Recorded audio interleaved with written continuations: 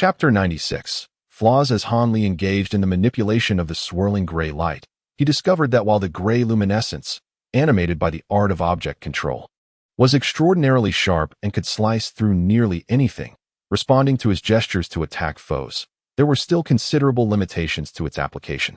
Firstly, channeling this gray light consumed an exorbitant amount of spiritual energy. For someone like Han Li, who had cultivated the eternal spring technique to the 8th level, utilizing the complete version of the fireball technique allowed him to cast it continuously over 100 times. Yet, when commanding the gray light, his spiritual power would be depleted in a mere 15 minutes, leaving him utterly drained. In retrospect, it became clear that the master of golden light had not initially intended to employ the gray light. Rather, his spiritual energy was too meager, rendering his ability to wield the talisman for only a brief moment. This also elucidated why Han Li faced such feeble resistance when he claimed this artifact. The opponent had likely exhausted a significant portion of their energy while previously controlling the gray light, and when confronted by Han Li, whose spiritual prowess far surpassed theirs, it was no wonder they fell easily.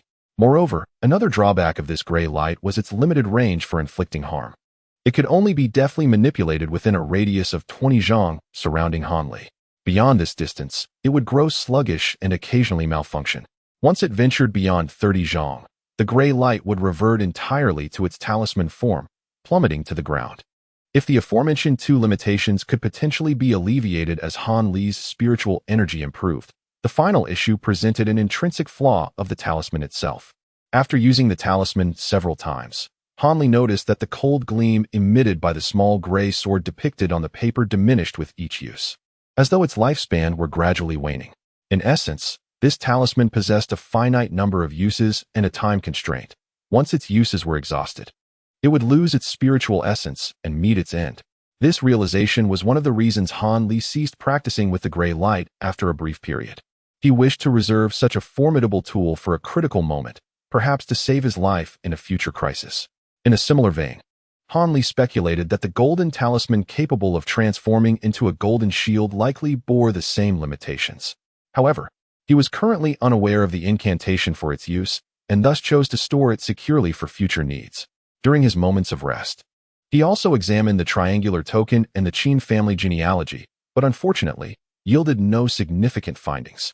On the 5th day, just as Han Li was about to take down the unvisited sign, Li Feiyu burst in exuberantly. Upon seeing Han Li, he eagerly recounted the rumors regarding Han Li's alleged transformation into a demon. These whispers left Han Li both amused and exasperated. He could only maintain a stern expression, casting a disapproving glance at Li Feiyu as the latter unabashedly mocked him. Eventually, Li Feiyu ceased his laughter, gradually suppressing his mirth before addressing Han Li with a serious tone. "Surely you can guess the reason for my visit." It's merely those influential figures who are concerned about me, sending you to gauge my temperament," Han Li replied nonchalantly. "Exactly. I'm glad you understand." Li Feiyu let out a long sigh, as if burdened by a great responsibility. "However, how do you expect me, your friend, to explain this to those fellows? They have promised to elevate me, the deputy leader of the Outer Blade Hall, to a rightful position in exchange for my cooperation." Li Feiyu then resumed his playful demeanor. Han Li furrowed his brow, contemplating for a moment before murmuring to himself, "It seems that unless I meet with those from the Wang sect and clarify certain matters, they will remain uneasy. Very well. You should return and inform sect leader Wang that I will personally visit Sunset Peak tomorrow at noon, so he need not worry." Han Li spoke with a smile. "All right. With your word, I can report back." Li Feiyu shrugged nonchalantly. Subsequently, Han Li and Li Feiyu engaged in light-hearted banter, with Han Li even showcasing his fireball technique up close to astonish his friend, who was envious for quite some time. Not long after, Li Feiyu took his leave from the valley to report back to Wang Juechu and others. Han Li stood at the entrance, gazing at Li Feiyu's departing figure, lost in thought for a while. Suddenly, he smiled mysteriously and appeared quite pleased as he entered the house and closed the door. The next morning, as dawn broke, Li Feiyu stealthily ascended Sunset Peak and quietly entered sect leader Wang's chamber. When Wang Juechu awoke and saw a figure standing straight in front of his bed, his face turned ashen.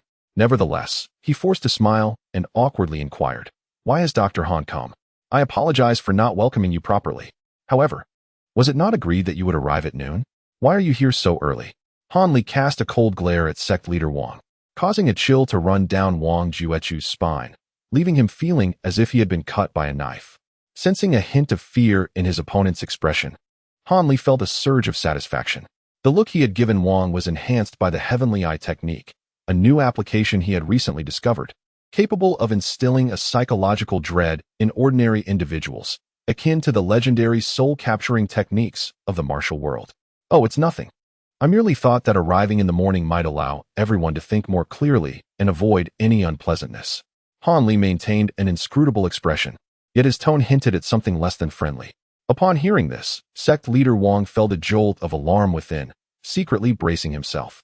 The day prior, after receiving Li Feiyu's notification that Han Li would come to Sunset Peak the following noon, some of the higher-ups had immediately suggested taking advantage of the meeting to eliminate Han Li, deeming him too dangerous and difficult to control. However, this proposal was vehemently opposed by others who deemed the action excessively perilous, warning that failure would invite severe retaliation from Han Li, and suggesting that they should first engage in dialogue before making any decisions. Those who were intent on taking immediate action were met with vehement rebuttals, citing reasons such as the potential for leaks and the notion that prolonged deliberation could lead to unforeseen complications. In truth, everyone was acutely aware that the claims of Han Li being perilous were merely a facade. Certain individuals harbored ulterior motives, seeking to exploit his cultivation methods for their own benefit. Even those opposed to immediate action likely entertained similar thoughts, albeit employing more subdued and discreet tactics. Amidst the heated debate, the assembly grew increasingly animated, with neither faction willing to concede until the meeting neared its conclusion. It was then that the surviving elder clad in gray could no longer remain a passive observer. He interjected with a chilling remark that silenced the assembly. If you were to eliminate this Dr. Han, would you not fear his elders seeking retribution? His words fell upon the fervent leaders like a bucket of cold water, awakening them to the gravity of their intentions. Indeed, given the youth and formidable prowess of their opponent, it was evident that formidable elders must surely stand behind him. To act impulsively against him would invite catastrophic consequences when those elders inevitably sought vengeance. Upon realizing that harming Han Li would equate to self-destruction, those who had previously advocated for violence swiftly altered their stance. Though a few avaricious souls attempted to persist, the consensus shifted towards a more tempered approach regarding Han Li. Observing the sudden gravity of Han Li's cryptic utterance, Wang Juechu felt a flicker of unease, suspecting that Han possessed considerable insight, possibly gleaned from the previous day's disputes, prompting his cautionary words. However, as a leader with extensive experience, he quickly regained his composure, dismissing the influence of his earlier trepidation. Why has the esteemed Dr. Han made such a statement? Our entire sect holds you in high regard, Wang Juechu pondered, contemplating whether to further probe Han's sentiments. Yet, I have heard whispers of potential malice directed towards me, Han Li replied with a sardonic smile, his tone measured. Initially taken aback, Wang Juechu soon relaxed upon realizing Han did not exhibit any signs of anger. The fact that Han approached him alone suggested he might have merely caught wind of rumors rather than being fully informed of the meeting's proceedings, leaving room to mend their relationship. Perhaps there has been a misunderstanding, esteemed doctor. Indeed, a few miscreants emerged yesterday, attempting to act in gratitude. Rest assured, they have been apprehended and are under strict surveillance. The majority of our members remain deeply grateful to you and would never engage in actions that would harm their benefactor, Wang Juechu asserted with righteous indignation. Upon hearing these reassurances, Han Li could not suppress his inward derision.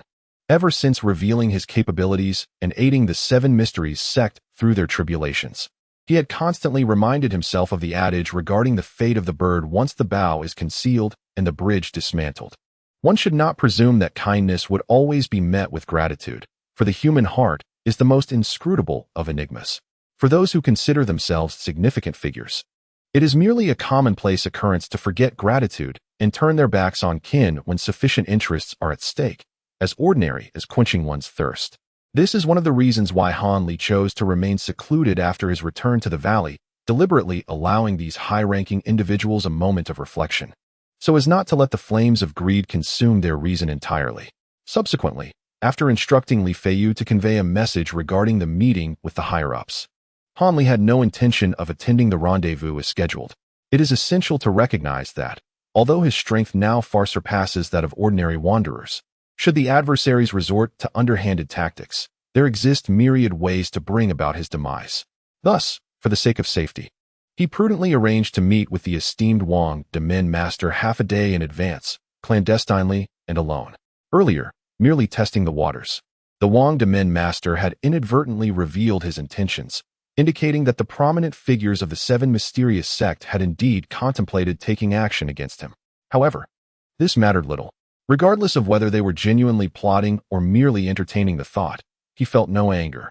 For upon concluding his dealings with the foremost figure of the seven mysterious sect, he would depart for distant lands, never to cross paths with them again. I shall be candid with you, Master Wang. After our meeting, I will take my leave from this place, venturing far away, quite possibly never to return to Caisha Mountain. Han Li said, locking eyes with Wang Juechu before suddenly speaking in a mysterious tone. Transaction? Upon hearing that the other party intended to leave, Wang de Min master was momentarily taken aback. However, upon realizing that Han Li wished to engage in a transaction, he felt a wave of curiosity. What kind of dealings could he possibly have with this esteemed Han physician? His heart raced with uncertainty. When noon arrived, marking the previously arranged meeting time, Han Li did not appear at the Sunsetting Peak's main hall. Instead, Wang de Min master entered the venue, brimming with energy, as the last participant. He promptly announced that there was no need to await Han Li any longer, as the latter had vacated Caisha Mountain and had gone missing. It was presumed that he might have left Jingzhou, or even the country of Yu, rendering all troubles non-existent. Upon hearing this, the attendees exchanged wide-eyed glances, the atmosphere thick with silence. With Han gone, what further schemes could they pursue? They resigned themselves to their tasks. Chapter 98. Returned to the village shortly after Han Li departed Caisha Mountain. Wang de Min master proclaimed that Li Feiyu had been accepted as his closed-door disciple and reinstated him as the head of the Outer Blade Hall, bestowing upon him considerable favor. Years later, during an incident where Han Li's uncle inadvertently committed a grave error, breaching the sect's regulations and facing dire consequences, it was Wang de Min master who, against the council's opposition, intervened to save him from peril. As for Wang de Min master, he endured numerous severe injuries in subsequent clan conflicts against formidable opponents, often teetering on the brink of death. Yet, whenever all believed his time was nigh, he miraculously revived with the aid of a pill from a jade bottle, quickly regaining his vitality. This phenomenon sparked envy among others, who inquired about the name and origin of the miraculous medicine, but Wang Juechu remained evasive, unwilling to disclose the details. Certainly, those who sought to acquire the pill returned empty-handed. It was not until many years later, at the time of Wang Juechu's passing, that he revealed the name of the pill, Yangjing Dan. By then, only 3 pills remained in the jade vial. Yet, these 3 pills stirred a tempest of chaos, bringing considerable trouble to Wang Juechu's descendants.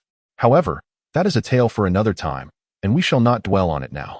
At this moment, Li Feiyu was lost in thought, gazing at several small vials and a note that had mysteriously appeared in his room upon his return from Zhangxiuer that morning. The note, left by Han Li, bore a simple message. It informed Li Feiyu that he had departed from the Qishuan sect and might never return. The potion contained within the vial had been meticulously concocted and was intended to extend Li Feiyu's lifespan, with a hope that he would not reject it. At the end of the note, a smiling face sketched by Han Li accompanied a wish for Li Feiyu and Zhangxiuer to marry soon and bear many children. After a moment of contemplation, Li Feiyu suddenly dashed out of the house and ascended to the peak of the nearest small mountain. Standing atop the summit, he eagerly gazed toward the entrance of the Qishuan sect, only to be met with lush greenery, devoid of any trace of human presence. After standing motionless for a considerable time, he sighed deeply and, with a countenance of solitude, softly uttered, "I hope you take care. Safe travels." He then gradually descended the mountain, his slow retreat casting a profoundly lonely and melancholic silhouette. Meanwhile, a horse-drawn carriage traversed the ancient road, heading eastward. Han Li and Chu Han occupied the vehicle, which, although spacious, was currently home to just the 2 of them. Han Li had temporarily rented the entire carriage for a mere 3 taels of silver. The wooden carriage appeared somewhat worn and aged, yet its interior was surprisingly tidy. The 2 horses pulling it were in their prime, galloping swiftly and propelling the carriage forward with impressive speed. Han Li had chosen this carriage for these very reasons. Knowing that typically, Such a carriage would earn only a little over 1 tael of silver for several days of service. The driver, a rather ordinary, slender middle-aged man, was taciturn by nature. He would not speak unless prompted by Han Li, which suited Han Li just fine. It was crucial to maintain discretion, especially with Chu Han, who was exceptionally tall and wore a hooded cloak that concealed his features, lending him an air of mystery. Had a more talkative individual been at the reins, it could have led to troublesome inquiries. Perched on Han Li's shoulder was a yellow-feathered cloud-winged bird, a spirited little creature that appeared to be resting, its eyes half closed. On the opposite end of the carriage, Chu Han carried a large bundle, which contained not only a change of clothes, but also an assortment of gold, silver, and various heavy containers. As for the small, significant items he had received from Dr. Mo, including magical artifacts and letters, Han Li kept them close at hand to avoid the risk of losing them. Now, Han Li sat quietly within the carriage, listening to the creaking of the wooden wheels. His demeanor calm and unperturbed, showing no signs of melancholy at departing from the Seven Mysteries sect. If there were to be anything he felt a twinge of reluctance about, it would be his dear friend, Li Feiyu. However, he believed that the latter had received his message and the specially concocted elixirs he had prepared. He hoped these remedies would prove effective, allowing his companion to revel in the joys of life a little longer. With this thought in mind, Han Li stretched his body, leaned against the carriage wall, and began to feign sleep. He had already instructed the driver regarding their destination, which was the humble village by the mountains where he was born. Although he understood it was improbable, he still wished that upon opening his eyes, he would see the faces of his parents and siblings. It had been so many years since he had last seen them. Their features had become somewhat blurred in his memories. Thus, before venturing far from home, he was determined to witness his parents once more. Otherwise, he would never be able to depart in peace. He wondered how his younger sister was faring. She must be around 16 or 17 now, blossoming into a young lady. The last letter he received from home mentioned that she had been promised to someone and had already received a betrothal gift. As he drifted into a hazy slumber, a frail figure flickered in his mind. The owner of that figure had always followed closely behind him, calling out in a tender voice, fourth brother, incessantly. How swiftly time passed. Han Li eventually fell into a deep sleep, enveloped in warmth, reminiscent of the nights when his parents watched over him, warding off mosquitoes, allowing him to sleep soundly and sweetly. 5 days later, Han Li traversed the dirt road and finally caught sight of the familiar little village from afar. The low mud walls, a row of straw stacks, and the uneven paths, all of which had long lingered in his dreams, now appeared vividly before him. He suppressed his excitement, instructing the driver to halt the carriage at a distance from the village, leaving Chu Han inside. He then hastened towards the village entrance, feeling his heart race with each step closer. This overwhelming surge of emotion was something Han Li had not experienced in a long while. Ultimately, Han Li stepped into the village. Upon entering, he was greeted by a jubilant cacophony of musical instruments, yet he saw not a single villager along the narrow paths. Intrigued, he recalled this scene and sound vividly from his childhood. It was clearly a wedding celebration taking place at some household, with villagers gathering to partake in the merriment. With renewed spirit, Han Li extended his spiritual sense, only to discover that indeed, the old and young of the village had congregated in one particular spot. However, the location felt eerily familiar. Was this not the very place where his family resided? A wave of astonishment washed over him. Could it be? Han Li had an inkling of what was transpiring. He quickened his pace, swiftly maneuvering around several houses and turning a few corners, when suddenly, his surroundings brightened. Before him stood hundreds of villagers, all gathered in front of a dirt courtyard. In the courtyard, several tiled houses stood in stark contrast to the nearby dwellings, their doors adorned with large, auspicious characters. A small ensemble of musicians gathered at the entrance, filling the air with lively melodies. Villagers stood or crouched, some even carelessly seated on the ground, forming small clusters. They whispered conspiratorially, raised their voices in animated debates, while others cast envious glances towards the courtyard. Among them, numerous children frolicked, chasing after the adults. As Han Li observed this familiar scene, a wave of nostalgia washed over him. In that fleeting moment, he felt as though he had reverted to his childhood, joining in the playful antics of the youngsters. Ah, the fourth daughter of the Han family is truly fortunate. He overheard.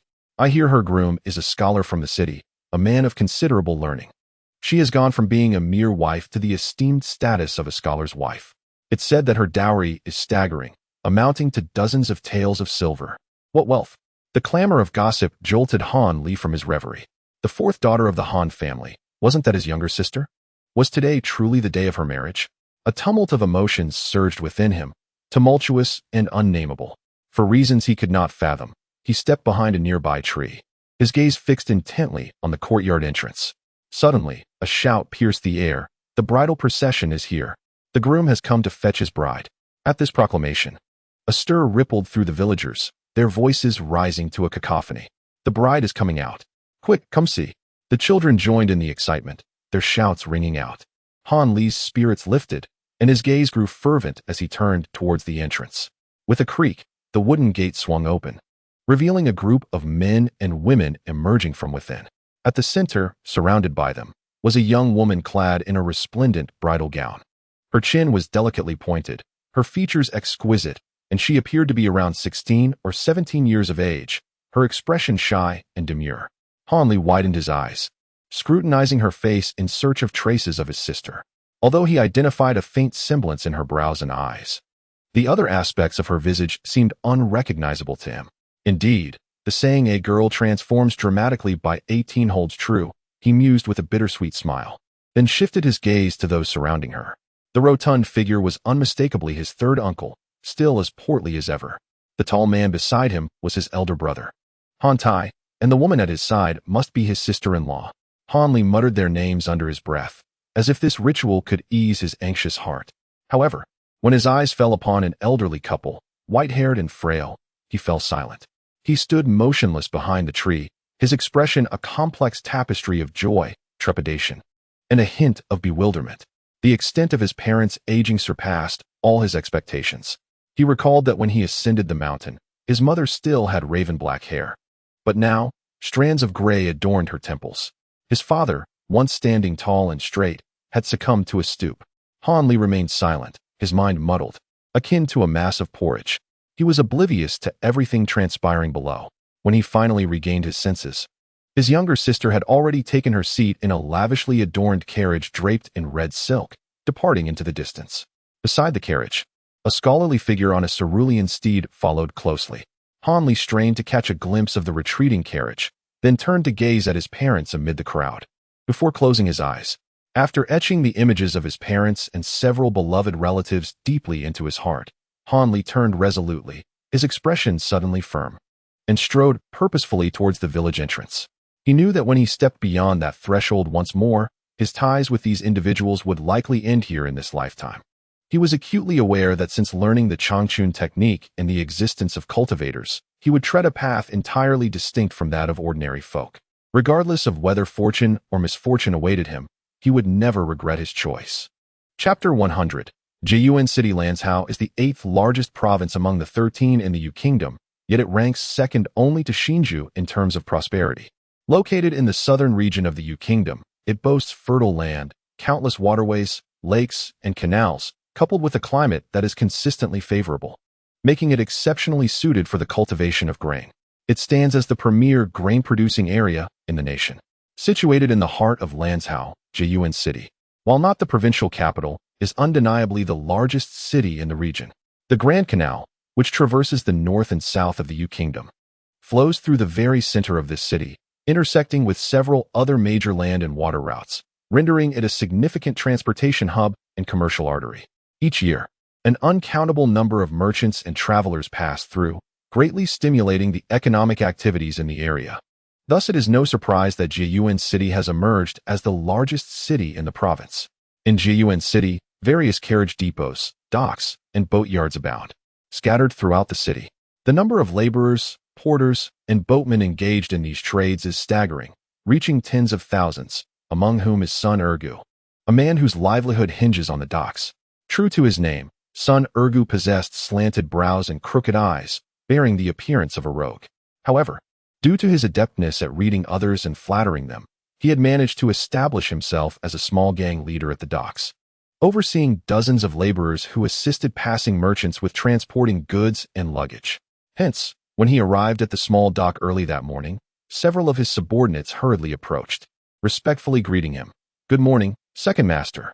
The second master has arrived." Upon hearing these titles, Sun Ergu felt a sense of pride swell within him. After all, being addressed as master indicated his status in this locale. Thus, he struck a pose, snorting dismissively through his nose as a response to their salutations. What second master? He was merely Ergu, just a two-legged dog, a dog in human guise. Ha ha, ha ha. A cacophony of derisive laughter echoed unabashedly into Sun Ergu's ears. Upon hearing it, his expression darkened abruptly, and his mood soured in an instant. He slowly turned his head towards the throng of dozens standing on the opposite side of the dock, his gaze landing on a burly black man, a flicker of resentment flashing in his eyes. If one were to inquire about the most detestable individuals in Jiyuan City, to Sun Ergu, this imposing figure would undoubtedly rank among the top 3. Should someone suggest that he could exchange all his wealth for the complete eradication of this black man from existence, Sun Ergu might hesitate momentarily. However, if the price were halved, he would acquiesce without a second thought, though, due to his indulgences in debauchery and gambling. His so-called fortune was rather meager. The black man's true name had long been forgotten. Those at the dock either referred to him as Black Master or simply by his nickname, Black Bear. He was the leader of a rival gang known as the Iron Fist Society, holding a status comparable to that of Sun Ergu within his own gang, the Four Ping Society. Consequently, he was also stationed at this dock, overseeing another group of laborers, in a locale where only one alpha could reign supreme. The rivalry between the two gangs had ignited from the onset, and after several confrontations over merchants, their relationship had deteriorated even further. Whenever they encountered one another, it was a display of mockery and vitriol, with an ever-present tension that threatened to erupt into violence. Given the hostility displayed among their subordinates, it was hardly surprising that the two leaders, Sun Ergu and Black Bear, found each other equally distasteful. Yet, as figures of some standing within their respective gangs, they were aware that the Iron Fist Society and the Four Ping Society were allied against a larger syndicate, the Poison Dragon Gang. Thus, despite their mutual desire to expel one another from this territory and monopolize the dock, they were compelled to endure their animosity for the time being. However, the pent-up dissatisfaction and ire of both men manifested through the verbal skirmishes of their underlings, which had become a daily ritual. Just as Sun Ergu's subordinates launched into a barrage of taunts without awaiting his signal, a few quick-witted individuals began to retaliate without restraint. Do you know which beast is the most foolish? One jested. A bear. And among bears, the most foolish is undoubtedly the Black Bear.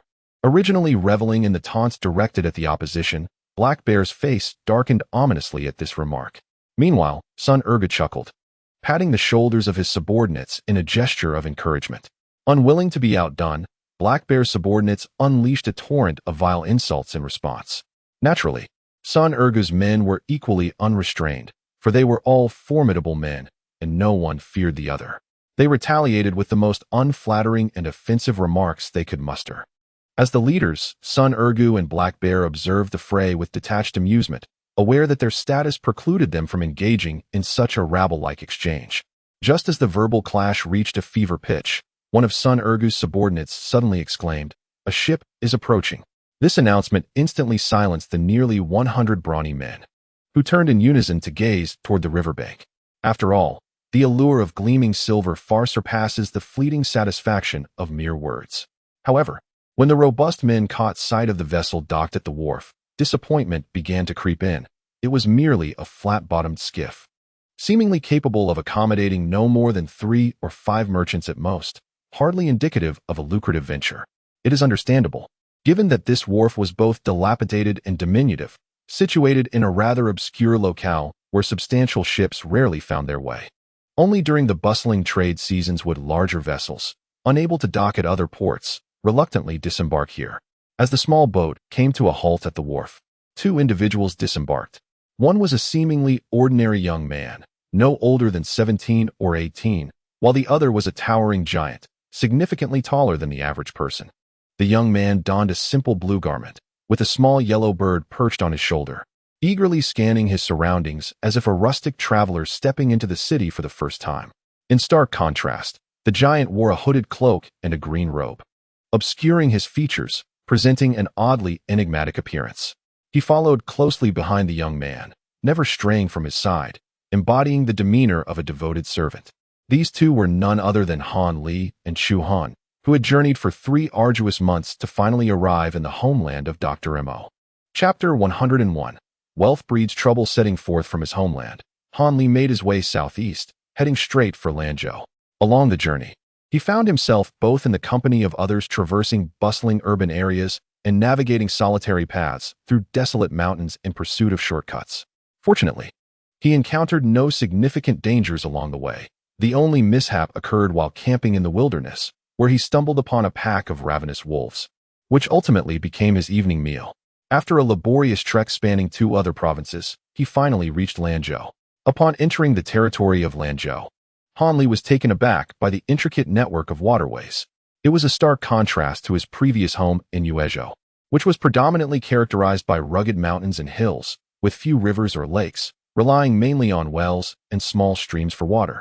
Thus, he was captivated by the various vessels traversing the waterways, and driven by curiosity, he ultimately chartered the small boat, experiencing the delightful sensation of drifting downstream for the first time. Consequently, after a fortnight of favorable winds, he arrived at Jiyuan City, as referenced in Dr. Mo's letter. Stepping onto the unremarkable wharf.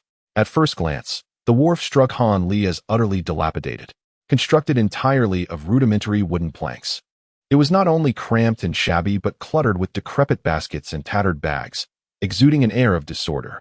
Within the only 2 bamboo shelters erected on the wharf stood dozens of sturdy men, many bare-chested or clad in short jackets, radiating a fierce aura.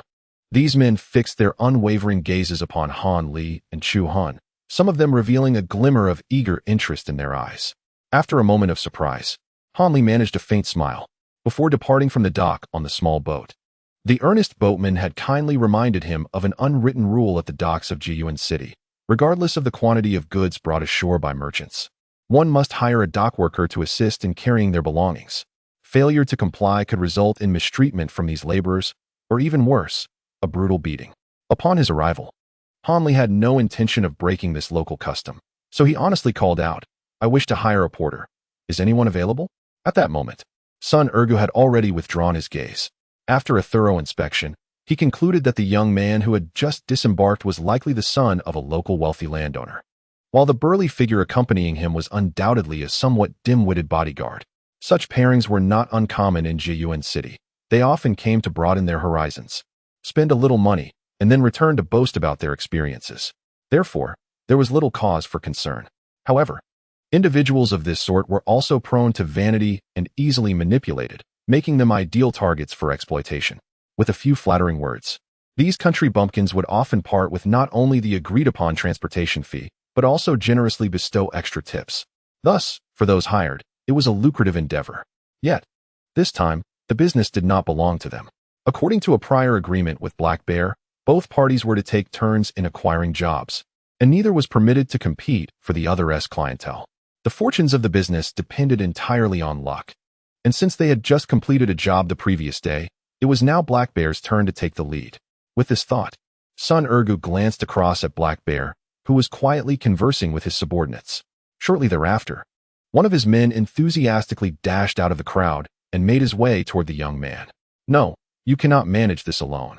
It is best to call for another person," Han Li observed as he regarded the robust man before him, glancing at Chu Han's oversized package, and gently shook his head. "This young master, such a trivial load. I can lift it with one hand. There is no need to find anyone else," the man insisted, unwilling to share his earnings with another and convinced that he could handle the package, unless it were filled with stones. With that, the man approached Chu Han and, without hesitation, attempted to seize the package. Han Li sighed. Within that package lay thousands of taels of silver along with various other items, weighing significantly more than an ordinary person could manage. However, seeing the man's eagerness, he reluctantly signaled Chu Han to comply and relinquish the package without contest. Indeed, as soon as the burly man took hold of the large bundle, his countenance shifted dramatically, struggling to bear the weight. He barely managed a few steps before his face turned crimson and he gasped for breath. Embarrassed, he had no choice but to set down the package and return to fetch another person. Seeing that the 2 men could finally lift the package together, Han Li nodded in satisfaction and promptly departed the dock, making his way toward the city along the path. Unbeknownst to him, his lack of experience in the world had attracted the attention of 2 pairs of greedy eyes, and he was about to embroil himself in unwanted trouble. As Sun Ergu observed the receding figure of the young man, he finally retracted his lustful gaze. He suppressed the exhilaration bubbling within him and exchanged a knowing glance with the black bear opposite him. He was acutely aware that the immense fortune concealed within the package would undoubtedly not escape the bear's keen eyes. Indeed, the black bear's face mirrored his own surprise. After a moment's hesitation, he discreetly signaled to Sun Ergu. Understanding the implication, Sun Ergu followed him to a nearby refuse heap. Faced with such a substantial sum, even the deepest vendetta could be momentarily set aside. After all, men die for wealth, and birds perish for food. 50-50 split. Sun Ergu succinctly proposed. 70-30. This is our business, the black bear retorted without a hint of courtesy. 46. It cannot be any less. You are aware that the rationale you presented earlier is utterly unfounded, Sun Ergu replied, his expression darkening and his words piercingly direct. The black bear hesitated, clearly reluctant to relinquish even a fraction of his profit. Give it another thought. It won't be long before others from rival factions set their sights on this lucrative prize, Sun Ergu coldly remarked. All right, it's settled then. Let us seal our pact with a handshake. The black bear seemed to be struck by Sun Ergu's words, finally acquiescing. With a spat of saliva exchanged, the two struck their palms together 3 times, momentarily binding their alliance. Now, let us hasten after him. We must not allow this lad to slip into a crowded area. Sun Ergu urged eagerly. Rest assured, I have instructed my 2 subordinates to lead them through Blackwater Alley. If we hurry, we shall block their path, the black bear revealed, a sly grin surfacing that seemed incongruous with his appearance. Splendid. A clever stratagem, my brother. Sun Ergu feigned delight, though inwardly he felt a tinge of wariness towards the black bear. Chapter 102. Lethal strike upon exiting the dock. Han Li instructed the 2 porters to lead him to the nearest inn, intending to rest before contemplating his next steps. The 2 men readily complied, guiding Han Li deeper into the city. However, as they meandered through a labyrinth of alleys, the inn remained elusive. Although Han Li trailed behind the porters, he began to notice the increasing desolation of the route, with fewer passers-by, causing his brow to furrow. Even without prior experience in large towns, he understood that an inn could hardly be situated in such a secluded area, devoid of patrons. Therefore, when they arrived at an exceedingly filthy, shadowy alley, Han Li could only manage a wry smile, realizing he should promptly subdue the 2 men for a thorough interrogation to discern their true intentions. Just as he prepared to act, a group of over a dozen burly men suddenly emerged from the depths of the alley ahead. They appeared somewhat familiar, as though he had glimpsed them in the shelter at the dock. The men, wielding various iron rods and sharp knives, were now casting malicious glances at Han Li and Chu Han. The 2 porters, carrying bundles, suddenly charged into the crowd and turned to smirk at Han Li. With a sigh, Han Li realized that he could discern their intentions without the need for torture. It was unexpected that upon stepping into the hometown of Dr. Mo, he would encounter such a treacherous scheme aimed at plundering wealth and taking lives. Kid, don't blame us for being ruthless. Who told you to carry so much silver? Blame your unfortunate fate. A gruff voice called from behind. Turning around, Han Li saw 7 or 8 burly men, among whom were the leading figures. One, a stocky and dark-skinned brute, and the other, a thin, rat-like individual, Black Bear and Sun Ergu. These 2 were no strangers to such nefarious deeds of robbing and killing. They understood that if they executed their plan cleanly, leaving no witnesses, the disappearance of an outsider would be of little concern to the authorities. After all, the area had an alarming number of missing persons each year. It was impractical to investigate every case thoroughly. Thus, upon finishing his words, Black Bear wasted no time and signaled the group of thugs, who brandished their weapons and lunged menacingly at the trapped Han Li and Chu Han. Observing the bloodthirsty ferocity in their eyes, Han Li's gaze flickered with a hint of murderous intent. It was evident that these men had engaged in such activities before, as they all bore the stench of blood. Kill them, do not hold back, Han Li commanded coldly to Chu Han. Upon hearing this, Chu Han let out a few low growls, laced with excitement, and suddenly sprang into the oncoming crowd. In a flash, he unleashed a punch that struck one of the hulks on the head with the swiftness of lightning. The man crumpled like a sack of sand, crashing against the stone wall, blood and brain matter spilling onto the ground, leaving only half a skull intact. At that moment, a sharp knife and a thick iron rod simultaneously descended towards Chu Han's back. Without turning his head, Chu Han swung his other arm backward in a wide arc. With two sharp sounds, the weapons of the two assailants were sent flying into the air, their palms gushing blood. Next, Chu Han supported himself on one leg and swiftly swept his other foot backward like a scythe, striking the two men in the abdomen, sending them sprawling over 10 feet away, motionless on the ground.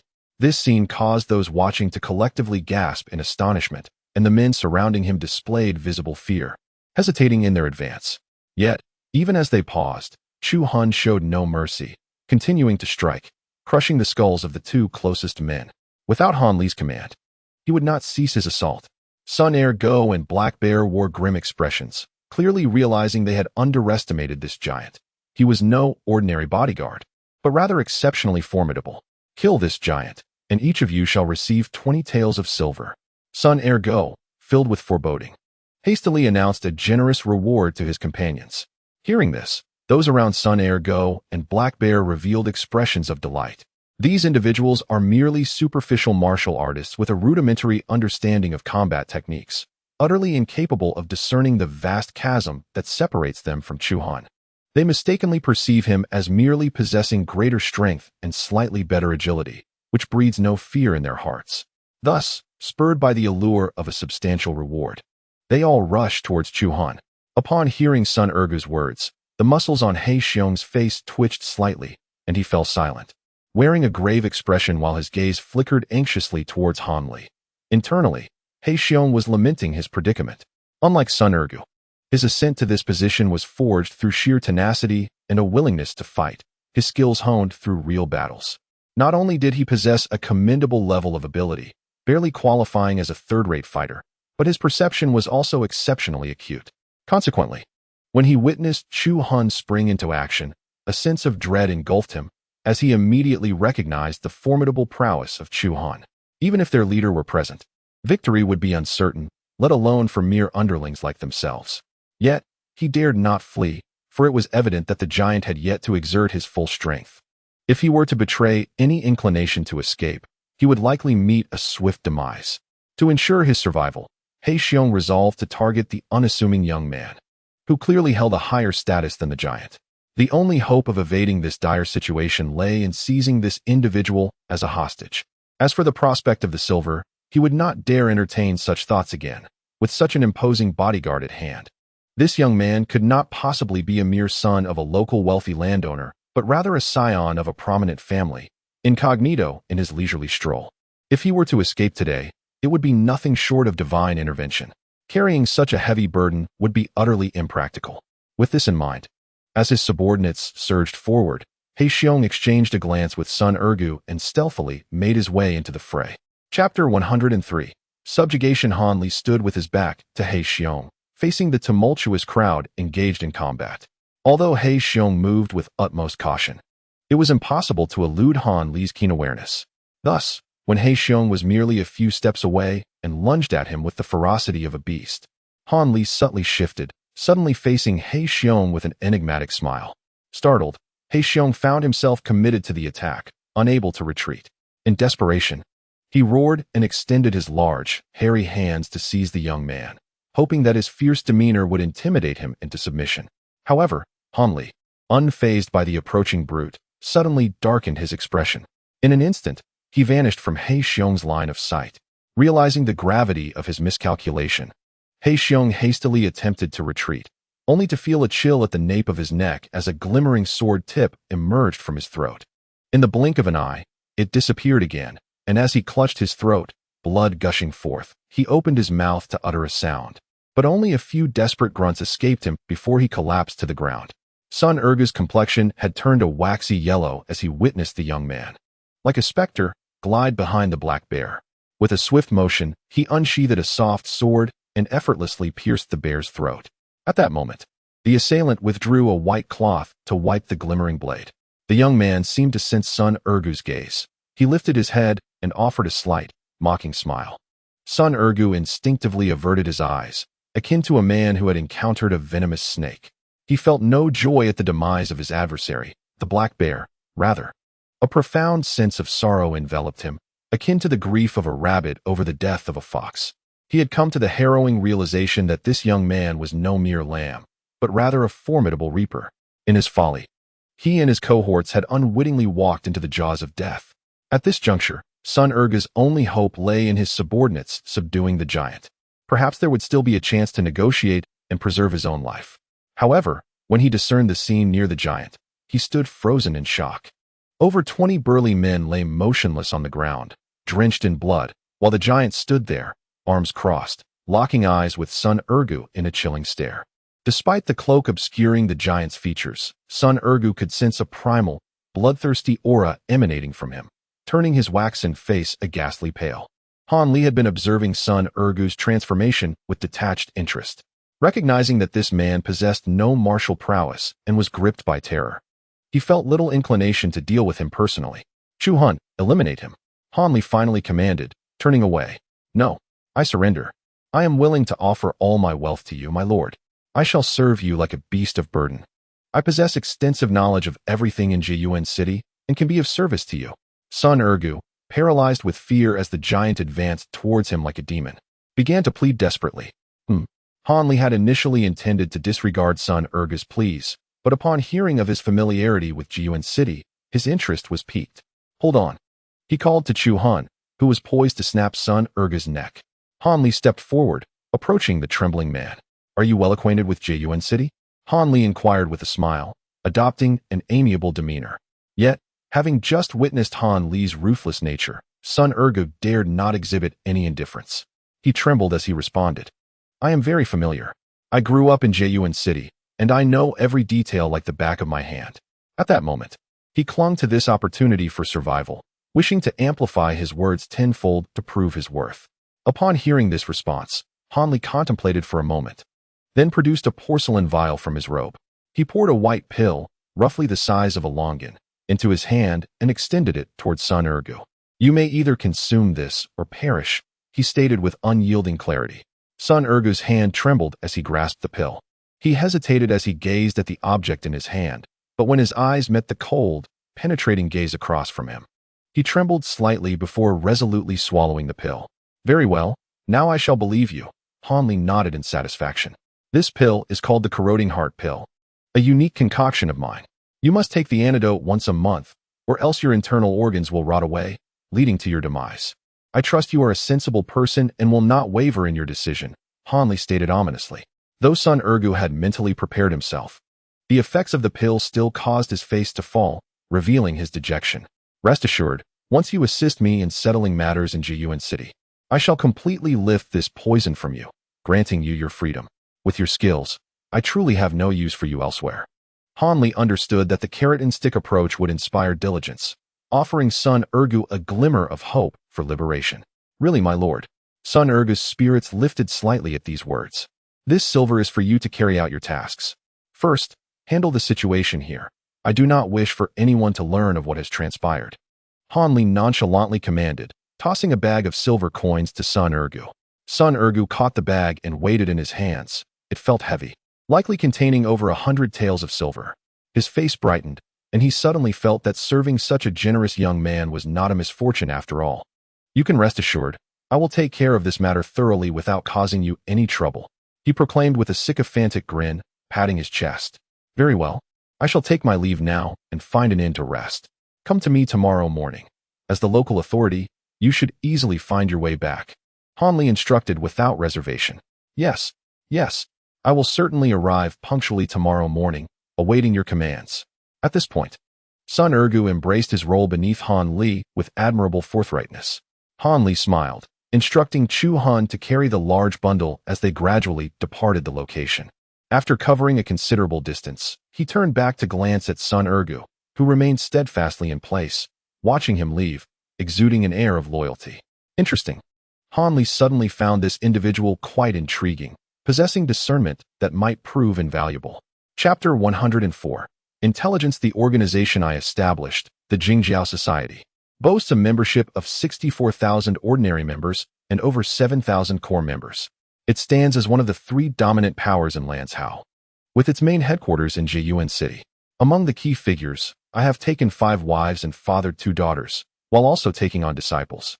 My first wife, Lady Jean, is gentle in nature and the only daughter of Jean Can, the head of the Jean Lion Escort Agency. She has tragically passed away, leaving behind a daughter, Mo Yuju. My second wife, Lady Li, is cultured and sensible, hailing from a prominent family, but has borne no children. My third wife, Lady Lu, is spirited and ambitious.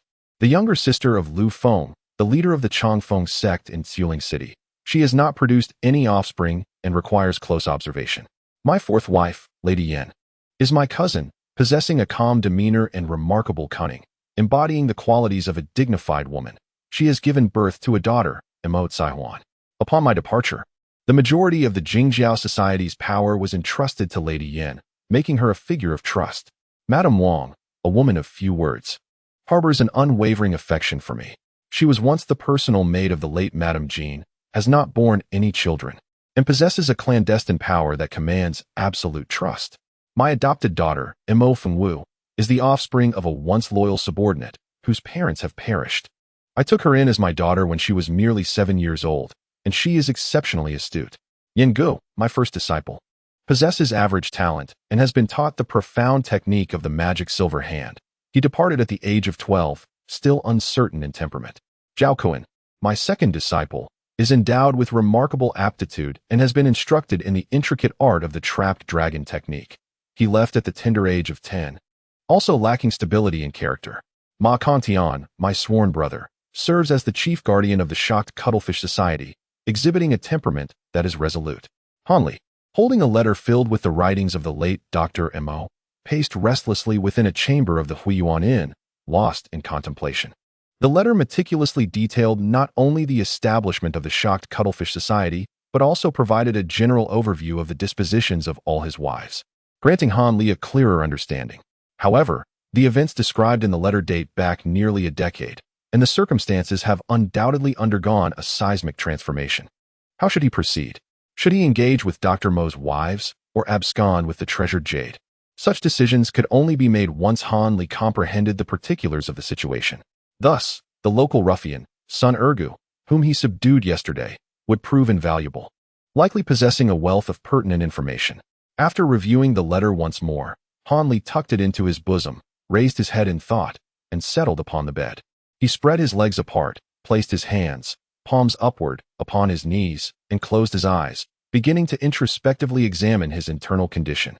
The sinister poison within his dantian had been showing signs of outward expansion for a month now. What once was a mere shadow had coalesced into a black mass the size of a pea, continuing to grow. Han Li estimated that, at most, he had 2 months before this malevolent force would fully erupt, at which point his demise would be nearly inevitable. As he fretted over his dire situation and resolved to acquire the warm sun jade, a knock resounded at the door. "Enter," Han Li commanded coolly, opening his eyes. The door creaked open to reveal Sun Ergu, who entered with his head bowed. Upon sighting Han Li, he performed a deep bow and respectfully proclaimed, "Greetings, young master. Sun Ergu has come to heed your commands." "Indeed, you have arrived promptly, demonstrating quite a measure of capability," Han Li remarked with satisfaction. Rising from the bed and striding towards Sun Ergu with his hands clasped behind his back. "Your praise is undeserved, young master. If I were incapable of such trivial matters, what value would my life hold for you?" Sun Ergu replied, his face beaming with a smile as he professed his loyalty. Upon returning home that day, Sun Ergu had contemplated reporting Han Li's affairs to his superiors and returning with skilled fighters for revenge. Yet, the courage he had mustered evaporated entirely after consuming the corrupt heart pill. After a night of deep contemplation, he found himself at a loss. Ultimately, he had no choice but to obediently approach Han Li, hoping that after receiving assistance from him, he might truly be granted the antidote to alleviate the deadly corrupted heart pill. "First, do tell me about your identity. From your demeanor, you seem to be a minor leader," Han Li remarked nonchalantly. "I am Sun Ergu, the manager of the Sippin gang at that dock, with around 40 to 50 subordinates."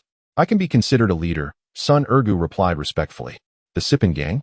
Han Li inquired with indifference. "Indeed.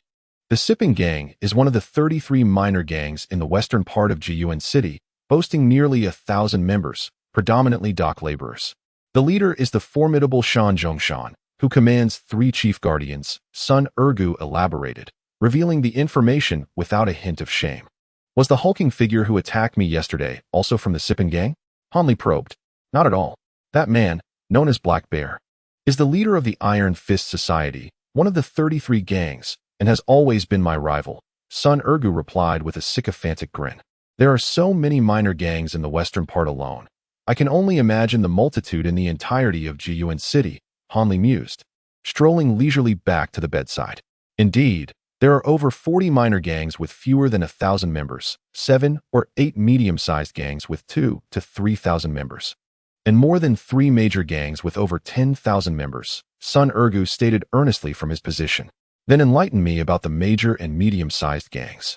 I have no interest in the minor ones, Han Li said, lifting his garment and settling on the edge of the bed, patiently awaiting Sun Ergu's account. Chapter 105. Startling news. The 3 major gangs in Jiyuan City are the Brotherhood Alliance, the Jingtiao Society, and the Tianba Sect.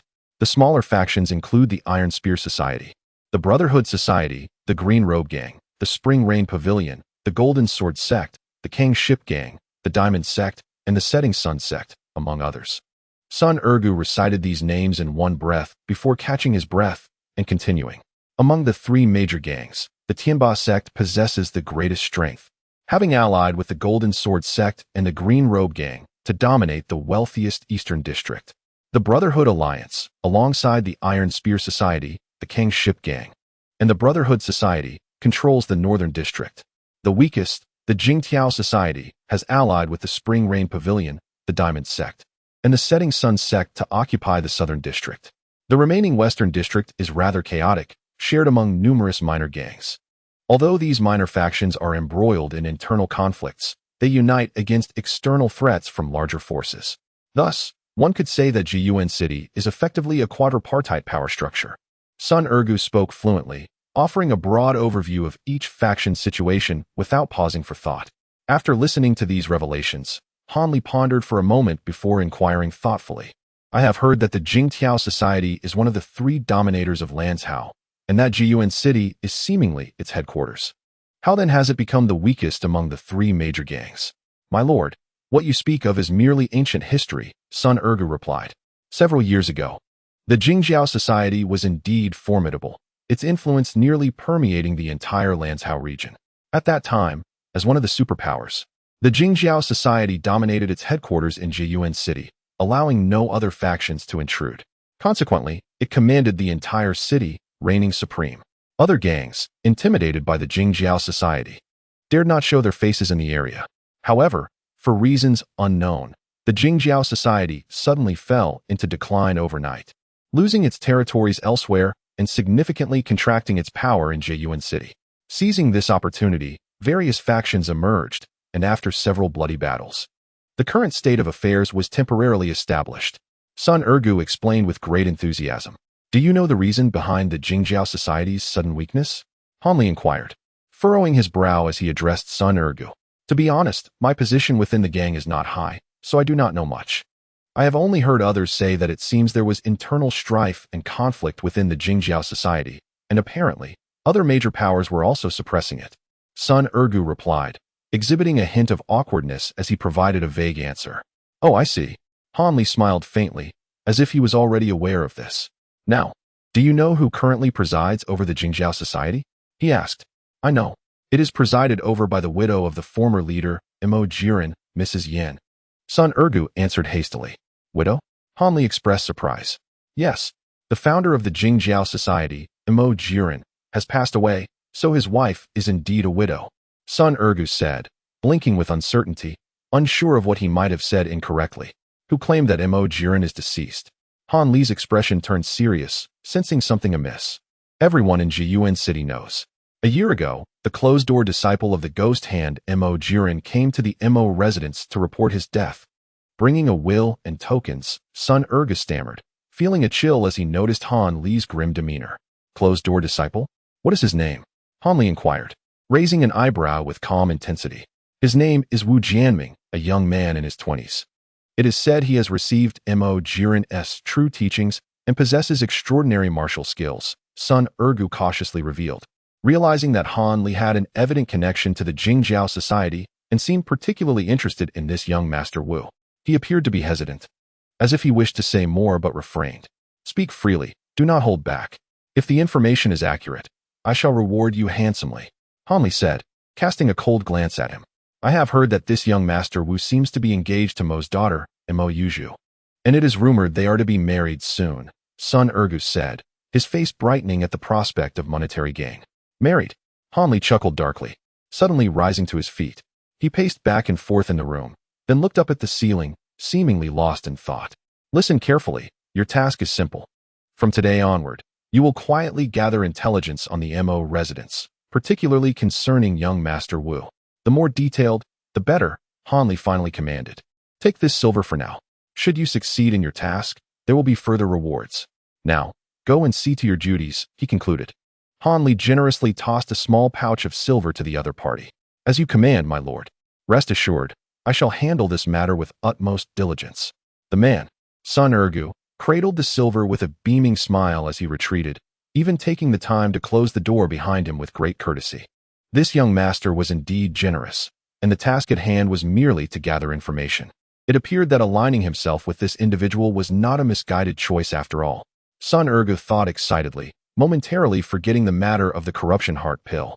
Watching the departing figure radiate joy, Hanli let out a soft sigh. Suddenly, he felt a pang of regret, having only arrived here 2 days prior. He had already squandered such a considerable sum of silver, which made him feel rather extravagant. Nevertheless, he mused, this expenditure would ultimately be charged to Dr. Mo, with interest to boot. However, this young Master Wu Jianming was indeed a remarkable character, boldly infiltrating the Mo residence under an identity he intended to use himself. Seemingly intent on acquiring both wealth and beauty, quite audacious. Hanli chuckled coldly, stroking his nose.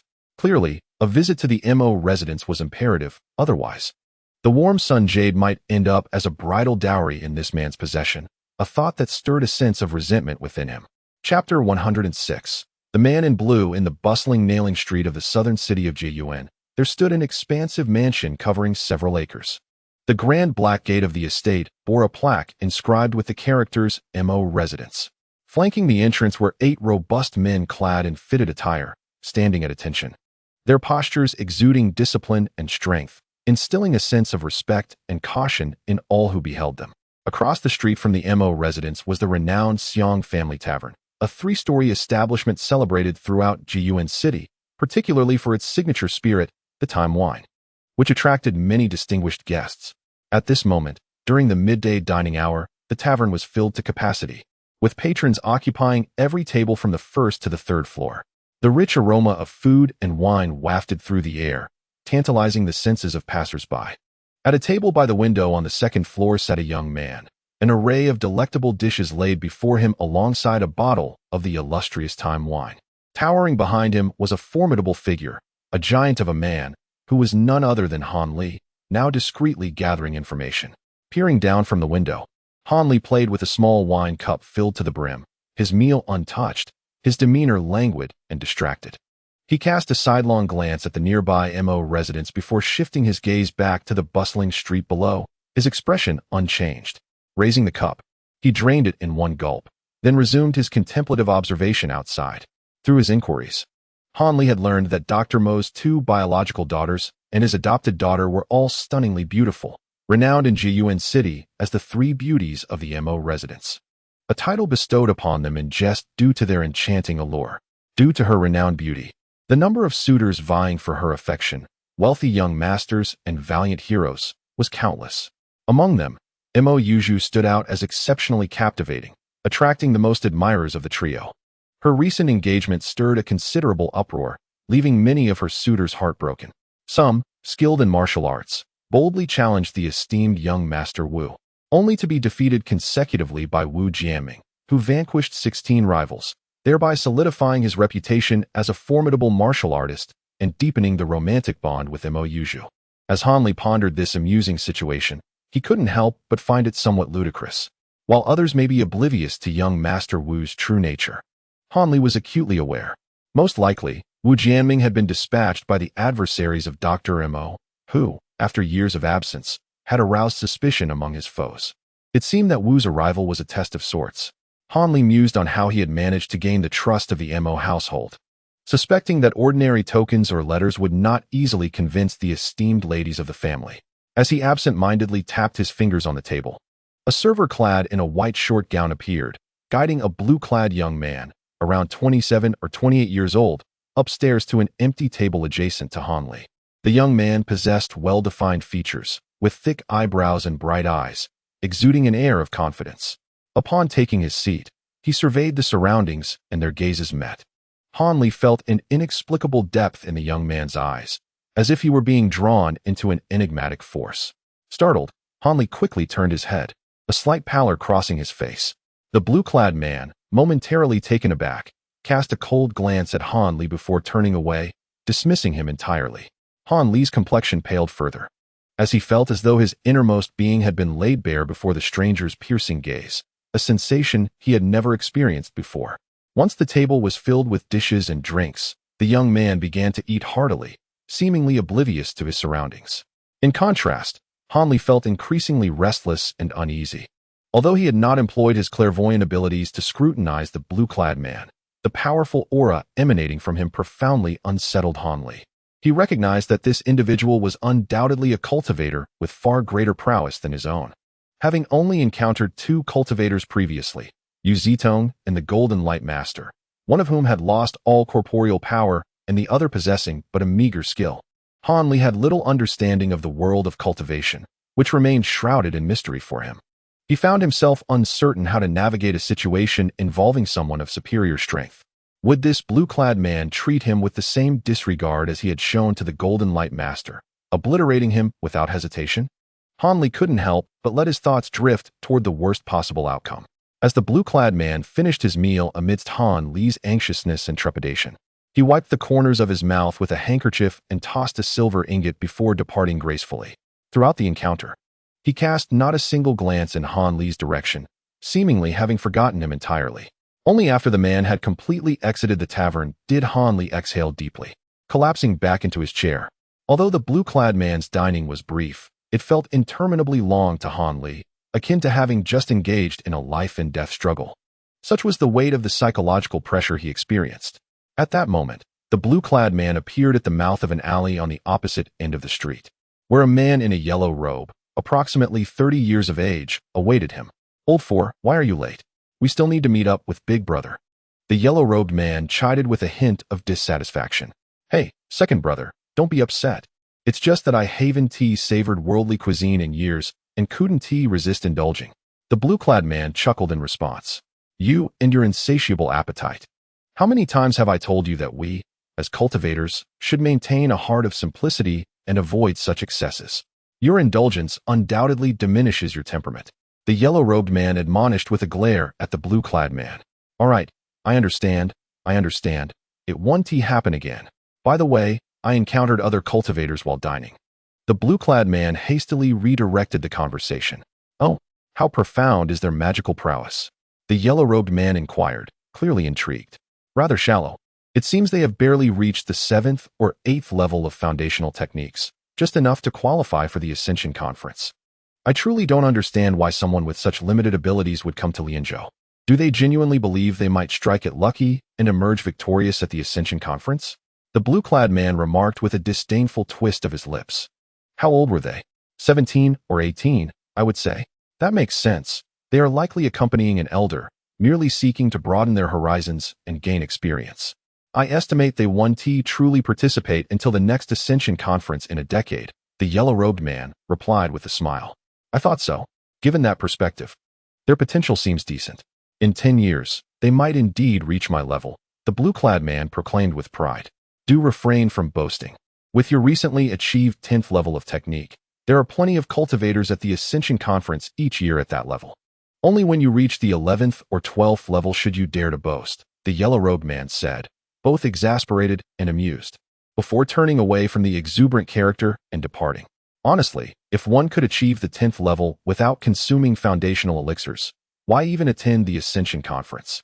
One might as well seek a master directly, the blue-clad man muttered as he followed suit, exiting the premises. Chapter 107. The Inked Jade Pearl. Unbeknownst to Hanli, he was completely oblivious to the conversation between the blue-clad and yellow-robed men. He was instead reveling in his fortunate escape from peril. Although he felt some vexation at the blue-clad man's disregard, Hanli, fully aware of the vast disparity in power between them, was overwhelmed with a sense of liberation, his entire being feeling notably lighter. After the disturbance caused by the man in blue, Hanli found his heart unable to regain its tranquility. The once serene state of mind had vanished irretrievably. With a sigh, he rose to his feet, preparing to settle his bill and depart from the tavern. At that moment, a faint sound of galloping hooves echoed from the street outside, gradually becoming more distinct as it approached. Hanli's spirit was immediately invigorated. He returned to his seat and directed his gaze back to the street. According to the intelligence from Sun Ergu, this sound of hooves heralded the return of Miss Mo Yuju, the daughter of the Mo family, from outside the city. It was said that this young lady had little interest in traditional feminine pursuits, preferring instead the art of combat and marksmanship, having honed her skills under the tutelage of experts from the Jingjiao Society. Most astonishingly, she harbored a particular passion for hunting, an activity typically reserved for men, often riding out to the woods beyond the city for grand escapades. This fervor attracted many suitors, who, in hopes of winning her favor, would follow her trail with hawks and hounds, eager for a chance to be close to her. Naturally, upon the arrival of young Master Wu, he too joined this pursuit without surprise. Upon hearing such news, Hanli felt a surge of curiosity towards Miss Mo Yuju. A woman of such character was indeed a rarity, and he hoped she would not disappoint. Now, a dozen riders on steeds of various colors charged down the street. At the forefront were two figures, a man and a woman. The man was a striking young man with sword-like brows and bright eyes, tall and handsome, while the woman donned a fiery red hunting outfit, her features obscured beneath a purple cloak. In the blink of an eye, these riders sped past the entrance of the Xiong family tavern, crossing Han Li's line of sight, before finally halting before the Mo residence. The burly men who had been stationed at the sides immediately sprang into action. One of them, his face dotted with blemishes, approached the leading pair with a respectful greeting. "Miss, young Master Wu, you have returned. How was today's hunt?" "Quite satisfactory." The woman in the hunting attire replied with a clear voice, removing her cloak to reveal a stunningly beautiful face. She gracefully dismounted from her horse. "Yes, miss." The man named Tang Er, seemingly hesitant to gaze upon her beauty, hurriedly accepted the reins and made his way toward the side entrance of the estate. Although some distance from the Mo residence's main gate, Han Li, from his vantage point above, managed to catch a glimpse of the young woman's visage. He could not help but inhale sharply. Her skin was as radiant as snow, her petite nose perfectly sculpted, her eyes dark and bright, and her alluring lips a vivid red. She embodied the essence of beauty that could captivate the hearts of many, a true paragon of grace and charm. Han Li mused to himself, realizing why she incited such fervor among the young men of Jiyuan City. As the striking young man and the others dismounted, some of them led their horses away as well. The youth approached Miss Mo Yuju with a smile, softly whispering a few words that caused her to blush profusely.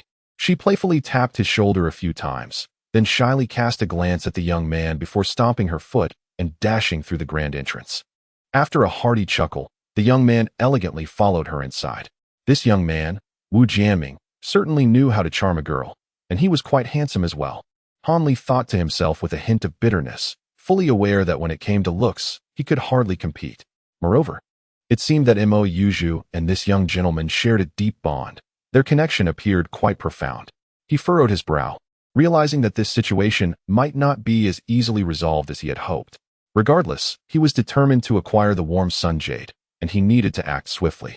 After all, the insidious poison within him was no trivial matter and might erupt unexpectedly. Han Li felt a wave of anxiety wash over him. After casting one last deep glance at the Mo residence, he summoned the innkeeper, settled his bill, and departed from the tavern, returning to his lodgings. Once in his room, Han Li engaged in deep contemplation and ultimately decided on the most direct and effective approach to confront the matter head-on. He planned to stealthily visit Madame Yan, who presided over the Jingjiao meeting, later that night, armed with the token left for him by Dr. Mo, intending to expose the impostor and gain the trust of the Mo household. As for how to acquire the jade, he would have to rely on his instincts and seize the opportunity as it arose. Having made his decision, Han Li resolved to remain resolute, closing his eyes to meditate and prepare for the night's endeavor. However, during this time, the striking visage of Mo Yuju frequently intruded upon his thoughts, refusing to dissipate completely. Could it be that he had developed feelings for her? Hanli pondered uneasily. Yet, he soon reassured himself. It was only natural to be captivated by such an exquisite beauty. It did not necessarily equate to affection. As someone who had only recently embarked on the path of cultivation, Hanli remained blissfully ignorant of matters of the heart, instinctively avoiding romantic entanglements. When the clock struck midnight, Hanli donned a complete outfit of black and stealthily slipped out of the inn. He gracefully traversed the rooftops, evading patrols with ease, until he arrived at the outskirts of the Missouri estate.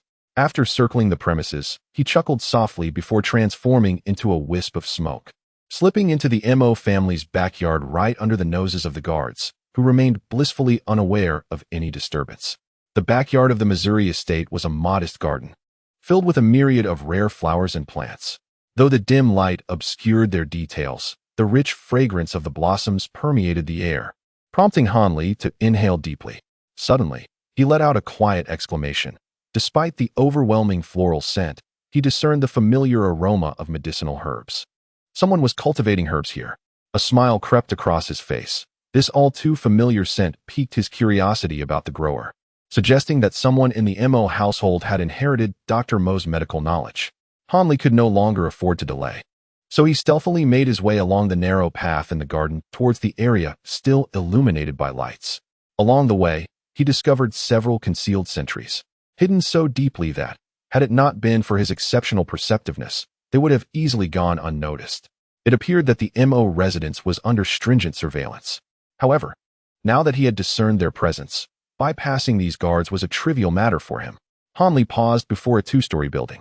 He chose this particular location because he noticed that the guards here were far more vigilant than elsewhere, with as many as 20 or 30 sentinels stationed nearby. Observing the upper floor, which was brightly lit, he surmised that important figures of the Mo family were still awake inside, making it an opportune moment for him to investigate. Thus, shrouded in the cover of night, he moved with the swiftness of lightning, deftly reaching the ground floor before springing up to the second floor with a single bound. The entire maneuver was executed in an instant, unnoticed by the patrolling guards. Hanli pressed himself against the wall of the upper floor, allowing his form to blend into the shadows, and he perked up his ears to carefully listen to the happenings within. With his extraordinary hearing, he discerned that a woman was speaking inside, indicating that she was not alone. The secret dock at Chongping Town delivered 7,300 taels of silver. The secret dock at Lagu Town delivered 5,800 taels of silver. The secret dock at Lanyue Town delivered 15,000 taels of silver. These are the amounts sent by the secret docks last month, which are considerably less than what we received during this time in previous years. A melodious voice, bright and vibrant, flowed into Hanli's ears, unmistakably belonging to a young woman, though her last remark carried a tone of dissatisfaction. Mother, the heads of these secret docks are becoming increasingly audacious. The amount of silver delivered decreases month by month, the young lady complained. I understand. I have a good grasp of the situation, responded another voice, deep and rich with gravitas. Could this be one of the three beauties of the Mo family? Hanli's spirits lifted, as he felt fortunate. The other individual in the room was likely a wife of Dr. Mo. You always say you understand. Can't you devise some means to rectify this? If this continues, those secret docks will soon disregard our main branch. The young girl lamented. I currently have no effective solutions. You should know that the power of the secret docks has always been solely managed by your fifth sister. The woman replied with a sense of helplessness. Upon hearing this, a silence enveloped the room for a brief moment. Eventually, the young girl's discontented voice broke the stillness. Mother, are we truly to allow fifth sister to monopolize the power of those secret docks? Ever since Uncle Ma and the others caused a split a few years ago, coupled with the suppression from other factions, the strength of the secret docks has become the most significant pillar of our Jingjiao society. Since you are the acting leader of the Jingjiao society, this crucial power should undoubtedly be under your control.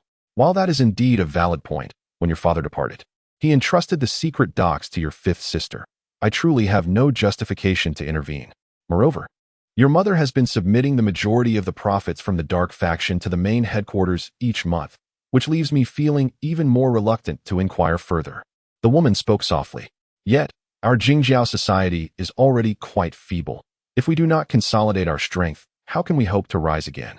Father, truly, since you entrusted the matters of the Jingjiao society to mother, why then did you specifically assign the dark faction to fifth sister? The young girl's voice brimmed with resentment, clearly dissatisfied with her father. Do not speak nonsense. Your father acts with profound intent. It is not for you, as his child, to make arbitrary comments. The woman sternly reprimanded the girl. I understand. Must I admit my fault? It seems mother remains unwaveringly devoted to father. The girl appeared accustomed to this, nonchalantly mocking her mother. You child. The woman, exceedingly indulgent towards the girl, could only smile wryly in silence.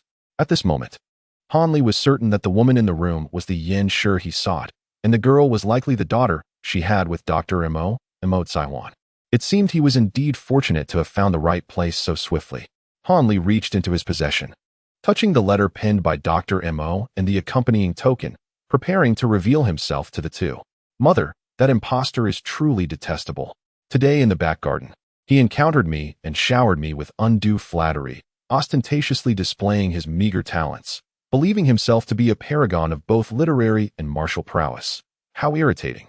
The girl suddenly made a petulant remark that left Han Li taken aback, causing the foot he had just stepped forward with to retract involuntarily. Be courteous to that Wu fellow. After all, he is ostensibly your future brother-in-law. Do not let him perceive any flaws. Yin Shi's tone grew serious, tinged with sternness. Alas, my elder sister is constantly hounded by this person, feigning feelings of infatuation. What a burden for her. Were it me, I would have already slain him with a single sword stroke. The girl lamented. This is unavoidable. Although we know that the one surnamed Wu is a fraud and have already uncovered his background, we must sacrifice your sister's reputation to buy time, prolonging this charade. The enemy's strength is formidable. Should they realize that they cannot seize from us easily, they would undoubtedly launch an immediate assault, and we would stand no chance. Yin Shi's voice was laden with exhaustion, revealing a sense of profound weariness. The one surnamed Wu is truly despicable. Having forged a false letter in your father's name to coerce your sister into marrying him. How infuriating. Mo Tsaiwan spoke with palpable disdain, expressing her intense loathing for the individual known as Wu Jiaming. However, it was fortunate that he had specifically requested her elder sister. Had he sought to marry either herself or Feng Wu, she would have been at a complete loss for a solution. Given the temperaments of both herself and Feng Wu, it was inconceivable that they could endure the insincerity of such a man. Alas, it was poor Yu Zhu who bore the brunt of this predicament, and one could only wonder if her husband would hold her accountable upon his return. Yin Shi sighed softly, articulating her thoughts. Mother, how could father possibly blame you? Was it not the elder sister who initiated this engagement with that Wu? Mo Tsaiwan quickly reassured Yin Shi. Foolish child. This is a burden Yu Zhu must bear for the sake of our Mo family and the Jingjiao society. Nevertheless, I will ensure that your elder sister only engages with this charlatan to a certain extent. I would never truly allow her to marry him. If matters cannot be resolved, we shall simply confront him directly. Yin Shi's voice turned cold with her final words. Following her statement, a heavy silence enveloped the room, as both mother and daughter understood the implications of such a confrontation. When will father return?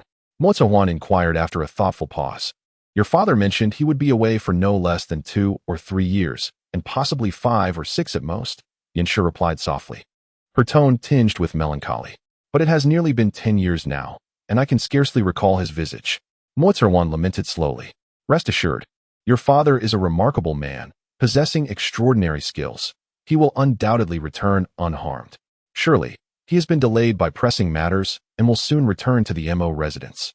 Yin Shi spoke, as if to reassure her daughter while simultaneously comforting herself. By the way, my second sister Feng Wu has concocted a tonic to invigorate and enhance beauty, and I have brought it for you to try, mother. I have heard it works wonders. The girl changed the subject abruptly, attempting to dissipate the somber atmosphere within the room. Such a thoughtful child. The ensuing conversation between the mother and daughter turned to mundane household matters, and Han Li found himself unable to glean any further useful information. From their dialogue, Han Li discerned the profound bond between Yin Shi and Dr. Mo, leading him to conclude that they could be trusted. After pondering for a moment, he believed it prudent for the Mo family to engage with the impostor Wu, as the latent poison within him could resurface at any moment. Thus, it was wise to secure the warm sun jade at the earliest opportunity. With this thought in mind, Han Li retrieved a dragon-shaped ring, a token from Dr. Mo, from within his garment, and quietly approached the window. He deftly tossed the ring through the paper pane into the room. The sound of the ring striking the floor resonated, prompting startled exclamations from within. After a brief moment, Yin Shi's composed voice rang out. "Whoever you are, esteemed guest, I humbly apologize for not welcoming you properly." Han Li smiled gently, about to respond when he heard the girl's excited voice. "How peculiar. What has entered is merely a ring. This ring looks remarkably familiar, almost like the one you wear. Mother, come and see." Clearly, Mo Chengwan had picked up the ring and handed it to Yin Shi. "The pattern dragon ring," Yin Shi exclaimed in surprise. Upon hearing the recognition of the token, Han Li lightly tapped on the door twice and declared with clarity, "I am Han Li, a disciple of Master Mo, here to pay my respects to the esteemed matriarch." Upon hearing Han Li's words, the room fell into a profound silence, as his statement left the occupants momentarily stunned. "Come in," a voice finally beckoned from within, belonging to the matron, Yin. With a gentle push, Han Li opened the door and stepped inside. As he entered, he beheld a strikingly beautiful woman in her 30s seated on a wooden chair, her elegance accentuated by the youthful girl of around 15 or 16 standing behind her. The girl bore a striking resemblance to the woman, suggesting a close blood relation. At that moment, the matron, Yin, was toying with the very dragon-shaped ring Han Li had just presented, her expression devoid of any extraordinary emotion as she regarded him. The girl, Mo Chengwan, with her dark, curious eyes, surveyed Han Li with a hint of a smile, exuding an enchanting and whimsical aura. After taking a moment to assess the situation, Han Li approached Yin and performed a respectful bow. "Greetings, esteemed Master Yin." Surprise flickered in Yan's eyes as she took in Han Li's unassuming appearance, clearly taken aback. However, rather than responding immediately, she raised her left hand to reveal another dragon-patterned ring adorning her finger. Gently, she brought her ring close to Han Li's, and the intricate dragon designs aligned flawlessly, with not a single gap between them. "Indeed, the token is genuine. However, do you possess a personal letter from your husband?" Yin inquired, her demeanor softening with a hint of a smile. Without hesitation, Han Li produced the prepared letter and handed it over with both hands. Satisfied with his respectful demeanor, Yin nodded in approval as she unfolded the letter to examine its contents closely. Han Li stepped aside, quietly observing the expression of his master. Seeking to discern her evolving attitude towards him, her newly acknowledged disciple and prospective son-in-law. The letter, which Han Li had perused several times, conveyed a straightforward message that he was the trusted disciple of Dr. Mo, who could be relied upon completely. Should the Mo family encounter any difficulties, Han Li was authorized to assist, ensuring their safety in exchange for Yin choosing one of her 3 daughters to be betrothed to him, with the promised dowry being a coveted warm sun jade. Meanwhile, Dr. Mo himself claimed to be occupied with urgent matters, unable to reunite with his wife and daughter, advising them not to worry. Though Han Li found nothing overtly disadvantageous within the letter, he was acutely aware that Dr. Mo had likely manipulated its content, rendering it more complex than it appeared on the surface. However, as he could not fathom the intricacies of correspondence and yearned to gain the trust of the individuals within the Mu household, he had no choice but to muster his courage and present the letter to Madame Yin. Thus, he paid particular attention to every movement of Yin, hoping that this fourth lady would not suddenly discern something from the letter and turn against him in retribution for Mu Daifu. Fortunately, the worst scenario that Han Li had envisioned did not materialize. After the elegant Madame Yin perused the letter, she merely furrowed her brow, her expression turning somber, as if she were grappling with a difficult decision. Huaner, summon second mistress, third mistress, and fifth mistress at once. Inform them that there is news from the master. Madame Yin commanded in an authoritative tone, turning to Mu Chengwan. Understood, mother. I shall go this instant. Mu Chengwan, aware of the gravity of the situation, obediently complied. But as she exited the room, she cast a playful smile at Han Li, hinting at her curiosity towards him. Your name is Han Li? Madame Yin inquired, her demeanor transforming into one of refined grace. Yes, madam. Han Li replied sincerely. Could you tell me how my husband took you as his apprentice? Madame Yin asked with a smile. At your command. Han Li hesitated briefly, but then realized that there was nothing to conceal regarding his apprenticeship under Mu Daifu. He recounted the tale selectively to Madame Yin. 8 years prior, due to an old injury, Master Mu had secluded himself in the Qishuan sect on Caisha Mountain in Yuezhou.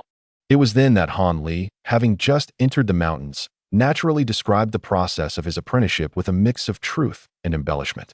Any information that could not be disclosed to Madame Yin was deftly rephrased or glossed over. Yet even so, it captivated her attention. 3 months ago, Master Mu, burdened with pressing matters and fearing the potential troubles that might arise from being away from the Mu estate for too long, instructed Han Li to descend the mountain and seek out the mistresses, awaiting their directives. What pressing matters does my husband have that he does not even return home first? Madame Yin sighed after absorbing Han Li's account, her voice tinged with a hint of melancholy. What return home? Mu Daifu has been deceased for nearly 2 years.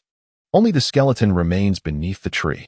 Upon hearing this, Han Li felt a wave of self-deprecation wash over him. Yet he maintained a face of utmost reverence as he replied, "What matters? Master Mu did not disclose them to me, but I am certain they are of great importance." Han Li's words were somewhat ambiguous. "Humph. Did your master instruct you to keep secrets from us?" Madame Yin remarked with a smile that barely concealed her dissatisfaction.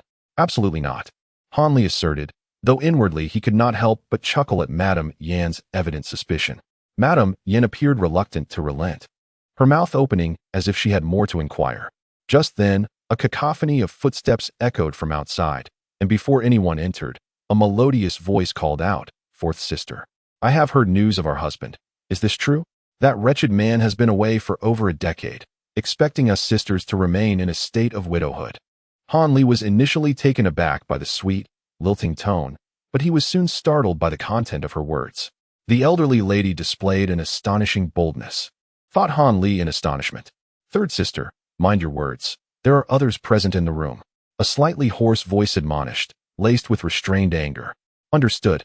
However, I have heard that the messenger is a favored disciple of my husband. Could it be that he is merely an impostor? What do you think, fifth sister?" A charming voice responded with a light laugh. "That is unlikely. Since fourth sister summoned us, it implies that this individual is at least 70 to 80% credible." Came a cold, indifferent voice.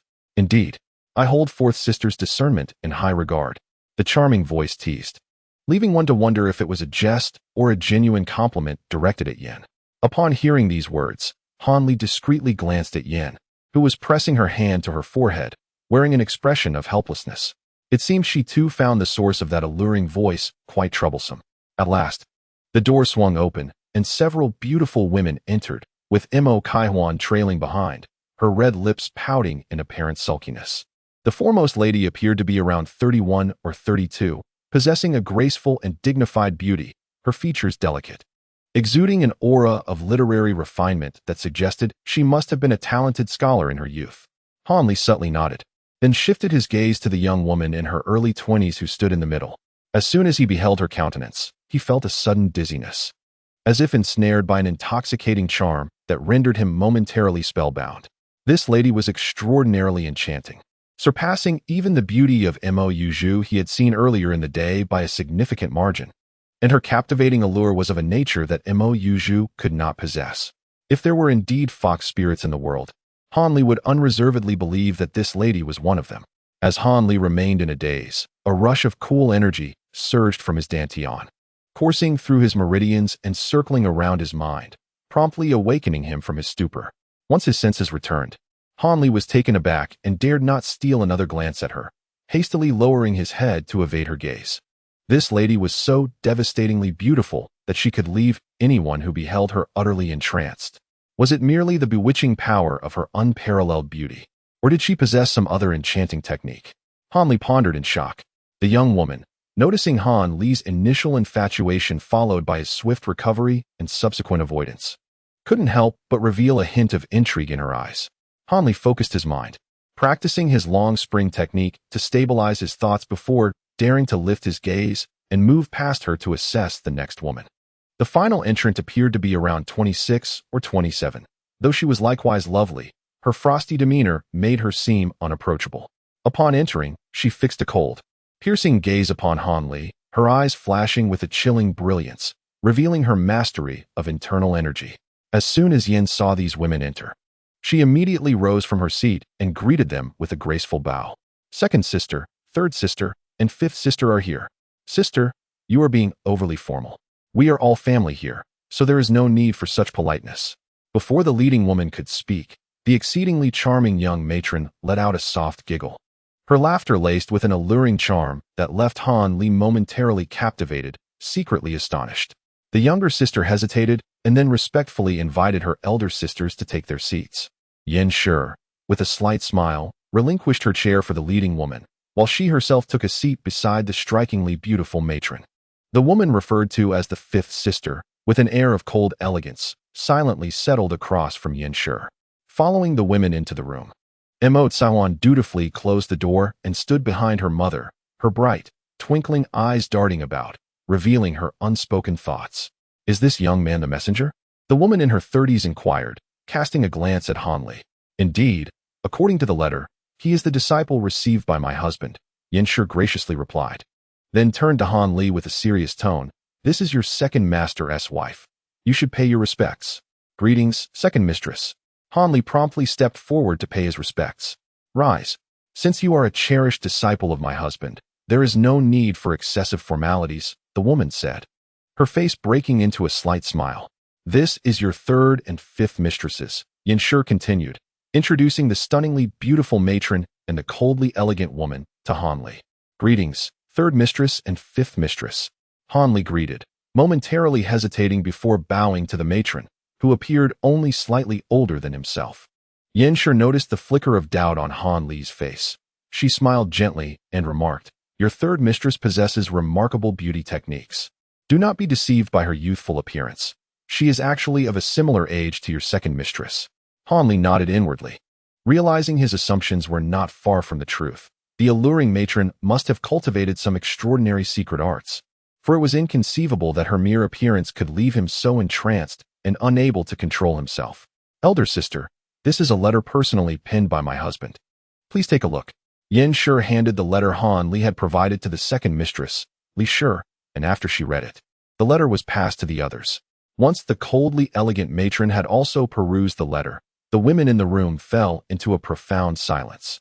Even the seemingly frivolous Li Shi, the striking matron, wore a serious expression, her earlier flamboyance replaced by an unexpected decorum. Witnessing the gravity on the faces of the wives of Dr. Mo, Hanli felt a sense of unease. He was uncertain what significant news the letter contained that had rendered them so somber. However, he maintained a composed demeanor, standing sideways, which instilled a sense of steadiness and reliability in the women, exuding the aura of a great general. "Hanli, the contents of your master's letter have left us and the other mistresses greatly astonished. Thus we must deliberate carefully. You must be weary from your long journey. Please rest well at the Mo residence tonight. Tomorrow, we shall summon you for further inquiries." Yin Shi, having wielded authority for many years, spoke first, her demeanor radiating an undeniable gravitas.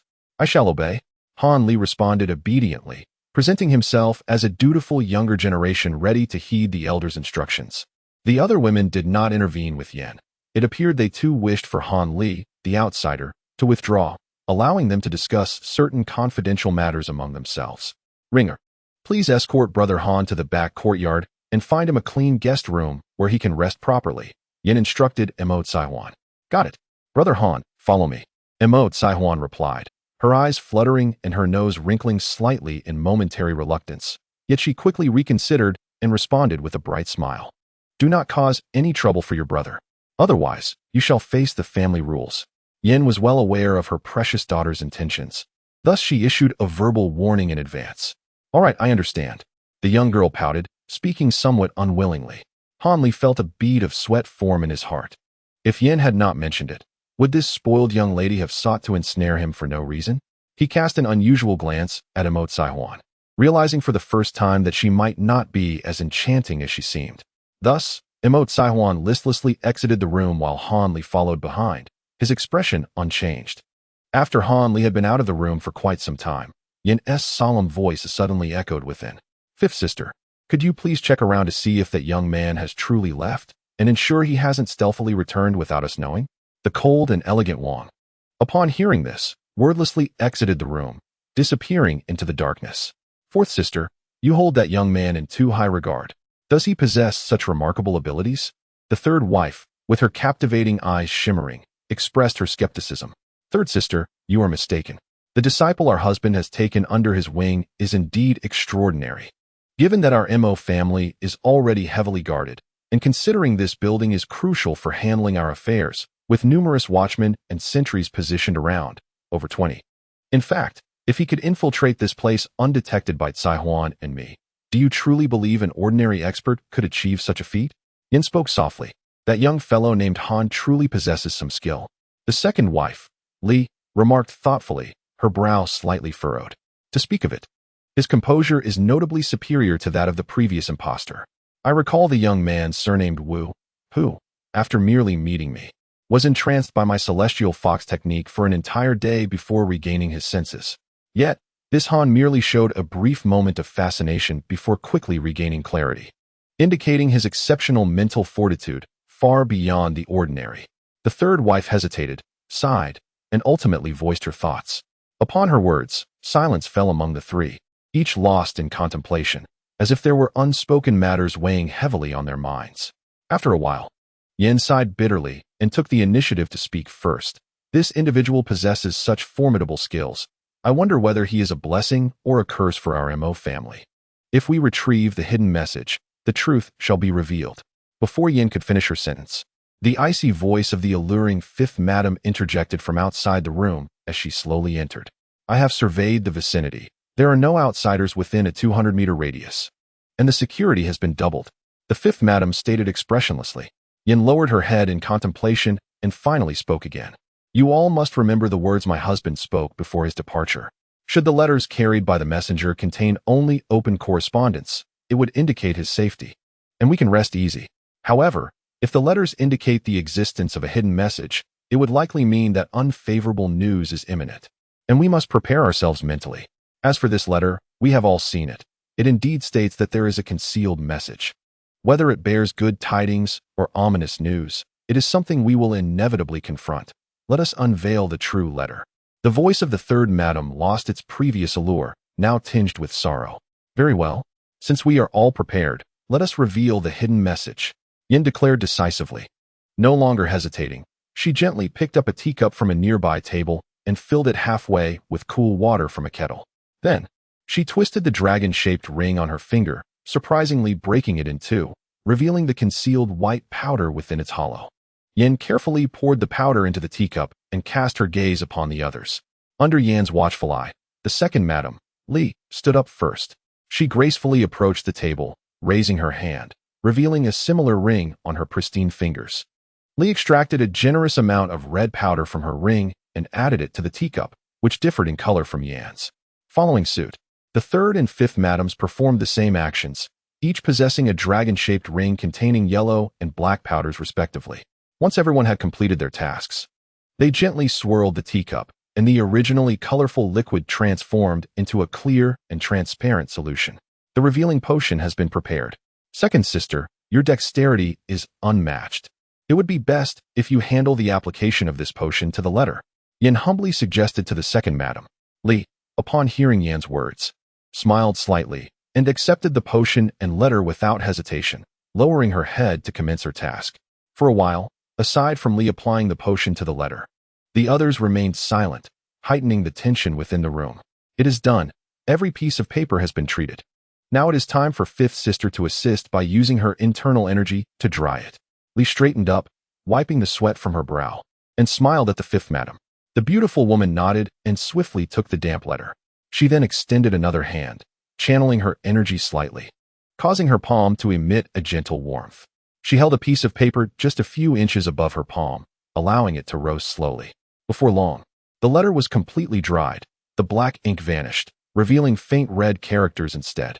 This was the secret message that Dr. Mo had painstakingly devised for Han Li to deliver to his wife and daughter.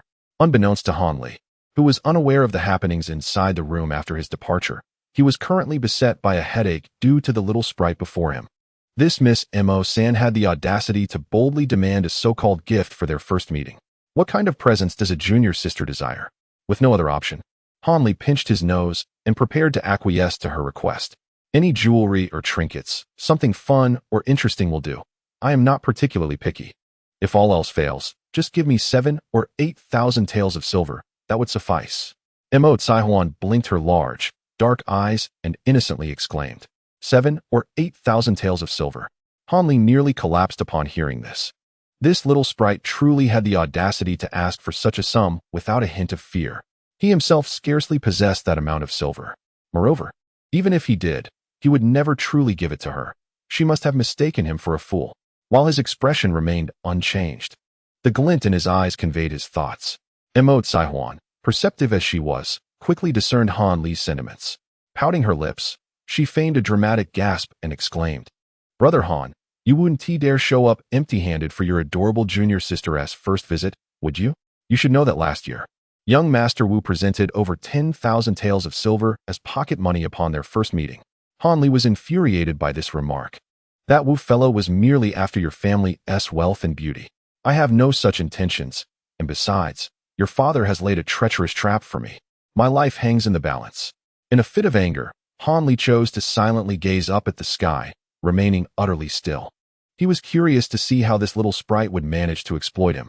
Seeing Han Li, this earthy and unrefined young man, feigning ignorance and completely ignoring her, Emote Saihuan felt a surge of impatience. Ever since a year ago, when she had cunningly extracted a considerable sum of private funds from that impostor, she had dreamt nightly of another opportunity to strike gold. Now that she finally had a chance again, this seemingly genuine disciple of her father remained impervious to her charms, displaying a thick skin that could rival the city walls. How could he act so oblivious to her plight, showing no compassion? Couldn't he see that she was on the verge of tears? It was utterly exasperating. If readers find this appealing, please remember to save this book. Chapter 113, Ling Xiang Pill. Alas, I have fallen to the last position. Everyone, please support me.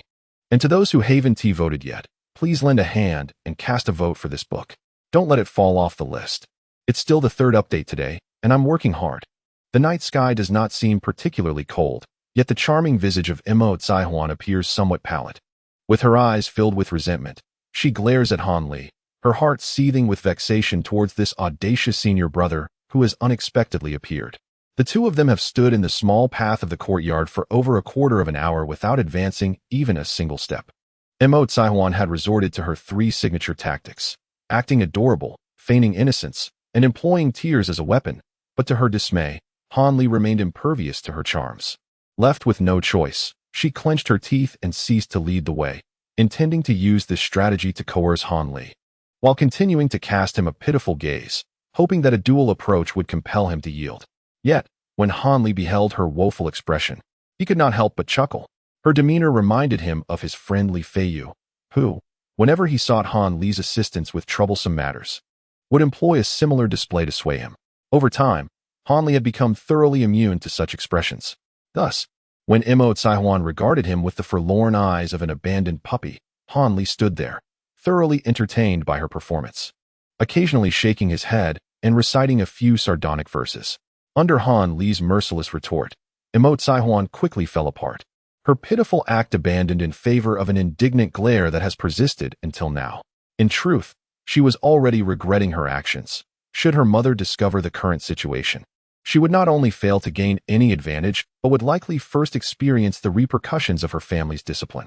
With this thought in mind, she shot several more furious glances at Han Li, lamenting his lack of generosity. Could he not simply offer her something? Did he not understand that one must indulge a girl? What a provincial fool he is. At this moment, she had entirely forgotten her original intent to demand a significant favor from him. Although Han Li lacked experience in appeasing girls, he understood the necessity of maintaining a good rapport since he needed to stay at the MO residence. Thus, perceiving that he had sufficiently deflated her petulance, he leisurely began to rummage through his belongings, hoping to find something suitable to placate this little enchantress. Eventually, Han Li unearthed a small green porcelain vial containing a few fragrant crimson pills. These pills, known as Yinxiang pills, were reputed to be the favored remedy of palace concubines. Their sole effect was to emit an enchanting aroma, one that not only lingered delightfully, but also warded off pesky mosquitoes, truly a beloved treasure among the beauties of the harem. Regrettably, the rare herbs required for concocting this elixir were of ancient provenance, and even in the opulent confines of the imperial palace, shortages were common, making it nearly impossible to meet the demands of the harem. Consequently, such pills were seldom seen in the common folks' domain. Han Li had never intended to concoct such an impractical remedy for himself, yet during his time at the Seven Mysteries sect, he had ultimately succumbed to Li Feiyu's persistent entreaties and prepared a few of these pills for him to charm his beloved. This small vial contained the last remaining few, originally intended for warding off mosquito bites during nights spent outdoors, but now he had no choice but to utilize them to placate Emote Saihuan. Han Li tossed the small vial towards the girl across from him, and Emote Saihuan, caught off guard, clumsily received it without having placed it down. "What is this?" she asked, her expression shifting from tears to laughter. She had finally obtained a gift from this exceedingly stingy individual, although she was unaware of its contents. The mere fact filled her with great excitement. "This is the Lingxiang pill, which possesses remarkable properties." Han Li elaborated on the effects of the medicine, fully expecting her to be pleased and delighted. To his surprise, upon opening the vial and catching a whiff of its fragrance, she swiftly closed it again, regarding him with the wary eyes of someone anticipating trouble. Cautiously, she inquired, "This pill isn't some sort of poison or aphrodisiac, is it? The scent reminds me too much of what my sisters mentioned. Surely, you don't harbor any ill intentions towards me?" Han Li was momentarily taken aback, left speechless. He felt an overwhelming urge to choke back blood in disbelief. How could this girl's thoughts be so elusive? To associate the Lingxiang pill with an aphrodisiac was utterly confounding. He found himself torn between admiration for her vigilance and indignation at the baseless accusations. "Well, you may have a point," she continued earnestly. "However, I must have my second sister examine it before using it. After all, we women must exercise caution." "Cough, cough. Do as you wish," Han Li replied, at a loss for words, suppressing a few coughs to mask his embarrassment. He felt it prudent to keep his distance from this mischievous girl, lest he be driven to distraction. "Nevertheless, if this medicine truly possesses the properties you claim, then consider it a pass. Should you encounter any difficulties at the MO residence, do not hesitate to seek my assistance. I will only require a modest fee and will undoubtedly resolve your issues," Emote Saihuan said playfully, tossing the vial in her hand with a giggle. "All right, junior sister. I shall certainly seek your help when the need arises," Han Li replied, managing a forced smile, while inwardly he thought, "Why would I seek assistance from a little money grubber like you?" Emote Saihuan, oblivious to his inner musings, was pleased by his newfound acquiescence. She suddenly found Han Li rather interesting and somewhat more agreeable. "Let us go, brother Han. I will find you a larger room. One that won't leave you feeling slighted." With a beaming smile, she resumed her journey, striding confidently ahead of him. Han Li sighed behind her, following slowly. A girl as peculiar and spirited as her was certainly not someone he desired to entangle with.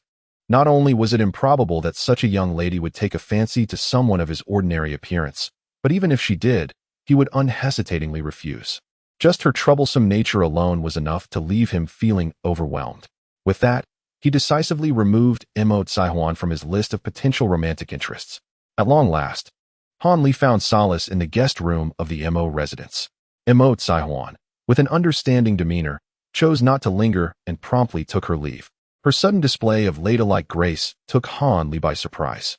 Uncertain about the MO family's attitude towards him and the potential dangers that lurked, Han Li spent the entire night in a restless slumber, merely dozing off briefly on the bed. The following morning, as he was still enveloped in a haze of sleep, the sound of a firm knock resounded from outside. Bang, bang. Could it be the little fairy? Han Li furrowed his brow, but then shook his head lightly. The steady rhythm of the knocking did not resemble Emote Saihuan's style. However, there could scarcely be anyone aware of his stay here. With a hint of curiosity, Han Li hastily grabbed a towel to wash his face before opening the door, revealing a young man in his 20s with strong brows and bright eyes. Upon seeing Han Li emerge, the young man surveyed him up and down and, with a respectful clasp of his fist, greeted him warmly. "You must be junior brother Han. I am Yen Go, and I can also be considered your elder brother." Yen Go. Han Li recalled the information about this individual. He was the eldest disciple of Dr. Emoha. "Although I am the first disciple of my master, my aptitude is rather mediocre, and I have not inherited much of his true teachings." Much to his dismay, Yen Gu candidly confessed to Han Li, taken by Yen Ji's forthrightness. Han Li felt a surge of goodwill towards him and promptly returned the greeting. "Good morning, brother Yen. Please, come in and let us converse." "No need for that. The esteemed matriarchs have sent me to find you, junior brother Han. They wish to speak with you," Yen Gu replied with a wave of his hand and a smile. Upon hearing this, Han Li was momentarily taken aback, but soon nodded in agreement, closing the door behind him as he walked alongside Yen Gu. Yin Gu expressed great interest in Han Li's affairs, unabashedly posing questions throughout their journey. He was also quite curious about the customs and traditions of Yuezhou, inquiring about many aspects. As the two passed through the garden in the backyard, they unexpectedly encountered a pair of young lovers, Mo Yuzhu and Wu Jianming, whom Han Li had previously glimpsed from afar. The couple stood together, exuding a sense of romantic intimacy that left Han Li feeling quite displeased, as if something of his had been snatched away. The couple appeared to have noticed Han Li and Yin Gu, and they approached them. As they drew near, Mo Yuzhu merely glanced past the unassuming Han Li without uttering a word, while Wu Jianming scrutinized Han Li with curiosity. "Good morning, Brother Yan. This young fellow seems unfamiliar. May I inquire as to which esteemed individual he is a disciple of?" Wu Jianming asked with a smile. Han Li had anticipated that Yin Gu, being his elder brother, would come to his defense and take over the conversation.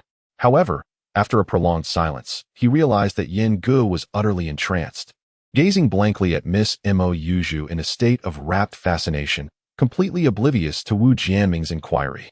"I am a distant nephew of the third matriarch, here on my parents' behest to visit her and, if possible, seek her assistance in finding a suitable position." In a moment of resignation, Han Li turned to face the challenge himself, feigning an appearance of bashfulness as he spoke in a humble manner. "Oh, I see." Wu Jianming lost all interest in Han Li after hearing just that one line. It was hardly surprising. Han Li's unremarkable appearance lacked the defining traits of a martial artist, which inevitably led to Wu's oversight. At that moment, young Master Wu turned his back, visibly displeased with Yin Ji's unabashed admiration for Mo Yuzhu, as his expression darkened. After all, the beautiful woman beside him was his betrothed in name. Now in closer proximity to Mo Yuzhu, Han Li keenly observed the expressions on her face.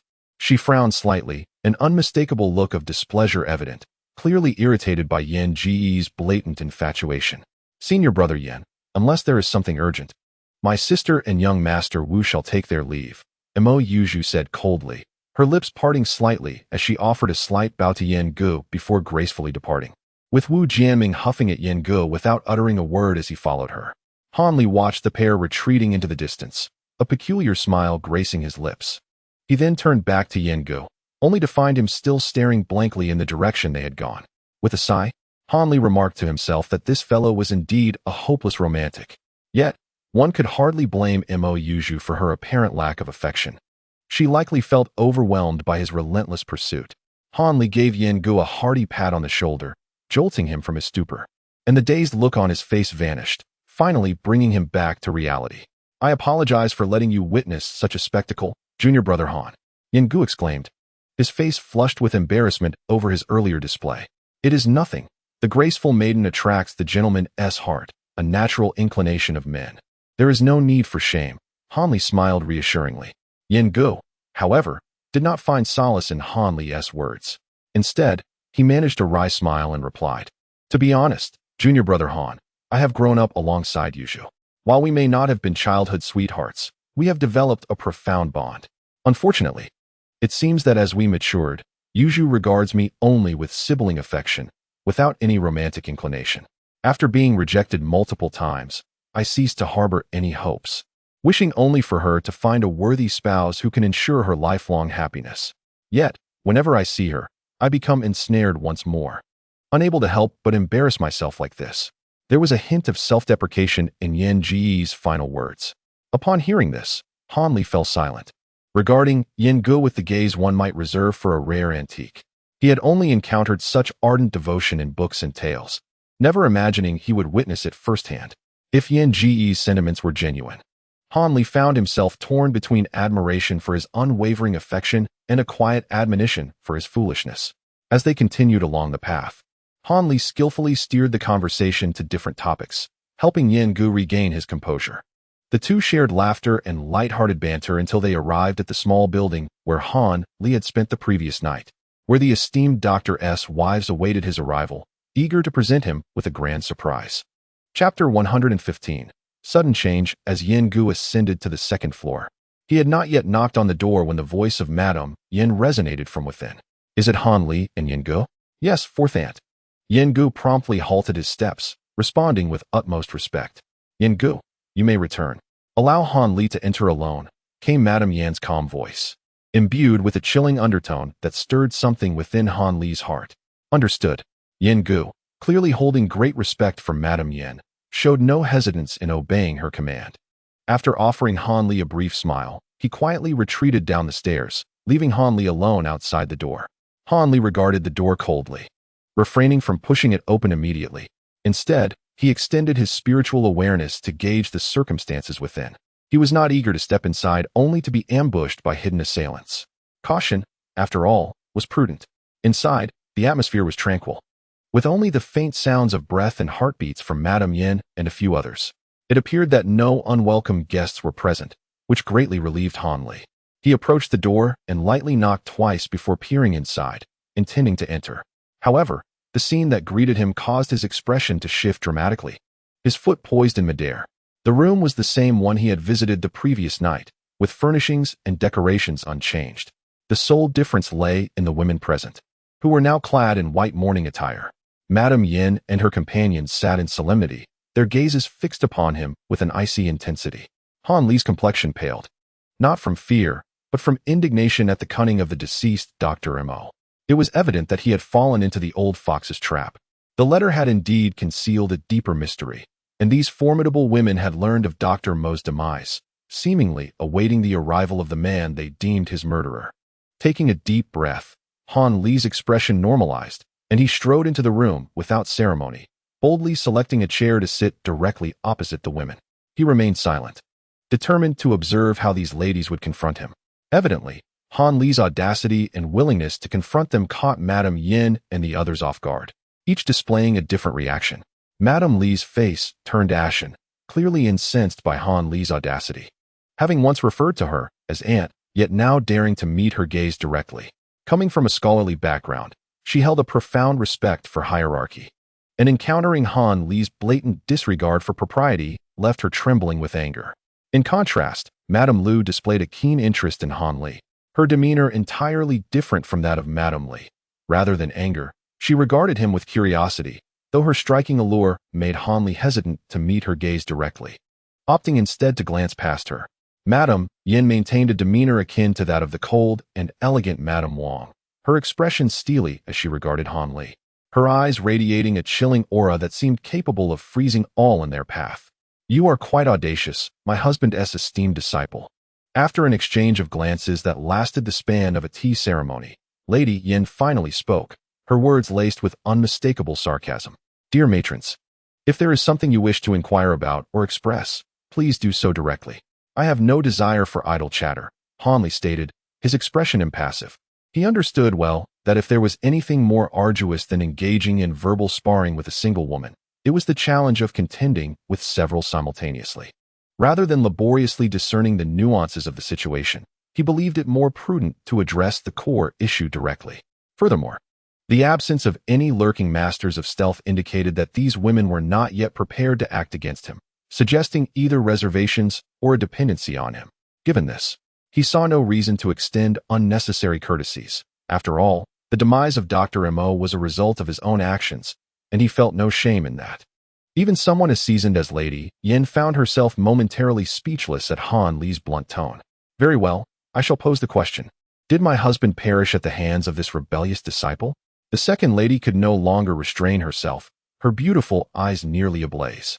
The scholarly demeanor she once held now replaced by a countenance of pure resentment. Sister Yin furrowed her brow and softly interjected, seemingly attempting to prevent the second lady's provocative inquiry from escalating into confrontation.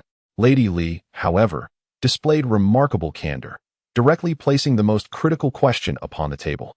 Han Li internally smirked at her straightforwardness.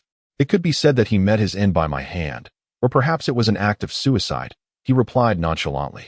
This statement momentarily stunned the women across from him, including Lady Yin.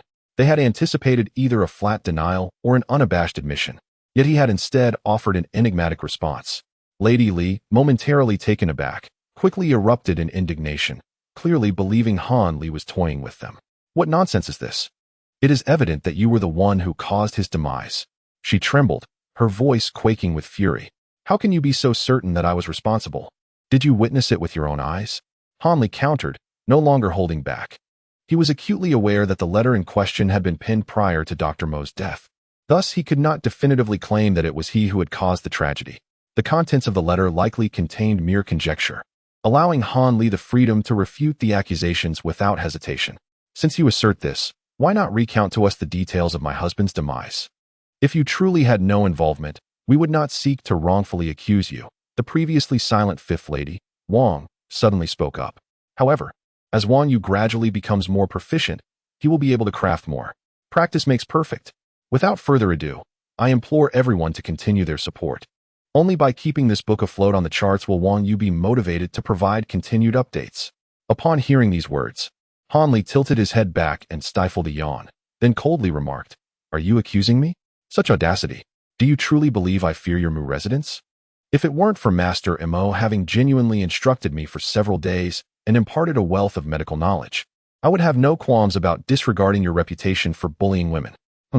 Just with one hand, I could annihilate you all without leaving a trace."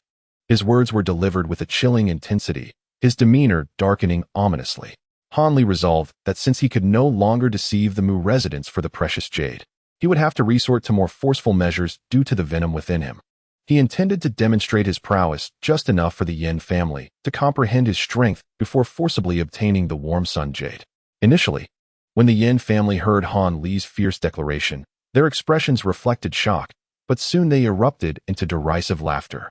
Madame Lu, in particular, chuckled heartily, bending over in mirth. It was evident that these women did not take Han Li seriously. However, their amusement was swiftly extinguished as Han Li extended a finger, summoning a fireball the size of a wine cup at its tip. As this fiery orb materialized, the temperature in the room surged dramatically, enveloping the women in an oppressive heat reminiscent of a sweltering summer. With a cold gaze, Han Li sought an object to serve as a target for his fireball, intending to showcase his might. To his surprise, before he could act, the cultivator Li involuntarily exclaimed in fear, her face pale. The others followed suit, their expressions drained of color. Even the typically stoic Madame Wu exhibited a flicker of astonishment as she looked at Han Li. These women recognized the term cultivator, which startled Han Li, causing his expression to darken further. "Are you truly a cultivator?" Madame Lu asked, her beautiful eyes wide with disbelief. Han Li huffed, without further ado, flicked his finger, and the fireball hurtled towards the table beside Lu, reducing it to ashes in an instant. The sight made Lu's face blanch completely. She hurriedly stood, retreating several steps from the ashes, her spirit still shaken. In that moment, her delicate and vulnerable demeanor would surely drive any man to madness were they to witness it. Unfortunately, Han Li was too preoccupied to admire the scene. His focus was on Li, who had mentioned cultivators, and he asked in a low voice, "Second madam, how do you know of cultivators? Have you encountered others?" Li, filled with trepidation regarding Han Li's identity as a cultivator, responded, "Do not ask my second sister about this. I will explain it to you." Meanwhile, Yin reclined back. Exhaustion etched on her face as she closed her eyes and interrupted Han Li's inquiry. "Oh, could you share this with me?" Han Li rubbed his nose, his expression softening slightly. There was nothing to conceal. Many in Jiyuan City were aware of the existence of cultivators. Upon opening his eyes, Yin spoke with a wry smile, mentioning that some individuals outside the city had even witnessed the fierce battles of cultivators, claiming they could summon winds and rain and wield flames like living deities. As Yin spoke, he cast a peculiar glance at Han Li. "So that is the case," Han Li exclaimed, slapping the back of his head in realization. He had forgotten that Jiyuan City was not a small place like Caisha Mountain, where the presence of cultivators was not a rarity. Just yesterday, he had encountered a man in blue. Did the Dr. Mo also know of the existence of cultivators? A sudden thought struck Han Li, prompting him to ask. "Of course. He knows. My husband is among those who have witnessed the battles of cultivators firsthand," Yin replied candidly, feeling no need to conceal the truth. "I wondered why Dr. Mo was so infatuated with cultivators. It turns out he has already seen a true cultivator. Unfortunately, he lacks a spiritual root, wasting so much effort while ultimately benefiting himself." Han Li sighed. However, Han Li found it peculiar that Yin was so compliant at that moment. Whatever he asked, she answered without any resistance, devoid of her usual temperament. He could hardly believe that merely being a cultivator would compel her to submit completely. Observing Yan's expression closely, he discerned a hint of agitation beneath her seemingly tranquil demeanor. Was she stalling for time? Han Li furrowed his brow and extended his spiritual sense. Yet there were no signs of anyone intruding nearby the small building. With a flicker of insight, Hanli abruptly stood up, pacing around the room while surveying his surroundings. It appeared there was nothing suspicious. The furnishings were quite simple, just a table and chairs, identical to those from the previous day, save for a pair of white candles that had burned down slightly. Candles? Han Li's gaze fell upon them. Initially, he assumed the candle was lit merely to honor Dr. Mo, thus he paid it no mind. Yet, considering the purpose of honoring her husband, it was strange that there was no incense at all. Reflecting on this, Han Li took a careful sniff of the air and finally detected a faint scent reminiscent of sandalwood. The aroma was so subtle that it would have gone unnoticed if not for his deliberate attention. Upon seeing Han Li's focus shift to the candles, Yin and the others grew somewhat uneasy, and when he began to inhale the air, their expressions changed dramatically. At that moment, Han Li smiled, genuinely amused. What is so amusing? Even if you have discovered the mechanism on the candles, it is too late now. This is a potent sedative. Ordinary individuals will find their limbs weakened, and even martial artists will lose their internal energy, rendering them powerless. Even as a cultivator, you cannot remain in this room unscathed, Yin remarked, her patience wearing thin as she sought to probe him. Nothing much. I simply feel that my luck is quite favorable, Han Li replied with a smile. During my time at Qishuan sect, I often heard tales of the ghostly methods in the martial world, and the poisons and intoxicating scents left the deepest impression on me. Because I have not only endured great suffering, but also recognized that this insidious substance is nearly impossible to defend against. Even an ordinary individual could easily eliminate a formidable expert with it. After much contemplation, I have devised a rather rudimentary method to counteract both narcotics and poisons, Han Li proclaimed with a hint of pride. The others exchanged bewildered glances. Could such a method truly exist? Yet the fact remained that he had yet to succumb. Their complexions turned pale as they pondered this revelation.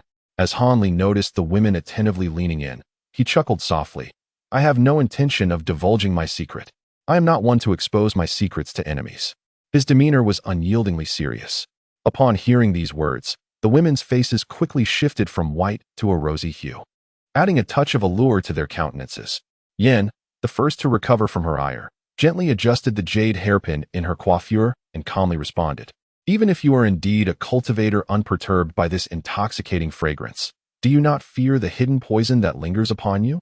She revealed her final card. Han Li, who had been smiling, felt a chill wash over him at her words. Dr. Mo had indeed handed over the only weapon that could threaten him to these women. Indeed, I carry a cold poison within me, yet before it takes effect, I would not hesitate to eliminate every last one of you in this estate. His tone was deceptively calm, but the underlying menace was unmistakable to the women. After a moment of silence, Yin chose not to speak. The others followed suit, indicating that when it came to matters of life and death, it was indeed Yin, the fourth mistress of the Mo household, who held the reins.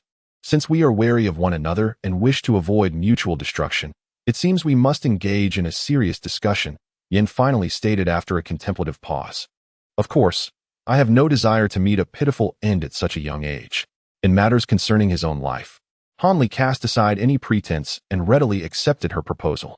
Thus, he returned to his seat opposite Yin. However, before we commence our negotiations, I would appreciate it if you could recount the circumstances surrounding my husband's demise. After all, as his wife, it is only fitting that I understand the true cause of his death, which would allow us to find peace of mind.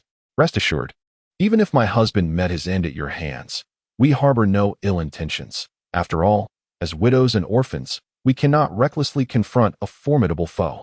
Yan's final words carried a poignant melancholy, as though Han Li were the tyrant oppressing them. Observing their expressions, Han Li felt a twinge of annoyance. Although he recognized their performance for what it was, he couldn't help but soften at Yan's sorrowful demeanor. Was it not merely recounting the events surrounding Dr. Mo's demise? This was not something to conceal, as he believed the blame for the doctor's death lay not with him, but with Yu Zitong and his own folly. Very well. I shall disclose the details of Master Mo's death, but should you still wish to exact revenge upon me afterward, I will be ready to face you. Han Li pondered for a moment before acquiescing. Thank you, esteemed sir. Upon hearing Han Li's willingness to divulge the truth, Yan's countenance brightened, revealing a glimmer of joy. The narrative unfolded thus. I had been deceived by Master Mo, and after over 4 years of arduous practice of the everlasting spring technique, I finally uncovered the grim reality. Han Li, with a measured demeanor, recounted how he had been ensnared by the nefarious Dr. Mo, who had poisoned him and coerced him into the relentless pursuit of the technique. He elaborated on the doctor's sinister intent to usurp his corporeal form in a bid for rebirth, only to find his own soul devoured in the process. The entrance of Yu Zedong and the machinations he devised were meticulously detailed as well. Ultimately, Han Li disclosed his affliction with dark poison, necessitating his journey to Lanzhou in search of the warming jade to counteract the toxin. He sought to make it abundantly clear to the women that he was the true victim in the demise of Dr. Mo, asserting that he bore no debt to the Mo family. After absorbing this harrowing tale, Yin and the others exchanged glances of disbelief. If Han Li's account held any veracity, then the death of their husbands could not justly be attributed to him. Furthermore, the methods and schemes employed by Dr. Mo, as recounted by Han Li, aligned remarkably with their recollections of that man's character and conduct, showing no contradictions with the information gleaned from the clandestine letter. It was reasonable to conclude that Han Li's words were largely truthful. If what you say is indeed the truth, then my husband's death should not be laid at your feet, but rather be blamed entirely on the treachery of Yu Zedong. Otherwise, how could my husband have perished? Yin sighed softly, uttering words that drew Han Li's attention. This display of favoritism towards her husband was rather striking. With a mere phrase, she effortlessly shifted the blame for Dr. Mo's misdeeds onto the deceased Yu Zedong, exonerating her husband as though he were also a victim. Han Li widened his eyes in astonishment at Yin, his silence betraying a peculiar expression that conveyed his disbelief. Under Han Li's gaze, Yin maintained her composure, her heart untroubled and her demeanor unfazed. Han Li couldn't help but chuckle internally. This woman's audacity rivaled that of any man. He turned to observe the expressions of the other women. The third wife, Lu, retained her cheerful demeanor, showing no sign of change, upon noticing Han Li's glance. She even shot him a flirtatious wink, leaving him speechless. The second wife, Li, appeared somewhat flustered at Han Li's attention, lowering her head slightly, a testament to her upbringing as a refined lady, clearly embarrassed by Yan's previous remarks. As for the fifth wife, Wang, though her expression remained impassive, the tightly intertwined fingers betrayed her inner turmoil. Han Li could only speculate on her true feelings. However, as you mentioned earlier, since there is no deep-seated enmity between us, the prospect of negotiation should be far more feasible. Yin spoke softly, her lips parting delicately. Han Li, upon hearing her words, turned back and replied coolly, "What is there to discuss? You hand over the warming jade, and I shall take my leave, never to trouble the Mo family again. That is out of the question." Yin replied with a gentle smile, promptly refusing. "Why not?" Han Li inquired calmly. "Surely you heard much about the dire circumstances of the Mo family while you were outside my chamber yesterday? Your Excellency must surely understand that without external assistance, the annihilation of my family is merely a matter of time. If that is the case, it would be better for your son to take action and eliminate us sisters completely, thereby ending it all." With reddened eyes, Yin spoke pitifully. Han Li, upon hearing her words, gazed at Yin in astonishment, observing her cheeks flush, yet she stubbornly refused to avert her gaze. Han Li exhaled deeply, realizing that the little demoness, Mo Tsaihuan, had learned her cunning from this very Yin, who was clearly her doppelganger. Chapter 118. A choice between two. What are your true thoughts? Speak plainly. I have no desire to continue this charade. Han Li stated coldly, appearing entirely unaffected by Yan's influence. Yin furrowed her brow slightly. The tenacity of this young man surpassed her expectations, leaving her feeling somewhat at a loss. Was she truly going to reveal her bottom line and clarify matters directly with him? Unwilling to concede, she recalled that she had held power over the Jingjiao society for many years, never once securing an advantage in negotiations without some form of gain. She glanced back at Lady Wang, the only sister capable of opposing her decision, seeking a better suggestion. The negotiations shall be solely under the auspices of fourth sister. I shall have no objections. Wang, perceiving Yan's intent, spoke coldly. Upon hearing this, Yan felt a surge of joy and her anxiety eased slightly. Very well. Since you do not intend to beat around the bush, we sisters shall be forthright and lay our conditions before you. As soon as these words left her lips, she fully regained the commanding presence of a leader among the three major factions of Jiyuan City, shedding the earlier impression of a frail woman and emanating an authority befitting one accustomed to power. Ah, now this is the opponent I wish to negotiate with. Han Li smiled subtly. If you eliminate the Jingjiao Society's archrivals, the Wu sect and the Dubushan manor, and ensure that my family faces no further threats, I shall immediately present the Nuanyang Jade to you and allow you to choose any one of my sisters, including Caihuan, as your wife. However, should you contemplate a forceful approach or attempt to coerce us sisters, you would be gravely mistaken. I have already entrusted the Jade to a trusted confidant. Should any disturbance occur, it will be destroyed, leading us to perish together, Yin declared with a formidable demeanor. Lady Yin does not fear the consequences of her bold words. Do you truly expect me to single-handedly eliminate the Wu sect and the Dubushan manor? It is absurd that you would even consider such a notion. Han Li appeared unfazed by Yan's threats, as though he had anticipated her claims. He was well aware that acquiring the Nuanyang Jade would not be a matter of brute force alone. The opposition likely harbored numerous hidden tricks beyond their verbal threats. Therefore, compelling them to divulge the Jade's location through forceful interrogation was merely a last resort. It would be far more advantageous to persuade them to willingly surrender it. Isn't young Master Han a cultivator? How could these ruffians possibly stand against you? Moreover, we do not require the annihilation of their entire group. Merely the disappearance of a few key leaders would suffice. This time, it was the captivating Lady San, who, after bestowing upon Han Li a mesmerizing smile that could ensnare the soul, spoke with eloquence. What of the cultivators? While I cannot speak for others, I am acutely aware of my own capabilities. I would never be foolish enough to confront an entire guild of thousands single-handedly. Moreover, do you truly believe that cultivators can wantonly slaughter ordinary people without facing any repercussions? Han Li cast a cold glance at Lady San, the chilling intensity in his gaze freezing her smile in place. As he cultivated the long spring technique with caution, any attempt at enchanting him with illusions would undoubtedly prove futile.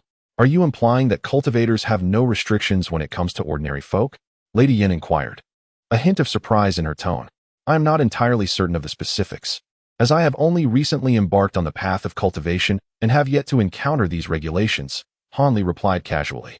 Noticing that Lady Yin was about to speak again, he waved his hand to silence her and continued coldly. However, it is not difficult to comprehend that if cultivators were free to act against ordinary people at will, how could you, the so-called three dominators of Lanzhou, and the three guilds of Jiyuan City, still exist today? You would have been annihilated countless times by unscrupulous cultivators, and perhaps you ladies would have long since become their playthings. His final words, unreserved and blunt, rendered the women opposite him crimson with embarrassment, tinged with a flicker of fear. But that is merely your conjecture. It may not necessarily be true. Lady Yin persisted, unwilling to concede. Even if there exists a mere 1% chance, I would never embark on a path that leads to self-destruction, Han Li retorted, leaving no room for Lady Yan's fanciful hopes. Are you truly intending to take our daughter's dowry without any effort on your part? Lady Yan's expression darkened as she emphasized the word dowry. Although Han Li's demeanor remained unchanged at her words, he could not suppress a sense of frustration within. The poison afflicting me was originally bestowed by your husband. I have refrained from causing you trouble, and yet you persist. What more do you desire? He thought bitterly. Yet, Han Li understood that uttering such sentiments at this juncture would yield no fruit. These women were unlikely to part with the warm sun jade unless they stood to gain from it. Thus, Han Li lowered his head in contemplation for a moment, then raised it, clearing his throat before speaking with clarity. I present you with two paths. You may choose either. The first is for the entirety of your household to promptly prepare for departure from Lanzhou, seeking refuge in a place unreachable by your enemies, living as a typical affluent family, and peacefully enjoying the remainder of your lives, free from the strife of the martial world. I can guarantee your safety throughout this journey, ensuring that no adversaries will bring harm to you. Han Li paused, observing the changing expressions of the women. Aside from Lady Air, who seemed somewhat swayed, Lady Yin and Lady Sin remained silent, evidently disapproving of his suggestion. Madame Wang, the fifth lady, was of no interest to Han Li. Her icy demeanor could hardly reveal anything of value. Observing the situation, he silently scoffed at the thought.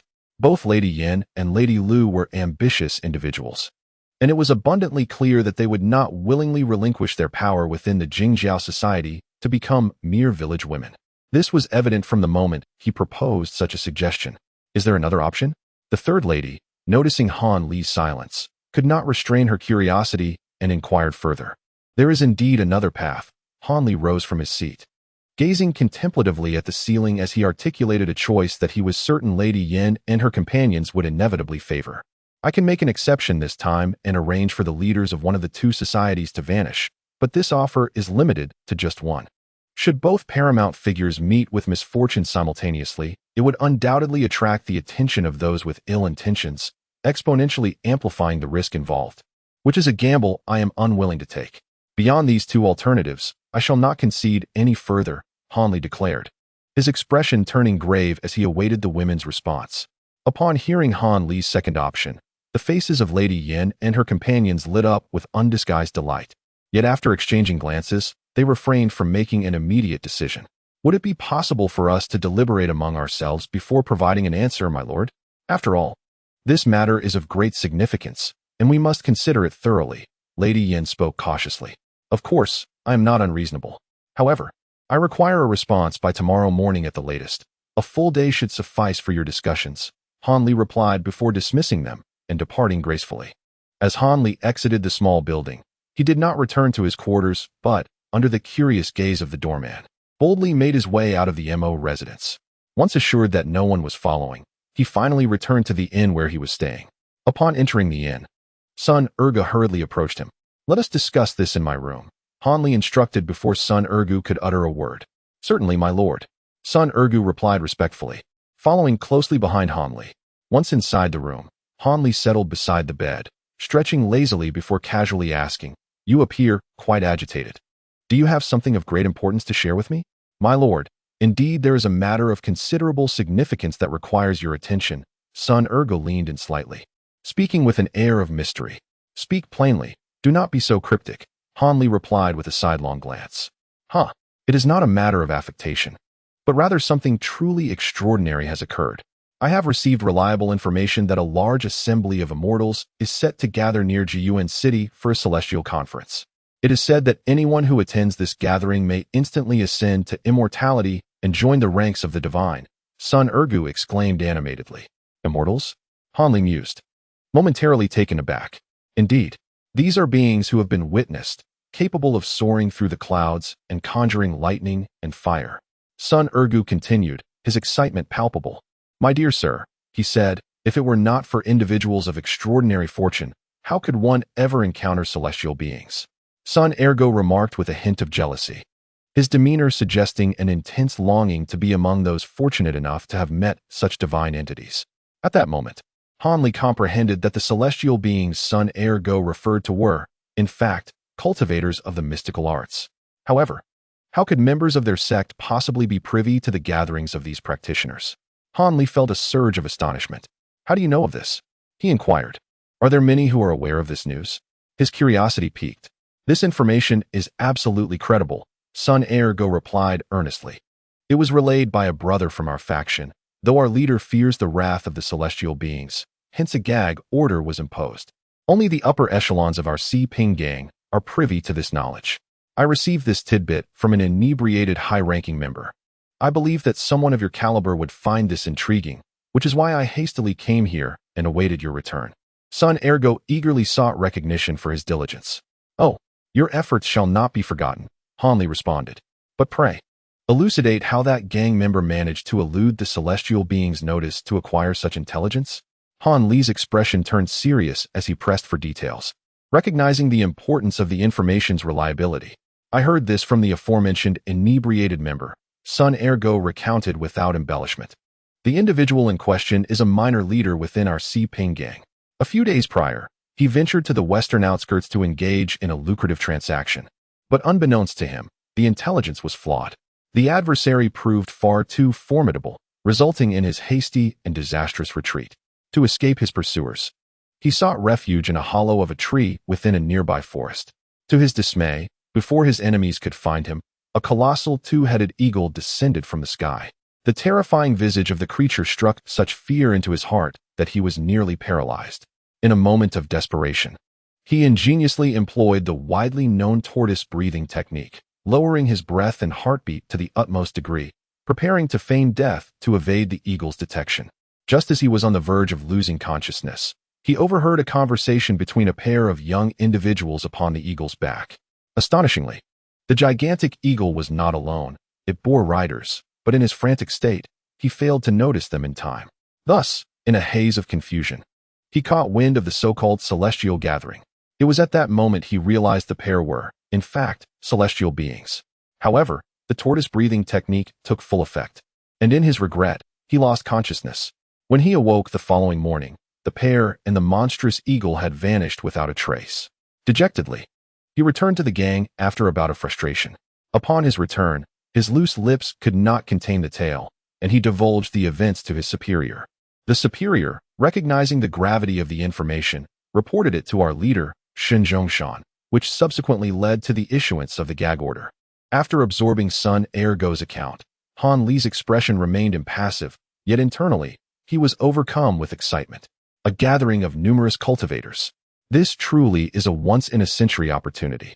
If he could participate, he would genuinely gain access to the realm of immortal cultivators, rather than stumbling around in the dark, akin to a blind person. As he does now on the path of cultivation, Han Li suppressed the excitement within, pondered for a moment, and then feigned calmness as he inquired, "Did that person mention when and where the gathering of immortals will take place?" It seems there was no specific mention of the time, but from the tone, it appears to be quite soon. As for the venue, it seems that was also not disclosed. Sun Ergo scratched his head, somewhat awkwardly responding. Han Li furrowed his brow. It appeared that Sun Ergo's information was not precise and certainly had many omissions. He lowered his head in contemplation for a while, and suddenly an illuminating thought struck him, leading to a brilliant idea. Han Li scrutinized Sun Ergo carefully, and then, with a smile, said, "Sun Ergo, I am quite pleased with your recent endeavors, especially your latest piece of information, which is commendable. Therefore, I intend to reward you handsomely." Upon hearing this, Sun Ergo's heart leaped with joy, and a broad smile broke across his face. He never anticipated that merely providing a few tidbits of information could earn him the favor of this esteemed gentleman, who was prepared to bestow a generous reward upon him. It seemed that serving this individual was indeed quite gratifying, though he wondered what the reward would entail. Perhaps a substantial sum of gold and jewels? "Are you interested in becoming the leader of the Siping gang?" Han Li's words were like a thunderclap, rendering Sun Ergo's expression one of shock and disbelief.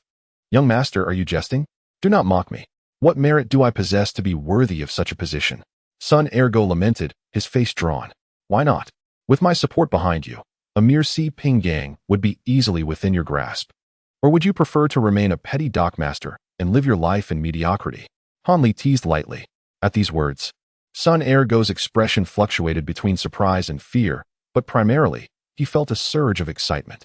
What man does not dream of one day reclining with beauties and wielding power over life and death? The ambition buried deep within Sun Ergo was gently ignited by Han Li's words. However, he still had reservations and did not immediately acquiesce. "Our leader and the three great protectors of the gang possess formidable martial skills. Can you assure me that you can subdue them?" Sun Ergo cautiously probed. "Subdue them? Huh, is that even necessary? Just eliminate them." Han Li replied with a cold laugh, regarding them as mere weeds. Upon hearing this, Sun Ergo couldn't help but shiver. This young master's bloodlust was indeed formidable. If he did not comply, he feared he might be dealt with immediately. "Since you hold me in such high regard, I shall sell my life to you, and I will obey your every command." Under the dual pressures exerted by Han Li, Sun Ergo finally resolved to take the risk. "Excellent. That is the right attitude." Han Li nodded in satisfaction. "Provide me with the schedule of your leader's recent outings," he inquired casually. Indeed, he has been frequenting the most popular brothel in the West City, the Xiaoshan Courtyard, every afternoon, captivated by the allure of the head courtesan, Xiao Jinji. However, the three formidable guardians accompany him, which might prove quite challenging. Perhaps we should wait a few more days for a more opportune moment. Since Sun Ergo had acquiesced, he immediately committed himself wholeheartedly to safeguarding his life and ambitions. "No need for that, now that we are aware of the time and place. Taking their lives will be a mere trifle," Han Li remarked nonchalantly. "However, once they are dead, you may not possess the capability to assume control of the Siping gang, I fear. Indeed, I am but an ordinary leader within the gang, and there are many with greater status and seniority than I," Sun Ergo admitted, somewhat embarrassed. "Fear not. Should I say that you will be the leader of the Siping gang, then you shall indeed become one. I will assist you in eliminating those who oppose you and will provide you with close protection for a time," Han Li stated with unwavering confidence. He then lightly tapped on the wall of the adjacent room 3 times, and shortly thereafter, Chu Han appeared before them. Keep this close and hidden. As long as you possess this item, Chu Han will obey your commands, eliminating your adversaries and aiding you in ascending to the leadership position of the gang. Han Li produced the spirit summoning bell from within his robes, gently caressed it, and solemnly handed it to Sun Ergu, the bearer of the spirit summoning bell. Even if not the master of Chu Han, can command Chu Han. This is another method taught by Dr. Mo for controlling Chu Han. Moreover, as long as the original owner's blood remains unspilled, any tampering by others is futile. Thus, I have no fear of your treachery. Having witnessed Chu Han's formidable prowess firsthand, Sun Ergu was particularly elated upon receiving the small bell, his courage bolstered. Thank you for your generous favor. I shall dedicate myself entirely to your service. Yet, I am astute enough to realize that even if I become the leader of the Xiping gang, I shall merely be a puppet in your hands. He continued to express his loyalty fervently. Prepare yourself. The moment that leader meets his demise, seize the opportunity to take control of the Xiping gang amidst the chaos. However, remember this. Bring that fellow who has encountered the immortal beings to me unscathed. I have matters to discuss with him. Do you understand? Han Li's final words were laced with gravity, underscoring their importance. Rest assured, my lord. I shall deliver him intact and will not let you down. Sun Ergu vowed, visibly earnest in his pledge. Good. Take Chu Han with you. When you next return, you shall be the master of the gang. Han Li instructed with an air of composure. Your servant takes his leave. Upon receiving the dismissal, Sun Ergu promptly exited the room, with Chu Han closely following behind him. As soon as Sun Ergu departed from the room, Han Li rose to his feet. After circling the room, he suddenly parted his lips and emitted a melodious, lingering whistle. To his delight, the cloud-winged bird darted through the window and perched upon his shoulder. Han Li retrieved a small vial from his pocket and dispensed a cherished yellow chestnut pellet, gently placing it into the bird's beak. He then spoke softly, "Little one, follow that person who just left the house. If he attempts to flee the city, come back and inform me immediately." The cloud-winged bird, understanding Han Li's instructions, chirped a few responsive notes before soaring out the window, disappearing into the sky. Chapter 121. The Xiaoxiang Courtyard. At the request of several readers, starting tomorrow, Wang Yu will merge 3 chapters into 2, each comprising 3,000 words. Let us observe the outcome. Perhaps this will provide a more pleasing reading experience. At present, Shen Zhongshan was in high spirits, seated in a private room of the Xiaoxiang Courtyard, embracing an exceptionally alluring woman, his hands roving over her delicate form with unrestrained enthusiasm. Perhaps due to Shen Zhongshan's eagerness, the enchanting woman erupted into a cascade of melodic laughter. Miss Jean, I believe you should yield to our leader. It is quite rare for him to be so enamored of a woman, rushing here despite unfinished business within the gang. The speaker was a stout man clad in an oversized gray shirt, his waist resembling that of a barrel, panting slightly after his proclamation. Indeed, Miss Jean, our leader has visited you every afternoon for 5 consecutive days, lavishing considerable sums of silver. Yet you only permit him a fleeting embrace, never allowing him to spend the night. This is quite unreasonable. This time, it was a middle-aged scholar with a black mole on his face, his eyes betraying a cunning nature, indicative of a man skilled in manipulation. In the room, alongside Shen Zhongshan, were 3 other individuals, the 3 great guardians of the 4-Ping gang. The stout man was Quanchuan Qianjin, whose impressive girth belied his mastery of the frenzied 18 strikes, a skill that had dispatched numerous renowned experts. The scholar was the poisonous scholar Fanju, known for his lethal snow wind swordplay, yet infamous for his malevolent and ruthless disposition. The silent figure in black, the highest martial artist among the guardians, was Fei Dao Shinsan. His skill with the 18 throwing knives had eliminated many rivals seeking vengeance, and being a distant relative of Shen Zhongshan, he enjoyed considerable favor within the gang. Like Shen Zhongshan, these 3 men also had beautiful women accompanying them, though none matched the exquisite allure, voluptuousness, and captivating charm of the lady in Shen Zhongshan's embrace. At that moment, the giggling Miss Jean, upon hearing the remarks from Quanchuan and the poisonous scholar Fanju, felt her eyes welling with tears, as if on the verge of weeping. What they say is truly unjust to Jinji. Upon first encountering Lord Shen, one could instantly discern that he was a valiant hero, and for Jinji to share a bed with him would be an exceedingly coveted affair. However, both parties were acutely aware that her body belonged to the Xiaoxiang Courtyard, and without the consent of the matron Wang, Jinji would face dire consequences for daring to entertain guests. It would be prudent for Lord Shun to consult with matron Wang. Should she grant permission for Jinji to entertain, rest assured, she would provide exemplary service that very night. The foremost courtesan of the Shaoxiang courtyard spoke with a delicate tone, her words imbued with a sense of longing for Shun Zhongshan. This seemingly sincere yet ambiguous exchange left Qian Jin and Fan Zhu exchanging glances, momentarily at a loss for words. They had certainly inquired about Jinji's overnight fees previously, but matron Wang had demanded an exorbitant sum, citing that Jinji had no precedent for overnight guests, a price that even a figure like Shen Zhongshan found daunting. Naturally, any attempts to force the issue would be even more ill-advised, as the Shaoxiang courtyard was a prized establishment of the Tianba men, one of the three major factions in Jiyuan City. Causing a disturbance here would be tantamount to courting disaster. Frustrated by the rebuff from the esteemed courtesan, the two men redirected their ire towards the women of the Shaoxiang courtyard, taking their frustrations out on them before finally relenting. "Oh, I express my gratitude for your concern regarding my affairs," Shen Zhongshan remarked with a nonchalant air. "However, I recently concluded a significant business deal, so this trivial sum is of little consequence. But you, my dear beauty, must not go back on your word. Be sure to provide me with the utmost service." As he embraced Jinji, indulging in her charms, Shen Zhongshan suddenly planted a playful kiss on her fragrant cheek, his demeanor radiating self-satisfaction. Shen Zhongshan was a burly man, his arms and chest covered in coarse hair, his limbs disproportionately long, rendering him a rather fearsome figure, resembling a beast clad in human attire. Yet this rough and unsightly brute had, a few years prior, wielded his formidable skills in the Tongbi fist to vanquish the former leader of the Xiping gang, Jin Bai Go Tianpa, along with his loyal 4 bodyguards, thereby seizing the position of gang leader. Thus, in the underworld of Jiyuan City, he was undeniably a prominent figure, not to be underestimated. Lord Shun, Jinji feigned bashfulness at his advances, playfully coiling herself around him, eliciting a hearty laugh from Shen Zhongshan.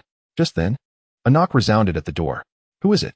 grumbled the stout Qian Jin, visibly displeased. "A delivery of wine for the esteemed gentleman," came the voice of a young man from outside. "Then hurry and bring it in. Qian Yi is lamenting the scarcity of drinks." The stout man replied without hesitation. As his words left his lips, a young man clad in servant attire entered, bearing a tray laden with dishes and 2 flasks of wine. "Quick, bring the wine here. Let the master sample its flavor." Qian Jin, a quintessential wine enthusiast, exclaimed, his eyes gleaming at the sight of the flasks. "Indeed, I shall serve it immediately," replied the young servant, stepping forward to place the wine on the table. Upon the sight of the wine jug, the rotund man eagerly seized it, poised to indulge in a taste. "Hold on, my friend," exclaimed the typically taciturn figure in black, Shen San, abruptly halting Qian Jin's actions. "What is it?" Qian Jin inquired, puzzled, yet instinctively pausing due to his unwavering trust in Shen San. "Why is the person who served the dishes not you? Where is the original server?" Shen San disregarded the rotund man's confusion, instead pressing his hand against the hilt of his dagger as he rose slowly, fixing a cold gaze upon the young servant pouring the wine. "Due to the abundance of guests, Lier has gone to attend to other rooms. I am merely here in his stead. Is there something you require, sir?" The servant, under Shen San's intense scrutiny, turned pale, his composure shaken as he responded. Observing the servant's reaction, Shen San's demeanor softened slightly, though he still appeared unconvinced. He turned to the young maiden nestled within Shen Zhongshan's embrace and inquired, "Miss Jean, do you recognize this individual? Is he truly from your Shaoxiang courtyard?" This one, the renowned courtesan, displayed a troubled expression, ultimately responding with a hint of awkwardness. "To be frank with you, Master Shun, this person does indeed appear unfamiliar. However, considering the hundreds of individuals at Shaoxiang courtyard, it is not surprising that I have never encountered him." "Haha, little San, are you not putting Miss Jean in a difficult position? How could such a delicate beauty possibly know a mere servant? Do you suspect he is an assassin infiltrating from the outside?" Shen Zhongshan remarked nonchalantly, inhaling the fragrance of the enchanting woman in his arms. "Brother, we make our living in a perilous environment. It is wise to exercise caution," Shen San replied, his expression unchanging as he continued to scrutinize the serving youth. "Huh, this fellow walks lightly, his eyes vacant. He is clearly unskilled in martial arts. If you remain unconvinced, I possess a method to discern his true nature immediately, ensuring everyone's peace of mind. The poison scholar Fanju suddenly interjected, a sardonic smirk gracing his lips. He had grown discontent with Shun San's superior standing, despite being a mere newcomer to the Si Ping gang, and resolved to humiliate Shun San in front of the others. "Oh, what method do you propose?" Shun Zhongshan replied, outwardly brimming with bravado, yet inwardly cherishing his own life, thus promptly conceding to let Fanju proceed. Since this individual lacks martial prowess, should he truly wish us harm, his only recourse would be to tamper with the food and drink. Therefore, let him sample both the wine and the dishes. The truth will be revealed. The poison scholar proclaimed confidently. "Fan, what a splendid idea. Young man, drink a mouthful of this wine first, and then sample the dishes. Should you hesitate, I shall promptly remove your head," the rotund Qianjin declared, clapping with delight before bellowing at the servant entering the room. Upon hearing Fanju's suggestion, Shun Sen deemed it quite astute, choosing not to dispute it, and instead observing coldly. As for Shin Zhongshan and the delicate Jin Ji in his embrace, there were no objections whatsoever. Thus, the servant who delivered the wine and dishes, under the gaze of several onlookers, wore a mournful expression as he drank a cup of wine and sampled a few dishes. Observing that the man remained unharmed after partaking in the food and drink, Fanju could not suppress a triumphant smile, and he spoke to Shun San with a knowing tone. "It appears, my dear Shun, that you have been overly cautious. This man is merely a servant. Do ensure that you do not dampen our spirits next time." With that, he helped himself to several mouthfuls of the newly served dishes, chewing leisurely. "Humph," Shun Sen snorted, dismissing Fanju's veiled barbs, yet he relaxed and returned to his seat. "Ha, all is well. It was merely a misunderstanding," Shin Zhongshan remarked, feigning a magnanimous laugh, fully aware of the discord between his subordinates, yet finding amusement in it. "Since it was just a misunderstanding, you may take your leave. And this silver coin shall be your reward." Shin Zhongshan produced a two-tael silver piece and tossed it to the servant. "Thank you, sir. I shall take my leave." The young man, disguised as a servant, rejoiced at the sight of the silver and merrily exited, closing the door behind him. "Ah, Master Shun is indeed generous. You must not be stingy with Jin Ji in the future," came the soft, playful voice of Jin Ji from within. "Of course, my beauty, you are my cherished treasure. As long as you serve me well, you shall never be neglected," Shun Zhongshan bellowed, his voice echoing like a broken gong, clearly audible to the young man outside the door. Suddenly, the young man outside smirked coldly, choosing not to leave immediately, but instead stealthily positioned himself beneath a nearby eave, standing like a ghost, seemingly awaiting something. After a brief interval, a terrified scream emerged from within. "Poison. This wine and food are poisoned. I am poisoned." No sooner had the words escaped his lips than the individual let out two bizarre laughs, followed by silence. The voice belonged to the corpulent Qianjin. "Wretched scoundrels! You dare to conspire against your leader. I will take your lives." Shin Zhongshan roared in anger. Yet it seemed too late. After involuntarily letting out two dry coughs, he too collapsed lifelessly. The poisoned scholar Fanju and Shun San exchanged fearful glances, simultaneously declaring, "That servant administered the poison. That servant must have the antidote." They immediately pushed the woman in their arms aside and rushed towards the door. Unfortunately, upon reaching the threshold, they both let out a couple of hollow laughs before slowly sliding to the ground. It appeared that the corpulent man had consumed the most, thus succumbing to the poison first, while Shin Zhongshan had also drunk generously, making him the second to fall. The cloaked figure and the scholar had not partaken much. Yet the potency of the laughing soul powder was exceedingly fierce. A single drop would surely be fatal. The young man mused, waiting a moment longer before pushing open the door and stepping inside. Inside, not a single soul remained alive. Even Jin Ji and the other three accompanying women had long since succumbed. After meticulously examining the scene and confirming that there were indeed no survivors, Han Li gracefully departed from the room. Upon the dissemination of the news regarding Shin Zhongshan's poisoning, it was widely perceived as a mere act of vendetta within the martial world, and it was expected that it would not incite any significant trouble.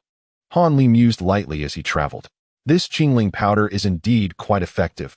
By simply ingesting a dose beforehand, one can not only guard against various toxins, but also counteract the effects of seductive fragrances and similar potions. Last time, it allowed him to toy with the Yin family and others. He chuckled at the thought and absent-mindedly touched the vial containing the Qingling powder in his bosom. Han Li returned to the inn unnoticed and promptly collapsed onto the bed, drifting into a sweet slumber. This was a habit he had inadvertently developed. After accomplishing a significant task, he would succumb to an overwhelming drowsiness, allowing him to rejuvenate his weary body and mind through restful sleep. While Han Li indulged in his deep slumber, the demise of Shen Zhongshan and his 3 formidable protectors was finally discovered by the people of Xiaoxiang Courtyard. Consequently, when the news reached the Siping gang, it immediately stirred unrest among the observant. No one sought to investigate the cause of Shen Zhongshan's death, for in Jiyuan City, the law of the jungle prevailed. Shen Zhongshan had ascended to his position by having slain the former leader of the Siping gang. Thus, the remaining leaders of the gang were solely concerned with who would inherit the now vacant position of the gang leader. In the absence of a competent candidate and with no one willing to yield, a fierce struggle for the leadership erupted within the Siping gang that very night. By the following morning, those ordinary members who had not participated in the conflict were astonished to discover that the entire Siping gang had fallen under the control of an inconspicuous minor leader, Sun Ergu. In a single night, Sun Ergu had eliminated all opposing high-ranking members, and with no one daring to contest him, he smoothly ascended to the position of gang leader. The next day, he sent a message to other gangs in the West City, confirming his succession. Meanwhile, the mastermind behind the entire affair, Han Li, after enjoying a restorative sleep, appeared at the Mo residence, still in that uniquely charming little building, with several beautiful ladies from the Yin family standing before him. However, behind them stood the renowned Mo family's 3 beauties. Han Li had already met Mo Yuzhu and Mo Caihuan. Thus his gaze was primarily drawn to Mo Fengwu, the adopted daughter of Dr. Mo. Mo Fengwu was a stunning young woman, with an oval face and clad in a yellow dress, appearing to be around 16 or 17 years of age. She possessed an exquisite demeanor that evoked in Han Li a sense of delicate charm. At that moment, feeling the weight of Han Li's gaze upon her, Mo Fengwu shyly lowered her head, revealing her slender, porcelain-like neck, causing Han Li to involuntarily swallow several times. Master Han, please refrain from gazing so intently at our Fengwu. She is rather bashful. Should we not continue the discussion from yesterday? The third madam said with a coy smile, her voice sweetly addressing Han Li. Discussion? What discussion? I am here to inquire about your final decision. Will you depart to live in seclusion, or shall I take action against one of your formidable adversaries? After Han Li withdrew his gaze from the beautiful woman in the yellow dress, he sternly stated, I have already expressed my unwillingness to engage in negotiations. The terms are non-negotiable. Either you fully accept my conditions, or you may choose the second path. Upon hearing Han Li's words, Yanshi slightly furrowed her brow and replied, Young Master Han, please do not rush. My sisters and I have deliberated and decided to pursue the second option. However, we would appreciate a slight modification to the conditions. Han Li's expression darkened. What do you think of the appearance of my young ladies? Yanshi disregarded Han Li's displeasure and abruptly shifted the focus onto the 3 sisters of the Mo family. They are the epitome of beauty and grace, truly deserving of such praise. Han Li was momentarily taken aback, but soon chuckled, as he began to comprehend Yanshi's intentions. Our requests are not excessive. If you can eliminate the leaders of the 5-color gate and the dominant mountain manor, we would not only assist in detoxifying the precious jade, but also marry all 3 of us sisters to you. Wasn't your attention on Fengwu just now? If you agree, she shall be a member of your Han family. Yanshi pointed towards Mo Yuzhu and the others, speaking earnestly. 4th sister, mother. Mo Yuzhu and Mo Caihuan's expressions changed dramatically, exclaiming in surprise. Clearly, the 2 had not been privy to such an arrangement beforehand, and Yanshi's casual promise left them astonished. Although Mo Fengwu appeared somewhat pale, she maintained her composure. It was no wonder they were so alarmed. Han Li, in truth, was far from the ideal partner in their minds, bearing no resemblance to their envisioned suitor, which made the idea of marrying him utterly unpalatable. Silence. This matter has been resolved between myself and your aunts, and there is no room for your dissent. Otherwise, you shall be expelled from the Mo residence immediately. Yanshi declared, her voice cold. This proclamation left the 3 sisters of the Mo family stunned. Mo Yuzhu bit her lip, her face turning ashen, while Mo Caihuan gazed helplessly at her usually affectionate 2nd and 5th mothers, her eyes pleading for understanding. Only Mo Fengwu appeared slightly better. though her body trembled as she leaned against the wall, frozen in place. There is no need to resort to threats with the young ladies. I cannot agree to your conditions. As I have stated before, regardless of the terms, I will not take unnecessary risks. I value my own life too dearly. After a moment of silence, Han Li replied solemnly, firmly rejecting Yin Shi's proposal. To claim that Han Li was unaffected by the beauty of the Mo sisters would be a falsehood. However, he had carefully considered the consequences. Should he eliminate the other two tyrants of Lianzhou, it would undoubtedly attract unwanted attention and peril. Just envisioning the aftermath of the downfall of the Five-Color Gate and the dominant mountain manor, it was clear that Yin Shi would emerge as the primary beneficiary, seizing the greatest advantages.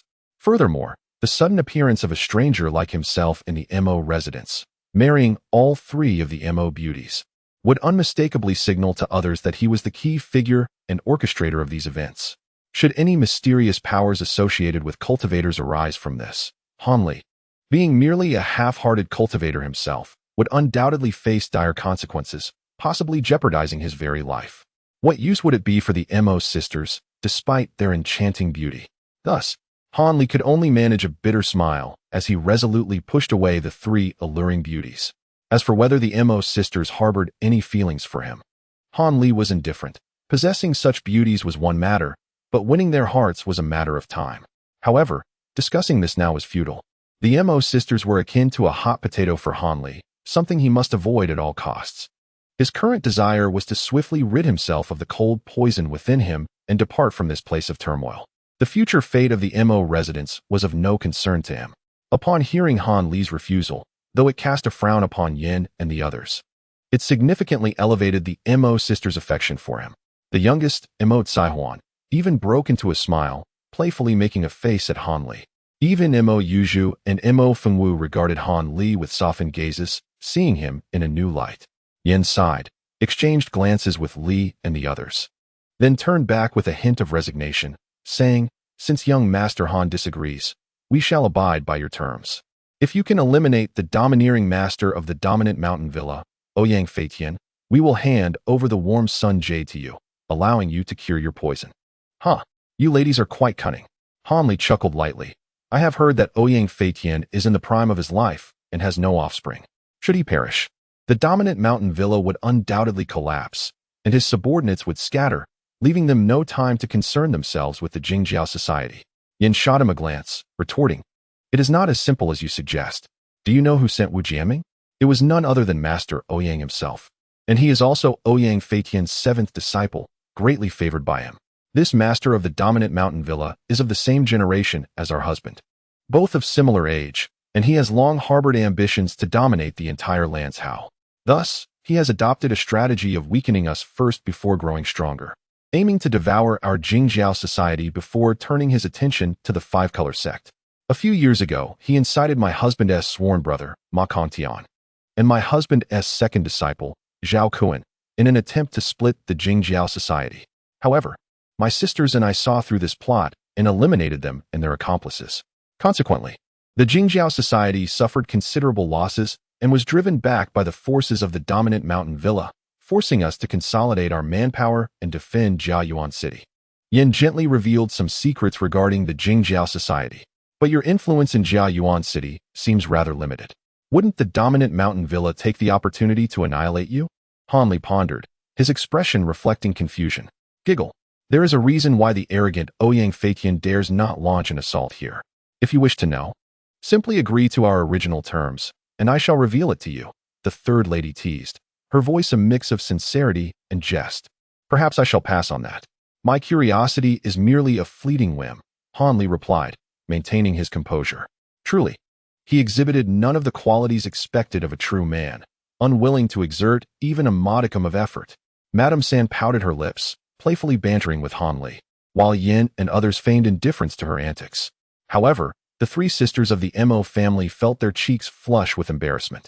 After all, it was rather inappropriate for their elder to jest with the very man they were intended to wed. Mo Tsaihuan pouted and shot Han Li a fierce glare. Yet, Han Li appeared oblivious, continuing with his discourse. "Madame San speaks so lightly. Exerting this much effort could cost me my very life. It matters not if I do not embody the archetype of manhood, as long as I remain a man. Perhaps this last remark of Han Li was too brazen, leaving Madame San momentarily stunned before she broke into a coy smile. Even the second Madame Li and Yin could not suppress their discontent. How do you intend to take Ouyang Feitian's life? He seldom ventures beyond the confines of his estate and possesses unparalleled martial prowess alongside exceptional cunning, making him a formidable adversary, Yin stated with a serious countenance. There is no need for you to worry, fourth Madam. As long as you prepare for me a fine steed and an image of this man, I shall ensure he vanishes from this world, Han Li replied nonchalantly.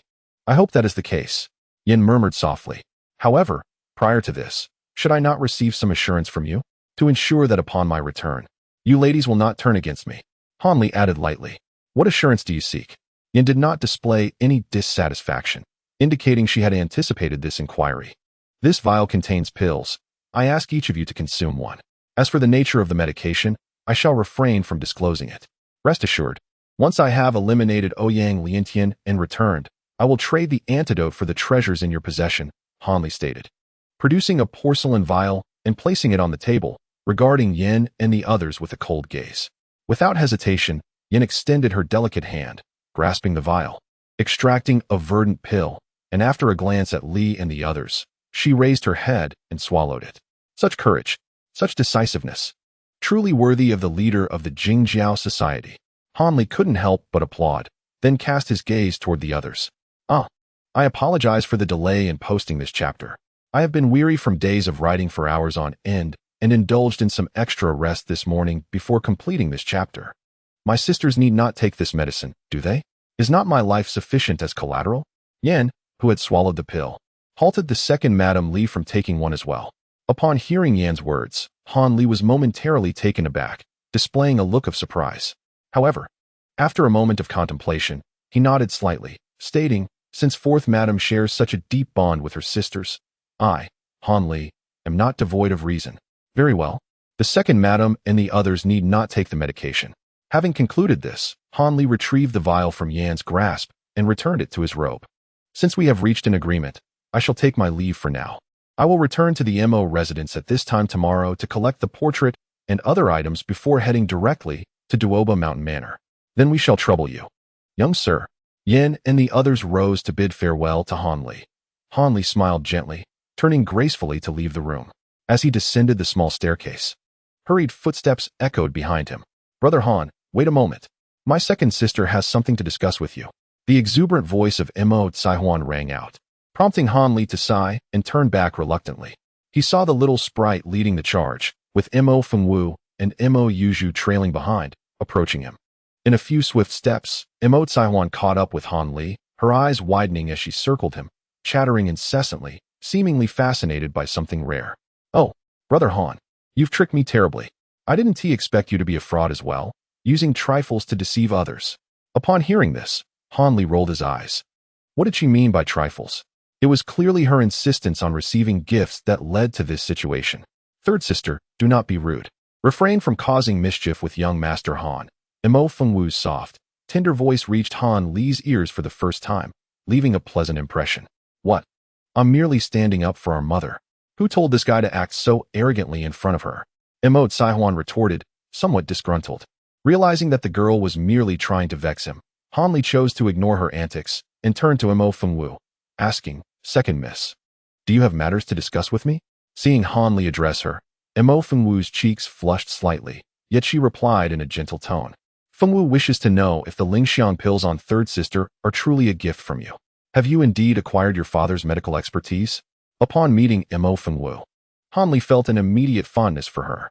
Now, witnessing her shyness and gentle demeanor, he could not help but feel a surge of affection. Thus, he responded amiably. If the second miss wishes to know, I shall speak candidly. The Lingxiang pills indeed originated from me, and I have indeed learned a great deal of medical knowledge and prescriptions from Master Mo. The Lingxiang pills are one of them. Might it be, second miss, that you have a keen interest in this? Having observed the medicinal herbs cultivated in the Mo family's garden, Han Li surmised that someone well-versed in the art of medicine must reside in this place. Now, seeing Mo Fengwu's inquisitive demeanor, he suspected that she was that very person. As expected, upon hearing Han Li's words, the seemingly demure girl revealed a flicker of joy in her eyes and said, to be honest, I have been very interested in my father's medical practices since childhood, delving into many of his medical texts and insights. Unfortunately, when my father left the Mo household, I was still quite young, and thus my knowledge is rather limited. After expressing this, Mo Fengwu hesitated momentarily before continuing cautiously. Therefore, I have a humble request, and I hope you can grant it. Would you be willing to provide a copy of your father's medical insights for me to study further and refine my own skills? As she finished speaking, the second miss of the Mo family blushed slightly, clearly embarrassed by her bold request. Without a moment's hesitation, Han Li agreed to her request, his heart warmed by her earnestness. No problem. When I arrive at the Mu residence tomorrow, I will bring some of Master Mu's manuscripts and prescriptions for Miss Eyre. These items originally belonged to the Mu household, and I intended to hand them over to Madame C. However, since Miss Eyre desires them, it is equally fitting to present them to her. Han Li smiled and spoke. Thank you for your kindness, young master. Feng Wu expressed her gratitude earnestly, her face adorned with appreciation. Why are you thanking him, second sister? Did you not hear him? Those items rightfully belong to us. It is only proper for him to give them to you, Mu Caihuan interjected after blinking a few times. Upon hearing the young girl's words, Han Li cast her a sidelong glance, internally reflecting, were it not for your gentle and charming sister pleading with me, I would never consider returning those possessions that have come into my hands back to the Mu household. Not a chance. Third sister, do not speak foolishly. Young Master Han's willingness to relinquish our father's relics without hesitation speaks volumes of his character. Mu Fengwu hurriedly reprimanded the young girl. Sensing the tension between Han Li and Mu Caihuan, she then took her sister by the hand, performed a graceful curtsy to Han Li, and departed. Throughout this exchange, the eldest Miss Mu Yuzhu, had remained silent. After Mu Fengwu and her sister left, she cast a deep glance at Han Li before following suit.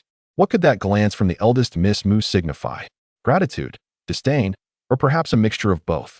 Han Li found himself somewhat perplexed by Mu Yuzhu's departing gaze. Nonetheless, he shrugged it off and left the Mu residence. Upon returning to the inn, he found Sun Ergu, the newly appointed leader of the Si Ping gang, along with another individual, waiting outside his room, with Chu Hun present as well.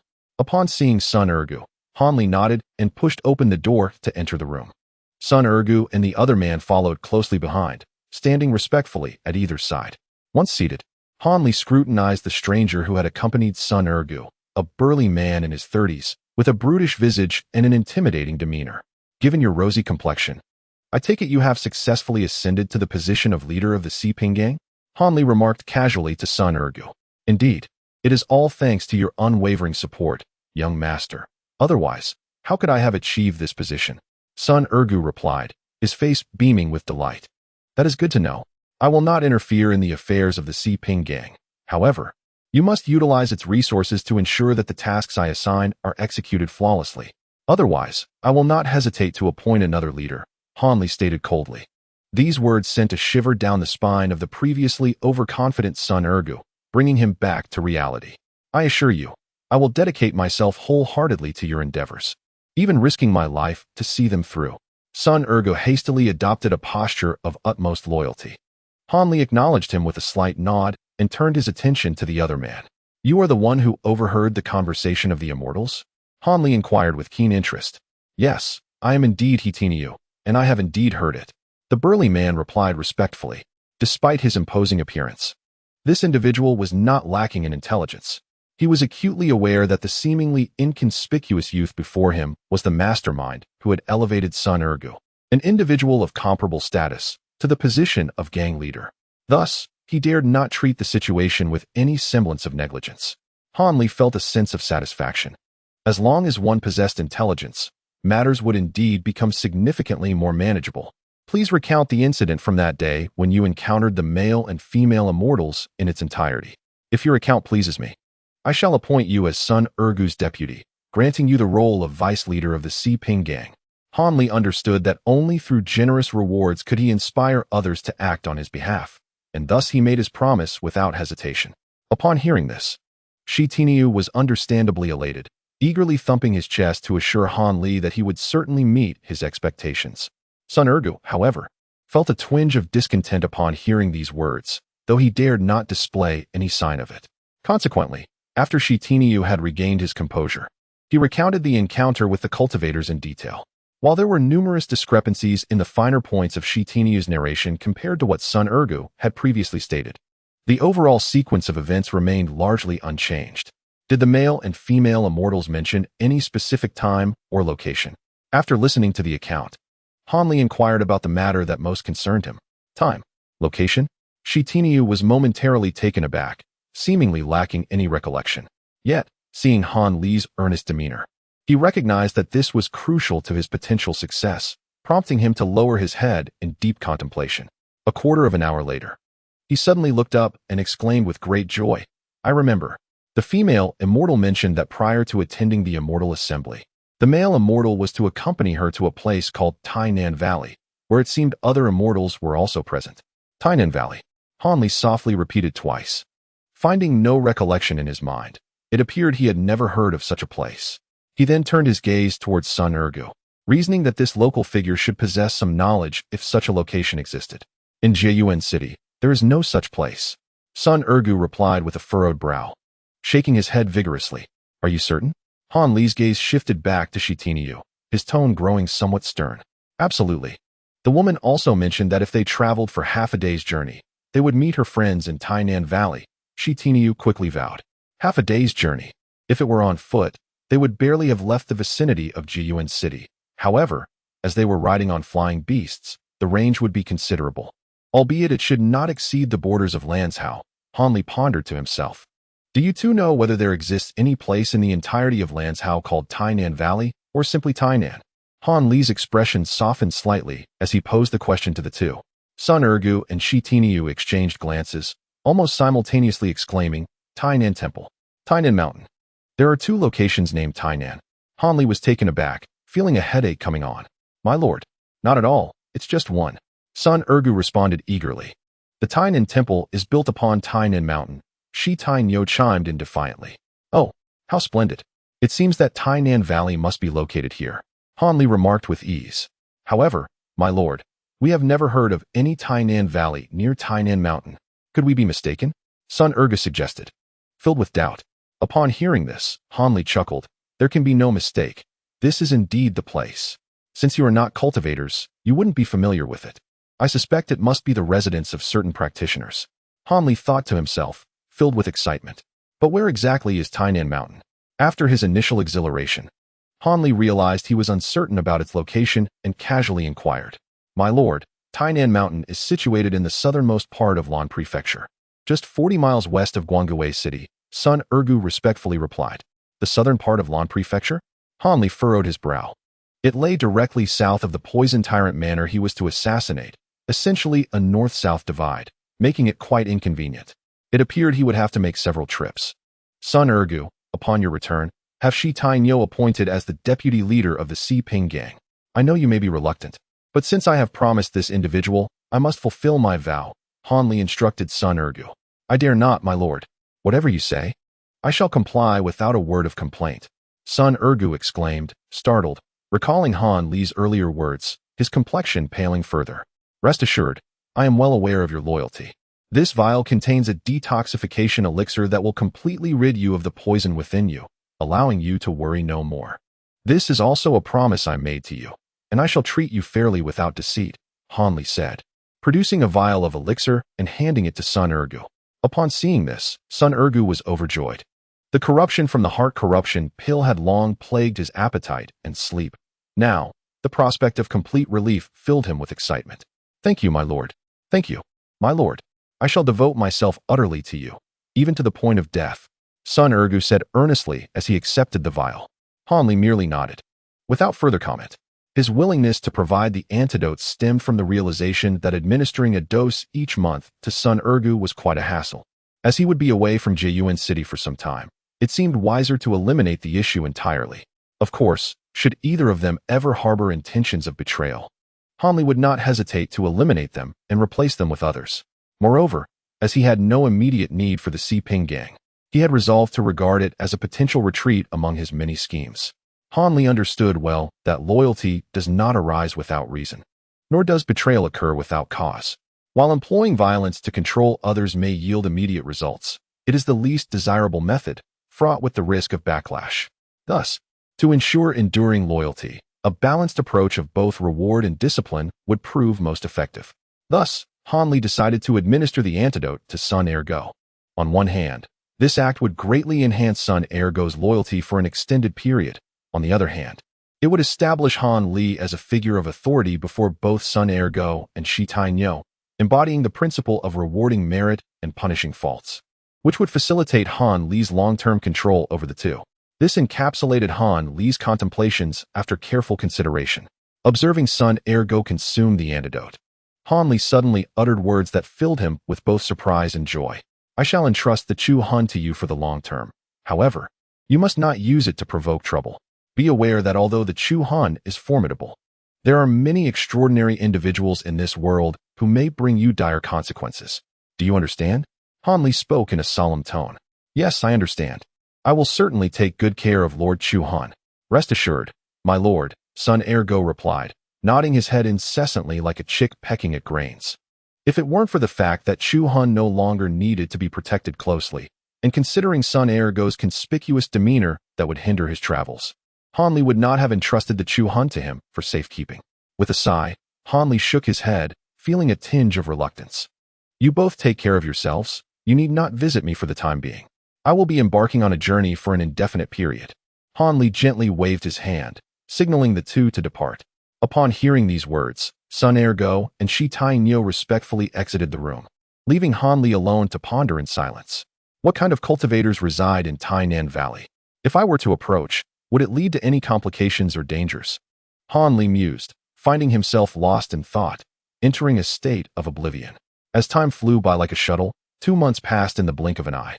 By that time, Han Li had vanished from Jiayuan City, and for a very long duration thereafter, his presence would not be seen again.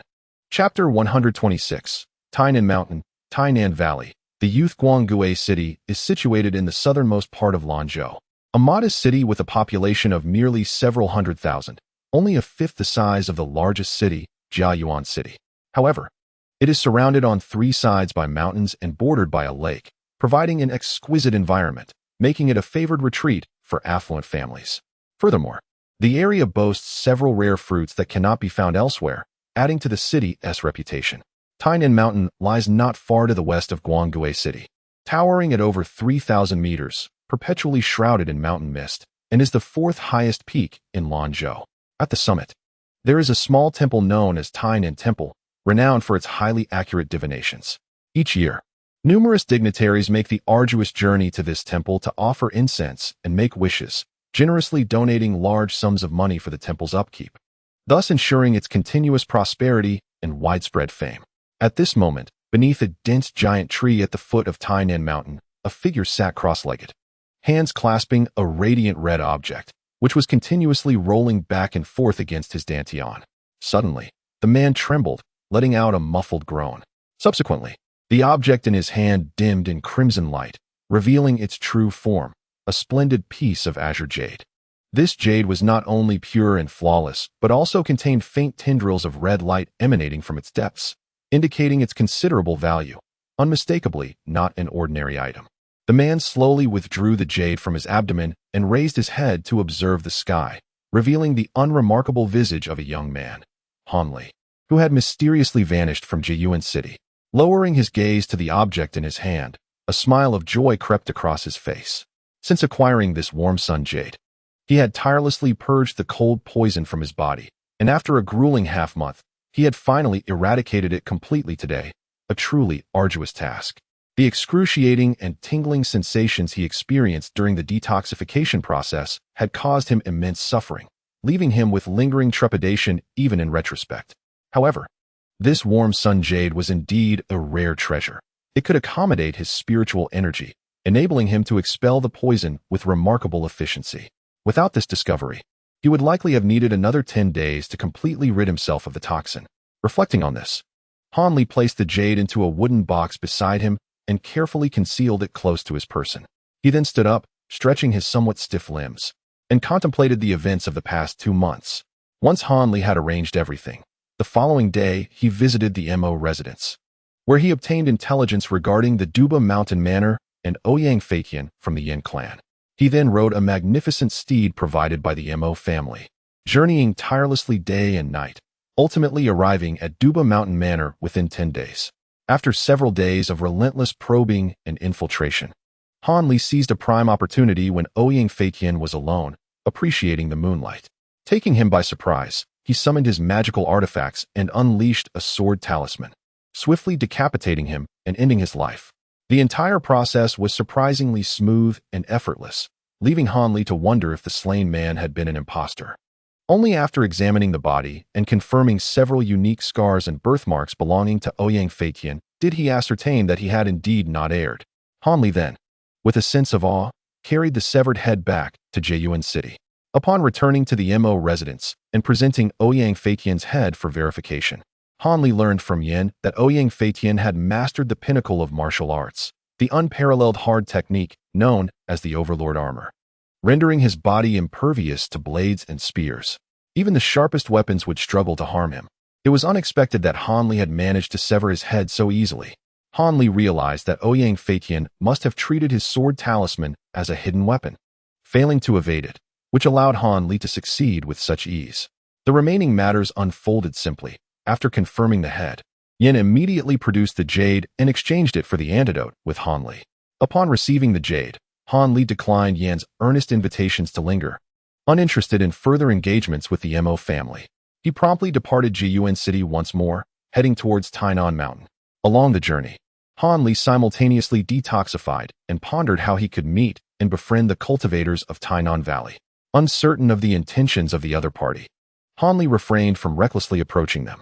After all, if the cultivators within were indeed malevolent, it would be akin to delivering himself as a delectable dish, easily devoured. Thus, upon arriving at Tainan Mountain, Han Li began to inquire among the local villagers about the mountain's peculiar tales and strange occurrences, which yielded some intriguing insights. The villagers spoke of a mysterious slope to the north of Tainan Mountain, perpetually shrouded in dense white mist, rendering visibility nearly non-existent. While it is common for mountains to be enveloped in fog, the thick, year-round mist in this particular area was quite extraordinary. Consequently, a few bolder villagers had ventured into it on several occasions. Strangely, each time someone entered, they would unknowingly lose their sense of direction, only to emerge from the mist shortly after, returning to their original starting point, much to their astonishment. Due to the slope's peculiar nature, and the fact that no significant harm befell those who entered, more villagers eagerly sought to unravel its mystery. However, it seemed that their eagerness had angered the mists. For from that day forth, anyone who entered the strange slope would find themselves trapped for 2 or 3 days, succumbing to weakness from hunger before finally escaping the fog. As a result, few dared to brave the slope thereafter, and eventually, the villagers grew accustomed to its presence, ignoring it entirely. Upon learning these tales, Han Li's heart swelled with joy. He was convinced that this strange slope was likely the destination he sought, and even if it were not the Tainan Valley, it must surely be a haven for other cultivators. What delighted Han Li the most was that, according to the villagers' accounts, the residents' disposition did not appear excessively extreme or malevolent, suggesting that they were not the type to resort to lethal force upon first meeting. This opened up the possibility for amicable interactions. Nevertheless, Han Li opted against an immediate visit. Instead, he chose to remain hidden within the woods, intending to eliminate any lingering dangers before approaching an optimal condition, allowing himself a better chance of escape should anything go awry. With this plan in mind, Han Li resolved to return to the home of the villagers where he was staying, to partake in a meal and rest for the night, before formally exploring the mysterious slope the following day. Emerging from the woods, he made his way to the nearby village. Upon entering, he spotted a young lad, approximately 15 or 16 years of age, clad in white, animatedly conversing with several villagers at the village entrance. Han Li paused momentarily, recognizing that any outsider present here was likely not an ordinary individual, and thus he discreetly employed his celestial sight to examine the youth. To his delight, he discovered that the boy was indeed enveloped in a faint aura of spiritual light, only slightly dimmer than his own, confirming that he too was a cultivator. The boy, sensing that he was being observed, turned to face Han Li. Upon seeing him, his face lit up with joy, and he hurriedly approached. "You must also be here for Tainan Valley. I am Wan Jiejia from Qian Mountain. I have seen you before. Shall we visit together?" The young lad ran breathlessly, and before he could regain his composure, he eagerly addressed Han Li. At that moment, Han Li discerned the youth's appearance. He was handsome with delicate features, fair skin, and the demeanor of a pampered scion from a prestigious family. Of course, but do you know where Tainan Valley is? Han Li inquired nonchalantly upon hearing the boy's request. I have only heard my family mention that Tainan Valley lies to the north of Tainan Mountain, shrouded in perpetual mist, so I am unsure of its exact location. I asked a few villagers about it, but they were equally ignorant. Surely you must know? The boy scratched his head awkwardly, then gazed at Han Li with hopeful eyes. Is this your first journey away from home, young brother? Han Li suppressed a smile at the boy's words and asked with a gentle demeanor. You've seen through me. Indeed, it is my first time venturing so far. The lad nodded, slightly embarrassed. Very well, follow me. I shall guide you. Although Han Li had not been entirely certain that the peculiar slope was the Tainan Valley he sought, the boy's words instilled a newfound confidence in him. Wonderful. Now I can truly witness something extraordinary. The boy exclaimed with excitement upon hearing Han Li's affirmation. Observing the youth's enthusiasm, Han Li smiled faintly. Recognizing an opportunity to extract valuable information about the realm of cultivators. What do you wish to experience in Tainan Valley? He asked as they ambled toward the strange slope, a location he had thoroughly surveyed in secret. Oh, there is so much. I want to observe the spells and secret techniques of other families and sects, and perhaps exchange some of my cherished items with others. The boy replied casually. Ah, Han Li responded softly, yet curiosity gnawed at him. The boy's tone suggested that many cultivators congregated at Tainan Valley. Was there a significant event on the horizon? A sense of unease began to creep into Han Li's mind. As they walked, their conversation unfolded, though it was more accurate to say that Han Li posed questions while the boy provided answers. From the lad, Han Li subtly gleaned various insights into the world of cultivation, acquiring a wealth of fundamental knowledge that most cultivators ought to possess.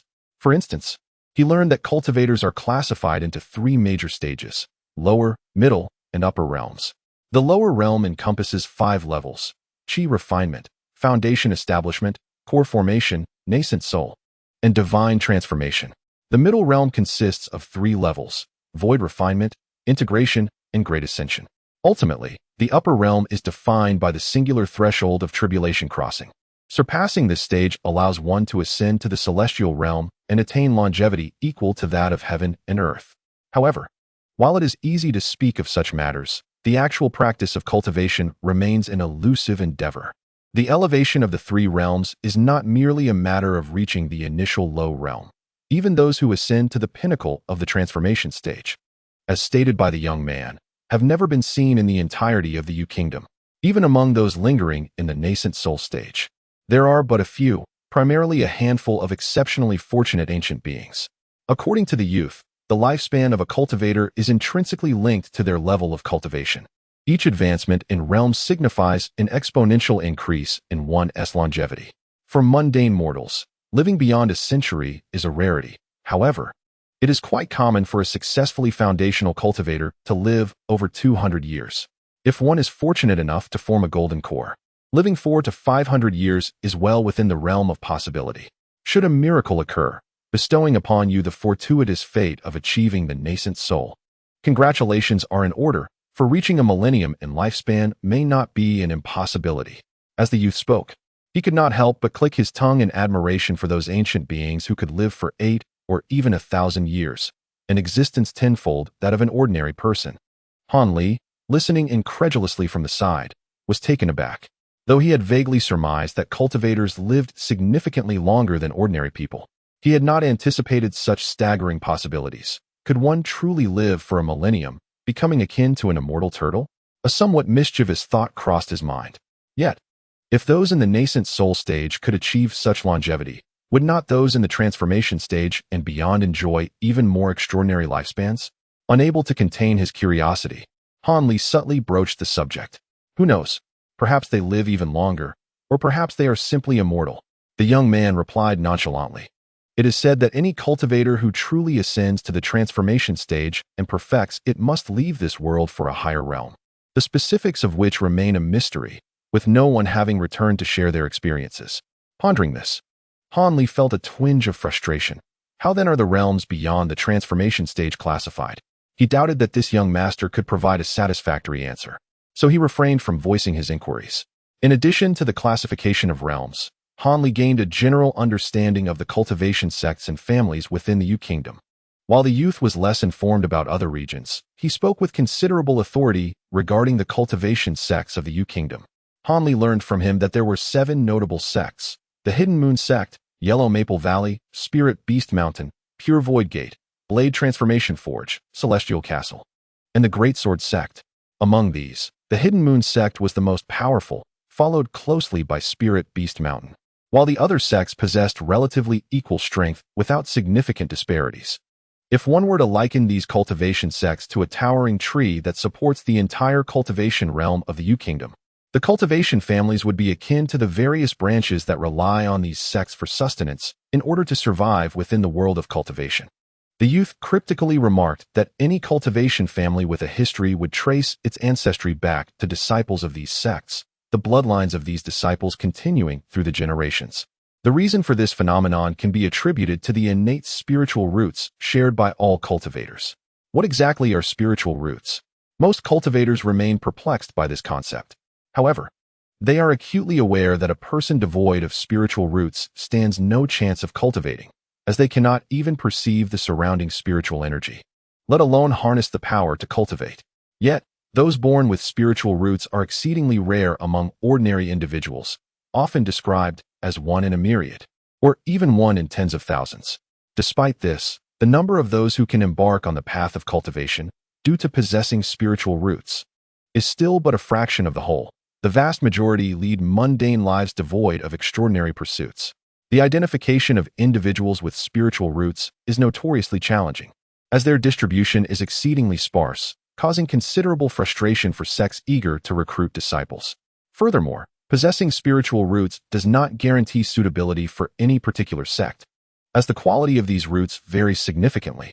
Generally, spiritual roots are categorized into the 5 elemental attributes: metal, wood, water, fire, and earth. Most individuals possess roots that are a mixture of these 5 or 4 attributes. While such individuals can sense the celestial energies, their cultivation results are often dismal, typically confined to advancing merely to the 3rd or 4th layer of foundational techniques in the Qi refinement stage, with little hope of progressing beyond the foundation establishment stage in their lifetime. As such, roots exhibiting 5 or even 4 attributes are deemed false spiritual roots, distinguishing them from true spiritual roots, which possess only 2 or 3 attributes and facilitate a more rapid cultivation process. In contrast, a singular attribute root is referred to as a heavenly root, signifying a favored child of destiny. Those endowed with this type of root, regardless of the attribute, cultivate at a pace 2 to 3 times faster than those with ordinary roots. Moreover, upon reaching the pinnacle of the foundation establishment stage, they encounter no bottlenecks when transitioning to the core formation stage, allowing them to effortlessly commence this next phase. If the astonishing speed of cultivation for those with heavenly roots incites envy among other cultivators, the absence of bottlenecks in their progression to core formation provokes an even more intense jealousy. It is noteworthy that, among 10 Qi refinement cultivators, only one may successfully transition to the foundation establishment stage with the aid of a foundation establishment pill. Yet, among 100 foundation establishment cultivators, it is rare to find even one capable of achieving core formation. Such a stark disparity in core formation success rates inevitably fuels the envy of other cultivators towards those blessed with heavenly roots. Consequently, whenever a cultivator with a heavenly root emerges, they are often fervently sought after by various sects, as this represents a significant boon, akin to securing a formidable core formation master for their ranks, thereby substantially enhancing their strength. However, the occurrence of such extraordinary heavenly roots is exceedingly rare, typically surfacing only once every few centuries. Conversely, another type of root, while not classified as heavenly, is a variant root that does not belong to the 5 elemental categories and appears with greater frequency, emerging once every 2 to 3 decades. These so-called variant roots are characterized by a fusion of 2 or 3 elemental attributes, transformed and elevated through mutation. The transformation of elemental roots, such as the thunder root derived from the soil and water roots, and the ice root born from the gold and water roots, alongside the dark and wind roots, illustrates the diverse manifestations of spiritual essence. Although practitioners with mutated roots may lack the innate talent to bypass the bottleneck of forming the golden core, Their cultivation speed rivals that of those with standard roots. Furthermore, if they can discover cultivation techniques compatible with their attributes, these individuals often evolve into formidable experts, capable of matching 3 or 4 ordinary practitioners of equivalent strength. Thus, those endowed with mutated roots are highly sought after by various sections. Historically, however, it was no easy feat for these sects to find such extraordinary talents, including both standard and mutated roots. The challenge lay in the impracticality of testing every child from the secular world, as only 1 in 10,000 might possess any root, and among those, only a single individual might truly possess a genuine root. This stringent search criteria led to peculiar instances in history where minor sects dwindled to mere handfuls, nearly extinguishing their lineage. In light of this predicament, diligent scholars discovered that spiritual roots tend to manifest among individuals of shared bloodlines. For instance, if one parent possesses a spiritual root, there is a 1 in 4 chance that their offspring might also inherit one. If both parents are root bearers, the likelihood increases significantly, with entire progeny potentially becoming root bearers themselves. This revelation sparked considerable excitement among those invested in the matter. Consequently, many young disciples were dispatched by their elders into the secular world to establish families, with the anticipation that upon having children, they would return to their sects for further cultivation. As such, when these sects faced a shortage of disciples, they began selecting children with spiritual roots from the families of their own disciples, markedly improving the ratio of genuine roots. Although the probability of ordinary individuals giving birth to a root bearer remains exceedingly low, the overall number of those possessing roots has steadily increased, particularly among families with a legacy of spiritual lineage. Over time, as these families expanded and flourished, they contributed to the emergence of today's cultivation clans. While these clans may lack access to advanced techniques, they possess an abundance of accessible cultivation methods, gradually evolving into peripheral sects with a degree of independence. Thus, it is often the case that behind each cultivation clan stands a supportive sect, which should not be underestimated. The young man in white had not spoken so candidly in the presence of others for quite some time. The sensation of being attentively listened to invigorated him, prompting an overwhelming urge to express himself. His fondness for Hanli grew, leading him to unreservedly share insights about the cultivation realm. Displaying a hint of pride in his revelations, Hanli naturally listened with great pleasure, occasionally interjecting with provoking remarks to encourage the youth to speak more enthusiastically. However, it was unfortunate that the mist-shrouded hillside was not very far from the small village. After several hours of travel, the two finally arrived at the foot of the slope. This relatively short journey left Hanli quite displeased. He had not yet heard enough about the world of cultivation and wished he could turn back and experience it all over again. Nevertheless, he understood that such a thing was impossible, so he could only watch the youth, who had fallen silent, and gaze with bright eyes at the mist. "Which sect do you belong to?" After the youth finished observing the mist with excitement, he seemed to recall something and turned to ask. Hanli, during his earlier conversation with the youth, had learned that apart from various cultivation sects and families, there were also numerous loose cultivators in the realm. Most of these loose cultivators were either descendants of fallen cultivation families or ordinary individuals like Hanli who had accidentally acquired certain cultivation techniques and entered the realm on their own. Some were also the last inheritors of nearly extinct small sections. Generally, the cultivation levels of these loose cultivators were not very high, often lingering at the chi refinement stage, which led to their being looked down upon by the families of cultivators, akin to how wealthy households in the mundane world disdain impoverished ones. "I am not from any family, but have been cultivating on my own." Hanli contemplated for a moment and decided to speak the truth. After all, pretending to be from another family would be too easily exposed. "You are a loose cultivator," the youth exclaimed in surprise. Yet there was no hint of disdain on his face. Instead, he appeared quite delighted. He excitedly circled around Hanli, examining him as if he were a rare specimen. "But didn't you just say that cultivation families look down on loose cultivators? Why are you so happy then?" Hanli asked, somewhat astonished. "They are them, and we are us. Do not conflate our one family with other cultivation families. Our clan has always maintained good relations with loose cultivators," the youth proudly replied, pouting slightly. It seemed he took great pride in his family's approach.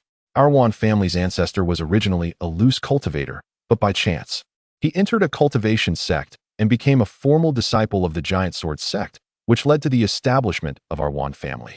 Therefore, our family rules have always included a prohibition against discriminating against loose cultivators, the youth said with a cheerful smile. In fact, it's not just our one family. Several other families also have ancestors who were loose cultivators, so they harbor no ill feelings towards them. However, these families represent a small proportion among all cultivation families, which is why the notion of discrimination against loose cultivators persists. The youth nodded thoughtfully. Is that so? It seems I am quite fortunate to encounter a member of the one family like you on my first try. Upon grasping the meaning behind the youth's words, Han Li felt a slight easing of his initial wariness regarding his loose cultivator identity. However, my dear brother, considering the multitude of inquiries you have made regarding the well-known matters of the cultivation realm along your journey, could it be that you are a novice recently emerged from the mountains? The young lad, with a flicker of insight, suddenly seemed to awaken to a realization. Upon hearing this, Han Li smiled faintly, patting the youth's shoulder with a hint of apology as he remarked, I assure you, it was not my intention to deceive you. Esteemed young brother, I have merely just entered the realm of cultivation and harbor some reservations, perhaps. That is quite all right. I do not mind at all. However, esteemed elder brother, you ought to share your name with me. The boy, evidently a sociable type, declared nonchalantly, you may simply call me Xiaoshan. Haha, I am Han Li, and indeed, I am but a recent initiate into the cultivation world. I hope, dear Xiaoshan, that you will look after me. Han Li's fondness for Wan Xiaoshan blossomed, and his tone became more amiable. Absolutely. If there is anything you do not understand, feel free to inquire. Who would have thought that I, Wan Xiaoshan, would find myself in a position to mentor another? The youth boasted with a lively spirit. I shall certainly seek your guidance whenever I encounter difficulties. Nevertheless, should we not make our way into the valley? Han Li gestured towards the sky with a gentle smile. Oh dear, I nearly forgot the matter at hand, Wan Xiaoshan exclaimed, glancing at the direction indicated by Han Li. In a flurry, he began rummaging through his belongings. After a brief struggle, he finally produced a piece of talisman paper from within his robe. He gestured with it a few times while muttering incantations under his breath, then tossed the talisman into the air, where it transformed into a fiery light and vanished into the mist. Please wait a moment, Brother Han. This communication talisman will soon reach the valley, and those within will surely dismantle the formation to welcome us. The youth explained as he noticed Han Li gazing thoughtfully in the direction of the firelight's disappearance. Oh, Han Li nodded in understanding. Brother Han, I assume you have brought along a considerable number of items for exchange during your visit to the Southern Valley. Would you be so kind as to share what they are? Do not be shy. Allow me to begin by listing my own possessions. I have a set of 10 low-grade blank talismans, 2 low-grade invisibility talismans, 2 earth escape talismans, 1 mid-grade chain lightning talisman, 10 low-grade ice bolt talismans, a piece of iron mother, a vial of low-grade vermilion, and a bundle of whiskers from a three-tailed cat. Wan Xiaoshan chattered animatedly, counting off his items on his fingers, seemingly oblivious to Han Li's astonishment. All right, now it is your turn, Brother Han, he continued. Oh, why does your complexion appear so pale?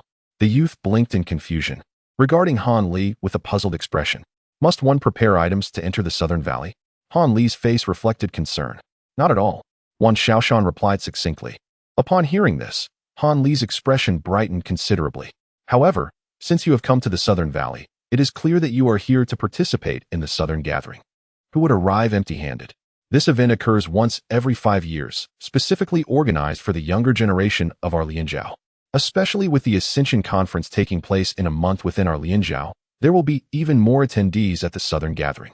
The youth expressed his astonishment. Regarding Han Li with incredulous eyes, Han Li could only manage a bitter smile in response. The little mountain brothers. I am indeed unaware of the purpose of this gathering of the Tainan sect. I merely chanced upon the knowledge that other cultivators reside here. Thus I sought to foster connections. I did not prepare anything specifically, Han Li lamented as he spread his hands in resignation. Is that so? What a pity. It seems that Brother Han must forfeit this opportunity. One must realize that chances to acquire the materials one requires are quite rare, Wan Xiaoshan remarked. A look of regret etched upon his face as he sighed for Han Li. However, it cannot be said that I possess nothing of value to exchange. After all, I still have 2 talismans, Han Li thought with self-deprecating humor. At that moment, the dense fog before Han Li and his companion began to churn suddenly, parting as if sliced by a knife, revealing a narrow path wide enough for them to walk side by side. The other end of the path stretched into the distance. seemingly endless.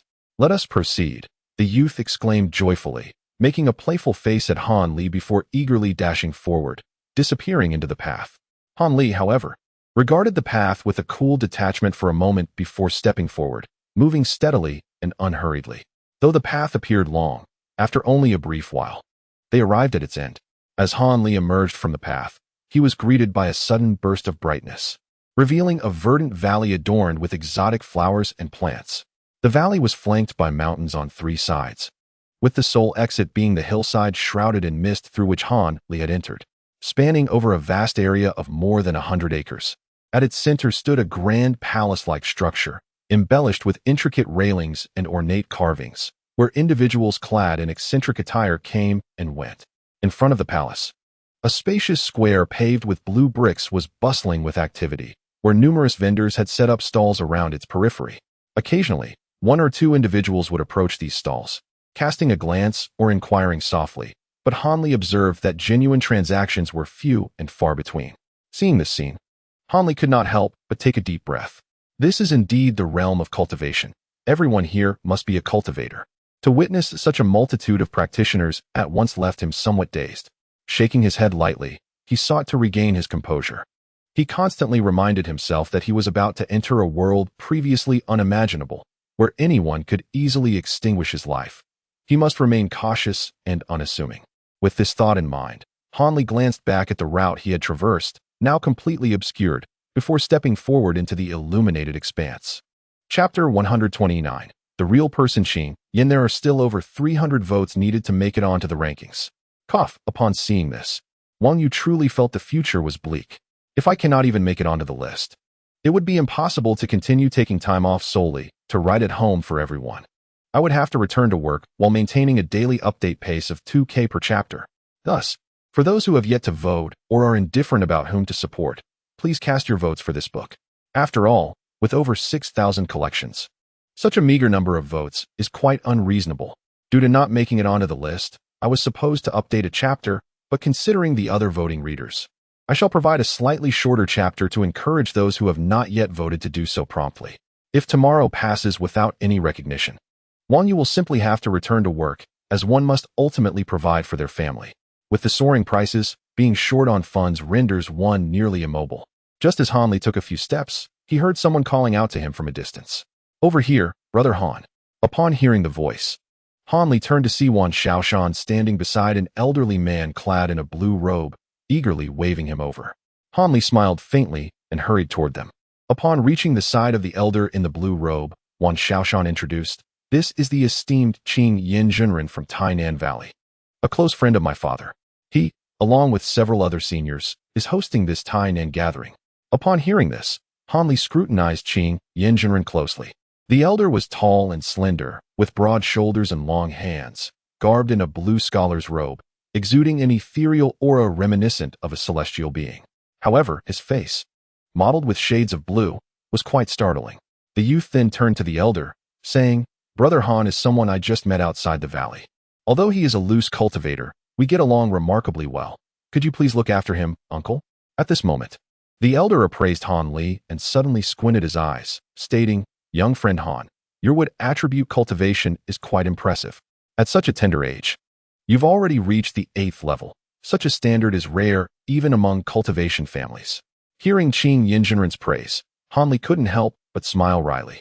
Were it not for his extensive consumption of spiritual pills and elixirs, he would hardly have reached the 8th level. He would likely still be struggling between the 3rd and 4th levels. However, he maintained a respectful demeanor and humbly replied, "Thank you for your kind words, Elder Qing. I am merely fortunate." Qing Yin Jinren nodded lightly, choosing not to elaborate further. Instead, he turned to Wan Xiaoshan and said, "Young lad, your other family members have already arrived. They are quite worried about you and insisted that I bring you to see them as soon as I found you. Come with me now." Upon hearing this, Wan Xiaoshan's face fell. "Please tell me my 7th sister and 9th brother aren't here too. I dread their incessant nagging." "Must I go?" Wan Xiaoshan looked hopefully at Qing Yinjinren. The elder's expression hardened as he replied, "What do you think?" "Of course not," Wan Xiaoshan answered, dejected. "Humph, you have quite the audacity, sneaking away without informing your family. If you were to encounter unscrupulous cultivators along the way, you would be in grave danger." When Qin Yinzhenren made this remark, he cast a sidelong glance at Han Li. This old man is rather insidious, Han Li thought. As the implication was clear, he was subtly suggesting that he himself was one of those unscrupulous cultivators, intentionally approaching Wan Xiaoshan. Han Li observed silently, discerning the underlying meaning in Qin Yinzhenren's words. What a rare opportunity to meet such an outspoken young master, yet it seems our paths must part for now. Otherwise, Qin Yinzhenren might create some trouble for me, and I would find myself in a difficult position. Han Li thought helplessly. Since Brother Wan wishes to reunite with his family, I shall take my leave and wander about for a while. We can enjoy a drink together another time, Han Li said with a cupped fist gesture to both Wan Xiaoshan and Qin Yinzhenren. Oh dear, do not be hasty, my friend.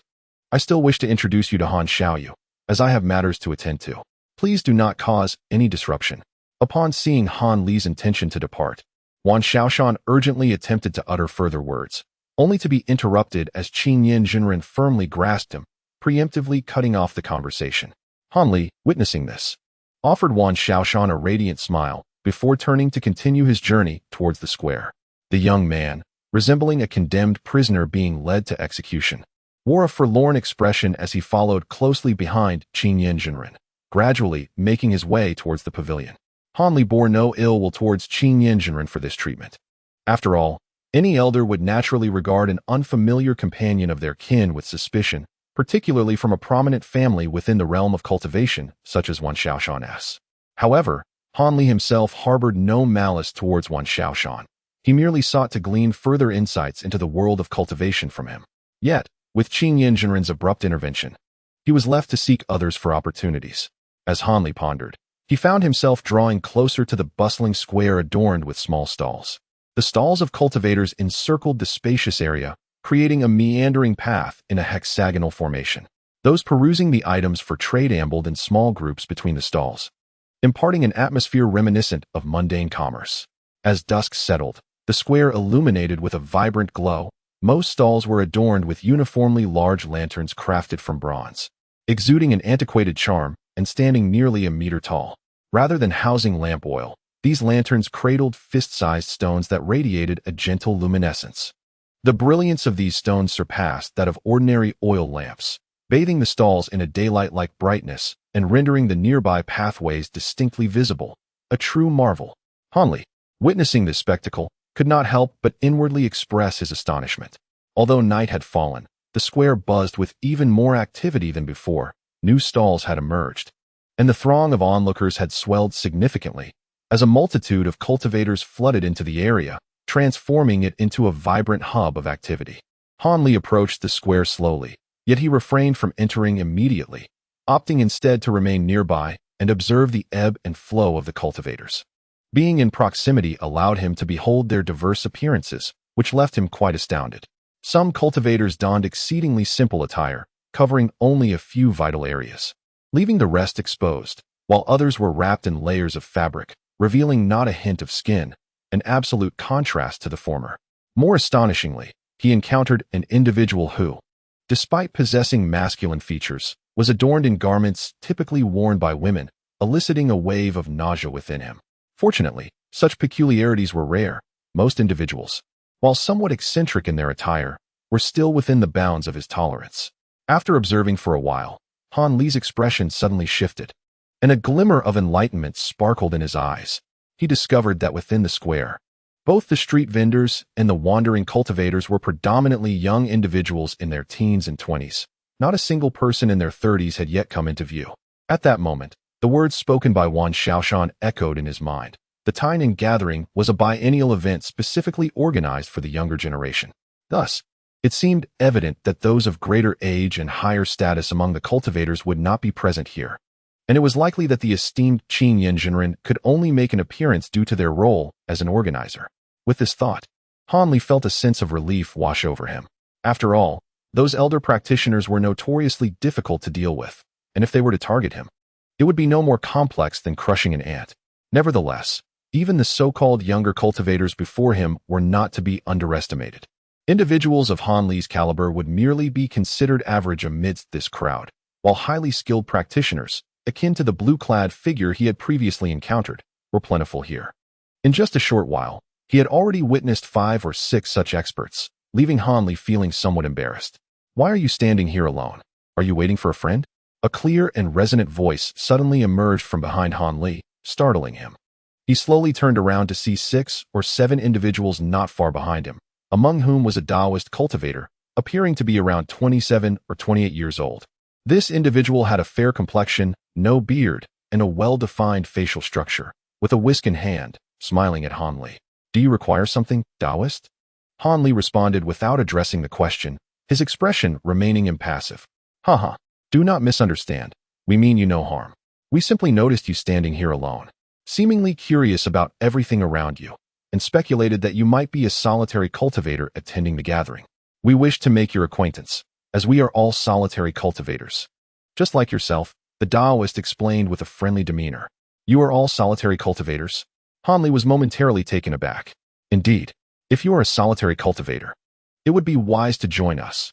This way, we can look out for one another during the gathering," spoke a delicate-featured woman with a scar on her face, who stood beside a burly man with a thick beard, suggesting they were a couple. "Yes, in previous years, solitary cultivators attending the trading fair have often been bullied by members of established families due to their isolation," the Taoist remarked solemnly.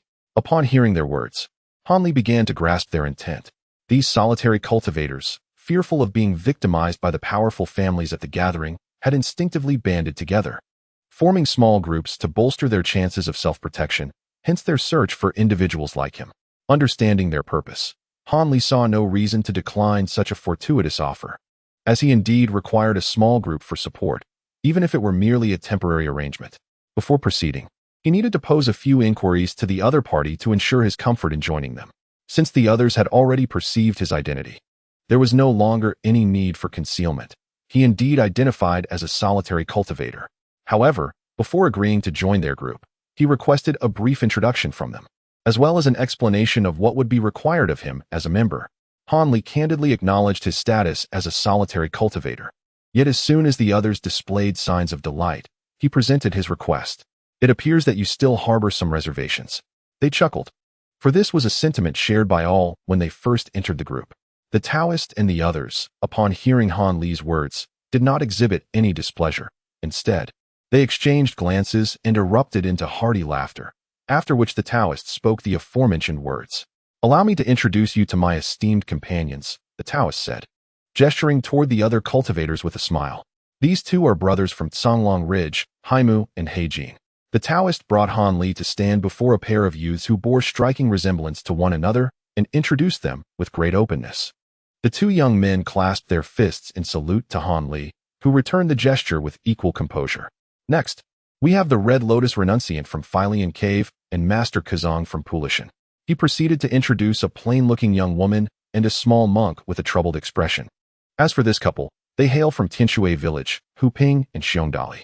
The Taoist pointed to the matronly woman and the burly man, but before he could finish, the woman interjected with a light laugh, taking the lead in conversation. The Taoist, undeterred by the interruption, merely smiled serenely. "I am the wandering Taoist of Woniu Mountain, known as Sungwen. Haha, I am the initiator of this small group, and for the time being, I have been designated as the leader. However, I generally refrain from issuing commands. I only take the lead when external disputes arise." He humbly introduced himself and briefly outlined the nature of their little fellowship. This Taoist displayed a commendable demeanor, suggesting he was quite amiable.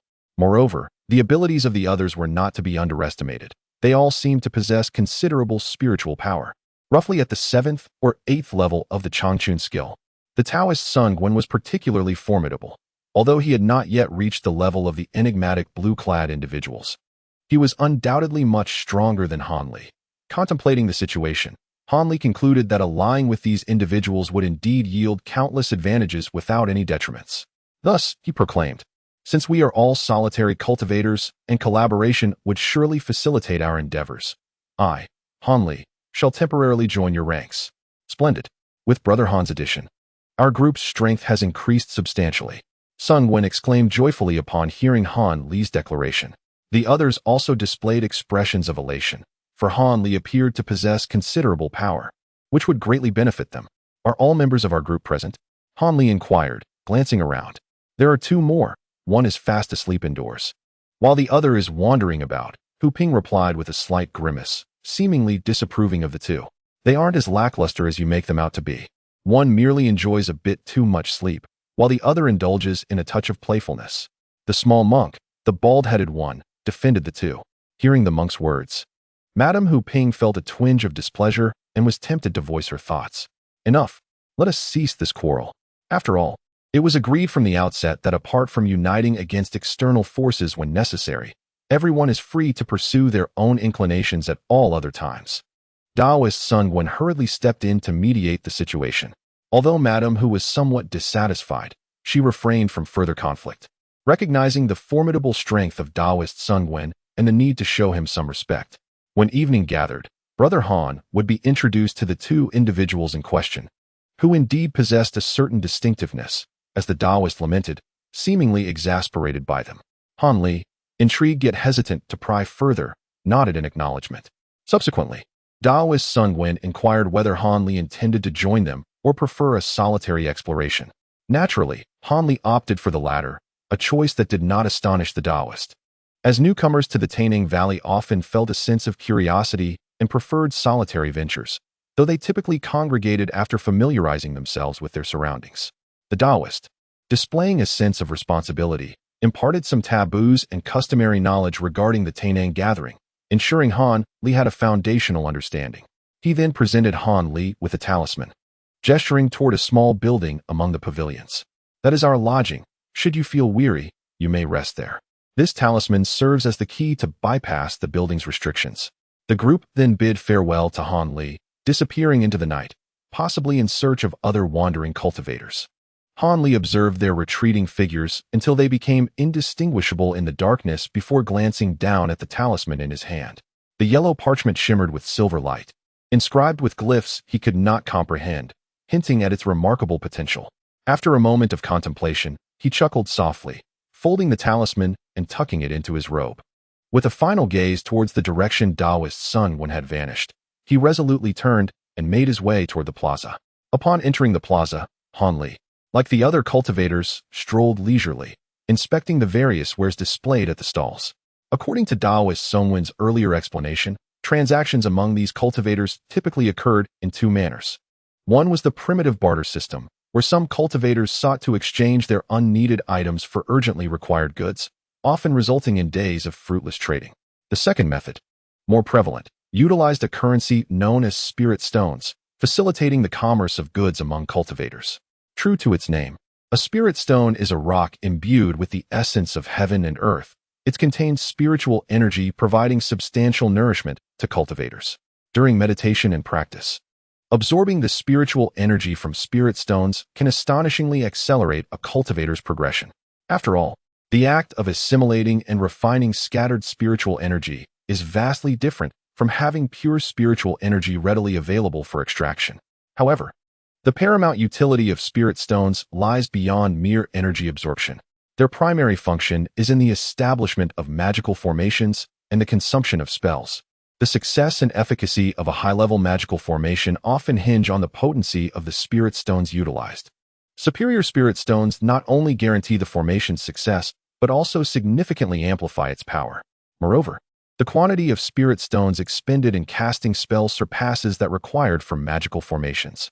A cultivator's ability to wield spells, in terms of level and strength, is typically determined by their own magical prowess, making it improbable to unleash spells of a higher tier solely based on personal capability.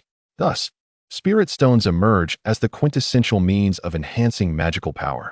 When a cultivator wields a formidable spell while holding a spirit stone, the energy within it continuously replenishes the magical force expended, enabling the caster to perform spells that would otherwise be beyond their reach. Consequently, spirit stones become an invaluable asset for cultivators seeking to outmatch their adversaries, and they serve as the finest remedy for restoring lost magical strength, significantly increasing their chances of survival in confrontations. With such practical and remarkable effects, the value of spirit stones has soared. However, due to excessive consumption, overexploitation, and the dwindling of spirit stone veins, they have gradually transformed into precious luxuries within the contemporary cultivation realm. becoming an optimal medium for trade among cultivators and establishing a unique currency with defined specifications and classifications. Spirit stones are categorized into 4 grades based on the amount of spiritual power they contain: low-grade, mid-grade, high-grade, and top-grade spirit stones. Additionally, they are classified according to their elemental properties into 5 elemental spirit stones: gold, wood, water, earth, and fire, along with rarer varieties such as wind and thunder spirit stones. Naturally, these rarer stones are even scarcer. Despite the immense value of spirit stones, Hanli possesses not a single piece. He deems himself devoid of any items worthy of exchange. Thus, he embarks on this journey with the intent of broadening his horizons, leisurely observing his surroundings. Though Hanli maintains a facade of calm and composure, he cannot help but feel a surge of envy and desire for many of the wares displayed at the stalls. Notably, each stall boasts a plethora of blank talisman papers. While seemingly mundane, these items are among the most essential for Hanli at present. Although he is unaware of the specific levels and distinctions of the talisman papers, he recognizes that the low-grade papers would undoubtedly suffice for him to cast his desired spells. Therefore, acquiring some talisman papers would immediately enhance his capabilities, granting him an additional spell to wield. Certainly, apart from the talisman paper, various exquisite talismans, such as the Thunderfire Talisman, Fire Dragon Talisman, and Great Strength Talisman also captivated Hanli's interest. He even came across an inconspicuous stall where he spotted a talisman identical to his own, which could emit a golden shield. The price tag nearby clearly stated, Vajra Talisman, a mid-level defensive talisman of metallic attribute, valued at 9 low-grade spirit stones. After perusing numerous booths, Hanli had developed a fair understanding of the pricing of these talismans. A pack of 10 blank low-grade talisman papers could be purchased for a single low-grade spirit stone, while completed low-grade talismans varied between 1 to 2 low-grade spirit stones depending on the type of spell. As for mid-level talismans, their prices surged significantly, ranging from 6 to 10 spirit stones, with defensive talismans being slightly more expensive than offensive ones. Given that he possessed a similar item, Hanli naturally paid closer attention. Upon scrutinizing the Vajra talisman, he noted that the spiritual energy it contained vastly exceeded that of his own, indicating it was a brand new and used item, while his worn version would likely fetch no more than a third of its price. With this conclusion, Hanli chuckled ruefully. It appeared that among these cultivators, he was indeed a pauper. He absent-mindedly touched the items on his person and suddenly recalled the talisman adorned with a small sword. Although he was unaware of its name, Hanli believed it must surpass the Vajra talisman in value. With this thought in mind, Hanli began to observe the various stalls, hoping to find a talisman similar to the one he possessed. Unfortunately, after visiting multiple stalls, he still found nothing resembling it. However, he did stumble upon a gathering of 5 or 6 cultivators around a stall where a mid-level high-grade talisman was being sold. The sign next to the talisman read, Skyward Talisman, a wind attribute upper-level flight talisman, valued at 30 low-grade spirit stones or an equivalent value in solidifying elixirs. Upon seeing this sign, Hanli was momentarily taken aback. After having visited so many stalls, this was the first upper-level mid-grade talisman he had encountered, compelling him to examine it closely. Indeed, the spiritual energy emanating from this talisman was astonishingly rich, far surpassing that of the lower mid-grade talismans he had previously seen. 20 spirit stones, will you trade? A barefooted man with a horse-like face could not help but inquire. The stall owner, a robust young man wearing a straw hat, merely pointed to the sign and ignored the man's further remarks. It's just a flight talisman. It's not an attack or defensive talisman. 20 is quite enough. The horse-faced man retorted, unwilling to concede. If it were an attack or defensive talisman, would I sell it for only 30? Without 50. You want to even get a glance. If you're looking to take advantage, go elsewhere. You're not welcome here, the young man finally spoke coldly, causing the man's face to flush with anger. You little rascal. Yi Bao from Chinya Ridge, will remember you. Once the convention is over, we shall have a proper contest, the horse-faced man declared, exasperated. Qin Yiling and Han Li were initially enjoying the scene with smiles, but upon hearing the mentioned place, a sudden shock surged through Han Li's heart. Wasn't that the origin mentioned by the gnome he had slain? Although the veracity of the gnome's words remained uncertain, since this man claimed to belong to the Yi family, it would be prudent for him to exercise caution. With this thought, Han Li instinctively took a few steps back. quietly leaving the area and heading towards the next stall. However, the sign displaying the exchange for solidifying essence pills caught his attention, lingering in his mind. He recalled having a considerable amount of unused Huanglong pills and Jinsui pills, unsure if they would meet the young man's requirements, and decided to inquire when the crowd thinned. If successful, he would possess some capital to barter for necessary items. Contemplating this, Han Li glanced back at the young man's stall only to find that Yi Bao had already vanished, leaving his whereabouts a mystery. Among the remaining individuals, one person produced a bottle and presented it to the young man. The youth opened the bottle, inhaled its contents, gently shook his head, and returned it to its owner, who departed with a look of disappointment. The others, seemingly companions of the disappointed individual, followed suit, leaving the stall deserted. Seeing this, Han Li felt a surge of joy and strolled back to the young man's stall.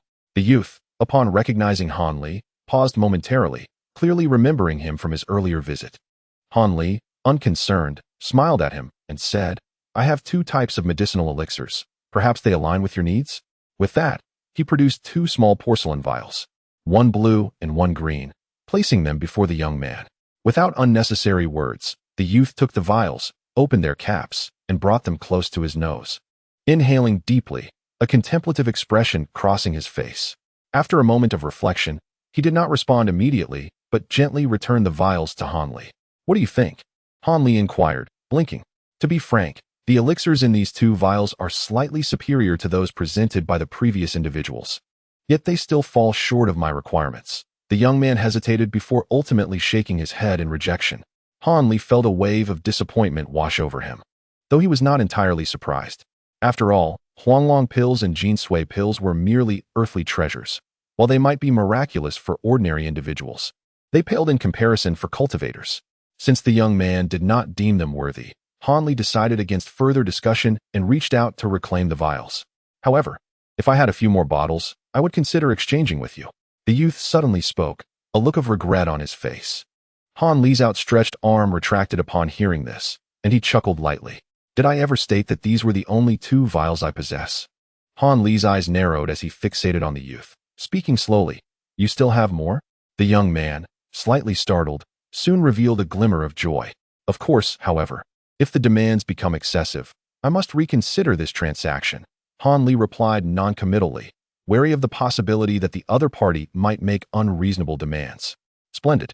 I don't require too much. Just 3 more bottles will suffice to enable me to break through my current limitations." The young man's excitement surged, his demeanor transforming from cold indifference to exuberant enthusiasm. This was hardly surprising. Who would willingly part with elixirs that could significantly enhance one's cultivation?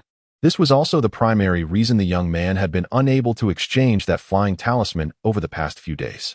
While Han Li's Yellow Dragon Pill and Golden Marrow Pill may not be considered top-tier spiritual medicines, their quantity alone was enough to facilitate a breakthrough for someone like him, who had lingered at the pinnacle of the 9th level for an extended period.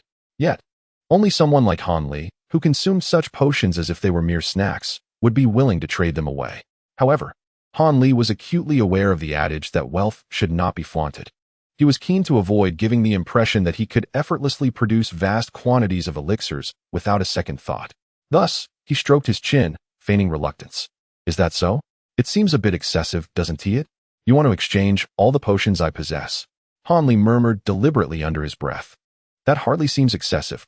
After all, it is a high-tier talisman. Just think. With this talisman in my possession, should I encounter any danger, I can instantly take flight, and it would allow me to soar much faster than ordinary birds, effectively granting me an additional life. Furthermore, as long as the talisman's spiritual energy remains intact, it can be reused multiple times. It is indeed a highly practical talisman." The young man, observing that Han Li appeared genuinely capable of producing the desired elixirs, smiled even more broadly, eagerly extolling the virtues of his flying talisman, fearful that Han Li might reconsider the trade. "If we are to proceed with the exchange, then I would also require that blank talisman paper as a sweetener. And that book." Han Li, noting the young man's earnest desire to trade for his elixirs, pointed unceremoniously at a stack of blank talisman paper and a tattered tome titled Basic Spell Techniques, a fragment, resting on the stall. The young man momentarily paused, but upon realizing that Han Li was merely referencing lower-tier talisman paper and a book that was virtually unsellable, his spirits soared, and he readily agreed. Thus, the flying talisman became Han Li's possession, along with a stack of talisman paper and a book he had long coveted. Han Li leafed through the old book slightly. It contained only the most rudimentary spells, listing 7 or 8 low-tier incantations and 1 intermediate earth-based piercing technique. Such a book would be worthless to other cultivators. Yet it immensely satisfied Han Li, for it was precisely the foundational spells he currently lacked. Although the stalls earlier had similar books available, they were superior and far more comprehensive, albeit exorbitantly priced. One tome, Comprehensive Guide to Basic 5-Element Spells, was priced at 90 low-tier spirit stones, while another, Fundamentals of Water Spell Techniques, commanded 60 low-tier spirit stones. Though these volumes were thicker and contained a greater number of incantations, Han Li simply could not afford them at present. After acquiring these items, Han Li felt somewhat fatigued and lost interest in further wandering. So he directly exited the square and made his way toward the cluster of pavilions. As Han Li departed from the square, he cast a final glance back and noticed that the number of individuals within the area seemed to have increased. It appeared that there were indeed many night owl cultivators who preferred to venture out under the cover of darkness. Upon approaching the palatial structures, Han Li discerned that these edifices were constructed from exceedingly precious paulownia wood and large blocks of blue stone. Each building was not only intricately adorned with dragon and phoenix carvings, but also exhibited faint fluctuations of spiritual energy nearby, indicating the presence of the restrictive enchantment spoken of by the Qingwen Taoist. After a brief survey, Han Li finally located the pavilion he sought and advanced towards it. However, when he was merely a few zhang away from his target, he suddenly felt as if he had collided with an unseen barrier and was forcefully pushed back several steps by an invisible force. A mix of astonishment and excitement surged within him. There seemed to be an abundance of unknown phenomena in the realm of cultivation that he yearned to comprehend fully. Contemplating this, he decided to employ the heavenly eye technique and redirected his gaze toward the pavilion. To his surprise, he observed a faint azure light obstructing his view, enveloping the entire structure as if it were covered by an immense bowl. Undeterred, Han Li stepped closer and extended a finger to gently prod the azure light, discovering it possessed a soft and highly elastic quality. Applying a bit more pressure elicited a subtle force of resistance, suggesting that the light's defensive capabilities were quite formidable. Having grasped the nature of the azure light, Han Li chose not to delve further into its properties. Instead, he retrieved the talisman entrusted to him by the Qingwen Taoist and pressed it against the shimmering barrier. Instantly, ripples emanated from the azure shield, and a circular opening appeared, just large enough for Han Li to pass through.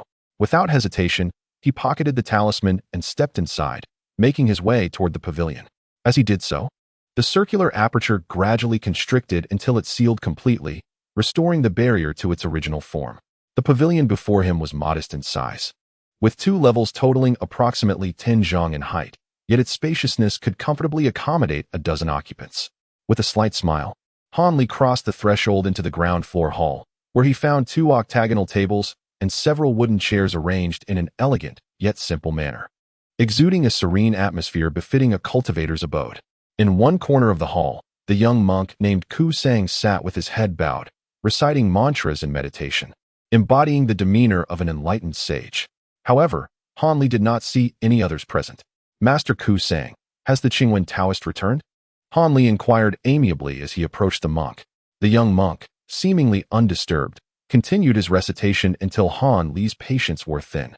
Finally, the monk opened his eyes and, with an apologetic expression, replied, "Please pardon me, esteemed Han. I was engrossed in reciting the Diamond Sutra at a pivotal moment and could not cease my speech immediately. I beg for your understanding." Han Li chuckled at the monk's words. "How could I hold that against you? I greatly admire those who remain single-minded." Hearing this, the young monk smiled and replied leisurely, "The Qingwen Taoist and others are awaiting you on the 2nd floor. He instructed me to summon you as soon as you arrived, as it seems he has matters to discuss with you." Upon hearing the monk's words, Han Li felt a twinge of frustration. This young monk, indeed. Why did he not inform him immediately that someone was searching for him, instead of being so overly cautious? It seemed prudent to maintain a distance from monks and similar individuals in the future. While Han Li harbored these thoughts internally, his expression remained unchanged as he nodded and made his way toward the staircase nearby, ascending to the 2nd floor with measured steps. Upon entering the 2nd floor, he encountered the 2 brothers, He Mu and He Jin, engaged in conversation at the stairway. Upon noticing Han Li's arrival, they immediately ceased their discussion and approached him. "Brother Han, Taoist Qingwen is waiting for you inside. Let us proceed together," they said. Han Li, maintaining a calm demeanor, chose not to respond verbally and followed them through the corridor, navigating the twists and turns until they arrived at a room. The room was bustling with people. Aside from the monk, everyone else was present, including two unfamiliar faces. One was a jovial youth, around 16 or 17 years of age, while the other was a chubby lad in his early 20s with a fair complexion. It appeared these two were the individuals that even Qingwen found somewhat troublesome. "Brother Han has arrived. Please, take a seat." Qingwen Taoist courteously gestured towards a chair beside him. Han Li nodded and seated himself. "These two are Wu Jiuji from Yunmen Gorge and Huang Xiaodian from Shituo Valley." Qingwen introduced the youth and the chubby fellow to Han Li. "Ah, I am Wu Jiuji. The moment I laid eyes on you, brother, I felt an inexplicable kinship. Could it be that we were fated in a past life? Come, let us take an oath, drink blood wine, and become sworn brothers." As soon as Qingwen's words fell, the cheerful young man suddenly leaped forward, landing before Han Li and clasped his arm with fervor, his expression brimming with sincerity. Initially taken aback, Han Li soon chuckled lightly. "Becoming brothers is not out of the question. But might I kindly request that your hand refrain from wandering where it ought not? I assure you, my inclinations are quite conventional, and I harbor no interest in pure and lovely youths," he jested, a smile playing at the corners of his mouth. With a swift motion, he raised his arm and, in a flash, seized the young man's wrist, which had stealthily ventured into his robe. "Cough, cough. How peculiar. How did my hand find its way into your embrace, brother?" Surely, it too felt the instant connection and could not wait to greet you. The youth, caught in his act, turned initially pale and then flushed, but after a few coughs and stammered excuses, gradually withdrew his wrist nonchalantly. Han Li had no intention of holding on to him, and upon the lad's effort to pull away, he readily released his grip. At that moment, Han Li found himself intrigued by this Wu Jiuji. Although evidently a cultivator, he employed the tricks of the underworld to pilfer his belongings, which was rather amusing. However, the youth's technique was remarkably adept. Had Han Li not practiced similar secret arts himself, he might not have discerned the subtlety of the young man's actions. Surely, many in the room had suffered at his hands before. Just as Han Li contemplated this, he heard the voice of Hu Pinggu, filled with schadenfreude. "Wu Xiaozi, have you encountered a tough opponent? How could Brother Han catch you red-handed while you boast about your exceptional thievery skills, engaging in such petty acts? I find it amusing. So what? Do you wish for me to steal from you again? I wouldn't even bother. You have nothing of value on you. So what business do you have attending the Tainan gathering?" Wu Jiuji scoffed, speaking with a sharp tongue. "What did you say, you little brat? The last time you stole from me, we haven't settled the score yet." Hu Pinggu sprang up from her seat, her face pale with anger. Her husband, the burly man, remained silent but placed a hand on his large blade, glaring fiercely at the youth. Later, Han Li learned that this imposing figure was mute. Thus all matters were handled through his wife. "Enough. We are all cultivators and should prioritize harmony. Both of you should take a step back and cease this dispute." The Qingwen Taoist frowned at the scene but still chose to mediate, turning to Wu Jiuji with a serious tone. "Brother Wu, I understand that your thievery is merely for amusement, and you always return the lost items without malice. However, such actions will inevitably lead to trouble. Not every owner of lost goods is amiable. If you provoke someone from a cultivating family, it could lead to dire consequences, making it difficult for us to assist you. It is best not to jest with fellow practitioners in this manner." Upon hearing the Taoist's heartfelt advice, the youth felt a tinge of embarrassment. Rubbing the back of his head, he sincerely responded, "Truthfully, I stumbled upon this thievery skill on my way to Tainan Valley. I found it entertaining and unconsciously practiced it, trying it out on you all. I sincerely apologize. However, since Brother Han was able to expose my blunder, it indicates that there are more formidable individuals at the gathering, so everyone can rest assured that I will not recklessly endanger myself by using my skills there again." Hearing the youth's words, the Taoist's face lit up with delight, filled with a sense of satisfaction. Brother Wu possesses extraordinary talent. Having reached the pinnacle of the 8th level at such a young age, he truly is a prodigy among our scattered cultivators, deserving of our utmost care. I shall not disappoint the Taoist's high expectations. I kindly ask everyone to look after me in the future. Wu Jiuji, displaying a straightforward demeanor, offered a deep bow to those around him, symbolizing the resolution of any animosity. Although Hu Pinggu still bore a hint of resentment, her expression had significantly softened, suggesting she had reluctantly accepted the goodwill extended to her. At this moment, the Qingwen Taoist turned back to Han Li, smiling brightly. I never expected that Brother Han would achieve such a great feat upon his arrival. I am truly grateful. Han Li smiled faintly, humbly declining. This matter has nothing to do with me. It is entirely due to the Taoist's efforts. The Taoist shook his head with a smile, choosing not to elaborate further. Just then, a vague and buzzing voice interjected. Taoist, why have you summoned us all? Why isn't the monk participating? It was the fair-skinned, plump individual who spoke without reservation. Yet, this person had the standing to address the Qingwen Taoist in such a manner, as Han Li had already discerned, among all present. The corpulent man possessed the most formidable magical prowess, seemingly even more profound than that of the azure-patterned individual. Thus, no one dared to mock him for the unpleasantness of his voice. Even Wu Jiuzhi maintained a solemn demeanor, revealing no hint of disdain. It appeared that the realm of cultivation was much like the secular world, where only those with great strength commanded respect, Han Li thought with a hint of irony. Haha, Brother Huang is indeed quite impatient. Very well, I shall elucidate the reasons for summoning you all here, Qingwen remarked as he flicked his dust whisk, speaking without a trace of triviality. The Tainan gathering has reached its midpoint, and with merely a dozen days remaining, it is time for everyone to take action. If we are to set up stalls, it would be wise to do so together. Hence, I sought to convene this discussion.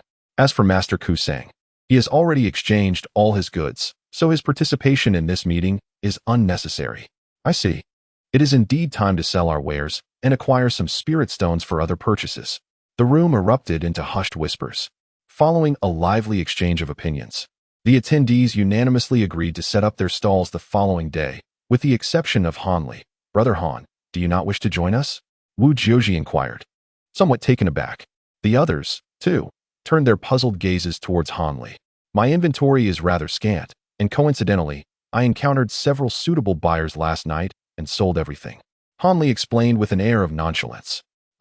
In that case, there is no need for you to endure the same hardships as us. You are indeed fortunate, Brother Han, to have sold all your goods upon your arrival, Hu Ping remarked with a note of envy. The others shared expressions that conveyed their admiration for Han Li's good fortune. Han Li merely smiled in silence at their comments.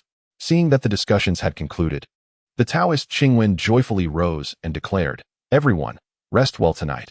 Let us all be spirited tomorrow, and I hope for fruitful outcomes for all. Upon hearing this, the group stood up, smiling as they prepared to depart. Just then, Qingwen seemed to recollect something and, with a suddenly grave expression, addressed the crowd. By the way, after the conclusion of the Tainan gathering, do not be in haste to leave.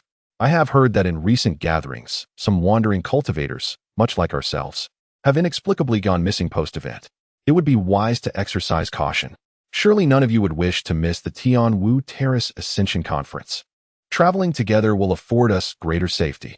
Upon hearing the Taoist's warning about the missing cultivators, the Heimu brothers and the Hu Ping couple's expressions changed. While Wu Jiuzhi and the Red Lotus Wanderer appeared bewildered, the corpulent Huang Xiaotian, however, coldly snorted, his demeanor darkening. Indeed, we, the brothers, concur with Taoist Qingwen. It is better to travel in company. The Heimu brothers and the Hu Ping couple voiced their agreement, clearly wary of the matter. What is this Tian Wu Terrace Ascension Conference? Wu Jiuzhi suddenly posed the question that had long lingered in Han Li's mind. The name of the Ascension Conference had been mentioned to Han Li several times by Wan Xiaoshan, yet he had never had the opportunity to delve into its intricacies. Could it be akin to the Tainan Fair, a marketplace for transactions? Han Li pondered silently. Surely not. How could one be unaware of the Ascension Conference?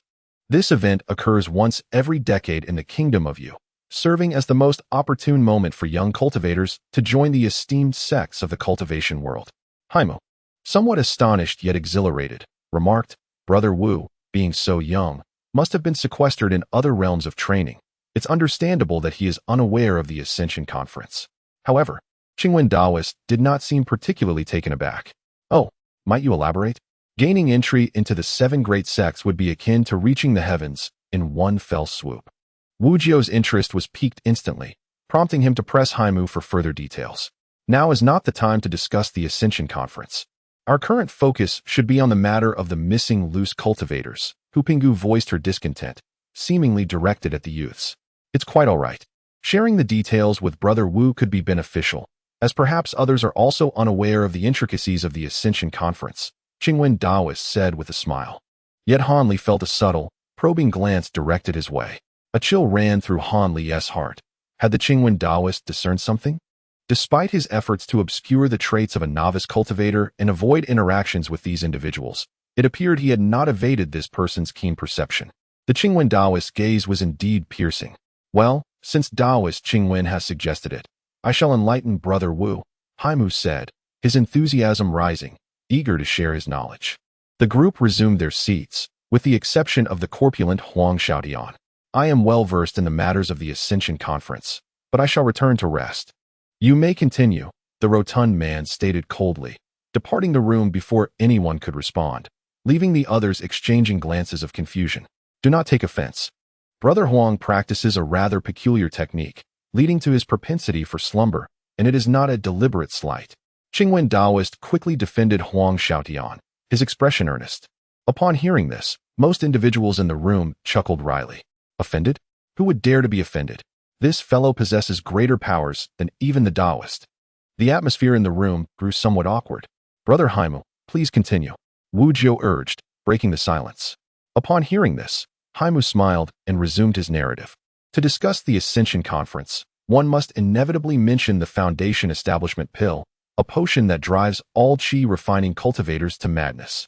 Indeed, any qi refining cultivator aspiring to enter the Foundation Establishment stage and become a true member of the cultivation realm must first cultivate their foundational techniques to the 7th level.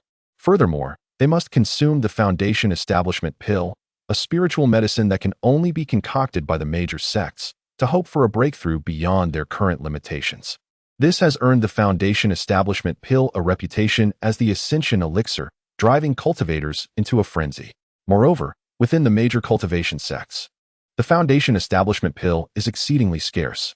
The ingredients required for its production are notoriously difficult to procure. Even if all the sects across the Kingdom of Yu were to collaborate, pooling their resources, it would only yield a mere few cauldrons of the precious elixir every decade, amounting to a mere 1,000 or so pills. Even if these elixirs were completely divided among various sects, they would still fall far short of satisfying their own needs, rendering it impossible for any Foundation Establishment pills to circulate outside. Nonetheless, within the entire realm of cultivation in the Kingdom of Yu, there exists a multitude of practitioners who have cultivated their foundational techniques to the 7th level. These individuals are in dire need of Foundation Establishment pills to attempt breakthroughs in their cultivation. Thus, a sharp contradiction has arisen. On one hand, the scarcity of Foundation Establishment pills is tightly controlled by the major sects.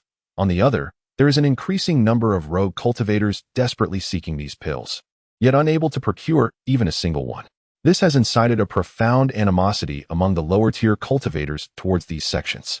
The leaders of the great sects have naturally sensed this unsettling trend, yet find themselves at a loss for solutions. After all, they themselves lack sufficient Foundation Establishment pills. How could they possibly distribute them to outsiders? However, no problem is insurmountable, and ultimately, a genius from one of the sects devised a solution. He proposed that whenever Foundation Establishment pills are produced, they should select exceptionally talented rogue cultivators from the outside world to join these major sects and subsequently administer the pills to them. This approach not only prevents the pills from leaking outside, ensuring that the benefits remain within their own ranks, but also alleviates the dissatisfaction of other lower-tier cultivators, as the opportunity to join a prestigious sect would be highly welcomed. Furthermore, it allows for the selection of outstanding disciples, truly a win-win situation. However, the selection process must be conducted with utmost fairness and transparency to avoid any accusations of bias. Otherwise, it could yield the opposite effect. Consequently, these sects adopted the classic and most persuasive method of survival of the fittest, employing a competitive arena system wherein the most capable individuals would vie for the opportunity to join their ranks. Each of the 7 major sects offered 10 disciple slots and 10 Foundation Establishment pills as rewards for the ultimate victor. Naturally, there were age restrictions in place, excluding individuals over the age of 40 from entry, as even those with exceptional talent would not have a promising future for cultivation at that age. Thus, the Ascension Conference was born. Those who emerged victorious in the arena were predominantly individuals of profound magical prowess and exceptional talent, bringing immense joy to the sects that secured these high-quality disciples. Meanwhile, the grievances of other cultivators dissipated in the wake of the conference, as their focus shifted entirely to this once-in-a-decade opportunity to leap from carp to dragon. The Ascension Conference continued to be held, with 70 fortunate individuals becoming disciples of the 7 major sects each time, driving other cultivators into a frenzy. By the end, nearly every cultivator of suitable age who believed themselves to possess considerable strength would risk everything to attempt a few rounds in the arena, hoping for a stroke of luck to transform their fate. However, the arena was not an easy battleground. After all, spells were not easily controlled by these lower-tier cultivators, leading to numerous casualties and deep-seated rivalries among the participants. After hearing this account from Haimu for nearly an hour, Wu Jiu listened with rapt attention, gaining much insight from the tale. Beside them, Han Li, who was also listening intently, gained profound insights into the world of cultivation. If I succeed in the challenge, wouldn't I also have the chance to become a disciple of a prestigious sect? Wu Jiuji's face was alight with yearning after hearing this. Dream on, with your level. Stepping into the arena would only lead to injury or death. Hu Pinggu, upon hearing Wu Jiuji's daydream, couldn't help but taunt him a bit. Oh, why not? Am I not qualified to compete with the 8th-tier techniques? This time, Wu Jiuji did not take offense. Rather, he earnestly sought Hu Pinggu's guidance. Hu Pinggu, slightly taken aback, hesitated for a moment before replying. Wu, do you know what kind of individuals comprised the 70 champions from last year? How many cultivators of your level were injured or killed in the arena? I earnestly seek your wisdom, Madam Hu. Wu Jiuji replied with great sincerity. I witnessed the entire process of the Ascension Conference's challenge. Even now, it fills me with dread to recall it. Hu Pinggu seemed to remember something terrifying, her complexion paling.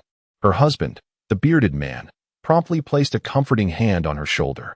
Hu Pinggu turned to gaze affectionately at her husband, her expression softening considerably.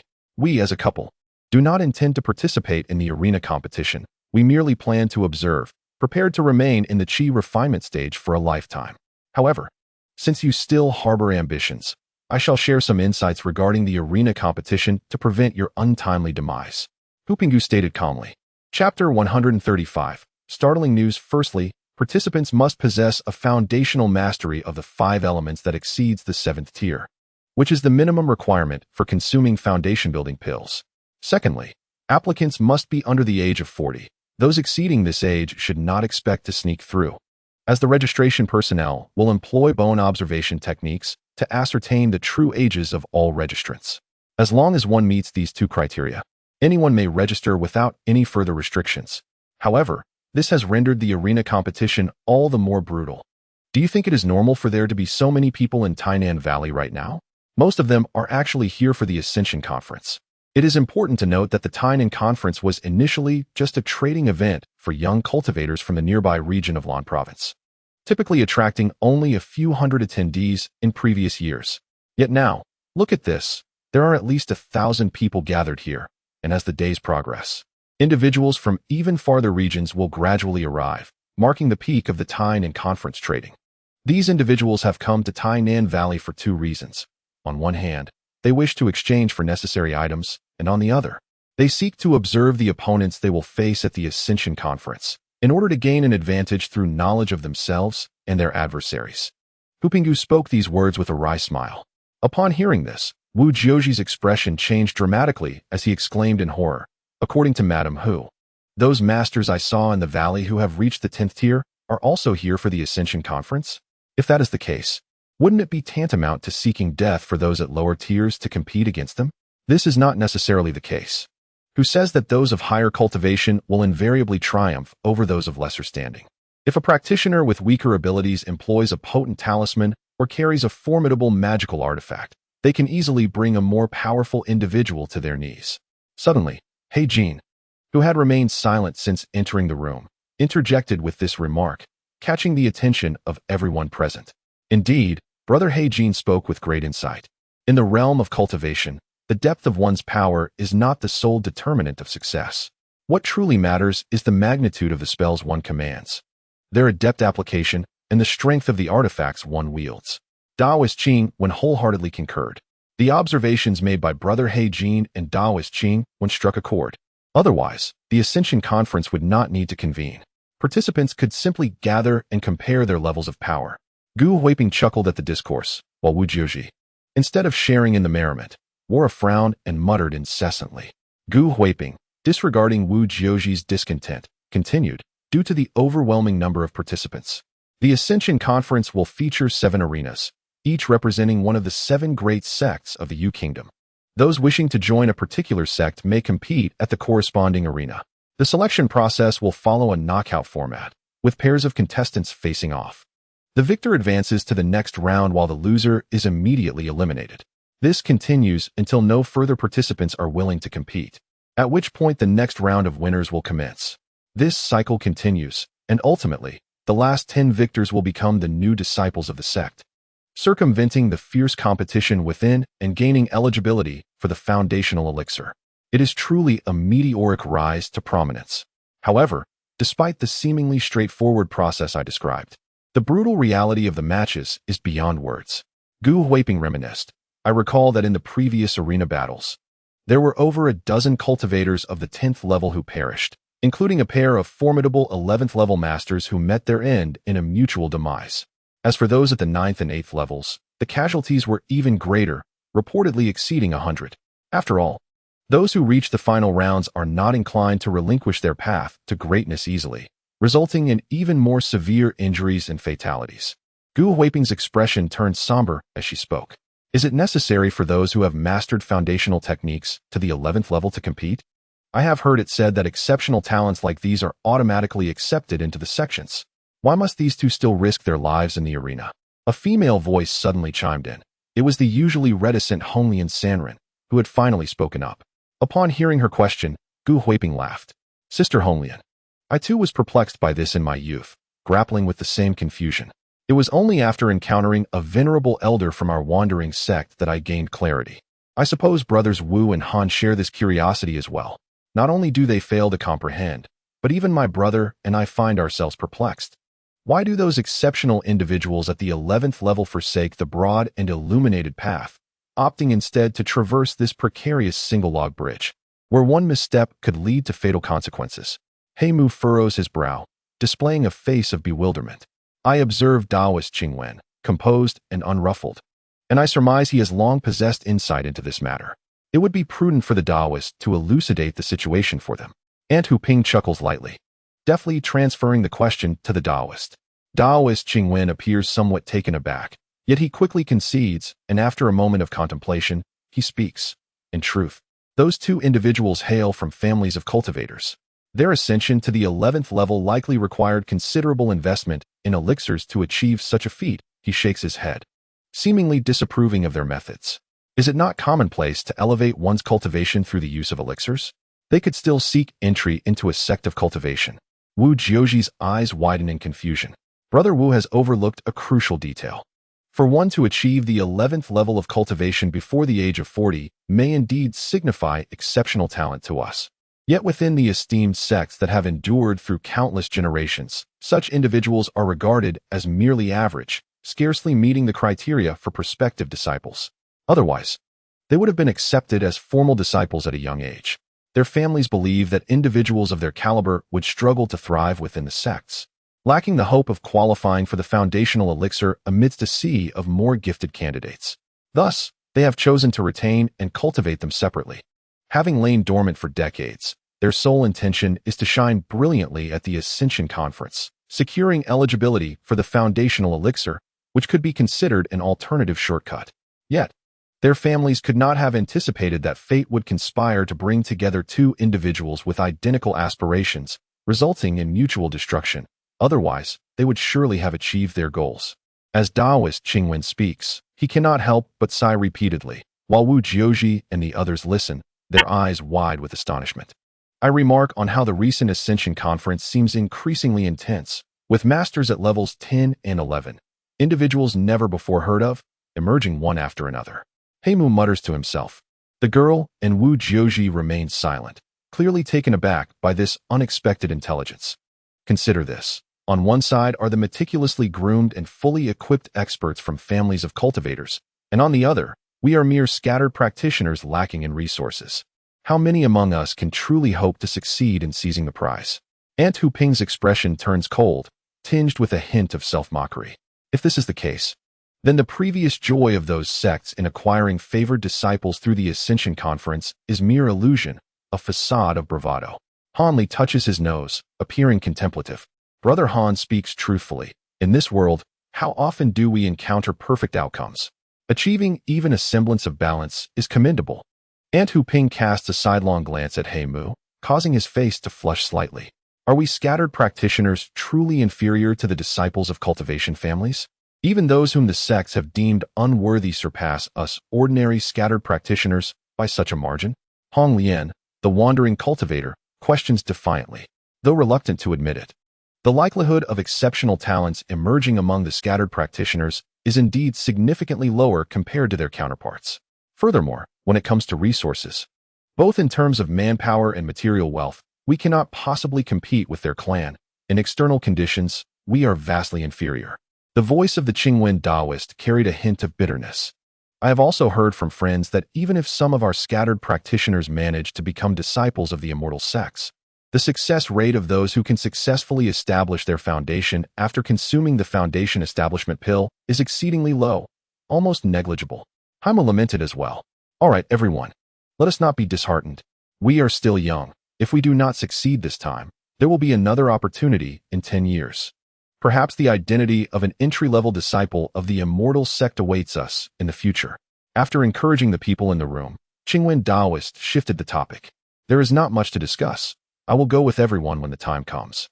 After hearing about so many formidable figures in the cultivation world, I indeed feel somewhat apprehensive about traveling alone, Wu Jiuji said, appearing somewhat listless. Qingwen Taoist shook his head helplessly and turned his gaze toward Honglian Sanren. I will continue with a few others, Honglian Sanren replied decisively. Good. Brother Han, have you made your decision? The Taoist asked Han Li with evident delight. Han Li hesitated upon hearing this. Logically, for a newcomer like him, continuing with this small group should be the best choice. Yet for some inexplicable reason, he felt an unsettling doubt, as if committing to this path would inevitably lead to regret. I shall wait until the trading event concludes before making a decision. There is no rush, Han Li replied with a smile, choosing to postpone his decision. Han Li's response clearly took the others by surprise, leaving Qingwen and the others momentarily dumbfounded. What is there to hesitate about, Brother Han? Only by banding together can we scattered practitioners avoid being bullied. Moreover, I am quite intrigued by your ability to see through my subtle techniques and would love to engage in further exchanges in the days to come. Wu Jiuji expressed his dissatisfaction. Han Li, upon hearing the youth's words, remained unfazed, merely smiling in silence. Brother Han did not outright refuse to travel with us. He merely wishes to contemplate his decision, which is perfectly natural. Qingwen Taoist hastily interjected. Indeed, Taoist Qingwen's words resonate with me. I do have some unspoken concerns. Hence the need for careful consideration. Han Li appeared genuinely grateful towards Qingwen Taoist, displaying an expression that indicated his understanding. Then I suppose I have overstepped. The youth felt as though he was caught in an awkward position, growing increasingly displeased. Qingwen Taoist smiled wryly, adopting a demeanor of an elder brother tolerating a mischievous younger sibling, silently conveying his apologies to Han Li. Han Li, however, did not take the matter to heart. With the issue seemingly resolved, everyone rose and took their leave. Han Li also found an empty room on the second floor to rest. The following day, with the exception of the monk and Han Li, everyone else left the loft together to set up their stalls. At this moment, the monk continued to chant in the hall on the first floor, while Han Li sat within the room, gently caressing a stack of talisman paper, lost in contemplation. This so-called low-grade talisman paper shimmered with a faint spiritual light, indeed distinct from ordinary secular talismans. It seemed that either the material possessed unique properties, or it required a certain spell for empowerment. Han Li pondered. He took out the talisman paper, initially intending to practice the meditation technique he had learned previously. However, he suddenly realized that merely having the talisman paper would not suffice. He would also need a brush and cinnabar, among other items. These two essentials appeared to be readily available at the stalls of cultivators. Could it be that these items must be specifically crafted for cultivators, rather than ordinary ones? With this thought, Hanli could no longer remain seated in the room. He decided to seek out the monk. As it was futile to conceal his status as a novice cultivator, it would be far better to inquire openly. You are correct in your thoughts. To successfully inscribe a spiritual talisman, one must not only use talisman paper refined from special materials, but also utilize cinnabar mixed with the blood of spirit beasts rich in spiritual energy. As for the brush, it depends on the circumstances, the monk, Master Ku sang, calmly responded after hearing Han Li's inquiry. Master Ku sang, "What do you mean by depends on the circumstances?" Han Li asked earnestly, sitting cross-legged opposite the monk, showing no sign of embarrassment. The brushes we cultivators use for inscribing spiritual talismans can be made from the spiritual fur of spirit beasts, or certain rare materials can be fashioned into charcoal brushes. These options can enhance the success rate of talisman crafting and the potency of the talismans themselves. However, if conditions are lacking, even an ordinary brush from the secular world suffices, though the success rate is regrettably low, the monk replied, shaking his head slightly, seemingly disapproving of Han Li's consideration of the latter option. "Thank you for your guidance, master. I shall venture out to see if I can procure a talisman brush." Han Li rose, cupping his fists in respect towards the monk. "Take care, disciple," the monk said, closing his eyes once more to continue his meditative practice. It seemed that venturing out today was imperative. Han Li recalled that both the brush and cinnabar were not inexpensive, likely costing around 6 or 7 low-grade spirit stones. Would he truly need to part with the recently acquired flying talisman? As he walked, these thoughts occupied his mind until he exited the loft, making his way toward the trading grounds. It was morning, and the streets were not desolate, with a scattering of cultivators heading in the same direction, presumably to the trading grounds, much like the vendors. "Look, what a massive bird!" a male cultivator suddenly exclaimed. Immediately, a colossal shadow swept over the heads of Han Li and the other cultivators on the road. Han Li was taken aback and quickly looked up, only to behold a two-headed monstrous bird, the size of a small cow, soaring above them. This creature resembled an eagle, yet was not quite one. It was covered in gray feathers, its wings spread wide, spanning several meters, and beneath it were a pair of razor-sharp claws resembling sickles. The neck bore 2 fierce, bald heads, each possessing 4 small eyes that glimmered with a green light. "What a fearsome beast!" someone exclaimed. "How hideous! It's enormous. Quickly, let us catch it and use it as a mount." The cultivators halted in their tracks, engaging in animated discussions, with some even displaying a palpable eagerness. "Are you all courting death? That is the dual-headed wildfowl raised by the esteemed Yin family of Gu Yushan. Surely, members of the Yin family are present. Do you wish to seek your own demise?" A few icy remarks jolted certain individuals from their fanciful reveries. The Yin family? The only cultivation clan outside of the major sects that possesses golden core stage practitioners? Someone exclaimed in astonishment. "Is there any other Yin family? I arrived earlier than you all and have seen this dual-headed wildfowl once before. I also know that the Yin family has dispatched a brother and sister to participate in the Ascension Conference's arena competition," boasted another cultivator with a sense of pride. "No way. The Yin family is sending representatives to the Ascension Conference? They never did so in previous years." This revelation caused a ripple of concern among the cultivators. "If we encounter the two from the Yin family in the arena, won't we be in deep trouble?" Their expressions turned grim, with some even sighing in despair. Han Li, however, gazed coldly at the retreating strange avian, remaining silent. The creature's appearance unmistakably resembled the bizarre eagle that Shi Tai Nyo had once encountered. And the celestial pair must surely be the Yin siblings. Lost in contemplation, Han Li observed as the nearby cultivators returned to their respective pursuits after this brief disturbance. Ultimately, he wore a faint smile and nonchalantly departed. The square was bustling with people, though it could not rival the fervor of the previous night. Nonetheless, it was lively enough. Han Li rummaged through the vials of elixirs he still possessed, contemplating whether he could exchange them for something of greater value. Thus, he chose not to enter through the original entrance, but instead approached from the opposite end of the square, intending to explore from a different vantage point. Along the way, his gaze flitted left and right, taking in the various materials, talismans, and peculiar magical artifacts displayed at the stalls, leaving him awestruck. Abruptly, Han Li came to a halt before a particular stall. His eyes were drawn to a modest book displayed there, and he found himself momentarily entranced. The price tag in front of the book read, Changchun Technique, a foundational cultivation method of the wood attribute, valued at 2 low-grade spirit stones. I'll take this book, Hanli said calmly, bending down to grasp it. After perusing a few pages, he straightened and spoke evenly to the stall owner.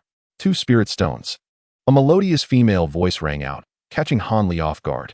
He then noticed that the stall owner, who had been engrossed in reading, was a charming young girl. Is there anything lacking in this book? Hanli inquired, regaining his composure. Not at all. It contains the complete teachings of the Changchun technique from the 1st to the 13th layer, without omission, the girl replied with generous candor. Hanli nodded, flipping through a few more pages before closing the book. Do you accept elixirs in exchange? He asked directly. Elixirs? The girl appeared somewhat taken aback, her eyes widening in surprise. That would depend on the type of elixir. If it's for healing or medicinal purposes, it may not hold much value. The young maiden gently brushed aside the unruly strands of hair that fell across her forehead. Upon hearing her words, Hanli realized that this matter held great potential. Thus he unceremoniously produced a vial of Huanglong Dan and placed it before her. A medicinal elixir that fortifies the essence and enhances one's magical prowess. Hanli did not shy away from boasting. Fortifying essence elixirs? The maiden, who had previously maintained an air of calm, suddenly appeared flustered. She leaned forward, delicately lifting the jade vial, and poured out a single pill, then lowered her gaze to discern its properties. From his elevated position, Hanli observed the elegant curve of her exposed neck and the intoxicating fragrance of her youthful femininity wafted towards him, causing his heart to race and his cheeks to flush. Indeed, this is a potion that enhances magical abilities.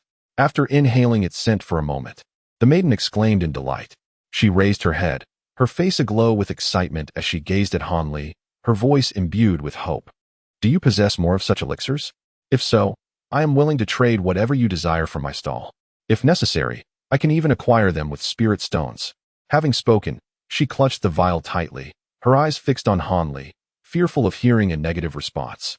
Seeing the once gentle maiden become so anxious amused Hanli. Yet he couldn't help but reflect that he had perhaps underestimated the value of such elixirs. He resolved to exercise greater caution in the future. My dear lady, let us first finalize this transaction before we discuss anything further. Hanli initially intended to decline her offer, but upon catching a glimpse of her clear, earnest eyes, he was unexpectedly reminded of his younger sister at home, prompting him to soften and utter those words. I truly apologize. I have lost my composure. The maiden, as if sensing her own indiscretion, blushed deeply. This book requires merely 2 such elixirs. Once her demeanor settled, she stated calmly. Hanli, upon hearing her request for a reasonable price, acquiesced and began to survey the other items on her stall. What is this? A nondescript gray cloth bag piqued Hanli's interest, especially as it was tightly secured with a slender red cord and appeared to be quite full. He reached out to grasp it. These are the seeds of the 7-star grass. Specimens over 10 years old are the finest material for crafting talismans. The maiden explained in a melodic voice. Hanli's heart stirred at the thought of their usefulness, and without hesitation, he placed the bag before him. Are there no other items of interest to me?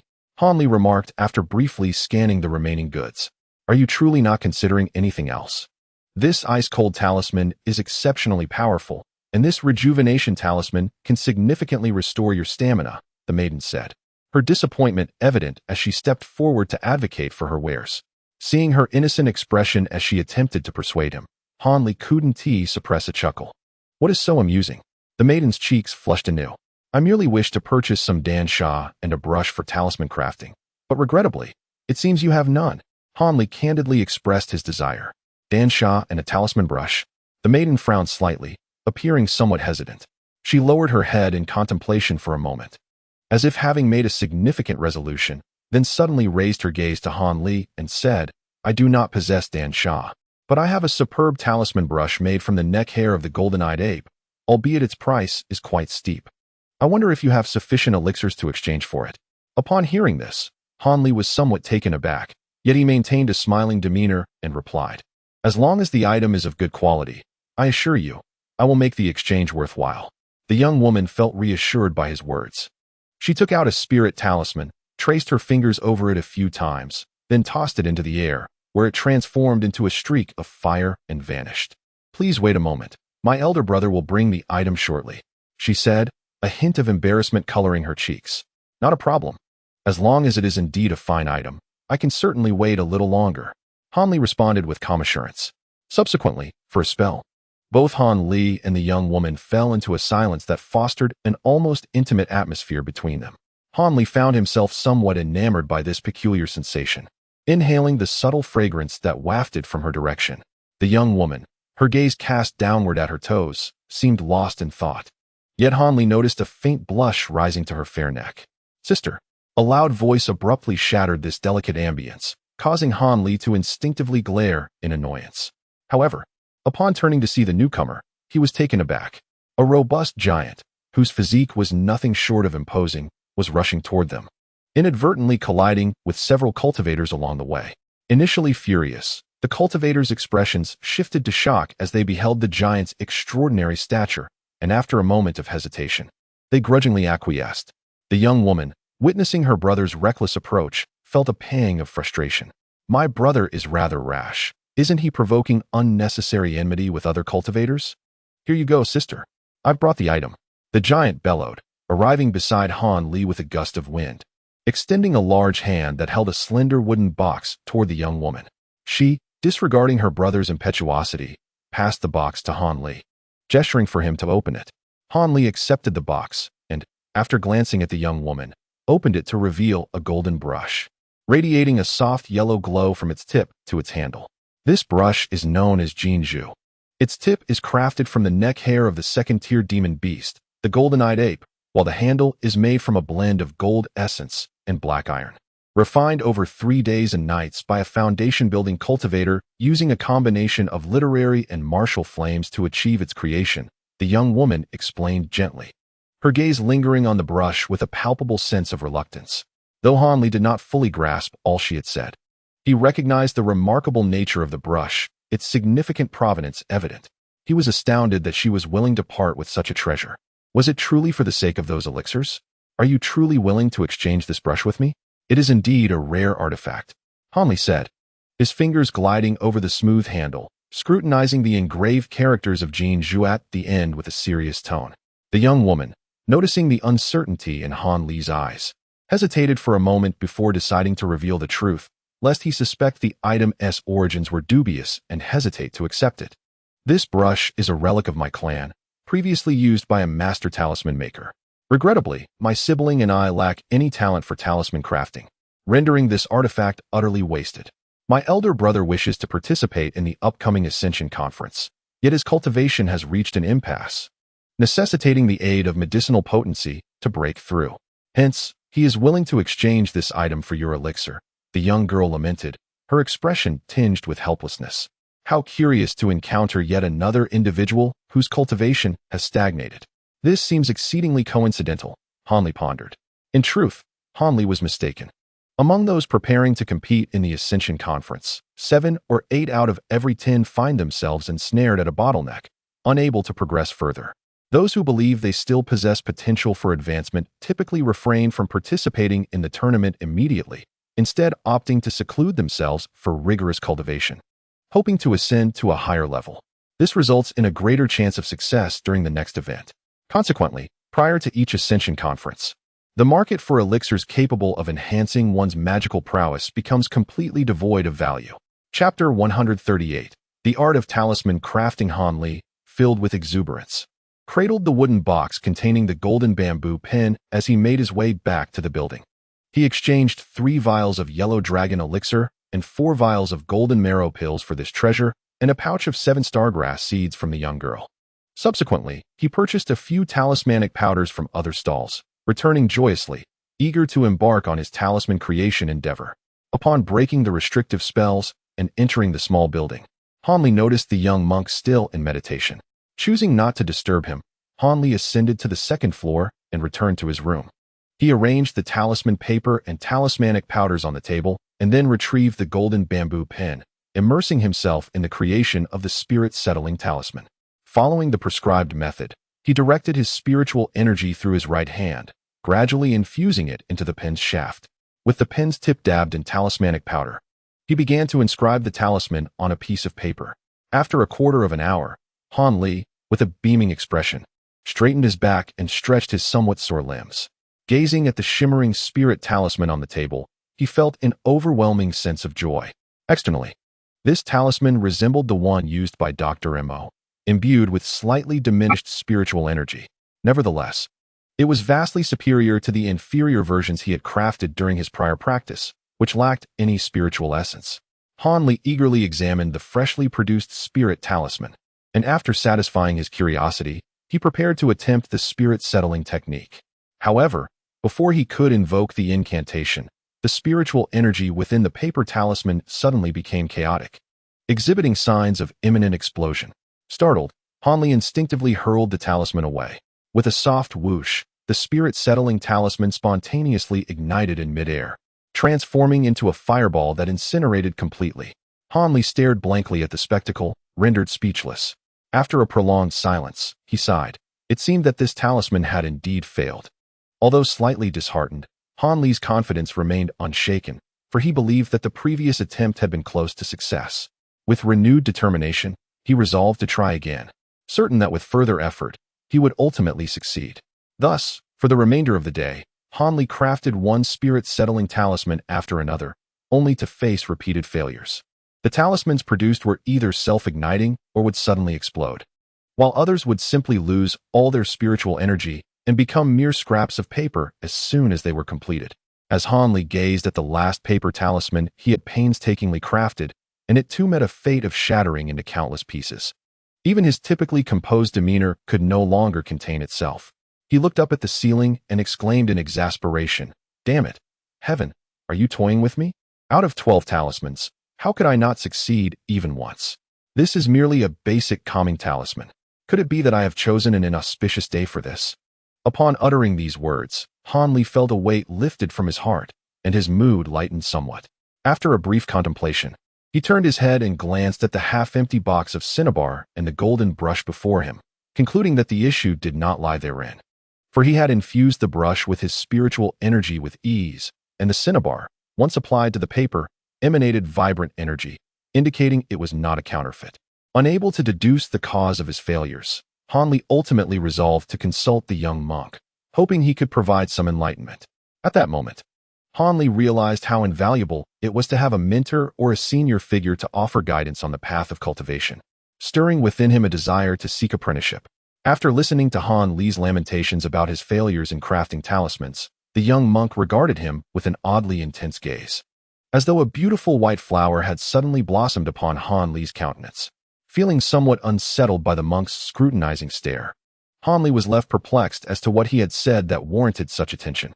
"It seems, my benefactor, that you possess little understanding of talisman crafting." The monk finally spoke. Master Ku's saying was indeed correct.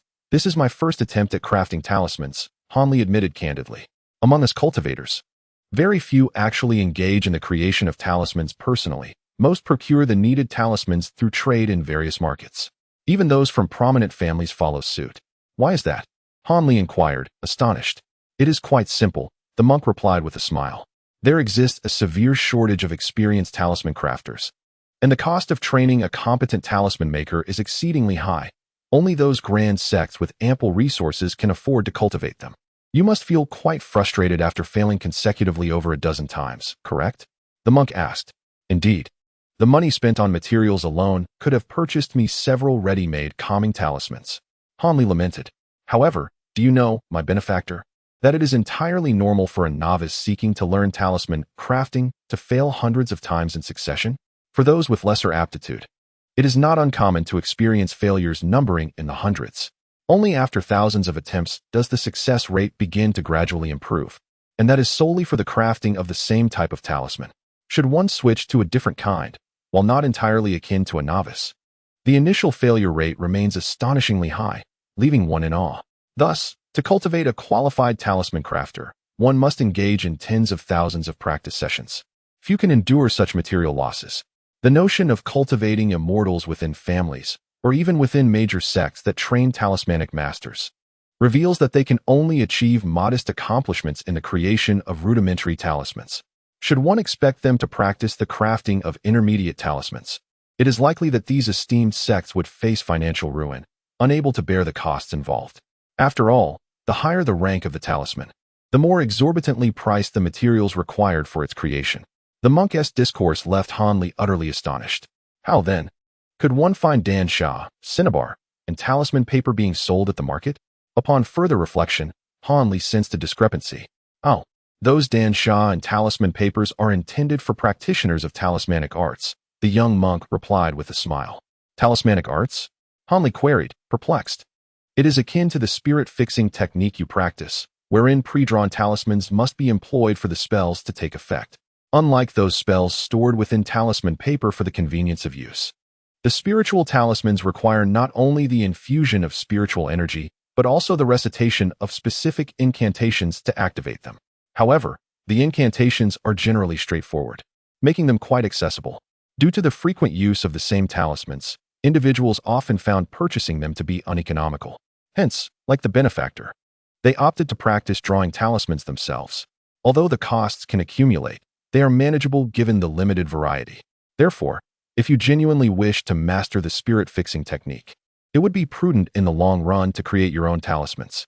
However, if you do not intend to employ this technique frequently, it would suffice to invest a small sum in procuring a few spirit-fixing talismans for emergencies, the young monk elaborated, offering Hanli some sage advice.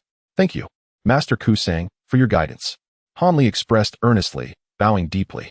Your gratitude is unwarranted. The monk replied with a quick bow in return. This young monk proved to be quite amiable. In the future, should any queries arise, it would be wise to seek his counsel again. Hanli mused as he made his way back to his quarters. It was no longer feasible to dedicate time to practicing talisman crafting. It would be best to later procure a few spirit-fixing talismans for future use. Meanwhile, he had successfully reached the pinnacle of the 8th layer of his Changchun technique. With the acquisition of the subsequent layer's mental techniques, it seemed he was on the verge of breaking through to the 9th layer. Additionally, he needed to practice the newly acquired spells to enhance his abilities further. As Hanli pushed open the door to his room, he had already devised a plan for his future endeavors. Thus, in the days that followed, Hanli devoted his days to consuming medicinal herbs, meditating, and refining his Changchun technique. By night, he sought out secluded spots in the valley to practice the newly learned spells, which included the sand flow technique, ice freeze technique, ascend technique, bind technique, sound transmission technique, concealment technique, spark technique, and the most challenging, earth spike technique. After more than 10 days of rigorous training, Hanli ultimately broke through to the 9th layer of the Changchun technique in the final days before the conclusion of the Tainan assembly, leaving Wu Jiuzhi and others dumbfounded, while the Qingwen Daoist hailed him as a prodigy among loose cultivators. Yet, Hanli was acutely aware that without the assistance of those 10 or so bottles of elixirs, he would not have achieved such a breakthrough so effortlessly. Nonetheless, he realized that his supply of elixirs was dwindling and that it was time to concoct more. Chapter 139, Fragments of Magical Artifacts today was utterly exhausting, as I was visited by 2 groups of guests at home, leaving me no time even for dinner. At last, I have managed to finish this chapter. As for the various spells, both the concealment technique and the sound transmission technique are auxiliary spells akin to the heavenly eye technique. Any practitioner with a modicum of magical understanding can easily master them. Thus Hanli grasped them with remarkable ease. The sound transmission technique, which he had encountered several times before, necessitates the use of sound transmission talismans for its execution. The concealment technique, on the other hand, is a straightforward spell that allows the practitioner to envelop themselves in spiritual energy, rendering their body similar in hue to the surrounding environment, making them less detectable. This spell possesses a somewhat redundant quality, as the heavenly eye technique can effortlessly dispel it, failing to serve its intended purpose of evading the notice of other cultivators. The flowing sand technique and the freezing technique are both regional spells. One transforms the earth within its magical reach into sand, while the other solidifies water into ice. The potency of these spells is entirely contingent upon the depth of the practitioner's magical prowess. Should a master of great power invoke them, it would not be impossible to turn vast fields into deserts or to freeze mighty rivers into glaciers. They are categorized as low-level beginner spells merely due to their relative ease of learning. Even low-tier cultivators in the Qi refinement stage can acquire them, albeit their limited range is rather disheartening. Initially, Hanli found learning these 2 spells quite challenging, but after his sudden breakthrough to the 9th level, his magical capacity surged, allowing him to wield these spells with newfound skill. He could now effortlessly transform an area the size of a tabletop into sand or ice, which filled him with exhilaration. As for the remaining spells, he found himself unable to comprehend them for the time being and, regrettably, would have to ponder and study them at a later date. With the conclusion of the Southern event approaching, the influx of young cultivators participating in the trading activities reached its zenith in the final 2 days. At this moment, the grand trading square where Han Li was situated was teeming with over 2,000 cultivators, and the number of vendors had multiplied several times. Most sought to seize this last opportunity to sell off any unsold items. Additionally, many high-level cultivators, who had been lurking in the shadows, now emerged to take advantage of this favorable moment, keen to observe potential rivals. Han Li could only smile wryly, realizing that despite having reached the 9th level, he still ranked among the average in this sea of cultivators. Numerous individuals surpassed him, standing above the 9th level. Presently, lacking spirit stones and with scarce medicinal pills, he harbored no thoughts of shopping but instead meandered through the throngs, visiting stall after stall. He gravitated toward the bustling areas, simply to listen to the cultivators' discussions and insights regarding their wares, eager to broaden his knowledge. As he listened, Han Li's eyes were opened to a wealth of information about various magical artifacts and materials. For instance, there were dart-like artifacts that could automatically pursue enemies, gourds that could emit flames, long blades capable of freezing those they struck, the eggs of silver-winged ants useful for potion making, and the scales of century-old iron-threaded snakes suitable for crafting, among others. The more he listened, the more intrigued he became, and before he realized it, he had reached the midsection of the square. That won't do. I refuse this item. I demand a trade for something else. This is merely a fragment of a magical artifact. Even this material alone is more than sufficient for your bowl. What use do I have for this fragment? It would take a cultivator in the core formation stage to refine it. You shall not exchange it for my wind bowl. A heated argument erupted from a nearby stall. A fragment of a magical artifact? This revelation astonished all present, causing the nearby cultivators to swarm the stall like moths to a flame, creating a throng that rendered the space nearly impassable. One must understand that magical artifacts are the stuff of dreams for low-tier cultivators, yet here they were, appearing in the Tainan Valley. Even if it were just a fragment, it was a marvel, stirring the cultivators' desires akin to cats drawn to the scent of fish. Where is it? Let me see. Is this truly a magical artifact? How exquisite. Han Li, positioned closer to the stall and possessing agility surpassing that of ordinary cultivators, managed to secure a prime spot, observing everything with clarity. Before the stall stood a man in his late 20s, his skin dark and limbs robust, at first glance resembling an ordinary farmer who had wandered into Tainan Valley. However, any cultivator who had employed the heavenly eye technique on this man would have gasped in astonishment. He was a formidable expert of the 10th tier. To challenge such a figure would be courting disaster. Some cultivators exchanged furtive glances, shifting their attention to the stall owner. The stall owner appeared quite ordinary, clad in blue, with a cultivation level of perhaps the 7th or 8th tier, yet he displayed no sign of fear in the presence of the imposing man. It was then noticed that the stall owner's collar bore an embroidered leaf pattern, enlightening the cultivators to his identity as a disciple from the renowned Qin Yiling family. No wonder he maintained such composure. On the stall between the two men rested a peculiar yellow bowl adorned with strange patterns, alongside a small piece of semi-transparent fabric. This fabric, tattered and frayed, resembled something that had been gnawed upon by a dog. The sole captivating aspect was the intermittent flickering of white light emanating from it, lending it an air of uniqueness. Is this truly a fragment of a magical artifact? After seeing the object, many in the crowd felt a wave of disappointment. It starkly contrasted with their imagined vision. This fragment is remarkable. Any object enveloped by it becomes invisible, with not a trace of spiritual energy leaking out, while still allowing energy to flow in from the outside. The dark-skinned man explained loudly to the stall owner. With that, he suddenly turned his sleeve downwards, revealing a silver mouse that emerged from within. A first-tier demonic beast, the golden-eating mouse. Among the onlookers, someone called out its name, igniting a brief stir. Truly, what a 10th-tier expert he was, to capture even a first-tier demonic beast. Many could not help but think in admiration. At that moment, the dark man draped the piece of fabric over the silver mouse. And then, a miracle occurred. Both the mouse and the fabric vanished from sight. Even those who employed the heavenly eye technique could see nothing. The man observed the astonished expressions of the crowd with a hint of satisfaction. Suddenly, he grasped at the original spot, and a piece of cloth appeared in his hand, while the white mouse immediately revealed its presence. Not only living beings, but even inanimate objects exhibited the same effect.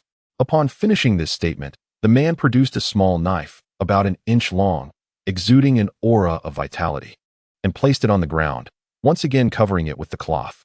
As a result, it vanished without a trace, and not a hint of its aura was exposed. How marvelous! It can become invisible. Remarkable. The onlookers began to murmur among themselves. What do you think? Trading your bowl would undoubtedly be worthwhile. After once again removing the cloth and securing the knife, the man addressed the vendor. No exchange. To achieve invisibility, purchasing a basic intermediate-level concealment talisman would suffice. And for such a small item, can it truly hide my head or my feet? The vendor shook his head and retorted scornfully. Did I not tell you? This is a fragment of a magical artifact, crafted by either a core formation or nascent soul cultivator. Only someone of comparable cultivation could discern its concealing properties. How could a concealment talisman compare to it? The man, now irate, responded sharply. You can embellish your words as much as you like. I have no use for this item. Why would I need it? You should offer 30 spirit stones or other equivalent items in exchange for this bowl. The vendor replied coldly. Chapter 140. An unyielding resolve. Oh dear. I received a call. My parents have some matters to attend to, and I must go over this afternoon. I can only manage to send out a small chapter of 2K for now. Whether the next chapter can be completed in time depends on the circumstances, so I ask for your understanding. The man appeared exceedingly vexed, clenching his fists and stepping forward. What are you doing? Do you intend to resort to coercion? Our Yi family is not to be trifled with. The vendor rolled his eyes and spoke without reservation. Humph. The Yi family is quite impressive. Although the man did not yield verbally, he relaxed his fists, clearly intimidated by the Yi family. The man felt an intense anger in his heart as the vendor used the Yi family to pressure him. As a 10th layer expert, he was accustomed to being flattered. Now, faced with this humiliation, he had contemplated leaving in a huff. Yet, he was reluctant to part with the returning wind bowl. It was crucial to know that this magical tool was highly compatible with his cultivation method, and acquiring it would undoubtedly enhance his strength significantly. However, aside from this fragment of the magical artifact, all his other possessions were of use, and he had exhausted his spirit stones days ago, leaving him in a predicament. Esteemed brother, how about selling that fragment to me? I offer 10 spirit stones. A figure clad in an oversized gray robe emerged from the crowd, approaching the man with a respectful bow and speaking earnestly. Not for sale. If you wish to buy it, you must present 30 spirit stones. The man shook his head vehemently, unable to accept such a price. Ahem. If this fragment were a tad larger, it would indeed be worth that price. Unfortunately, it is rather small, rendering it capable of concealing too few items. The gray-clad individual, seeing that the man would not agree, displayed a look of regret and did not press further, retreating back into the crowd. 12 stones. Will you sell it? I offer 13. Many cultivators surrounding the scene were tempted by the magical artifact fragment. Even if they could not utilize it, keeping it for further study would be beneficial. Perhaps it may lead them to some profound understanding. In this manner, the price swiftly escalated to 20, proposed by a naive, round-faced youth. Faced with such a high bid, the others fell silent, all believing this price to be exorbitant. Any further increase would be sheer extravagance. After all, for these low-tier cultivators, possessing a mere 10 spirit stones was already commendable. The previous bidders were primarily disciples from various families. Only they could afford a little more. 20? The black-clad man's expression shifted. This price had reached his threshold. If he could pair it with another item, he might manage to exchange it with the vendor for the wind-returning bowl. Are you willing to offer 20 spirit stones? The man inquired amiably towards the round-faced youth. For reasons unknown, the youth's face fluctuated between red and pale, exhibiting palpable distress. I do not possess so many spirit stones. A stammered confession escaped the anxious youth, leaving the onlookers astonished. Not at all. Then what was your earlier bid? Were you intentionally toying with me? The black-clad man erupted with fury, his pent-up anger surging forth, overwhelming the youth with an oppressive aura. I merely found it amusing when others bid. I innocently joined in. The round-faced youth hastily defended himself, beads of sweat rolling down his brow like pearls. As a mere 5th layer cultivator, how could he withstand such spiritual pressure? Who called out 19? I am willing to gift you a spirit stone to facilitate your purchase, the youth, in desperation, proclaimed. Unfortunately, the surroundings fell into a heavy silence, with no one responding. It seemed that the previous bidder had also reneged on their intention. What about the one who called 18? The youth, observing the increasingly menacing expression of the black-clad man, felt tears welling up in his eyes. He was just a small, independent cultivator with merely 2 spirit stones, which he had painstakingly acquired over an entire year. Just as everyone anticipated a dramatic turn of events, a calm voice interrupted, as an individual entered the scene and addressed the black-clad man. What do you intend to do? The black-clad man scowled at the newcomer. His patience had worn thin, and if this person intended to meddle, he would not hesitate to deal with them, even though they appeared formidable, being a 9th-layer cultivator. I have a keen interest in this item and wish to procure it, the newcomer said with a smile, pointing at the cloth. This cultivator, mistakenly assumed to be an instigator by the black-clad man, was none other than Han Li. Upon hearing that this artifact fragment could conceal oneself and obscure spiritual energy, Han Li's thoughts stirred. A vague idea flickered into his mind. After the black-clad man demonstrated the concealment dagger, Han Li's notion crystallized, making the acquisition of this artifact fragment a matter of urgency.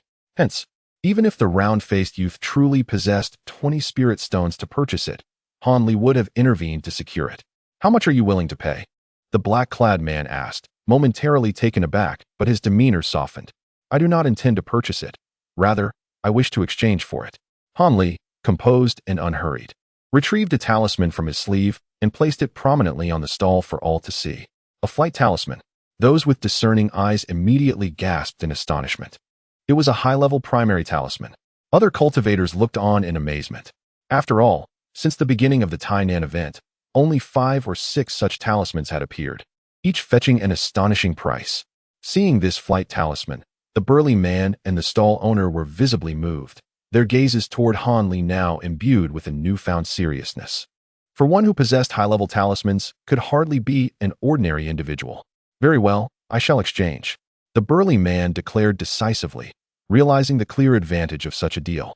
However, before proceeding, I wish to test your claim that this fragment does not hinder the absorption of spiritual energy from the external environment.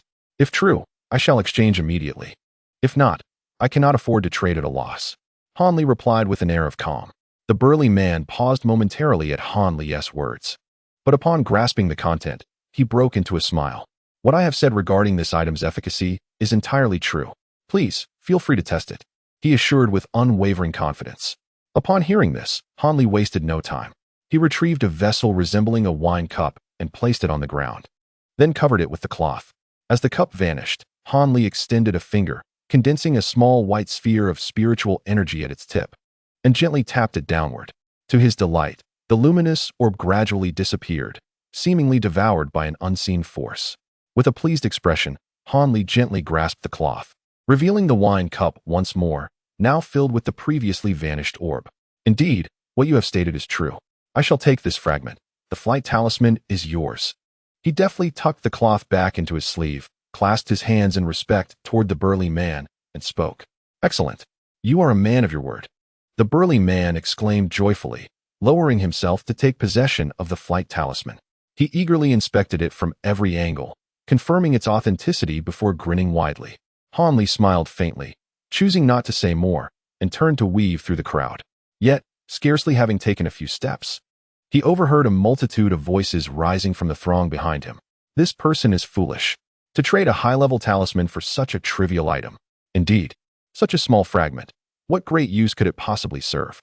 This exchange is utterly unworthy. Let us not be so quick to judge. It may possess other remarkable qualities. Han Li, hearing their remarks, could not help but smirk inwardly. How could these cultivators comprehend the significance of this item to him? Brother, wait. Please hold on. A voice suddenly called out from behind, accompanied by the hurried sound of approaching footsteps. Han Li, somewhat astonished, turned back, wondering if they were calling for him. Not far off, he saw a young man, drenched in sweat, sprinting toward him while shouting, who was none other than the round-faced youth who had nearly caused a disaster earlier. Han Li blinked, curiosity piqued as he paused in his tracks. He wondered what this exuberant individual could possibly want to pursue him so fervently. Brother, I finally caught up to you, the young man exclaimed, breathless upon arrival. "Is there something you need?" Han Li inquired, casting a puzzled glance at his companion. Without hesitation, the young man thrust a small booklet into Han Li's hand, saying, "This is a token of gratitude for your timely assistance," before shyly retreating. Han Li was momentarily taken aback, but soon smiled. It was indeed surprising to encounter such genuine individuals among cultivators. He made no effort to chase after the youth, instead lowering his gaze to examine the item in his hand. The booklet was titled Records of Qingxi, and it appeared to be unrelated to any cultivation techniques. Intrigued, Han Li flipped through a few pages. It turned out to be a compilation of anecdotes and legends meticulously documented by a senior cultivator known as Qingxi Jinren, who preferred wandering over rigorous training. Some pages were adorned with vivid illustrations related to the tales. Although Han Li did not peruse the work extensively, he found it captivating enough to tuck it away in his robe. Subsequently, Han Li encountered no extraordinary events and, finding the day somewhat dull, returned to his abode. Inside his chamber, he reclined against the headboard, thoroughly engrossed in records of Qingxi. The narratives within encompassed both personal experiences of Qingxi Jinren and hearsay, all of which were peculiar and rare. Some even detailed secrets that were typically withheld by cultivation families, leaving Han Li curious about how Qingxi Jinren had come to learn them. As he reached the final pages, he stumbled upon illustrations of 7 distinct tokens, each resembling a medallion. Beneath these images were inscribed several lines: Ascension Order, crafted by the 7 great sects of the Yu Kingdom. This is an artifact bestowed upon cultivation families for extraordinary merit. Any individual bearing this order who approaches the issuing sect will receive the same treatment as the ultimate victor of the Ascension Conference, including the granting of Foundation establishment pills and eligibility for entry. However, this item had traditionally circulated only within the confines of cultivation families, rendering it unseen by ordinary cultivators. Thus, the illustrations were merely representations based on hearsay. Finally, Qingxi Jinren added a note in smaller script. This order can be transferred and traded among various cultivation families, and its issuance can be traced back to ancient times. Therefore, the sect acknowledges the order, not the individual. Anyone presenting the order can ascend in an instant. Truly a miraculous item for lower-tier cultivators. Upon reading the description, Han Li's heart raced, and his mouth felt parched as he gazed at the illustrations of the tokens. When he first heard the term Ascension Conference, he had subconsciously recalled the peculiar token he received from the dwarf, which bore the same characters for ascension. This connection led Han Li to wonder if there was indeed some link between the two. However, after listening to others discuss the Ascension Conference in detail, with no mention of the Ascension Order, he dismissed it as mere coincidence and set it aside in his mind. To his astonishment, within this inadvertently discovered booklet, he unveiled the origins and true purpose of the object. The significance of this Ascension token was immense. The more Han Li contemplated, the more exhilarated he became. He hastily retrieved the murky black token from his possession and eagerly compared it with the illustrations, identifying one that bore a striking resemblance. This Ascension token had been issued by the Yellow Maple Valley. As he caressed the token, Han Li murmured to himself, "However, how could such a precious item have fallen into the hands of a mediocre practitioner like the Golden Light Master?" Once Han Li regained his composure, confusion set in. In truth, the dwarf was indeed the original owner of this token. It was revealed that the now-renowned Qin Yiling was once home to another illustrious cultivation family, the Qin family, alongside the Yi family. Due to their kinship, the two families had maintained a harmonious relationship. This Ascension token was a treasured heirloom passed down through generations of the Qin family. The reason it had not been utilized was that the Qin family had never found a prodigy worthy of its power. They preferred to pass it down rather than squander its potential.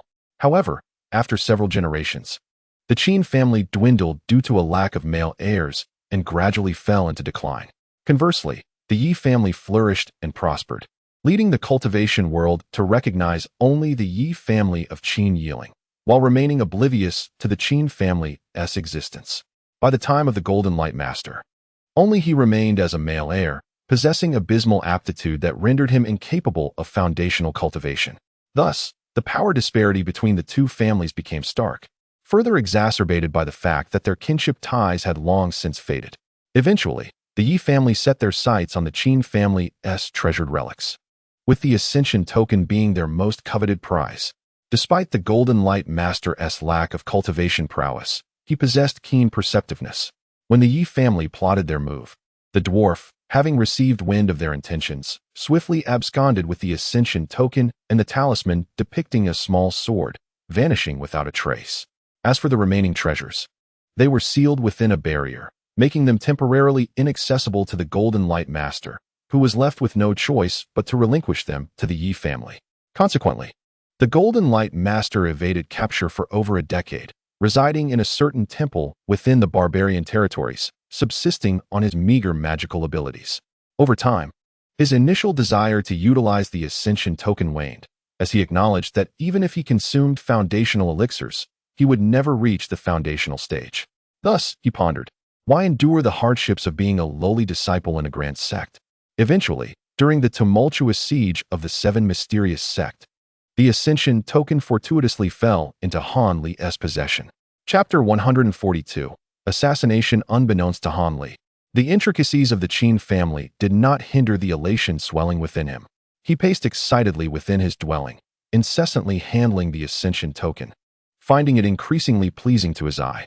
After a brief period, he finally calmed himself, settling the tumult of his emotions, and began to contemplate his future plans and the feasibility of seeking apprenticeship at the Yellow Maple Valley. After a restless night of tossing and turning, Han Li found that the Tainan conference was finally drawing to a close. As dawn broke on the following day, numerous cultivators began to depart from the valley, causing the number of people within to dwindle by nearly half. By afternoon, several elder masters appeared in the square, and after uttering words of encouragement and praise, they announced the official conclusion of the Tainan conference, amongst them the esteemed Qin Yanjunren. Immediately, the remaining cultivators began to disperse, some in small groups and others flying solo. At this moment, Taoist Qing Wen and a few others approached Han Li, once again extending an invitation for him to join their company.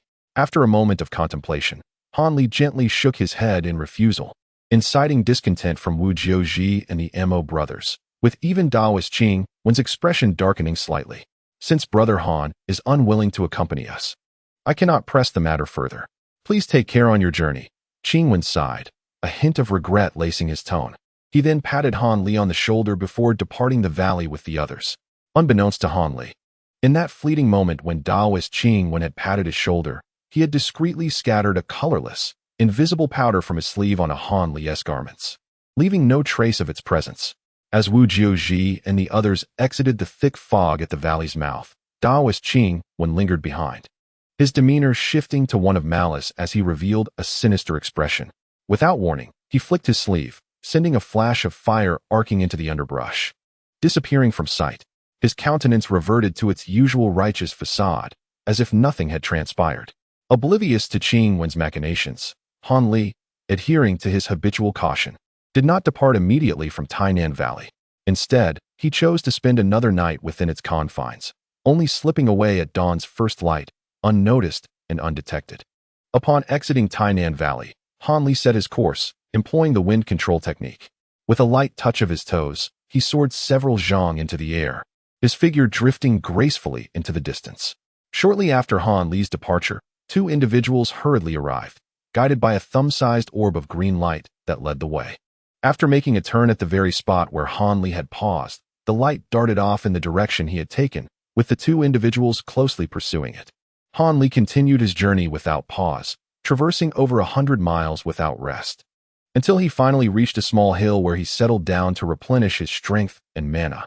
Little did Han Li know, his seemingly irrational actions had prompted an outburst of curses from the duo trailing behind him. It was hardly surprising.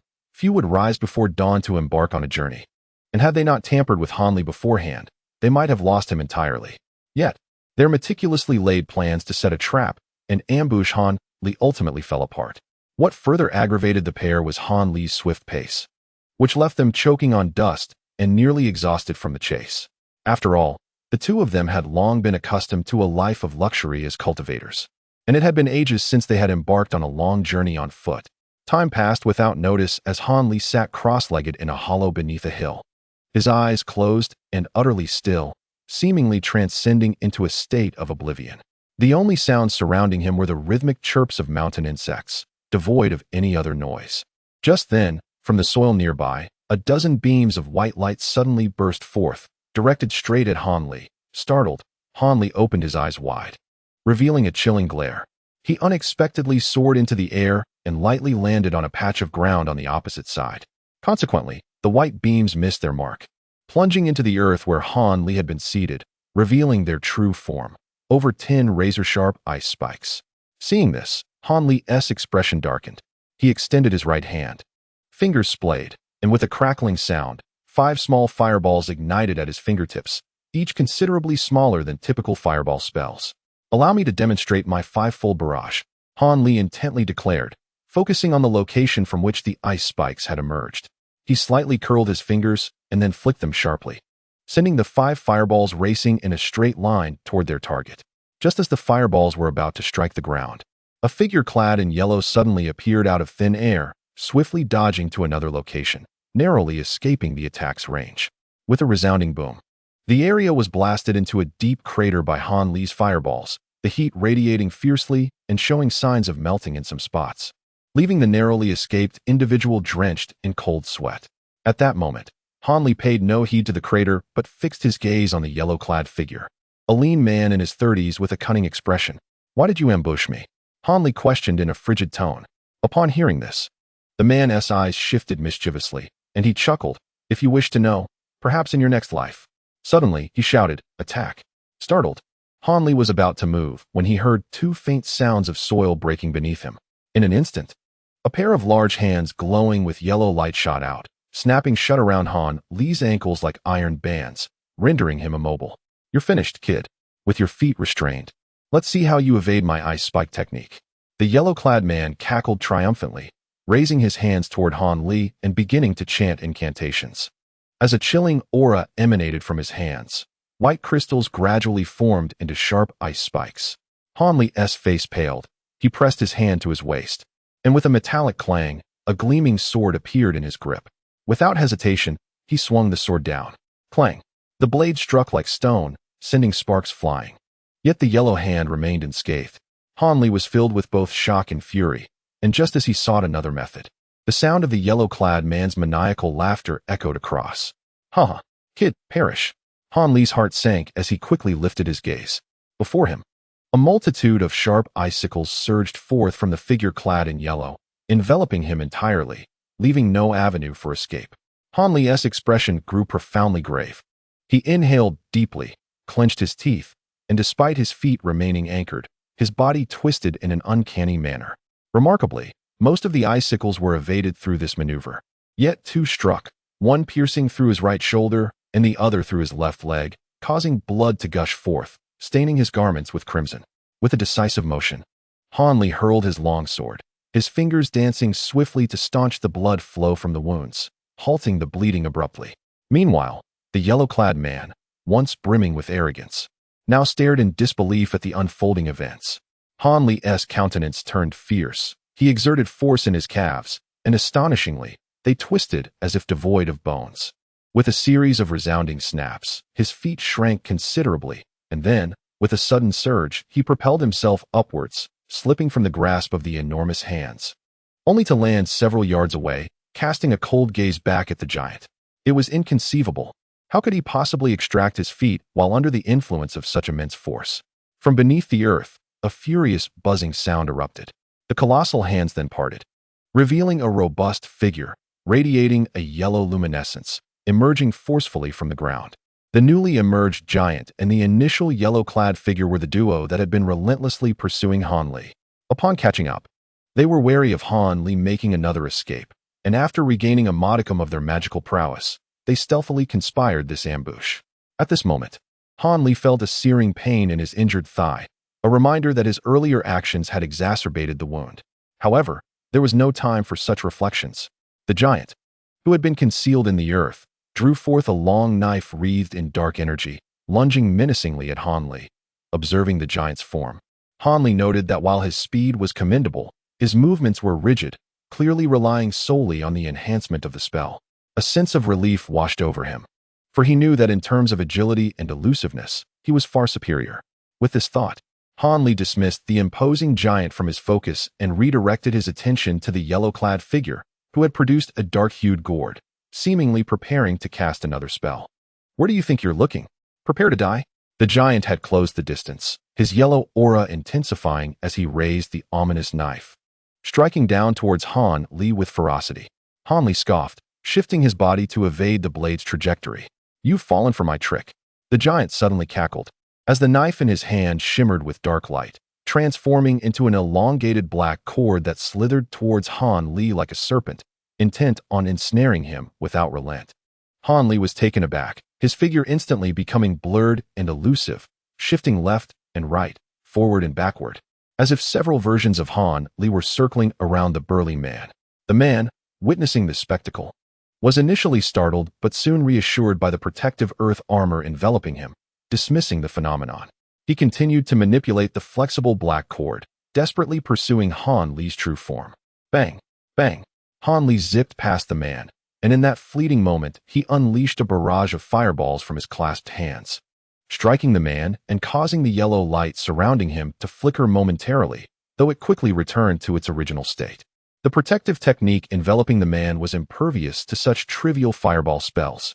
The burly man wore a triumphant expression, his hand movements accelerating as he maintained his relentless control over the black cord. Han Li felt a sense of urgency. Although the black cord was slightly slower than him, it still posed a significant threat. He couldn't afford to slow down, for he would undoubtedly be ensnared. Uncertain of the true nature of this stubborn artifact, he was determined not to let it bind him. In a moment of distraction, he cast a glance at the man in yellow, who appeared solemn, his gourd-shaped artifact beginning to emit a green light from its spout, hinting at some unknown entity about to emerge. This situation was perilous. If it continued, his life would surely be at stake. He realized he needed to take some risks. In the midst of his rapid flight, Han Li retrieved the diamond talisman he had acquired from the golden-clad figure. This talisman was a form of spell, the incantation of which Han Li had learned from the monk, Ku Sang, and now it was finally of use. He murmured a few incantations, though they sounded somewhat muffled due to his swift movements. Yet the golden characters on the talisman began to glow. When the golden script was fully illuminated, Han Li suddenly pressed the talisman against himself, and a brilliant golden light erupted around him, forming a protective golden barrier. However, his form abruptly slowed, allowing the pursuing black cord to ensnare him. Using the diamond talisman would inevitably slow his movements, a fact Han Li was well aware of. Yet, upon realizing that the black cord, despite wrapping around him several times, was kept at bay by the golden light, his anxiety subsided. He knew he had made the right gamble. The golden barrier effectively thwarted the assault of the man's artifact. Seeing this, the burly man let out a low growl, striding forward with determination, his fists clenched and exuding a dazzling yellow light, seemingly imbued with some potent technique. Having learned from previous encounters, Han Li was not about to allow the man to close in again. He suddenly crouched down, pressing his hands against the ground, and a deep incantation resonated from his lips as his hands began to emit a faint yellow glow. The man was momentarily taken aback, hastily attempting to halt his advance. But it was too late. The ground beneath him transformed into a soft, shifting quicksand, causing his feet to sink deep, ensnaring him up to his thighs, leaving him in a flustered state. "Strike!" A sharp command echoed in Han Li's ears. His heart sank as he turned to look at the man in yellow. From the dark gourd spout, 7 or 8 black, gelatinous spheres erupted, each the size of an egg, hurtling towards Han Li. His expression darkened. Yet he swiftly dispersed the golden light emanating from his hands and began rummaging through his robes, producing a wooden box. At that moment, several spheres had already reached him, crashing violently against his protective barrier, causing the golden shield to ripple and deform, as if on the verge of shattering. Faced with this imminent peril, Han Li disregarded the threat, sitting cross-legged and placing the wooden box upon his knees, forming a series of incantations with his fingers. Thud, thud, thud. The assault of the spheres intensified, their relentless barrage against the barrier dimming the golden light encasing Han Li, suggesting that destruction loomed near. In that critical moment, Han Li shouted, "Rise." As he uttered those words, a beam of gray light shot forth from the wooden box, stretching nearly 10 feet long. The light spiraled around him like a dragon emerging from the water, and the spheres, seeming to encounter their nemesis, were cleaved in two, plummeting to the ground. "Rune treasure!" exclaimed the man in yellow, his voice filled with terror. Han Li's heart stirred at this revelation, but he could not dwell on it, for the nearest brute had broken free. Upon witnessing the ominous gray sword light, the man's face turned ashen. Instead of charging at Han Li, he turned and fled in panic. However, with a heart now filled with murderous intent, Han Li was unwilling to let him escape. He pointed at the fleeing figure, and the sword light immediately pursued, reaching the man in the blink of an eye.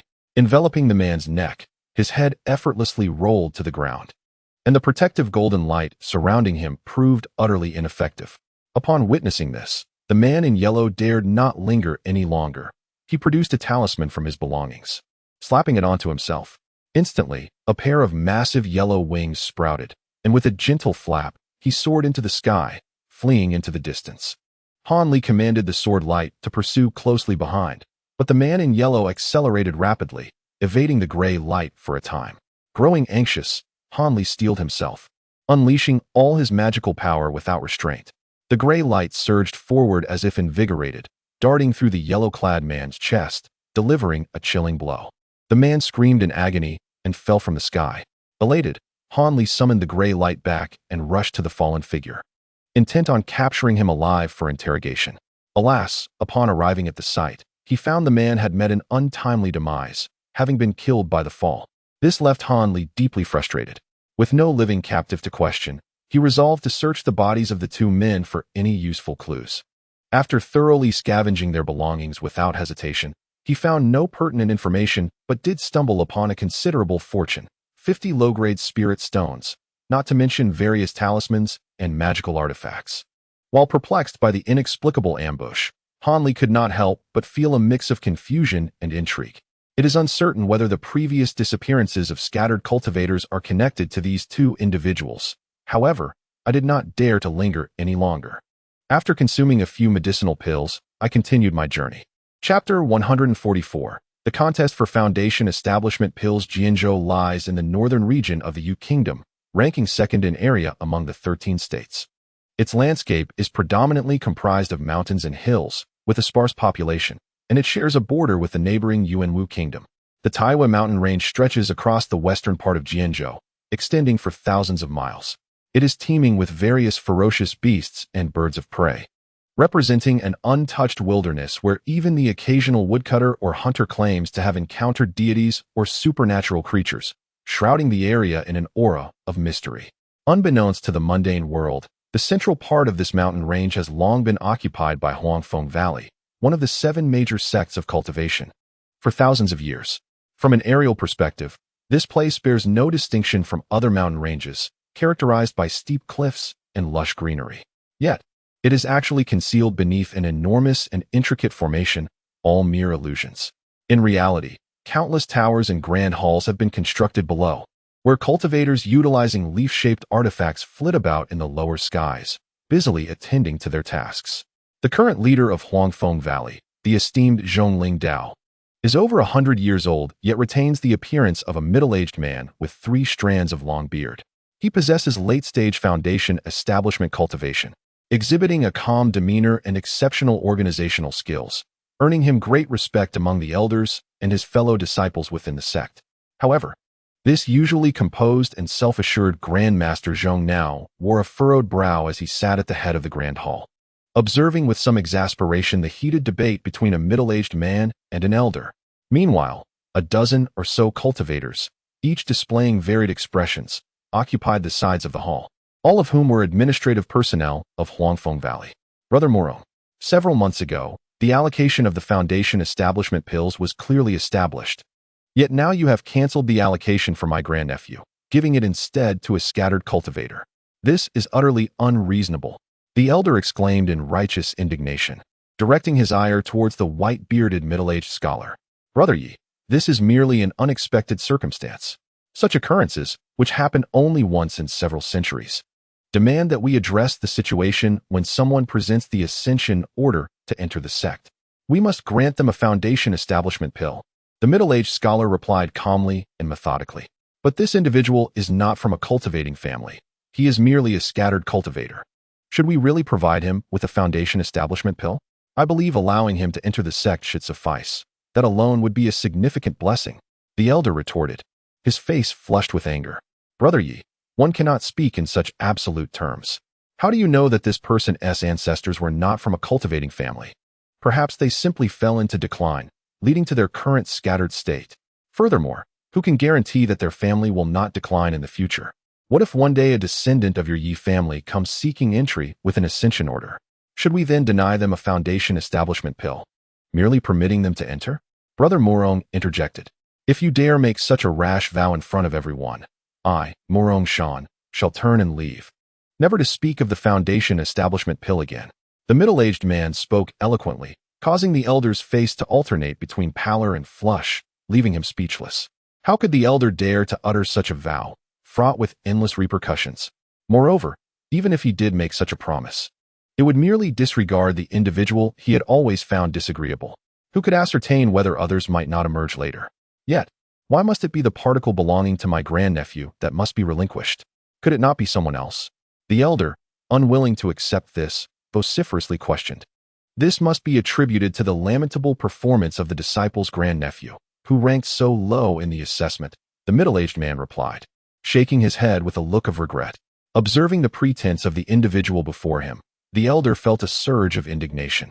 However, considering the interests of his grandnephew, he could not afford to be distracted and persisted in his argument. While my grandnephew did indeed rank lower, he was not the last among those who consumed the foundational elixir. There were still 2 others behind him, were there not? The disciple was correct. Indeed, there were 2 others who ranked below my grandnephew during the assessment, but their circumstances are rather peculiar. Thus, it is only fair to subject the disciple's grandnephew to this slight. The middle-aged man stated with a tone of deep regret. What is so peculiar about them? Unless you provide me with a satisfactory reason, I shall not swallow this grievance. The elder, now exasperated, declared vehemently. Nonsense. What grievance is there to bear? These 2 indeed possess special circumstances. Skipping them to select the disciple's grandnephew was something I consented to as well. As for the rationale, if the disciple does not inquire, I shall elucidate it for you nonetheless. The headmaster Zhongling, perceiving the elder's obstinacy, darkened his expression and reprimanded him sharply. Upon witnessing Zhongling's reaction, the elder felt a chill run down his spine. He was aware that there were 2 individuals ranked below his grandnephew during the assessment, yet he truly did not know who they were, which was the source of his genuine ire. Could there really be exceptions that might cause even the typically just and discerning headmaster to show favoritism? Zhongling waved his hand, signaling the middle-aged scholar to resume his seat, and then sighed. Disciple Yi, I fear that this time, we must truly impose a slight upon your grandnephew. The other 2 individuals, one is the sole descendant of the esteemed Red Flute, who, despite her initial failure in the assessment, was nonetheless selected to be included in the list for the foundational elixir. I trust that you would not wish to revoke her eligibility, would you? Upon hearing the name of Red Flute, the elder was taken aback, his countenance shifting dramatically as he became apprehensive.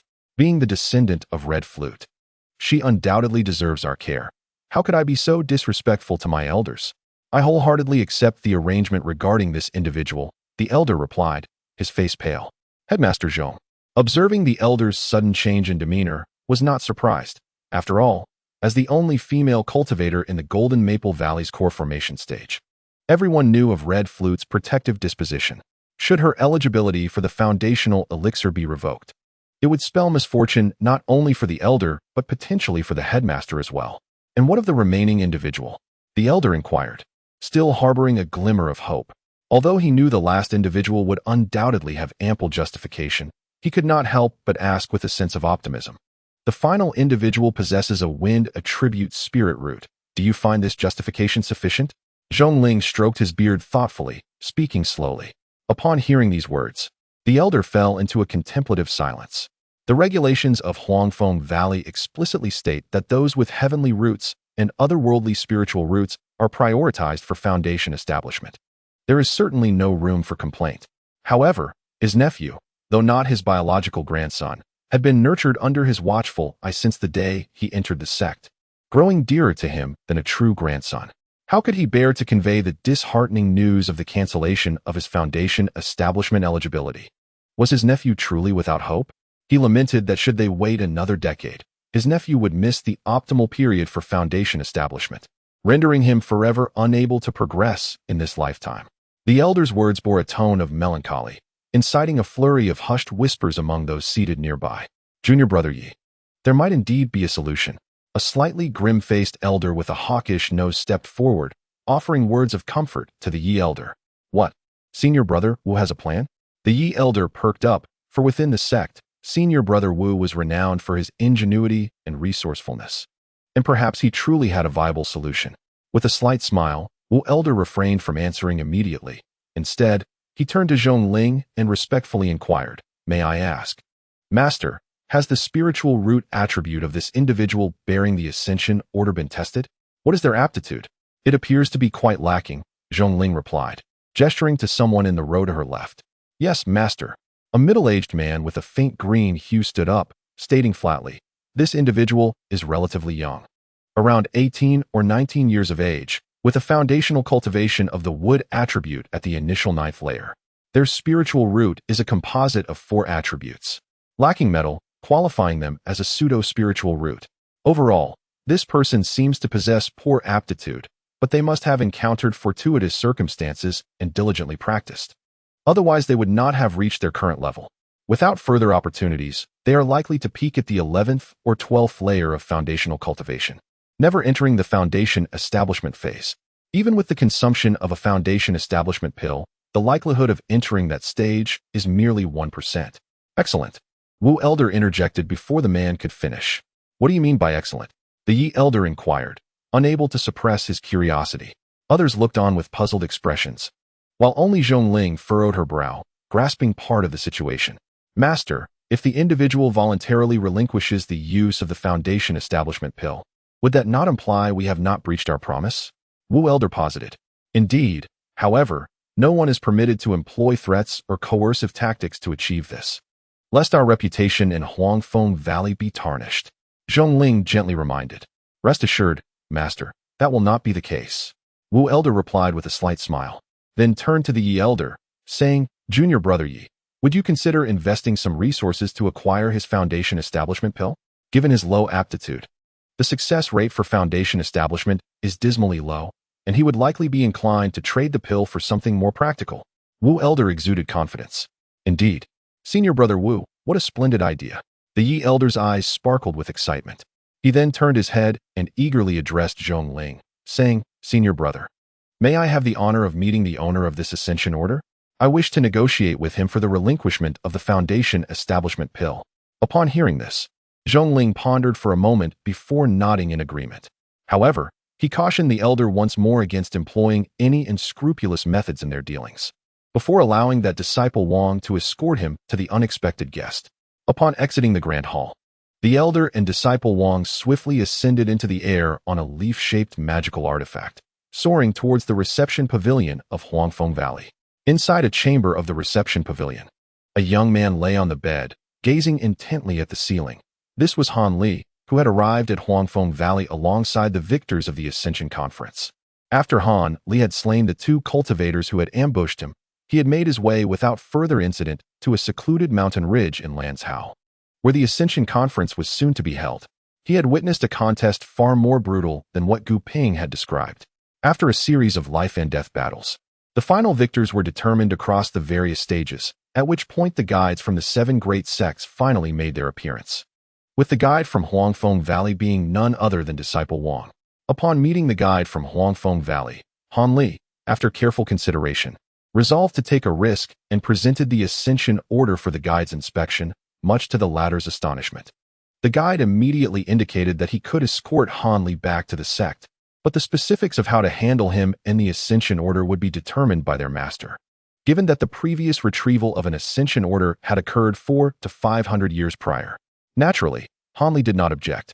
The thought of having to locate the entrance to Huangfeng Valley on his own was daunting enough. Thus, under the astonished gazes of the other cultivators, Han Li, along with 10 other victors, embarked on a large, boat-shaped magical artifact, led by Disciple Wang back to Huangfeng Valley, where he was instructed to await further information. The other 10 victors were separated from him, their destination unknown. Han Li remained in this place for 3 to 4 days, never having stepped outside the door. Apart from a young attendant of about 11 or 12 years who delivered meals punctually, he encountered no one else. This was not due to Han Li's obedience, but rather because the guide surnamed Wang, after settling him in and assessing his attributes, had explicitly informed him that, as he was not yet a disciple of Huangfeng Valley, certain prohibitions had been placed upon the room, preventing him from exiting. Should he attempt to leave, he would trigger these prohibitions and become ensnared within them. Upon hearing the guide's warning, Han Li wisely refrained from seeking trouble. Moreover, upon learning that he possessed a pseudo-spiritual root of 4 attributes, his mood soured considerably. Although he had long been aware of his inferior aptitude for cultivation, hearing it confirmed still left him despondent for an entire day. It seemed that if he wished to make any progress on the path of cultivation, he would have to rely on external forces such as medicinal pills. Yet, after elevating his Changchun skill to the 9th level, he found that the efficacy of Huanglong pills and Jinsui pills had significantly diminished, offering him far less assistance than before. It appeared he must seek out alternative elixir recipes to concoct truly suitable pills for cultivators, lest his progress in cultivation be delayed. Han Li was lost in thought when suddenly the sound of footsteps echoed from outside the door, and it was not just one pair. His spirits lifted. After enduring a long wait, he had finally received the news he had been longing for. "Young friend, are you settling in well here?" The door was gently pushed open, and a voice belonging to a man named Wang rang out. He stepped inside, followed by an elderly man with a ruddy complexion. "Master Wang, greetings." Han Li promptly leaped from his bed, respectfully bowing. He understood that showing excessive deference would only bring benefits and no harm. "Who is this?" Han Li inquired, casting a curious glance at the elder. "This is my senior brother, surnamed Yi," Master Wang replied with a smile, providing a brief explanation. "Surnamed Yi?" Han Li was taken aback. Could it be that the matter of him having slain someone for their order had been exposed, and members of the Yi family had come for him? Yet, despite the elder's somewhat displeased expression, he did not appear vengeful. It seemed there was more to the story.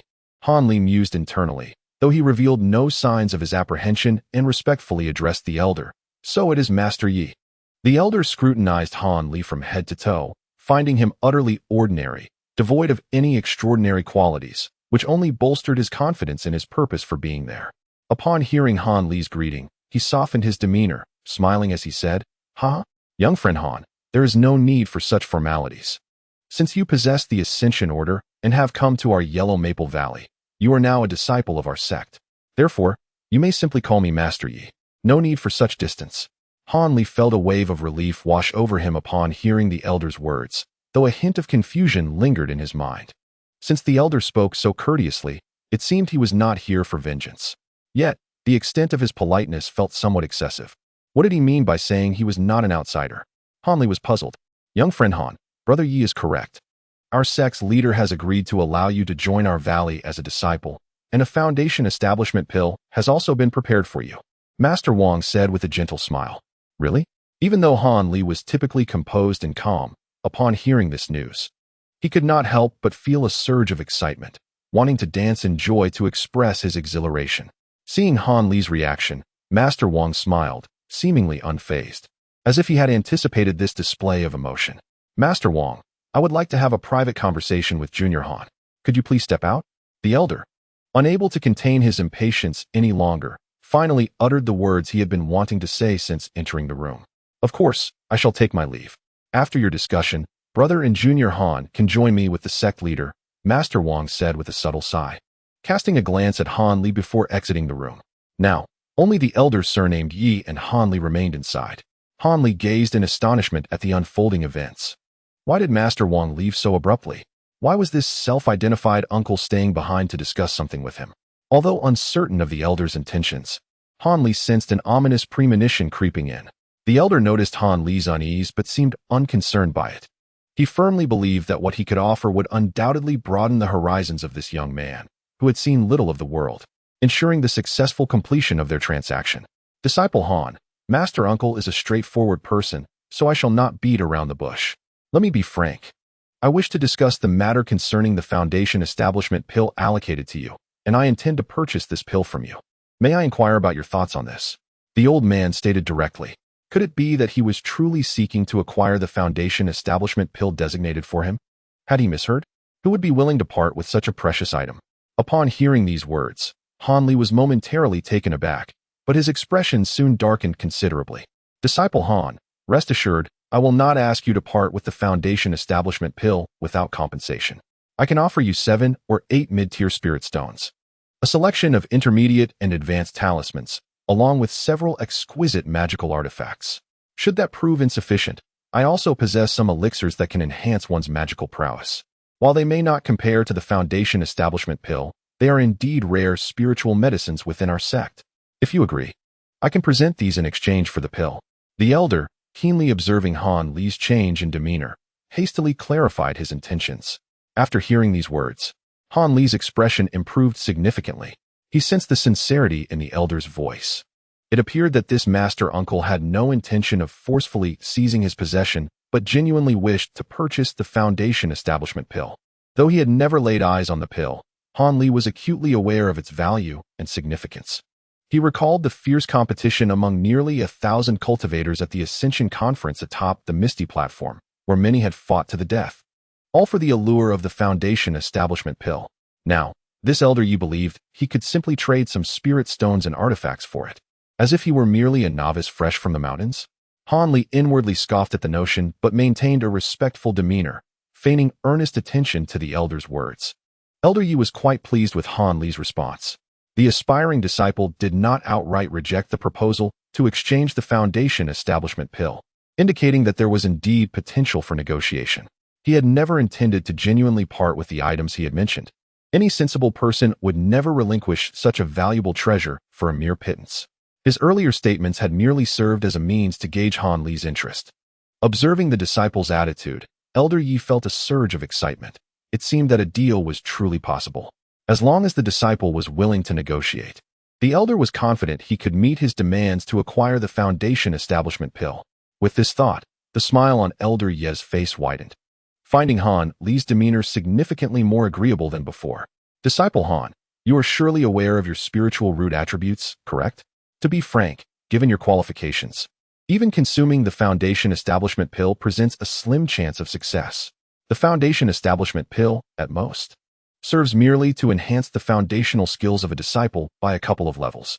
If that is the case, then this pill would indeed be a tremendous waste. For the disciple, it would be far more prudent to exchange this item for something of greater practical benefit. The elder began to elaborate extensively, subtly enticing Han Li.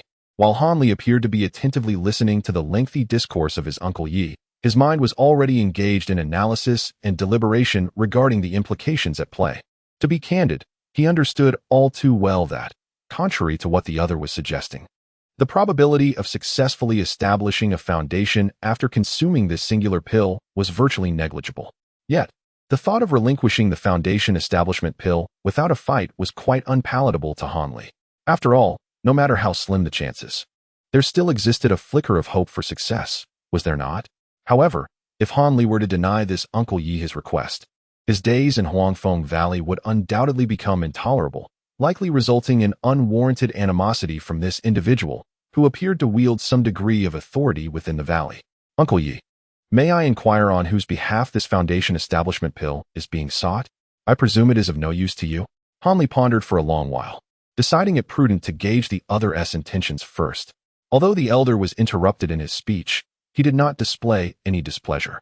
After a moment's hesitation, he replied to Han Li, since you have asked, I have nothing to conceal. This Foundation Establishment pill was requested for the sake of my grandnephew, and I hope you can grant this request. Upon hearing this, Han Li could not help but smile wryly, reflecting, a grandnephew, that indeed indicates a closer kinship. Moreover, the fact that this elder would go to such lengths and humble himself to seek the pill from a junior signifies that this grandnephew must be quite favored. It seemed that refusing the request would undoubtedly provoke the elder's ire, making it impossible for Han Li to remain at ease in Huangfeng Valley. Reluctantly, he resolved to acquiesce. As for his own Foundation Establishment, he would have to devise another plan. After all, he possessed that mysterious little vial. With the right formula and time, what elixir could he not concoct? Having grasped the stakes involved, Han Li made up his mind.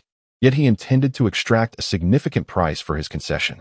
Thus, he feigned a troubled expression, wearing a look of despair. Uncle, it is not a matter of disrespect towards my elders. This Foundation Establishment pill is of immense importance to me, even if my aptitude is somewhat lacking. Is there not still a glimmer of hope? However, if I were to forfeit this opportunity for Foundation Establishment, I would truly be forever estranged from the path of the great Tao. The elder, upon hearing Han Li's words, could not help but scoff internally, thinking, with such qualifications, you dare contemplate the matters of the great Tao? Truly, you overestimate yourself. Yet outwardly, the elder continued to offer earnest advice from various angles, making many empty promises while persistently attempting to sway Han Li's resolve, pressuring him to agree to the exchange of the Foundation establishment pill. After listening to these hollow assurances, Han Li could not suppress a few cold laughs within his heart. Yet, the words that escaped his lips grew increasingly feeble, invigorating the elder, who proceeded to raise his offer even further. Disciple, if you are willing to part with the Foundation establishment pill, I can ensure that the disciples within the valley will handle all the menial tasks required of them. You may choose freely. The elder, perceiving that Han Li was on the brink of acquiescence, unveiled his ultimate bargaining chip. Menial tasks? Han Li was genuinely taken aback. Indeed, it was common knowledge that the junior disciples of Huangfeng Valley were obligated to complete certain duties each month. These tasks included supervising miners at various mineral sites, serving as steward disciples at the marketplace established by the sect, tending to the spirit beasts and rare creatures within the valley, as well as cultivating various rare herbs and plants. Based on the completion of these assignments, the sect would reward the disciples with a modest amount of low-grade spirit stones each month. As for me, I am specifically responsible for distributing such tasks within the valley, the elder stated, puffing out his chest, exuding an air of authority. Upon hearing this, Han Li felt somewhat speechless. It seemed that no matter where one was, there would always be individuals who sought personal gain from their positions of power. Even within a prestigious sect like Huangfeng Valley, such behavior was inescapable. However, the mention of cultivating rare herbs piqued Han Li's interest, as it seemed to be an opportunity tailored for him. Moreover, the elder had already promised numerous benefits. If he delayed any further, it might indeed come across as overly greedy. It would be wiser to seize the moment. With this thought in mind, Han Li feigned a look of having been moved, and with a hint of grievance, addressed the elder. Since Uncle Yi has expressed such sentiments, it would be remiss of me not to acquiesce.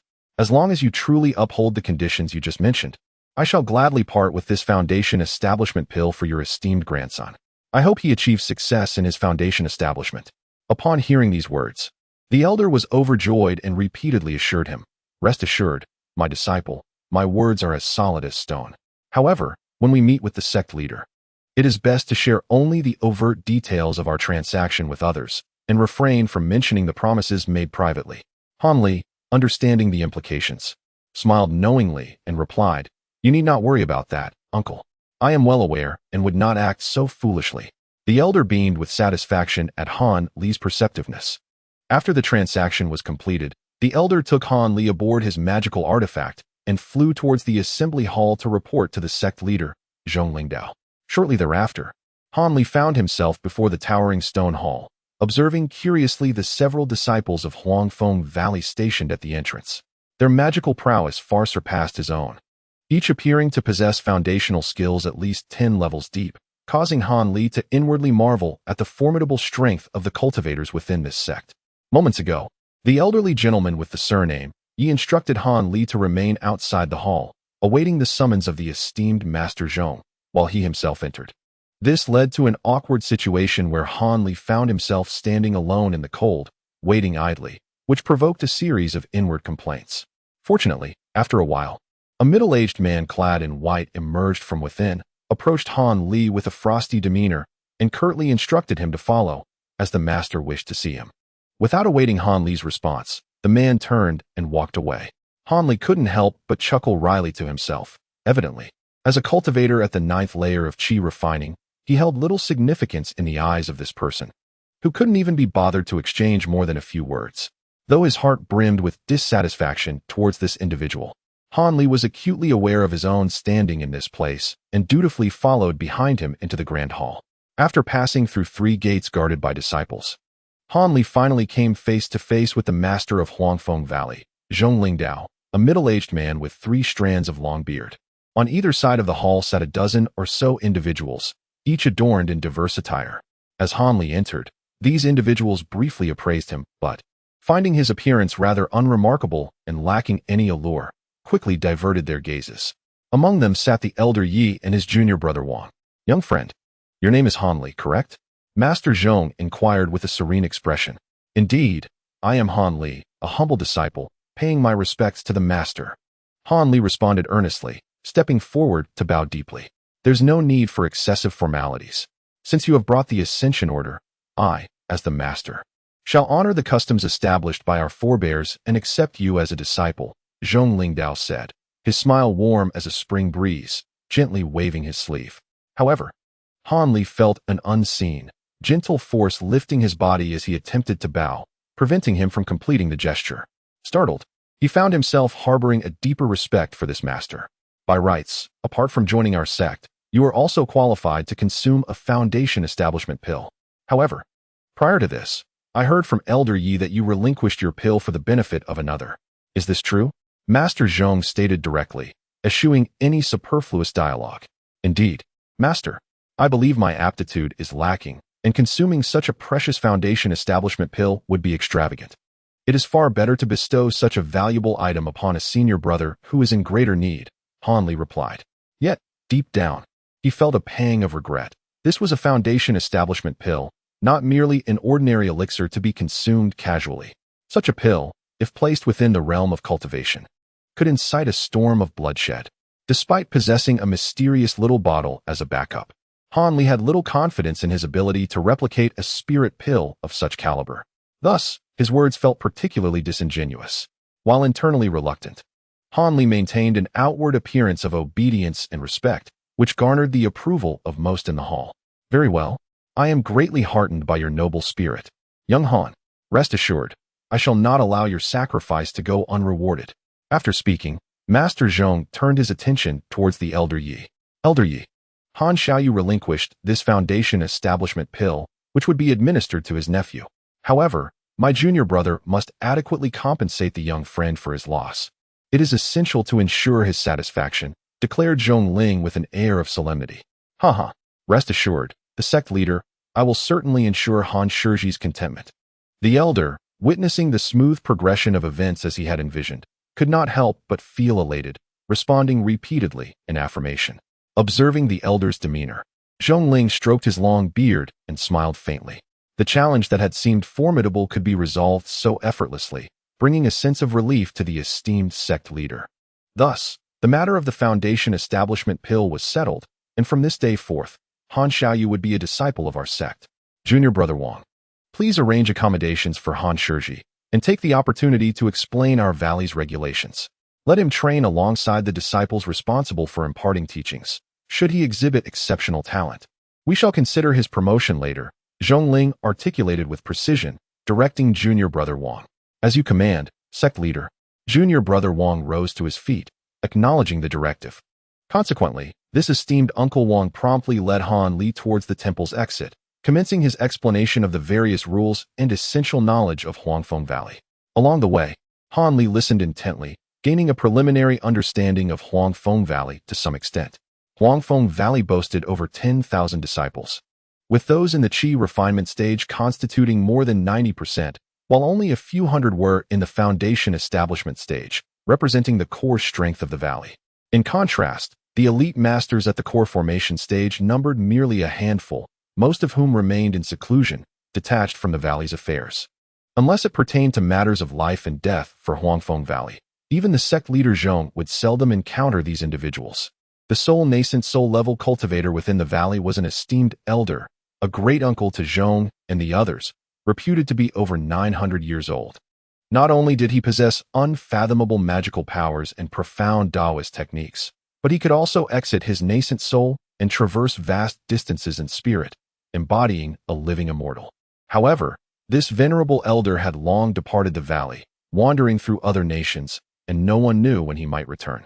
Given the multitude of disciples in the Qi refinement stage, it was evident that not everyone could be granted a Foundation Establishment pill. Only the most exceptional and talented disciples would be bestowed this honor. Thus, every decade, a series of rigorous selections would be conducted for disciples under 30, with the level of competition rivaling that of the External Ascension Conference.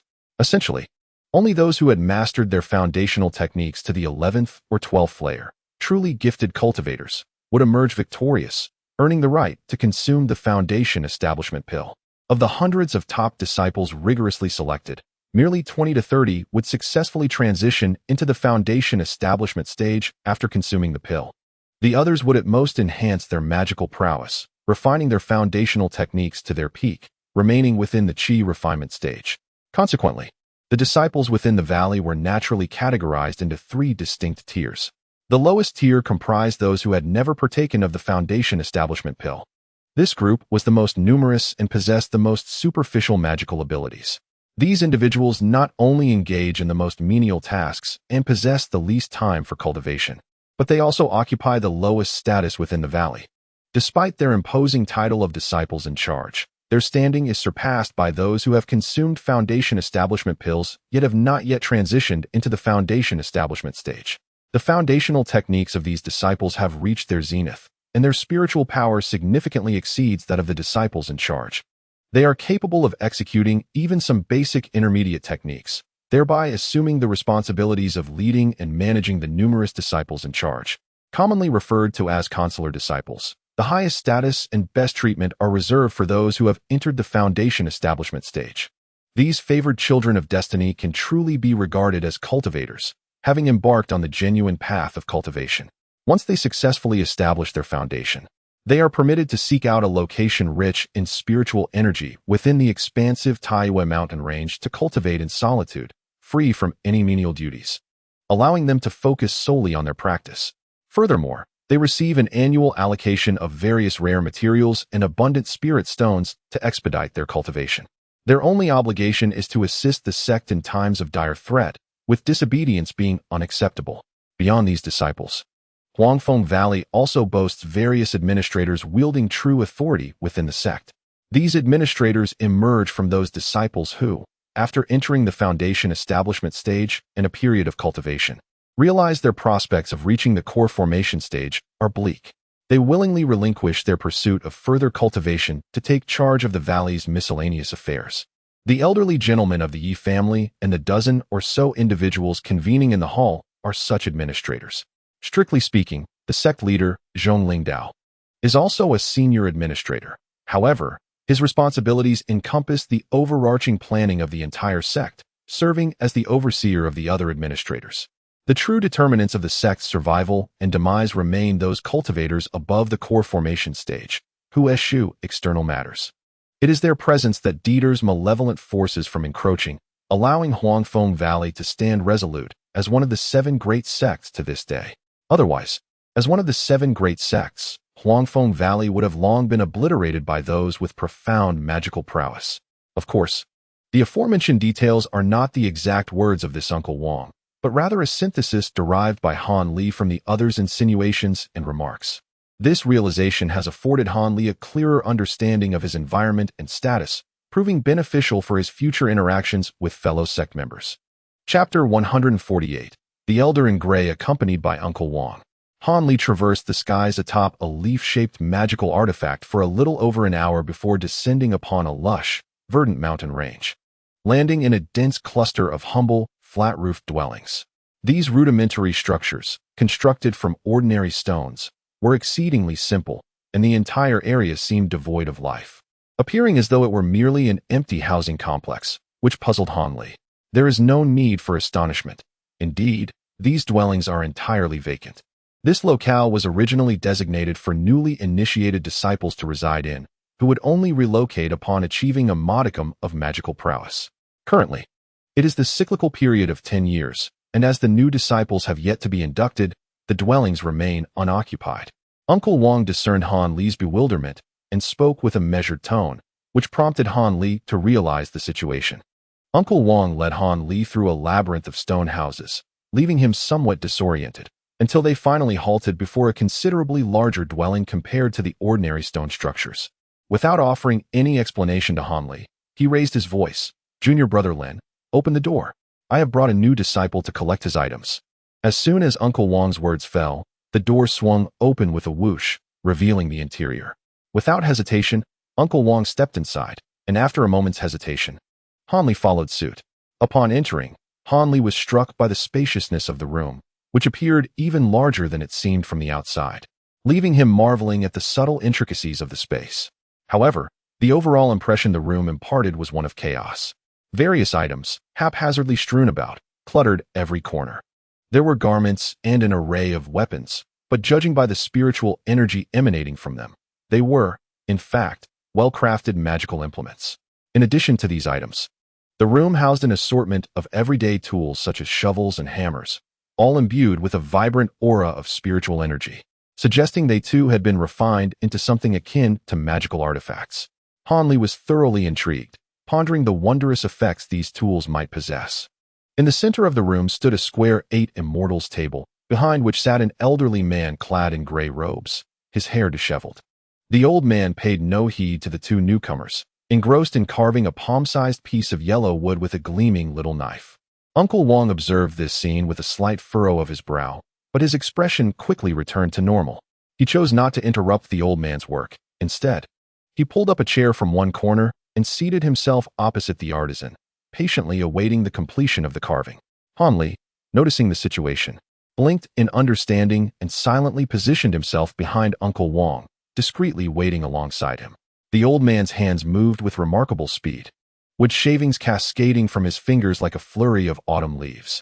In the span of a mere tea time, a lifelike little monkey took shape in his palm. Junior brother Lin, your carving skills have flourished significantly since we last met, Uncle Wong remarked with a smile. Nothing much, merely passing the time idly. The old man replied dismissively, though his gaze had shifted to Han Li, indicating he had surmised the purpose of their visit. It is nothing of great importance. I merely came to collect some personal items for this new disciple, Han, Uncle Wong said cheerfully. Did not the new disciples of this Ascension Conference already receive their belongings? How is it that another has emerged? Moreover, his aptitude seems rather lacking. Has our esteemed Master Zhong's discernment diminished to the point of admitting such mediocrity into our ranks? The old man spoke candidly, disregarding Han Li's presence, and his tone suggested a distinct lack of reverence for Master Zhong. Upon hearing these words, Han Li felt an overwhelming sense of embarrassment, while Master Wong could only manage a wry smile. He was acutely aware that due to past events, this junior brother Lin had harbored lingering grievances against the current sect leader. However, in the presence of the younger Han Li, it would be inappropriate for him to address this junior brother's sentiments directly. Thus, he cleared his throat a few times and redirected the conversation. Junior brother, this young disciple Han has brought with him the Ascension Order, allowing him to join our Huangfeng Valley. This is a rare exception.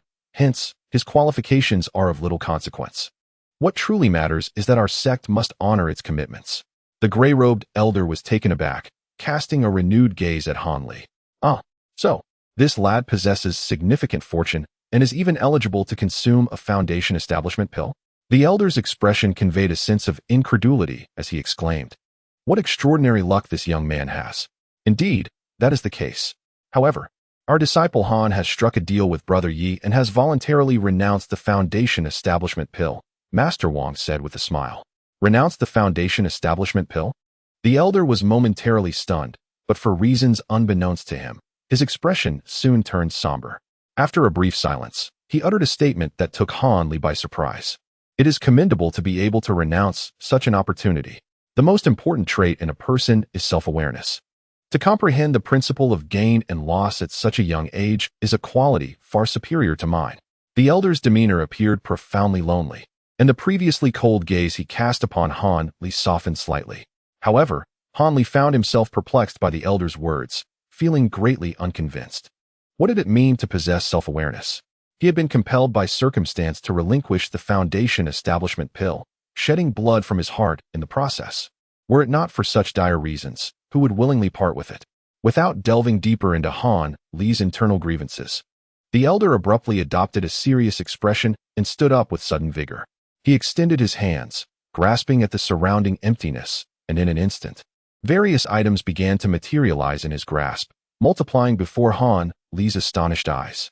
A yellow silk robe, a green leaf artifact, a complete set of daily refining tools, a blazing sun sword, a cold moon knife, and a tenfold storage pouch appeared in succession. The elder coldly recited the items he had summoned before placing them on the table. All these items are here. Young lad, please take them. As for Brother Wong, being a busy man, I shall not keep you any longer. Farewell. With that, the elder retrieved a piece of wood from his robe and began carving once more, disregarding the two men. Seeing this, Master Wong sighed. choosing not to say anything further, and signaled for Han Li to collect the items and exit the room. As soon as they stepped out of the stone chamber, the door clanged shut behind them. Master Wang regarded the closed door with a gentle shake of his head before preparing to lead Han Li away from the place. You need not carry all these items in your arms. Simply store them in the storage pouch. As he turned, he noticed Han Li standing by his side, dazed, clutching a large pile of items, which brought a smile to his face as he offered this friendly reminder. Only after hearing Wang's words did Han Li realize and set the heap of items down, rummaging through them to retrieve a black cloth pouch. Is this the so-called tenfold storage pouch? Han Li pondered, feeling a sense of bewilderment. He picked up the bag and examined its exceedingly narrow opening, then glanced at the remarkably large weapons beside it, momentarily hesitating, unsure of how to fit them inside. It's your first time using a storage bag. Allow me to demonstrate. Uncle Wang, exhibiting great kindness, noticed Han Li's confusion and took the bag from him. Simply align the bag's opening with the item you wish to store. Infuse it with a bit of spiritual energy to lock onto the object, and it will be automatically drawn in. As he spoke, he demonstrated the process. He turned the bag opening downward, and a brief flash of white light emanated from his hand.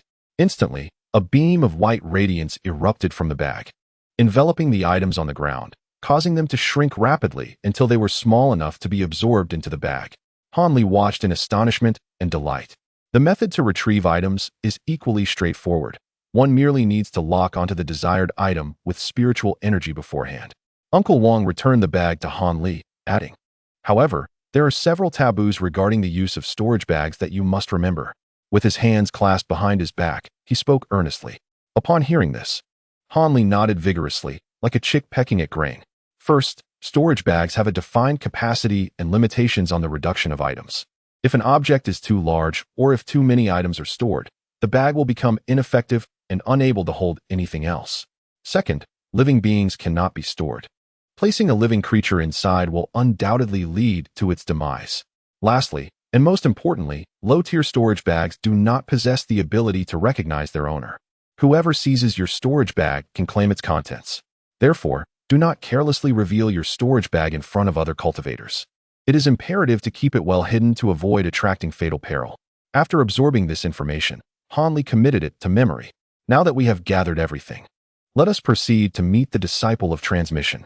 With that, Uncle Wang once more guided Han Li to take flight. This time, they traveled a shorter distance, landing swiftly at the foot of a nearby mountain. Here stood a colossal stone tower built against the mountainside, with the words Transmission Pavilion inscribed in gold upon a stone tablet at its entrance. Young disciples were bustling in and out, creating a lively atmosphere. Uncle Wang said nothing further, leading the way inside, with Han Li following closely behind. Some disciples clearly recognized Uncle Wang, greeting him with reverence, to which he responded with a warm smile and a nod. It seemed that he was quite well liked in Huangfeng Valley. Upon entering the stone tower, Han Li was pleasantly surprised to discover that the back half of the transmission pavilion extended into the mountainside, revealing an expansive interior. Immediately upon entry, a row of stone doors came into view, with disciples moving in and out. As Han Li contemplated taking a closer look, Uncle Wang pushed open the third door on the right and stepped inside unceremoniously, leaving Han Li momentarily hesitant about whether to follow. "Come inside." Wang Shirshu did not keep Han Li waiting for long. Shortly, he appeared at the door and beckoned Han Li to enter. Inside the room, there were but a few individuals, among them a respectful young disciple clad in green, standing beside Wang Shirshu. Upon seeing Han Li enter, he greeted him with a warm smile.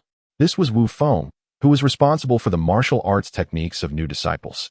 Should you have any inquiries regarding your techniques in the future, feel free to consult him.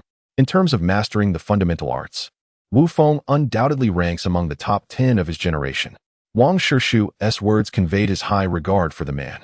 "Please guide me well in the future, Senior Brother Wu," Han Li replied respectfully. He understood all too well that this individual would be his master in martial arts for the foreseeable future, and he could not afford to be negligent. Haha, Master Shirshu is overpraising me. In truth, I only possess a rudimentary understanding of the lower-tier techniques. I would be delighted to engage in mutual exploration and understanding with Junior Brother Han. Wu Feng responded graciously. Wu Shizhi, I am quite aware of your proficiency. There is no need for excessive modesty. I shall leave the matters of martial arts to you. I merely brought him here for the two of you to meet. I must now take him to other places to extend greetings, so I shall not linger here any longer, Wang Shishu stated with straightforwardness. After saying this, he and Han Li departed the room under Wu Feng's courteous farewell. In the subsequent period, Wang Shishu diligently guided Han Li to several essential locations, introducing him to various disciples in charge of affairs and imparting some daily considerations. Finally, he brought Han Li back to the Stonehouse cluster where the gray-robed elder resided, allowing him to choose a stone chamber as his abode before leaving him to his own devices. Standing before the modest dwelling he had selected, Han Li couldn't help but smile wryly as he surveyed his austere quarters. At that moment, he understood that any disciple who could cultivate their foundational technique to the 10th level would be permitted to leave this place and relocate to a place called Xian Kuan Mountain, where the disciples enjoyed far greater freedom. They could freely establish their residences upon the mountain, and there were no restrictions regarding the size or type of housing, which made Han Li yearn for such a lifestyle. However, despite not having reached the 10th level yet, Han Li had no intention of settling in this stone house for long. With a light chuckle, he retrieved a flying artifact, a green leaf, from his storage pouch. After infusing it with spiritual energy, he tossed it into the air and leaped onto it. Initially, Han Li struggled with the unfamiliarity of the artifact, flying in a disjointed manner, fluctuating in altitude and lacking stability. But soon, he found his rhythm, allowing him to soar gracefully, much like Wang Shishu, with his hands casually folded behind him. While the artifact was easy to handle and simple to control, it was evident that its speed was rather modest, only slightly swifter than an ordinary steed. It was no wonder that every disciple in the valley possessed one, although the green leaf artifact was somewhat lacking. It was Han Li's first experience soaring through the skies, and thus he reveled in the activity for quite some time, with laughter echoing in the air. Having thoroughly quenched his desire for flight, Han Li finally directed the artifact towards a distant location. Along the way, he passed by several other disciples who were also airborne. Perhaps it was due to Han Li's unfamiliar countenance that the few individuals cast curious glances in his direction. However, upon discerning that he merely possessed the cultivation of the 9th level, they disdainfully distanced themselves. Han Li observed their actions with an impassive expression, yet inwardly he could not help but sneer. It appeared that these so-called disciples of the great sects were not much different from ordinary mortals, exhibiting the same extreme snobbery. As Han Li pondered this, he arrived before a vast array of buildings, ultimately descending in front of a grand hall bearing the insignia of the 100 Machines Pavilion, where he strode inside with purpose. Within, a middle-aged steward, resembling an official, appeared somewhat astonished upon seeing Han Li's entrance, exclaiming, "Junior brother Han, what brings you back so soon? Where is Master Wang?" This was indeed the very place where Master Wang had hastily escorted Han Li during a previous visit. The steward, having just encountered Han Li, was taken aback by his return.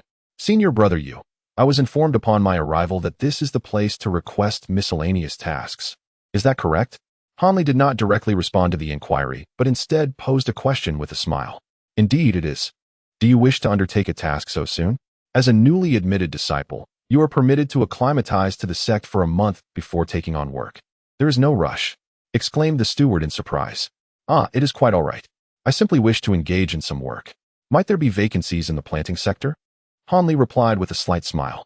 "That is rather complicated. Tasks are allocated to those who come to request them. You must accept what you are assigned and cannot choose. Unless you can demonstrate a particular expertise, only then might you receive special consideration," the steward replied, somewhat troubled. Upon hearing this, Han Li furrowed his brow, pondering whether he truly needed to seek out that Master Yi. No matter, let this young disciple Han freely choose from the planting tasks. A voice, familiar to Han Li, resonated from behind, causing him to startle. Turning around, he was surprised to find the elder Yi standing there, smiling warmly at him. "Master, you have returned," exclaimed the middle-aged steward, immediately bowing respectfully. "Yes, I have returned," the elder replied, his tone nonchalant. "Master Yi." Han Li quickly returned the greeting with deference.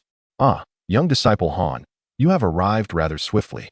I was just preparing to instruct my subordinates to allow you to select any task at your leisure," Master Yi remarked, appearing to be in high spirits, half in jest. "I appreciate your concern, Master. I merely came to browse and see if I might find a suitable task without troubling you," Han Li said with apparent modesty. "This is my domain. There is no trouble at all. Steward Yu, present all the planting tasks for young disciple Han to peruse until he finds one that pleases him." The elder gestured grandly, instructing his subordinate to comply. The steward, taken aback by this command, stared in disbelief at Han Li before hastily retrieving the bamboo slips that detailed the miscellaneous tasks, all the while speculating on the nature of Han Li's relationship with his superior. Here are all the available planting tasks as assigned from above. Young disciple Han, please take a good look. The steward soon returned, holding a bundle of jade-green bamboo slips. Han Li expressed his gratitude and took the slips, examining them with great care. According to the records, he was to tend to 13 flowering trees, submitting 200 fruits each year, nurture a single fire cloud ginseng for 300 years, ensuring its spiritual essence remained intact, cultivate 1 acre of moon plum grass, delivering 100 pounds of dried grass each season, and oversee a grove of yellow jade bamboo. The tasks inscribed on the slips were indeed varied and numerous. However, the earlier entries did not catch Han Li's interest. When he flipped the slips to the middle, a task that greatly pleased him appeared. The 150th chapter, Regretful Promise. He was to take charge of the medicinal herb garden at Chingstone Ridge, with a stipulated annual submission of rare herbs. Upon seeing the gilded characters on the slips, Han Li's heart soared with joy. He pointed to the slips and looked up at the steward, saying, "I am quite fond of this task. Could you provide me with some insights, brother Yu?" Upon hearing Han Li's words, Steward Yu approached with a smile. However, once he realized the task Han Li had chosen, the smile on his face swiftly transformed into a bitter grin. "Junior brother, perhaps you should consider another task. This one is rather daunting and may not be suitable for you," he said sincerely. Noticing Han Li's puzzled expression, he continued, "This task has been posted here for several years, and many have attempted it, yet each disciple has failed. Not only did they not earn any rewards, but they were also penalized with a significant loss of spirit stones. It can truly be considered one of the most challenging tasks here. To add to the humor, I also have the older brothers draw lots for this task each year, as it is exceedingly difficult to assign." After listening to this, Han Li found it somewhat amusing but remained resolute not to abandon his pursuit. Thus, with great humility, he inquired, "Brother, could you enlighten me on what makes this task so challenging that so many have failed? Is it not merely the management of the herbs within the garden?" Before the middle-aged steward could respond, the elder Yi, who had been listening to their conversation, interjected with a furrowed brow, "Isn't it true? Junior brother Han seems to have set his sights on Master Ma's notoriously difficult task. Indeed, junior brother Han has chosen the most troublesome assignment here," the middle-aged steward remarked with a bemused expression. Upon hearing this, the elder's expression shifted to one of wry amusement. "Haha, junior brother Han certainly has a discerning eye. To have identified the most troublesome task at first glance is quite remarkable. However, this task is indeed a headache. Several individuals who were compelled to undertake it have lamented to me. Yet, due to Master Ma's reluctance to easily alter the reward and penalty conditions, I am left with no recourse. If junior brother Han wishes to know more about the details of this task, you may accompany me to the inner hall to review the relevant documents. This would be far more enlightening than mere hearsay." For reasons unknown, the esteemed Master Yi of the 100 Machines Hall exhibited remarkable generosity towards Han Li, offering him an open door. Han Li, however, furrowed his brow in private, pondering whether this Master Yi was being excessively warm-hearted. Although he had given the other party a foundation establishment pill, it merely appeared to be an equal transaction, hardly warranting such overt friendliness. Suppressing his doubts, Han Li feigned surprise and followed the elder, who had received the bamboo slips, into a room behind the grand hall. The room was filled with an array of scrolls. The elder waved the bamboo slip gently, causing a blue light to flicker, and a scroll flew into his hand. He then turned and handed the scroll to Han Li. Given the circumstances, Han Li accepted the scroll without hesitation and swiftly unfurled it for a closer examination. The scroll was not lengthy. It merely detailed the personal accounts of previous disciples who had managed the medicinal garden, along with their reasons for failure. Thus, Han Li read through it quickly, grasping the essence and challenges of the task at hand in no time. "How about we find another task?" the elder suggested, seemingly concerned. "While the rewards for this task are substantial, it is indeed not something an ordinary disciple can accomplish." After considering the elder's words for a moment, Han Li decisively shook his head, saying, "Thank you, Elder Yi. However, this task suits me perfectly. I want to be switching to another one. I will take this one." The elder detected Han Li's resolute tone, which left him somewhat taken aback, yet he refrained from further argument and nodded in agreement. However, Instead of immediately leading Han Li out of the room, he hesitated for a moment before awkwardly voicing a request. Disciple Han, regarding our previous transaction involving the Foundation establishment pills, could we possibly delay the delivery of some items? I am currently in need of materials for refining a harmony pill and find myself somewhat constrained. Rest assured, I will clear all debts within a year or so. Taken aback by the elder's words, Han Li paused for a moment but soon broke into laughter. What are you saying, Elder Yi? If it's inconvenient for you, then just give what you can. There's no need to mention repayment later. This is merely a gesture of respect from the junior to the elder. Han Li felt an overwhelming sense of hypocrisy wash over him. Deep down, he was consumed by frustration and resentment over the elder's breach of trust. Yet he wore a smiling facade, uttering words meant to please. This, he mused, was perhaps the lament of the weak. What do you mean by that, disciple? Do you think I am one who would renege on my promises? The elder, upon hearing Han Li's words, did not react with joy but instead adopted a stern expression, embodying the facade of a principled individual, disavowing any semblance of deceit. Han Li's forced smile nearly crumbled upon hearing this. The elder's audacity was astonishing. He clearly intended to renege on a significant portion of the items, yet insisted on maintaining a facade of integrity, truly a classic hypocrite. Unable to contain his inner turmoil, Han Li began to internally curse the elder, though his outward smile merely faltered momentarily before he effortlessly adopted a sincere demeanor. Continuing in a tone that even he found somewhat cloying, Elder Yi has misunderstood me.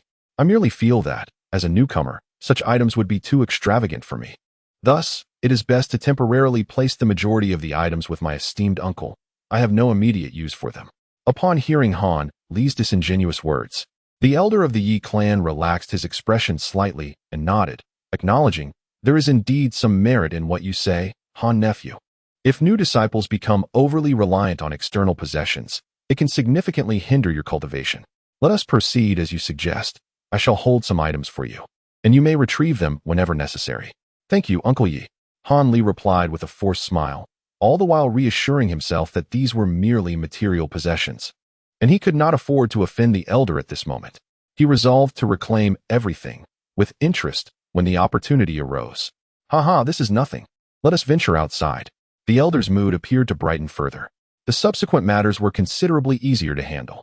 With Uncle Yi's assistance, Han Li adeptly completed all the necessary procedures and obtained the jade token signifying his new responsibilities.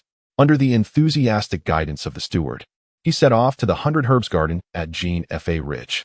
Standing at the entrance of the 100 Machines Hall, the elder Yi watched Han Li's figure gradually recede into the distance, his expression darkening as he fell into silence, seemingly deep in thought. Has junior brother Ye's heart softened? A deep voice suddenly echoed from behind him. It is not a matter of softness. Rather, it seems somewhat inappropriate to employ such tactics against a newly initiated disciple. Moreover, can we trust that this Han nephew will not feign compliance while secretly reporting this matter to the sect leader? The elder spoke without turning around, a hint of concern lacing his words. Haha, report. A cold chuckle emanated from the figure behind him. What, Brother Wu, are you not concerned? The elder Yi finally turned to face the grim-faced Brother Wu. What is there to worry about? This boy has willingly agreed to place his belongings with you as per our arrangement. He has not explicitly stated that he would not retrieve them. It is merely a temporary custody. Brother Wu replied confidently. However, I must admit, I do find this lad rather admirable. For one so young, he displays a keen understanding of the subtleties of progress and retreat. It is remarkable. Were it not for his inadequate talent and the fact that he possesses a false spiritual root, I might have considered taking him under my wing. Brother Wu continued, a look of regret crossing his face. Fortunately, he is not a stubborn fool. Otherwise, we would require a different approach, which would complicate matters significantly. Elder Yi remarked slowly. Well, there is nothing to fret over concerning this lad. You and I could extinguish him as easily as crushing an ant. However, do not forget the agreed-upon arrangements. Junior Brother Yi, you need not expend substantial resources this time. Brother Wu abruptly shifted the topic, his words carrying a deeper meaning. I shall not forget. I will share half of the newly produced harmonizing pill with you. Ahem. To be honest, were it not for my nephew needing a substantial quantity of precious medicinal pills during his foundation establishment, I would not have the audacity to claim these items from the younger generation. Elder Yi gently shook his head, appearing somewhat disheartened. The elderly man surnamed Wu, upon hearing these words, remained silent with a smile, feeling an immense sense of satisfaction as he thought, since this junior brother Yi has engaged in such despicable acts, he has inadvertently provided me with leverage to ensure his future discussions will favor my stance. Chapter 151. The Herb Garden. Although Han Li was unaware of the conversation between Uncle Yi and the elderly Wu after his departure, he felt an overwhelming sense of frustration. Ever since his encounter with Dr. Mo, he had not faced a situation where he was compelled to leap into an obvious pitfall. This left him deeply vexed, yet it solidified his belief that the world of cultivation was indeed one governed by the law of the jungle. He resolved to return to that place when necessary. The thought made Han Li smirk. He would ensure that this Uncle Yi would learn that his possessions were not so easily devoured. As he stood on the ground, he gazed into the distance. At that moment, Steward Yu had already returned to the 100 Machines Hall, for not far ahead lay the Herb Garden, nestled within a small basin between two hills. Fortified by minor restrictions established by the owner to deter intruders, Han Li took a few steps forward and soon encountered a nearby restriction, which barred his path with a veil of white light. However, he remained unperturbed, raising a jade token and directing it forward. Instantly, a beam of green light shot forth from the token, penetrating the barrier, and Han Li patiently awaited his entry. "Come in," a dry voice called from within, echoing directly into Han Li's ears. Following this, the barrier before him vanished as if melting away like snow. Seeing this, Han Li did not hesitate and hurriedly stepped inside. Following the narrow path, he halted before a courtyard bearing the plaque of the Herb Garden. The courtyard was expansive, covering several acres. Before he even entered, a rich aroma of medicinal herbs wafted out, invigorating Han Li's spirit. "What are you standing outside for? Hurry in. I have matters to attend to."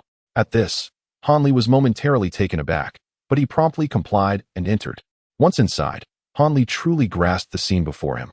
Several thatched huts constructed from straw and bamboo stood at the center of the courtyard, surrounded by neatly arranged plots of land divided by trenches. Each plot was lush and vibrant, cultivated with numerous familiar and unfamiliar herbs, along with some peculiar-looking plants, infusing the entire garden with a potent aura of spiritual energy. Even Han Li, an adept cultivator, felt rejuvenated after taking a deep breath. "Come into the hut."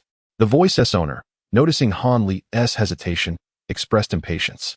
Han Li offered a faint smile, indifferent, and walked into the thatched hut. Inside stood a frail, short old man, who gazed disapprovingly at Han Li's entrance.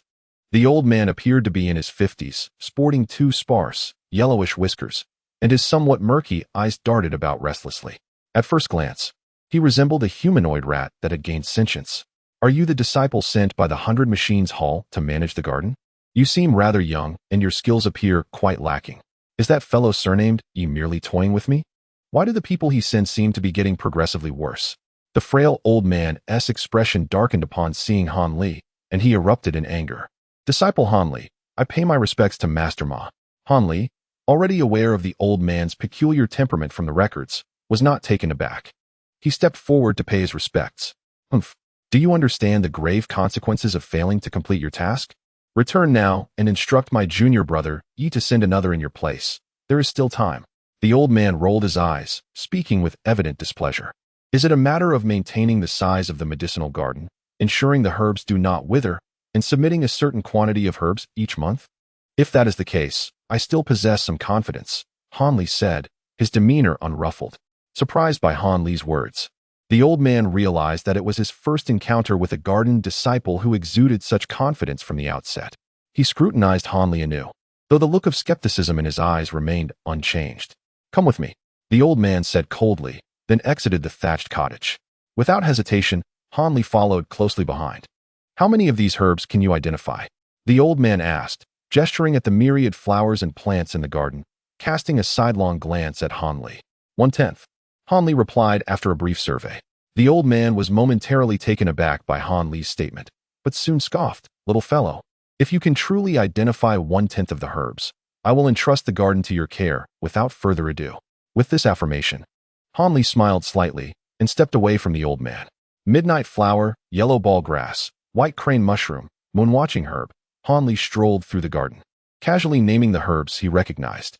Initially, the old man wore a mocking expression, but as he listened, surprise gradually spread across his face. For Han Li had named many obscure herbs, some of which even he had struggled to fully comprehend. This revelation left him astonished.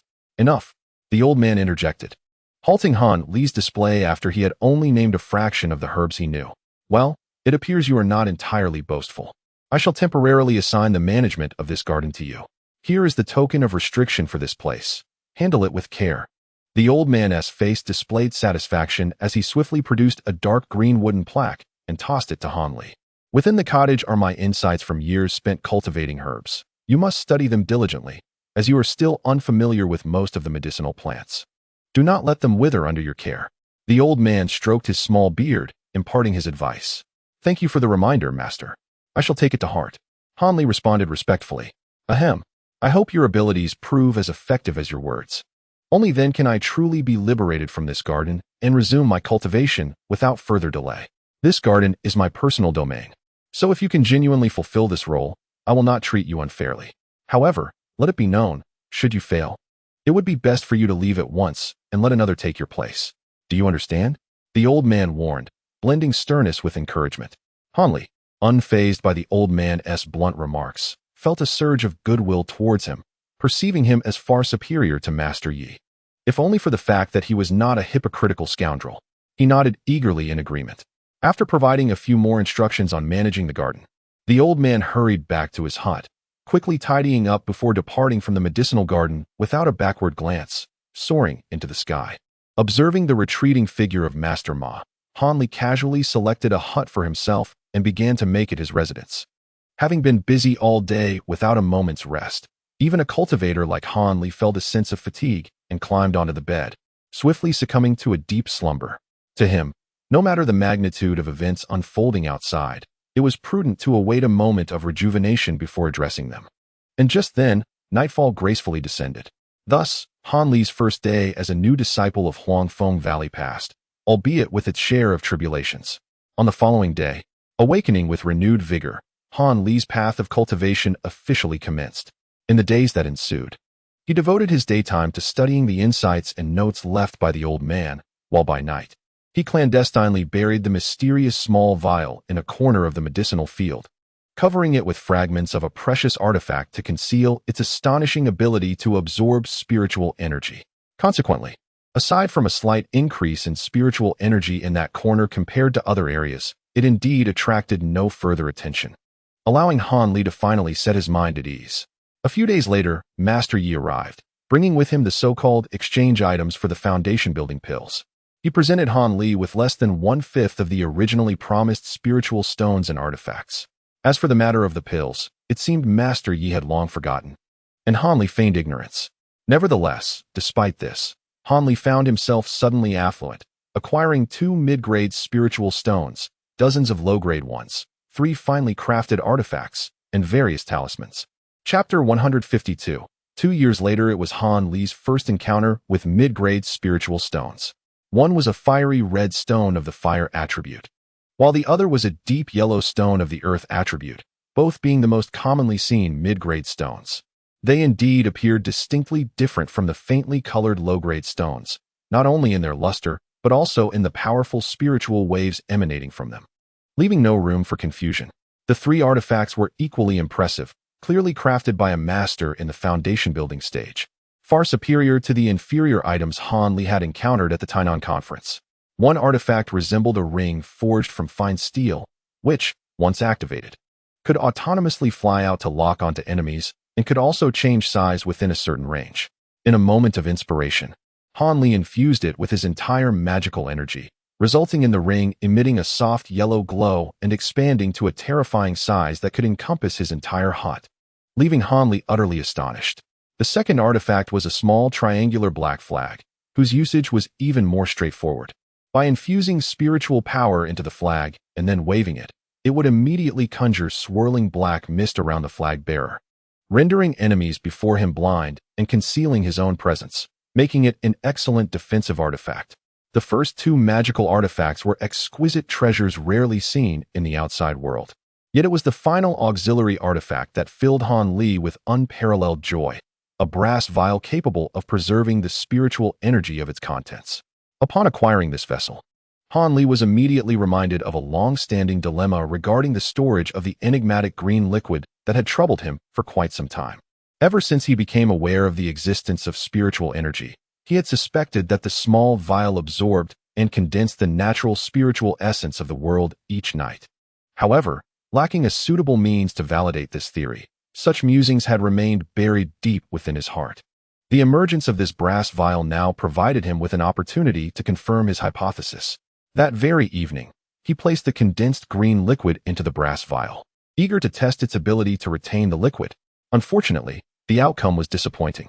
The vial merely extended the preservation time of the green liquid from a mere 15 minutes to an entire day. After this time, the liquid vanished without a trace. This suggested that the liquid was not merely a simple aggregation of natural spiritual energy, but rather contained something far more complex. Having completed this experiment, Han Li possessed the self-awareness to recognize that the riddle would not be easily unraveled by someone at his current level. Thus, he resolved to abandon further contemplation of the matter and adopt a more laissez-faire approach, allowing events to unfold naturally. After all, the current utility of the small vial was already immensely beneficial to him. With his mind unburdened, Han Li began to exploit the effects of the green liquid to concoct batches of huanglong pills and jinsui pills, intending to consume these less potent elixirs while simultaneously seeking more ingenious alternative formulas within the valley. However, Han Li was acutely aware that this endeavor could not be rushed. As a newly initiated disciple, openly inquiring about pill formulas would only serve to draw attention, revealing his intentions and potentially inviting peril. Therefore, he planned to diligently cultivate within the medicinal garden for several years, ensuring that he thoroughly understood the inner workings of the sect before considering the matter of formulas. As for the periodic submission of herbs, he had no cause for concern. With the assistance of the diluted green liquid, there was no herb he could not hasten to maturity overnight. This was merely a trivial task. He had resolved to make a long-term residence within the medicinal garden, confident that Master Ma would harbor no objections. Thus, Han Li busied himself with his daily routines. After diligently studying the old man's notes during the day, he frequently visited his senior brother Wu Feng to learn a number of practical incantations for elementary spells, which he would later contemplate and refine in the medicinal garden. Moreover, Han Li consumed the huanglong pills and jinsui pills in copious amounts, likening them to candy. In his view, if the quality was lacking, he would compensate with quantity. These elixirs, when accumulated in abundance, indeed yield remarkable effects. Thus, time swiftly passes. Unbeknownst to him, Han Li has been part of the esteemed Huangfeng Valley of the Seven Great Sects for over 2 years now. During this span, numerous events have transpired. Shortly after Han Li embarked on his secluded cultivation, the 10-yearly grand opening of the sect's doors for new disciples occurred, attracting over 1,000 young aspirants from various related cultivation families, all possessing commendable innate qualities, who sought to join Huangfeng Valley. Among them were 2 brothers, both endowed with the rare and destructive lightning root, who captured the attention of the valley's higher-ups. Even an elder in the core formation stage, who had long been in seclusion, made an exception to emerge and, upon examining the brothers' innate roots, publicly declared that should they succeed in establishing their foundations, he would personally take them under his wing for guidance. This proclamation naturally stirred envy among other disciples. Beyond these brothers, this cohort of new disciples also included several exceptionally talented individuals. For instance, a young lad from a minor family, merely 11 or 12 years old, had already reached the pinnacle of the 9th layer of foundational techniques without ever consuming any elixirs, showcasing astonishing progress that rivaled even those with rare roots. Another prodigy, a boy of around 7 or 8 named Wang, was even more remarkable.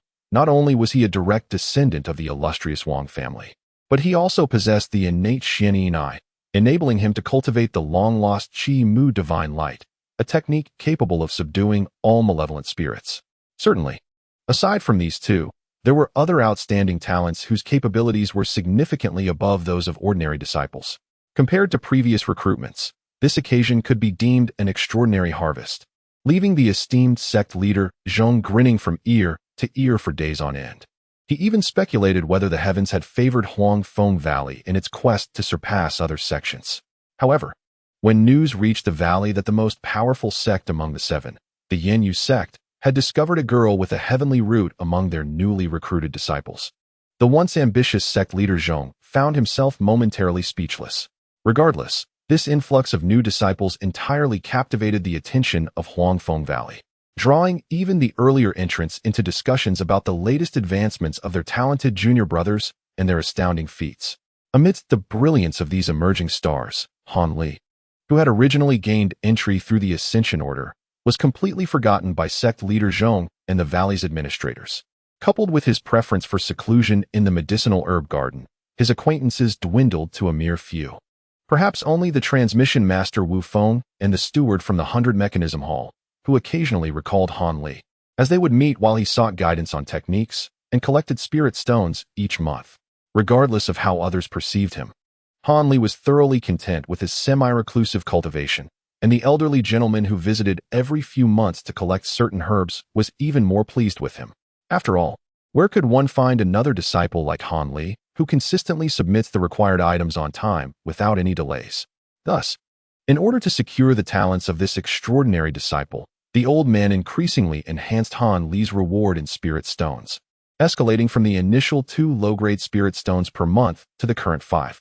This made Han Li a veritable high earner among the low-tier disciples, especially considering that the average income of other ordinary disciples barely reached 3 spirit stones monthly. This further endeared Han Li to his master, Uncle Ma. As for the regretful Master Yi, who had devoured a significant portion of his possessions, it was rumored that his highly anticipated nephew, after consuming the foundation-building pill, had still failed to achieve the foundation stage, remaining helplessly stuck at the peak of the qi refining stage, much to his chagrin. Upon hearing this, Han Li couldn't help but chuckle to himself, feeling an immediate lift in his spirits. Moreover, propelled by countless elixirs, Han Li's Changchun Gong finally persevered through 2 levels, reaching the 11th stage, placing him at a moderate level among the low-tier disciples in the valley. At this juncture, the effects of the Huanglong pill and Jinsui pill had entirely dissipated. No matter how many he consumed, they yielded no further results. Consequently, Han Li found himself compelled to expedite his plans, turning his attention to other elixirs. Fortunately, at this moment, no one in the valley seemed to take an interest in this nameless small fry, so as long as he exercised a modicum of caution, his actions would not attract undue attention. Chapter 153. Yulu Hall. Han Li stood on a stone platform at the waist of a mountain called Wujun Mountain. At the end of this broad platform, paved with stone for dozens of yards, lay a massive cavern, the Yulu Hall, completely concealed by arrays. This hall served as the repository for the Huangfeng Valley's magical artifacts, alchemical formulas, books, and specialized collections on secret techniques. It also provided various tools for alchemy and artifact crafting, along with some commonly used materials, making it one of the most crucial locations within the mountain gate. Therefore, it was heavily fortified, with layers of protective formations, and often patrolled by over 100 disciples to guard against intrusions. There were even rumors that a master of the Foundation establishment stage resided here year-round in seclusion to thwart any formidable intruders. After mentally reviewing the collected information, Han Li proceeded forward with a calm demeanor. Upon his arrival, he sensed several vigilant gazes scrutinizing him from the shadows. But perhaps due to the perceived weakness of his magical prowess, they quickly withdrew their attention. Nevertheless, this revelation left Han Li quietly astonished.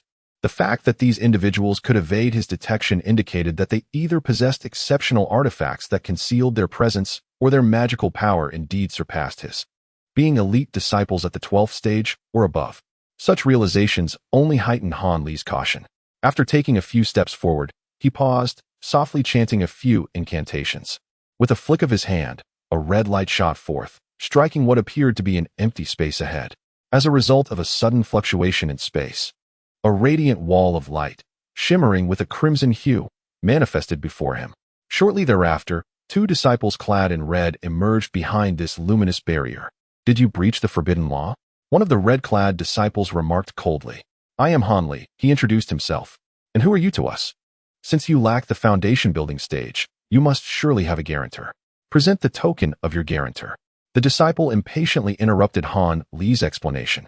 Unperturbed by the rude remark, Han Li calmly retrieved a jade talisman from his robe and placed it on the ground before the barrier.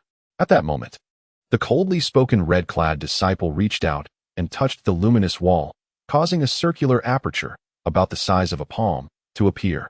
The other silent disciple then gestured lightly, and Han Li's jade talisman, as if endowed with wings, soared through the small opening into his hand. Is Brother Ma your guarantor? The red-clad disciple, after examining the talisman, inquired with a hint of surprise. Indeed, it is the token given to me by Master Ma, Han Li replied sincerely, though internally he was astonished. These two red-clad individuals were quite young, yet possessed remarkable prowess at the foundation-building stage, which took him aback. In the realm of cultivation, status is not determined by the time of entry, but rather by the depth of one's cultivation level. After all, on the path of immortality, the capable are the true teachers. Is it that Brother Ma who is perpetually engrossed in alchemy? The other red-clad disciple expressed his astonishment. Is it possible that he would vouch for someone else? How surprising. After scrutinizing the jade talisman multiple times, curiosity began to stir within him. Surely, you must be his direct disciple or a relative. Not at all. I am merely overseeing the medicinal garden for Master Ma, and in exchange for this token, I have agreed to tend to the garden for a year without charge. Han Li replied with a respectful tone, though a wry smile adorned his face. His words were utterly truthful. In truth, when Han Li initially contemplated the recipe, his thoughts naturally turned to Master Ma. Given the abundance of herbs cultivated by the old man, he surely possessed profound knowledge in alchemy, and the formulas he held must be invaluable. Thus, several months prior, when the old man came to collect herbs, Han Li subtly broached the subject. To his astonishment, the old man immediately shook his head vehemently, refusing to entertain the idea. According to Master Ma, the formulas in his possession were the result of countless trials and personal refinements. He could not simply hand them over, as that was utterly out of the question. However, when Han Li earnestly explained that he desired only the original, unaltered formulas, the old man rolled his eyes and impatiently suggested that Han Li should simply go to the Yulu Hall and seek them out himself, sparing him the trouble. Thus, Han Li had no choice but to barter a year of free labor to acquire the old man's guarantee token, which ultimately led to his visit to the Yulu Hall today. Ah, so that is the case. I had thought the rumored Brother Ma had suddenly changed his temperament. Upon hearing the words, the two men clad in crimson exchanged knowing smiles, and the one holding the jade talisman cheerfully invited, "Very well, you may enter." Simultaneously, both of them cast a spell upon the luminous barrier, which yielded to their power, creating a passage roughly a foot wide, just wide enough for a person to pass through. Observing this, Han Li hesitated no longer and stepped inside with a swift motion. However, the scene that unfolded beyond the barrier left him utterly astonished. Previously, the red barrier had obscured his view, but upon entering, he was greeted by the sight of a barren mountainside, devoid of any structures save for a small circular array. This perplexed Han Li greatly. Keep this jade talisman well. It is customary to undergo a routine inspection upon each visit, said one of the men as he retracted the spell on the barrier and returned the talisman to Han Li. Thank you, esteemed uncles, Han Li replied, redirecting his gaze and striving to appear respectful and courteous, hoping to leave a favorable impression on the two, as he intended to frequent this place in the future. Come along, one of them said, and it was evident that Han Li's efforts had not gone unnoticed, as their demeanor softened considerably. Most individuals allowed into this space were of similar standing, thus they were not accustomed to such deference from someone like Han Li, which fostered a sense of goodwill towards him. However, my dear nephew, what prompted you to visit the Yulu Hall? One of the crimson-clad men inquired casually as they proceeded towards the circular array. You must be aware that whether for alchemy or artifact forging, it is advisable to possess foundational cultivation. It seems rather premature for you to be here now. The younger generation has merely heard much about alchemy from Master Ma, and having gathered some materials while observing the herb garden, I thought I might chance upon a suitable formula to refine some elixirs that could enhance my cultivation. Han Li replied, his words a blend of truth and artifice, intentionally portraying himself as a step behind the two. I see. However, dear nephew, your hopes may be somewhat dashed. Once you enter, you shall comprehend my meaning, the other remarked, shaking his head slightly, skeptical of Han Li's intentions. At this point, the trio had approached the circular array, whereupon one of the crimson figures gestured for Han Li to stand in the center, while they positioned themselves on either side. Typically, using the teleportation array required a low-grade spirit stone. However, noticing it was Han Li's first visit, they waived the fee this time. But on your next visit, you must adhere strictly to the rules, one of them chuckled lightly. Once the words were spoken, The two men skillfully cast a red light onto the array, causing the embedded spirit stones to illuminate. Before Han Li could express his gratitude, he suddenly felt a dizzying whirl, and the surroundings grew indistinct. Moments later, a flash of light enveloped him, and he found himself in a strange hall, standing upon an identical array beneath his feet. This is indeed the legendary teleportation array. How marvelous! Han Li was astounded as he surveyed the remarkably spacious hall after the discomfort from the teleportation faded away. Chapter 154.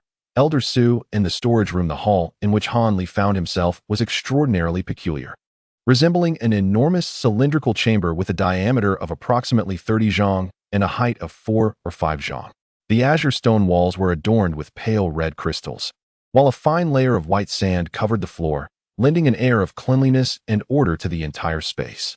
However, upon lifting one's gaze, one would be astonished to discover that the ceiling was festooned with numerous inverted white stalagmites, densely scattered throughout. It was indeed a rare cave of stalactites, having been slightly modified by human hands to achieve its current form. 3 pathways were evenly distributed around the hall. 2 of these passages were inscribed with the ancient characters for tool and pill, while the third corridor was entirely bare, devoid of any markings or indications. The hall was currently devoid of any occupants.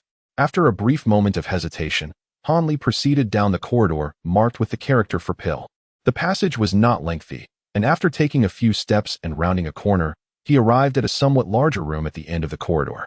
Inside, there was a long table and an elderly man with a rosy complexion standing beside it, beaming at Han Li with a broad smile. Behind the table stood several dilapidated shelves against the wall, filled with an assortment of cauldrons, materials, and various peculiar items that Han Li had never before encountered. Before Han Li could utter a word, the elder, with an amiable demeanor, eagerly interjected, "Young friend, you have quite a remarkable face. This is your first visit here. Isn't it? Fewer and fewer newcomers arrive at this wretched place. I have grown weary of seeing those lifeless faces. It is truly delightful to have a younger newcomer like you." The elder shook his head animatedly, his expression somewhat comical. However, Han Li quickly discerned that his heavenly eye technique was ineffective against this elder, failing to reveal his depth of cultivation. This indicated that the old man was yet another formidable cultivator in the foundation establishment stage, and Han Li dared not be dismissive. Thus, he hastily bowed and said, "I pay my respects to Uncle Su. This disciple is indeed visiting the Yuelu Palace for the first time. I kindly request your guidance." Han Li adopted a very humble demeanor. "There is no need to be polite, young friend. Feel free to ask anything you wish to know. Also, my surname is Su. You may call me Uncle Su or Old Su. I am not fond of being addressed with such formalities." The elder promptly corrected Han Li's address, appearing quite particular about it. "Then, I shall comply." Han Li hesitated for a moment, but eventually acquiesced, finding the elder to be rather eccentric. "That is more like it. Now, let us discuss your purpose here," Old Su said with satisfaction. "I seek some formulas and books related to alchemy, hoping to study the art of pill refinement." Han Li articulated his request as diplomatically as possible, aiming to avoid arousing the elder's suspicion. "Formulas and books on alchemy? Just ascend these stairs." To Han Li's astonishment, the elderly man displayed no inclination to inquire further. Casually producing a black token and invoking a spell, a stone staircase materialized in the space between himself and the shelves, leading up to the ceiling. Elated, Han Li hastened towards the staircase, but just as he was about to ascend, the cunning old man suddenly revealed a sly expression. On the second floor, the viewing of the collection required a fee of 1 low-grade spirit stone per hour, and the original texts were not to be taken from the premises. Should one wish to copy the contents, an additional fee of 10 spirit stones per copy was required. Before Han Li could step onto the staircase, the old man behind him leisurely stated these stipulations, causing Han Li to pause, nearly bursting into expletives. Such exorbitant charges. Not only was the copying fee of 10 low-grade spirit stones outrageous, but the browsing fee of 1 spirit stone per hour would deter many financially constrained disciples. It is worth noting that a low-tier disciple could only earn 20 to 30 spirit stones throughout a year of various labor. When one factors in the regular costs of cultivation and daily expenses, the actual savings in spirit stones are scant. Thus, the exorbitant fees imposed by the old man were undeniably exploitative, leading Han Li to completely reevaluate his perception of this man, deeming him a shrewd merchant. Although an odd expression flickered across Han Li's face, he did not linger due to the old man's remarks. Instead, he tossed a low-grade spirit stone back over his shoulder into the old man's hands and promptly ascended to the second floor. How intriguing. He was not deterred by such charges. It seems he is indeed a minor wealthy individual. It appears another small fortune might be at hand. The self-proclaimed Mr. Su, upon witnessing Han Li's liberality in ascending the stairs, could not help but narrow his eyes into crescent shapes. Rubbing the spirit stone vigorously against his clothing before scrutinizing it closely, revealing a miserly demeanor starkly contrasting the amiable facade he had initially presented. At that moment, Han Li suppressed his inner frustration and, after calming his mind, began to carefully examine the items on the second floor. Contrary to his expectations of a spacious and brightly lit area filled with countless books and bamboo slips, the second floor, though not small, contained a disappointingly meager collection. 2 dark, shabby bookshelves, a dirty table, and a dilapidated chair comprised the entirety of the room's furnishings. Of course, the shelves did hold 2 or 3 dozen yellowed old books, while the table bore a few bundles of tattered bamboo slips and 2 jade tubes of indiscernible original color. How pitifully sparse. Had he wandered into the wrong location? This was not the secret library of a grand sect of cultivators, but rather the dilapidated study of a destitute scholar. Han Li was significantly disheartened by the sight within the room. Were it not for his apprehension regarding the old man's unfathomable magical prowess, he would have been tempted to descend immediately and confront the man, demanding an explanation. Taking a deep breath, Han Li composed himself and approached one of the bookshelves, casually pulling out an old book and beginning to examine it with care. The interplay of the cosmos and the 5 elements, along with the corresponding organs, is encapsulated in a tome that, upon merely perusing its opening lines, captivated Han Li with astonishment. He could not help but close the book and glance at its cover, where the grand characters Hua's secret art of gold needles boldly presented themselves before him. Han Li's countenance darkened in an instant. It was not that the book lacked merit.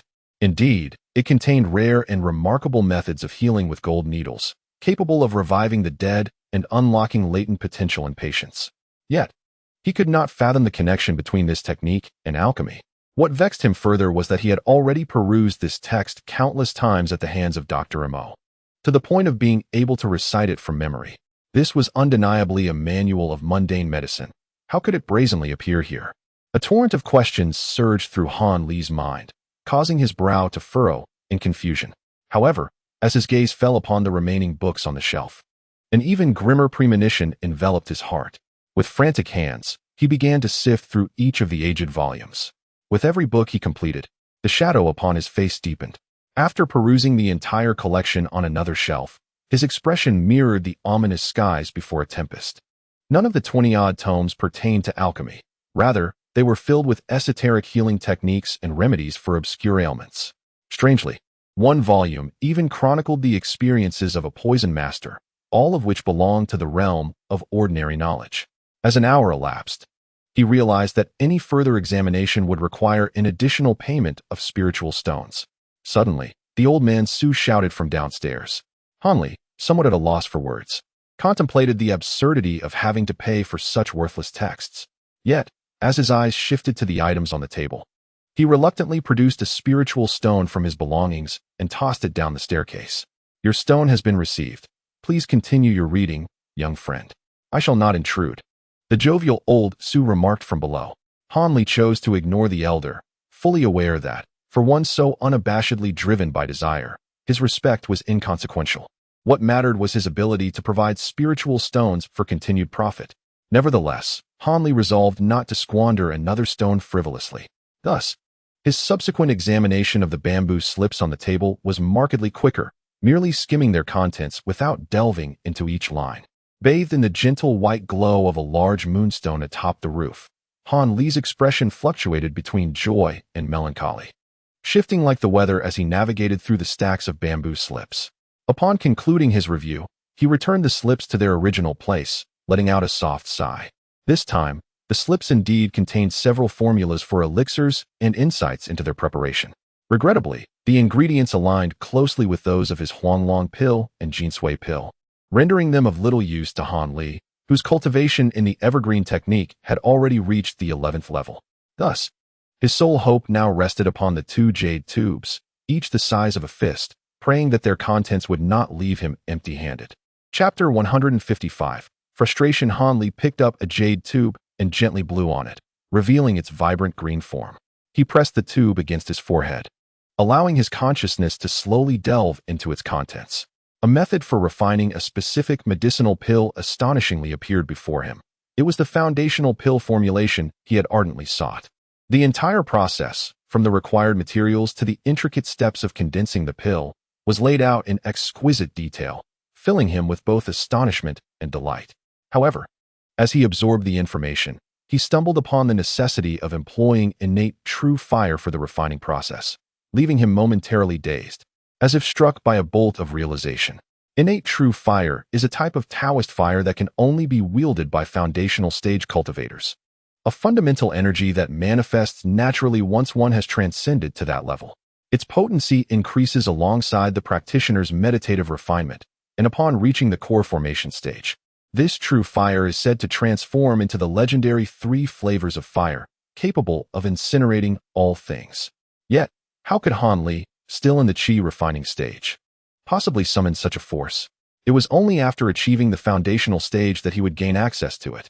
Yet, the irony lay in the fact that to reach the foundational stage, one must first refine the foundational pill, which in turn requires the innate true fire that can only be accessed post-foundation. Thus, an inescapable cycle of paradox emerged, leaving Hanli in a state of frustration that almost drove him to despair. Seeking assistance from other foundational stage practitioners for pill refinement was out of the question. That would equate to revealing the secret contained within his small vial to others. Such an act could lead to dire consequences, potentially turning an ally into a foe. Hanli stood at the table, wrestling with his turmoil for a considerable time before finally removing the jade tube from his forehead and placing it back where it belonged. Distracted, he picked up another jade tube, wiping it clean to reveal a fiery red hue. The matter of the foundational pill would have to wait for another day. He would first explore the contents of this tube, hoping it might hold some other extraordinary medicinal recipe. As Hanli's consciousness entered the tube, the words calming essence pill materialized in his mind. A sense of foreboding washed over him, yet he attempted to reassure himself. Despite its name, the effects of the pill may not align with his initial apprehensions. Perhaps it possessed other remarkable benefits. However, the subsequent lines shattered his hopes entirely, declaring that its sole efficacy lay in preserving youth and beauty, nothing more. Hanli stood frozen, as if entranced, silent and unmoving. Yet within him, a fervent ire began to swell, prompting him to curse inwardly. What sort of repository was this? Not a single requisite formula was present, only a chaotic assortment of inconsequential items amassed in abundance. What significance do these so-called secret techniques and beauty elixirs hold for us cultivators? It is quite absurd that they are so ostentatiously displayed here. Just as Hanli was beginning to feel that this trip had been a complete waste, that irksome voice echoed once more. The time had come again. If it continued like this, he would descend. This time, Hanli was not inclined to offer the other party a spirit stone for nothing, so he grasped the jade tube containing the method for refining the foundation establishment pill, preparing to depart from this place. However, as he stood at the staircase, he hesitated for a moment. Although he realized that the beauty elixir provided no aid in enhancing his magical prowess, it could still be sold to other cultivators. Most importantly, this beauty elixir did not require the so-called innate true fire. He could concoct it himself in his current state. With this thought, Hanli turned back to the table, snatched the red jade tube, and hurriedly returned to the staircase, descending with swift steps. "How did it go, young friend? Did you find anything of value?" The elder asked with a beaming smile upon seeing Hanli descend, yet Hanli found the words to be insincerely hollow. "Elder Su, is the upper floor truly a repository for our sex pill formulas? Why is it filled with such worthless rubbish? Surely there must be other collections?" Hanli, ignoring the elder's mockery, voiced the question that had long been festering within him, his face a portrait of frustration. Upon seeing Hanli's demeanor, the elder could not help but chuckle slyly. "Since I have managed this place, you are not the first to harbor such doubts, young friend.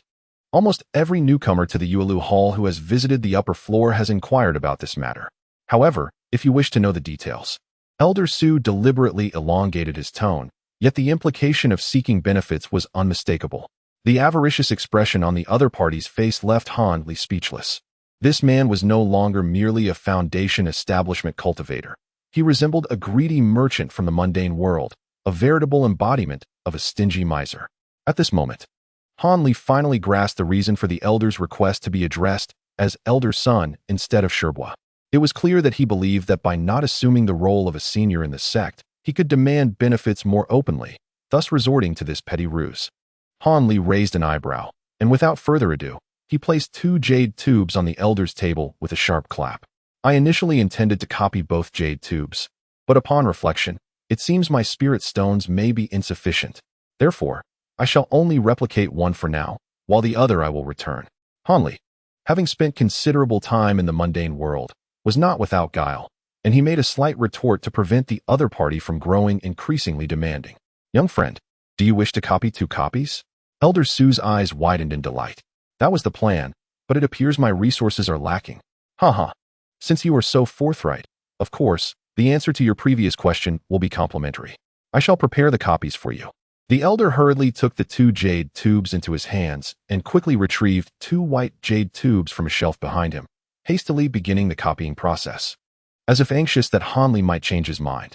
Copies completed. Here you go. The old man's movements were remarkably agile. Before Han Li could fully comprehend the situation, the elder had already completed the duplication of the jade cylinder and tossed the replica before Han Li's eyes. With a gaze that seemed to implore Han Li to hasten and produce spirit stones, he stared intently at him. Han Li's lips twitched slightly, as if he wished to voice something, yet no words escaped his mouth. After a brief silence, he decisively retrieved 20 low-grade spirit stones from his storage pouch and silently handed them over to the elder. The old man accepted the spirit stones with a beaming smile, momentarily unable to contain his joy. It was only after counting the stones 3 or 4 times that he noticed Han Li was still awaiting his response. Satisfied, the elder stored the spirit stones and regarded Han Li with the eyes of a discerning patron. Truly, one should not judge a book by its cover. To discover that this young friend possessed such considerable wealth was indeed a pleasant surprise for the old man. Although he had a penchant for riches, he was also a person of his word. Should you have any inquiries today, my young friend, do not hesitate to ask. I shall ensure your satisfaction. The elder's demeanor shifted to one of solemnity as he spoke earnestly. Han Li, slightly taken aback, unabashedly pressed for an answer to his previous question. The truth was rather simple. Most alchemical formulas had long been lost. This was not only the case for our Huangfeng Valley. Other sects, and even the entire realm of cultivation, faced the same predicament. The elder spoke slowly, elucidating the matter. Han Li listened, momentarily stunned, casting a puzzled glance at the elder. If you take a moment to reflect, young friend, you will grasp the essence of the matter. What is the value of an alchemical formula? It lies in its ability to transform various rare materials into elixirs for us cultivators. However, have you considered that the rare materials of this world are quite limited? Moreover, the growth of each type requires hundreds, if not thousands, of years. The number of cultivators, on the other hand, has never diminished. In fact, it continues to rise yearly. This disparity has led to the gradual scarcity, and even extinction, of the raw materials documented in the formulas. By the time the cultivation world recognized the severity of this issue, the rare materials had already been exhausted, with only a few remnants left in certain perilous locations that even seasoned cultivators would hesitate to explore. Consequently, formulas that are entirely devoid of their raw materials become utterly worthless. Who would pay them any heed? After a protracted period and several calamities within the cultivation realm, those alchemical formulas faded into history, leaving behind only a handful of them. The Foundation Establishment Pill is but one of the surviving few. Chapter 156. The Inferno of the Earth's core. Han Li maintained an expression of tranquility as he absorbed the elder's explanation, his demeanor inscrutable. After listening attentively, he nodded gently, refraining from uttering a word as he picked up the replicated jade cylinder and turned to depart through the passage. Since you wish to refine pills, would you care to purchase some alchemical furnaces as well? I could offer you a favorable price. The elder, noticing Han Li's intent to leave, hurriedly resumed his sales pitch. No need for that. Not at the moment. Han Li did not turn back, but merely waved his hand, speaking in a nonchalant manner. What a pity. The alchemical furnace I possess can withstand the intense heat of the earth fire. Old Su lamented, disappointed that the business opportunity had slipped away. Earth fire? Han Li, who had already reached the entrance of the passage, halted his steps. It is indeed a form of fire that surpasses innate true fire by several degrees. The elder casually remarked, "Isn't it said that one must use innate true fire for alchemy? Can earth fire serve as a substitute?" Han Li endeavored to keep his voice steady, though his heart raced wildly. He realized that perhaps he had found a solution to his predicament regarding the cultivation foundation pill. It seems that you, young friend, are entirely unaware that in the realm of cultivation, earth fire has long replaced innate true fire for alchemical purposes. However, this is no great matter. Those who have refined alchemy even once or twice would be aware of this. Allow me to enlighten you, free of charge. The elder seemed to relish this moment. His spirits lifted, yet he deliberately emphasized the word free. Han Li could discern the underlying meaning in the elder's words, prompting a wry smile. The elder was clearly indicating that while he might offer a free explanation, the extent of the information imparted could vary greatly. Nevertheless, given the significance of the matter, Han Li set aside his reservations and promptly returned, declaring without hesitation, "If what Elder Su claims regarding earth fire is indeed true, then I shall select another alchemical furnace here. The alchemical furnaces I possess are certainly of the finest quality. They will undoubtedly satisfy you." Old Su, realizing his goal had been achieved, squinted his eyes and grinned. In truth, the use of innate true fire for alchemy had long since become a relic of the past. In the current cultivation realm, alchemy predominantly employs the earth fire from the Xianyang region for refining pills. This is because, long ago, our predecessors discovered that earth fire is not only purer and hotter than the true fire of cultivators, but also remarkably stable and enduring, significantly increasing the success rate of pill refinement compared to the traditional methods. This efficacy extends to weapon forging as well. Therefore, any cultivation sect with sufficient resources, or larger cultivation families, possess their own specialized earth fire sites for their disciples to employ in alchemy and forging. Only those solitary cultivators, unable to access earth fire, continue to rely on the outdated method of using true fire with its high failure rate. The elder rambled on with great enthusiasm. "Does your sect also have access to earth fire? Elder Su, do you know where it is located?" Han Li's heart soared, and he barely restrained his excitement as he asked the pivotal question with clarity. The elder could not help but burst into laughter upon hearing Han Li's inquiry, causing Han Li to blink in confusion. "When you first entered the Yulu Hall, did you not notice a passageway devoid of any markings? That passage leads to the earth fire site. If you offer some spirit stones there, you may borrow earth fire." After a hearty laugh, the elder finally revealed the truth to Han Li. "Is it truly so?" Han Li could not contain his joy, a slight smile gracing his lips. "Would I deceive a younger generation at my age?" Old Su replied with mild annoyance. "I misspoke. Please forgive me, Elder Su." Han Li felt that even if the other party was greedy, it was unlikely that he would deceive him in such matters. Thus, he sincerely offered a humble apology. "Considering your youth, I shall forgive you this once." The old man's expression softened, yet he quickly adopted a stern demeanor, adding, "However, I shall not grant any discounts on the purchase of the alchemical furnaces." Upon hearing this, Han Li couldn't help but smile wryly.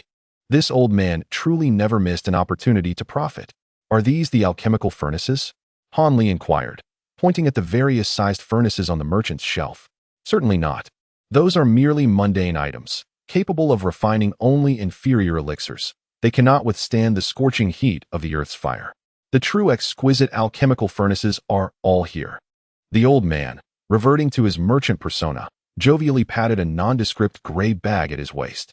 He then removed the bag and lightly tapped the ground beside him, resulting in a swirl of azure light as a row of ancient, uniquely styled alchemical furnaces appeared on the ground.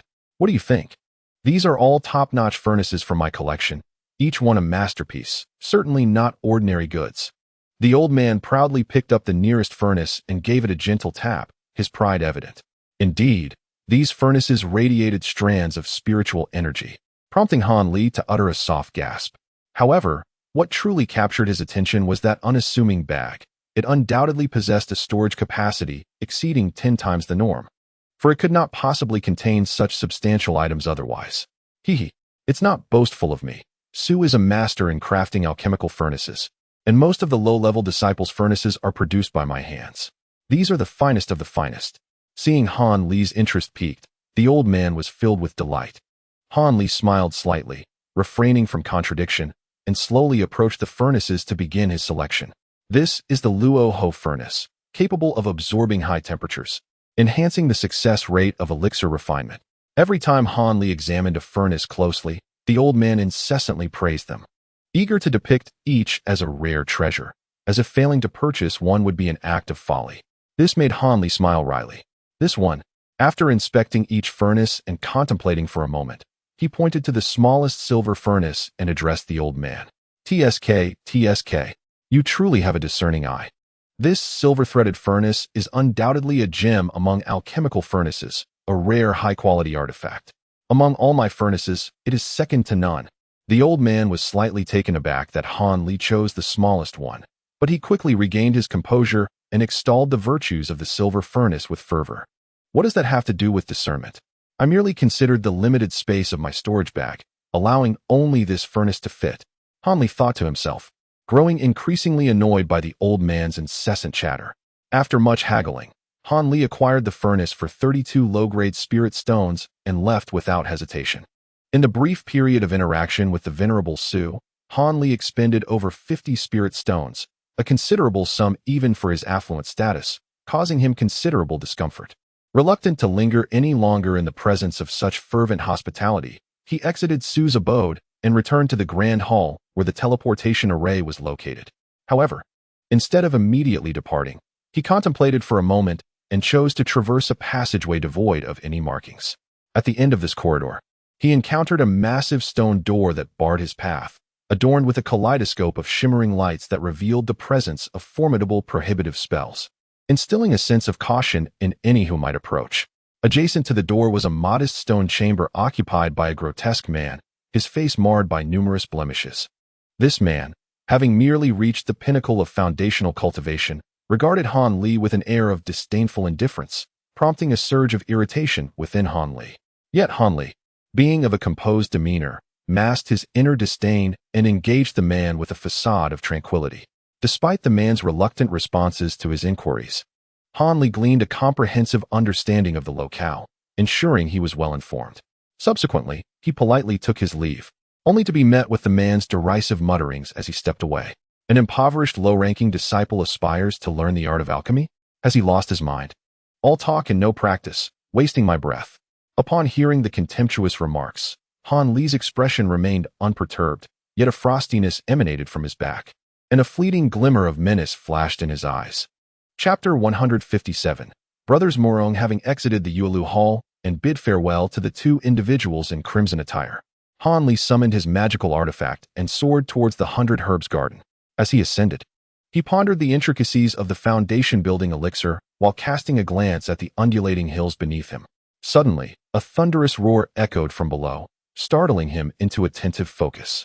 He observed flashes of lightning striking a nearby hill, accompanied by distant cheers, igniting his curiosity. Unable to resist, he descended and drew closer to the source of the commotion. "Brother Morong, give us another demonstration. Let us witness your prowess once more." "Indeed, this is my first time witnessing lightning up close. It's truly awe-inspiring." Upon reaching the hilltop, Han Li was greeted by a cacophony of voices, and the mention of Brother Morong stirred intrigue within him. The talented brothers he had encountered earlier, known for their lightning affinity, bore the surname Morong. Coupled with the earlier thunderous noise, was it possible that these celebrated brothers were showcasing their skills? At that moment, he discerned approximately 30 to 40 disciples of varying ages encircling two boys, around 11 or 12 years old, who were fervently engaged in conversation at the center of the gathering. On the ground within the circle, several charred pits marred the landscape, their edges appearing as if melted by intense heat, wisps of faint blue smoke rising from them. A gentle breeze wafted through, carrying with it a burnt aroma that permeated the air. Observing this scene, Han Li hurried forward to scrutinize the two young boys. They were strikingly handsome, with fair, delicate features and an uncanny resemblance to one another. Yet their eyes sparkled with a lively mischief reminiscent of sprites. At that moment, under the gaze and praise of the onlookers, the boys' cheeks flushed with excitement. After exchanging a glance, they simultaneously formed intricate hand seals and chanted incantations. A surge of electric light flickered in their hands, and two thin bolts of lightning shot forth, striking the ground nearby with a thunderous crack and a blinding flash. creating 2 additional deep craters. Was this the legendary Thunder Palm technique? In terms of both impact and auditory effect, it far surpassed other spells of equivalent rank such as Fireball and Ice Spike. Truly, it lived up to its reputation as the most destructive lightning spell. Han Li marveled inwardly, feeling a wave of envy towards the brothers' attributes. Clearly, he was not alone in this sentiment. Many of the surrounding disciples cast envious glances at the duo, lamenting their own lack of divine favor in possessing such enviable spiritual roots. As the brothers continued to demonstrate their lightning prowess amidst the applause of the crowd, they began to show signs of fatigue, their youth evident in their waning strength. What nonsense! The power of the thunder root is hardly impressive. I dare say my wind root is superior.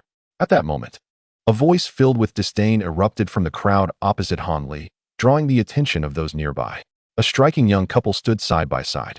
The man was tall and handsome, while the woman was breathtakingly beautiful, clearly a pair deeply in love. The man wore an arrogant expression, seemingly dismissive of the Mu-Rong brothers' thunder palm, while the woman, under the scrutiny of so many eyes, blushed and appeared shy, adding to her allure. Who is he?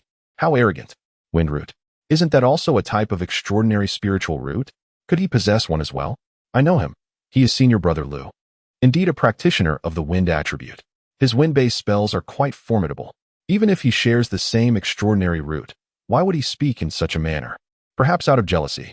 After all, he was the only one among the lower-tier disciples with an extraordinary root, and now 2 newcomers with even greater potential had emerged, naturally provoking his discontent. What? Such pettiness. Shoo! Be cautious. Do not let him overhear. He is quite vengeful, and if he takes notice, it could spell trouble. The arrival of this young man caused whispers to ripple through the crowd, suggesting that his reputation was far from favorable. Humph, you little brats. Let me show you what a true extraordinary root is. The young man, noticing the murmurs surrounding him, darkened his expression and strode into the circle, declaring haughtily, "Go ahead and unleash your thunderous magic. If you retreat even a single step, I shall make you both bow in apology." The Mu-Rong brothers, taken aback by Senior Brother Lu's brazen arrogance and unwarranted contempt, felt their faces pale with indignation. You won't dodge? Certainly, the use of magical implements is prohibited, is it not? Indeed, the 2 brothers, being of the same bloodline, deftly solidified the regulations advantageous to themselves with mere words. While the young man exuded an air of arrogance, seemingly dismissing the brothers entirely, showing no dissent towards their conditions. Very well, my brother and I shall meet with Senior Brother. The youths declared in unison, their indignation palpable. Senior Brother Lu, is it truly wise for you to act in this manner? The young man's female companion expressed her concern. What is there to fear when dealing with 2 mere children? Sister Chen, fret not. The young man waved dismissively, boldly positioning himself opposite the Mu-Rong brothers. After exchanging glances, the 2 youths huddled together, extending one hand to clasp together, while their other hands pointed skyward, simultaneously reciting an identical incantation. The young man observed with a cold smirk as he effortlessly cast a defensive spell, conjuring a cerulean barrier that enveloped him entirely. The brothers' spell, Thunderstorm Barrage, was finally complete. They directed their fingers toward the young man's head, and lo, a cloud of considerable size materialized above, from which a flash of light erupted, followed by a lightning bolt, slender as a finger, striking the cerulean shield. The barrier trembled under the impact, causing the young man's expression to shift, clearly taken aback by the unexpected might of the lightning. Yet this strike was merely the prelude. From the ominous cloud above, successive bolts of lightning cascaded down, each one striking the barrier with increasing ferocity, rendering it flickering and dim, as if on the brink of collapse. The young man's demeanor darkened, suddenly. His hands moved in a dazzling display of intricate gestures, and with a fierce growl, he pressed his hands firmly against the shimmering wall of the shield, causing it to glow anew, not only restoring its form, but seemingly thickening beyond its original state. The Mu-Rong brothers, unwilling to relinquish their hard-earned advantage, unleashed a variety of spells into the sky, expanding the dark cloud to an impressive diameter of several yards, with the ensuing lightning strikes becoming even more robust and frequent. Faced with the brothers' relentless assault, Senior Brother Lu was consumed by a mix of anger and shock. Utterly unprepared for the revelation that such young adversaries had mastered the intermediate-level chain lightning technique, he found himself unable to retaliate. caught off guard by the sheer scale of the assault, especially in front of such a crowd. Thus, one side was valiantly enduring the relentless onslaught of lightning, while the other struggled to maintain the integrity of the cerulean shield. This contest had astonishingly devolved into a grueling tug-of-war. Logically, in a scenario where one side attacks and the other defends, the attackers would typically gain the upper hand, conserving more magical energy. However, the Morone brothers, having expended considerable mana in their previous demonstration, were not as well equipped. Moreover, the senior Lu, being significantly older, possessed a depth and purity of magical energy far beyond that of the inexperienced youths, placing them at a disadvantage in this war of attrition.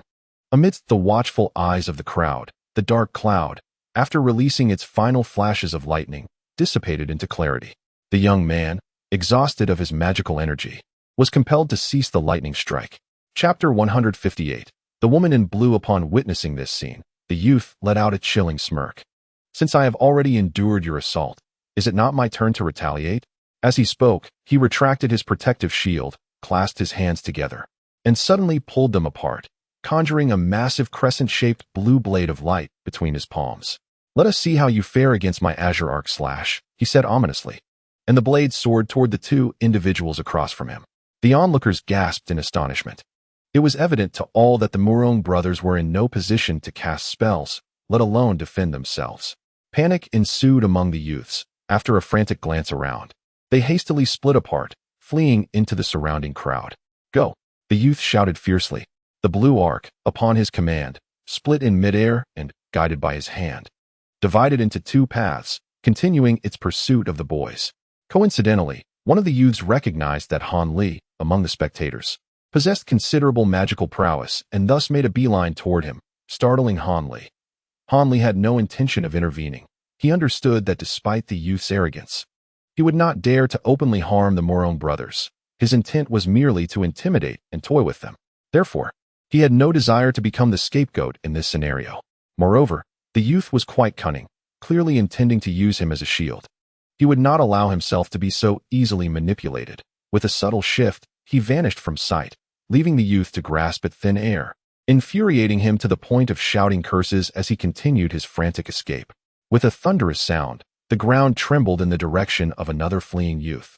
Dust swirling into the air, accompanied by the curses of a man. Clearly, someone had not been as wise as Han Li and had failed to evade the role of a living shield. As the dust settled, a towering earthen wall, several yards high, stood before them, marked by a crescent-shaped groove several feet long. Behind it stood a stocky young man in his 20s, wielding a peculiar wooden crutch, his hand pressing against the wall's breach as he berated loudly. Close behind him stood another smiling Morone youth. What is the meaning of this, Lu? Do you not see that there are others present? Are you intent on attacking everyone, including me? The stocky young man questioned in a fit of anger. Brother Lu. The other scoffed, ignoring the reprimand, and instead, with a darkened expression, exerted full control over the remaining segment of the blue arc, accelerating it towards the youth fleeing towards Han Li, seemingly intent on leaving a mark on him. Stop! A young woman's sharp voice rang out from above, followed by a blazing firebird descending from the sky, engulfing the blue arc behind the youth, consuming it entirely before transforming into a mass of flames and vanishing. Who has disrupted my spell? The young man of the Lu family, filled with rage, gazed upward. There, amidst the crowd, appeared a woman clad in blue, radiant and ethereal, her skin as smooth as jade, reminiscent of a celestial being. With a slender waist and a graceful neck, she donned a majestic blue palace gown, her hair styled high, exuding an air of otherworldly elegance that compelled one to avert their gaze. It was none other than Sister Nya. I pondered who possessed such formidable powers. The previously furious young man of the Lu family, upon seeing the woman in red, instantly transformed his demeanor, becoming courteous and poised. Brother Lu, considering my sister's presence, shall we conclude this contest? The woman in the palace attire said coolly, her feet resting upon a magical artifact. Since it is Sister Nya's wish, I shall certainly comply, the youth replied, his face beaming with a smile. After a brief nod from the woman, she descended gracefully from the sky, making her way toward Brother Morone. Sister Nya, your arrival is most timely, otherwise, we would have faced dire consequences, exclaimed the boy, who had just escaped calamity, rushing toward the blue-clad woman with joy. Another youth, grinning widely, circumvented the earthen wall and hurried forth as well. Upon returning, reflect in solitude and refrain from venturing out until you have mastered the 9-tiered technique, the woman stated lightly, devoid of any worldly concerns, betraying no emotional fluctuations. Upon hearing this, Brother Morong instantly drooped, his head hanging low as he acquiesced. After addressing the two brothers, the woman turned her gaze to the stout young man, unexpectedly breaking into a smile that dimmed the brilliance of all around her. With her lips slightly parted, she expressed, "Thank you, brother, for your assistance. Had anything unfortunate befallen Brother Morong, I would have felt deeply indebted to our sect." "And no, it was nothing," stammered the stout young man, utterly captivated by her unmatched beauty, his speech faltering. The other men surrounding him, witnessing the special attention he received, could not help but feel envious, regretting their own missed opportunities to act, their jealousy glaringly evident. The young man of the Liu family, observing this, felt a surge of malice flash in his eyes but quickly masked it, maintaining his genteel demeanor. Aside from his female companion and the coldly observant Han Li, none detected his underlying animosity. Although Sister Chun was also strikingly beautiful, her allure paled in comparison to Sister Nya's. Fearing that Brother Liu might be enchanted by the latter, Sister Chun hastily approached him, wrapping her arm around his, casting a hostile glare at her rival. The woman in blue sensed the animosity, but remained unfazed. As she departed with Brother Morong, she cast a fleeting glance at Han Li, and he soon heard her melodious voice whisper in his ear, "Though your powers are commendable, I cannot condone such self-serving behavior. I hope that when we meet again, you will have undergone some transformation." Upon hearing her words, Han Li furrowed his brow slightly. It appears that his evasive maneuvers have been thoroughly perceived by the other party, leaving the woman with little favorable impression, perhaps even a rather unfavorable one. However, he is no saint. Knowing he is being exploited, he would be foolish to remain close. The stout youth, rather than keeping to himself, has now caught the attention of that fellow surnamed Liu, and it is uncertain when his demise might occur. At that point, one wonders if this beautiful lady would seek vengeance for him. Han Li mused disdainfully. For reasons unknown, Han Li felt no particular admiration for such a stunning beauty. Rather, he found himself more drawn to those of a simpler, more graceful demeanor. Thus, he was indifferent to how he was perceived by this senior Sister Nya, hoping only that she would pay him less heed. At that moment, the blue-clad beauty and her companions had vanished, and Brother Liu shot a fierce glare at the burly youth before departing the mountaintop with his female companion. Consequently, the remaining onlookers, seeing no further amusement, dispersed in a flurry. Han Li too took his leave, soaring back to the 100 medicinal garden. Upon entering his dwelling, he eagerly retrieved the 2 jade tubes. Extracting the copy containing the method for refining the foundation establishment pill, and began to read it meticulously, word by word. Though his mind was alert, his expression remained placid until, after several hours, he finally exhaled deeply and set down the jade tube. Yet, he soon found himself lost in contemplation, pondering deeply. After a considerable pause, he abruptly rose, furrowing his brow as he scanned the garden's flora, murmuring to himself, "The 1,000-knot flower, black peony, golden essence ginseng, and 31 other auxiliary herbs are all present in abundance, requiring merely a maturity of several hundred years. However, the primary herbs, jade spirit mushroom, purple monkey flower, and celestial spirit fruit, are quite troublesome. Not a single specimen exists here, nor have I ever heard of them." After much deliberation, he resolved to seek guidance from none other than the elderly expert in pharmacology. Chapter 159, Celestial and Earthly Spiritual Herbs. Having made his decision, Han Li set the jade tube aside and picked up another. The crafting of the facial fixation pill was considerably simpler than that of the foundation establishment pill, as it required neither true fire for refinement nor unfamiliar medicinal materials, consisting solely of common varieties. The only aspect that left him astounded was the requirement for these herbs to possess over 1,000 years of medicinal properties to serve as ingredients for the facial fixation pill. It is no wonder, then, that this pill has remained largely unknown within the realm of cultivation. After all, which practitioner would squander a 1,000-year-old spiritual herb on a potion of no utility for their cultivation? Thus, the rarity of the facial fixation pill in the cultivation community became evident. Nevertheless, this posed no real challenge for Han Li. The only hurdle was the extended time required for cultivation. Therefore, he decided that once he had resolved the matter of the foundation establishment pill, He would attempt to concoct a batch of the facial fixation pill, curious to discover if it truly possessed the miraculous properties claimed in the recipe, capable of preserving one's appearance indefinitely as it was at the moment of consumption. Several days later, when the elderly gentleman returned to the medicinal garden to collect herbs, Hanli did not conceal his intentions. He directly inquired about the 3 extraordinary medicinal ingredients: jade spirit mushroom, purple monkey flower, and heavenly spirit fruit. The old man stroked his small beard, his eyes narrowing into slits. It seems my disciple has acquired the formula for the foundation establishment pill. Hence your curiosity regarding these 3 primary herbs. However, dear disciple, do you truly wish to concoct the elixir yourself? He glanced at Han Li with an expression that suggested he was oblivious to the limitations of his own understanding. Of course not.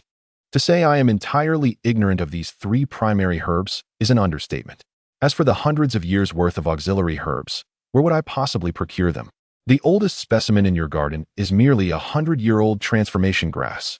Under such circumstances, how could I entertain the thought of alchemy? Han Li cleverly deflected the inquiry, opting for a tactful response.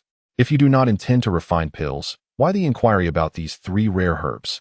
The old man's demeanor shifted to one of sternness, indicating he had no time for idle chit-chat. Han Li, well aware of the peculiar temperament of this elder, remained unfazed and replied with a smile. I was merely intrigued by the peculiar names of these primary herbs. I have never heard tales of their shapes or medicinal properties. Hence my casual inquiry. However, I am puzzled as to why your esteemed garden lacks any of these extraordinary herbs. Such rare varieties, by your usual standards, should have been sought after for cultivation. Are these remarkable herbs truly so difficult to grow that even you cannot nurture them? Nonsense. Are you doubting my expertise? The old man's irritation flared. The absence of these herbs in my garden is not a reflection of my skill. They are born from the essence of the world, naturally occurring. Where would one find their seeds?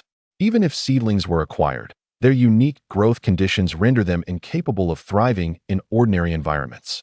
Any effort to cultivate them would be futile. Do you think I would let such treasures slip away if it were possible? The elder was visibly perturbed by Han Li's words. No seeds? How can that be possible? Han Li exclaimed in disbelief. How can it not be? Such rare entities, nearly extinct in the outside world, yet invaluable to cultivators. If they could be cultivated artificially, the great sects would have long since propagated them in abundance, and the supply of foundation establishment pills would not dwindle year by year. The old man rolled his eyes at Han Li, his tone exasperated. Han Li felt a chill at the core of his being from the elder's words. No matter how effective the nurturing liquid, without the most basic seeds, how could one expect to cultivate anything? One cannot conjure something from nothing. If there is nothing further, I shall take my leave. I will return in 2 months for another batch of herbs. The old man, oblivious to the change in Han Li's expression, turned to depart. Yet he pondered, where did the primary herbs for the foundation establishment pill, which are harvested every decade, originate?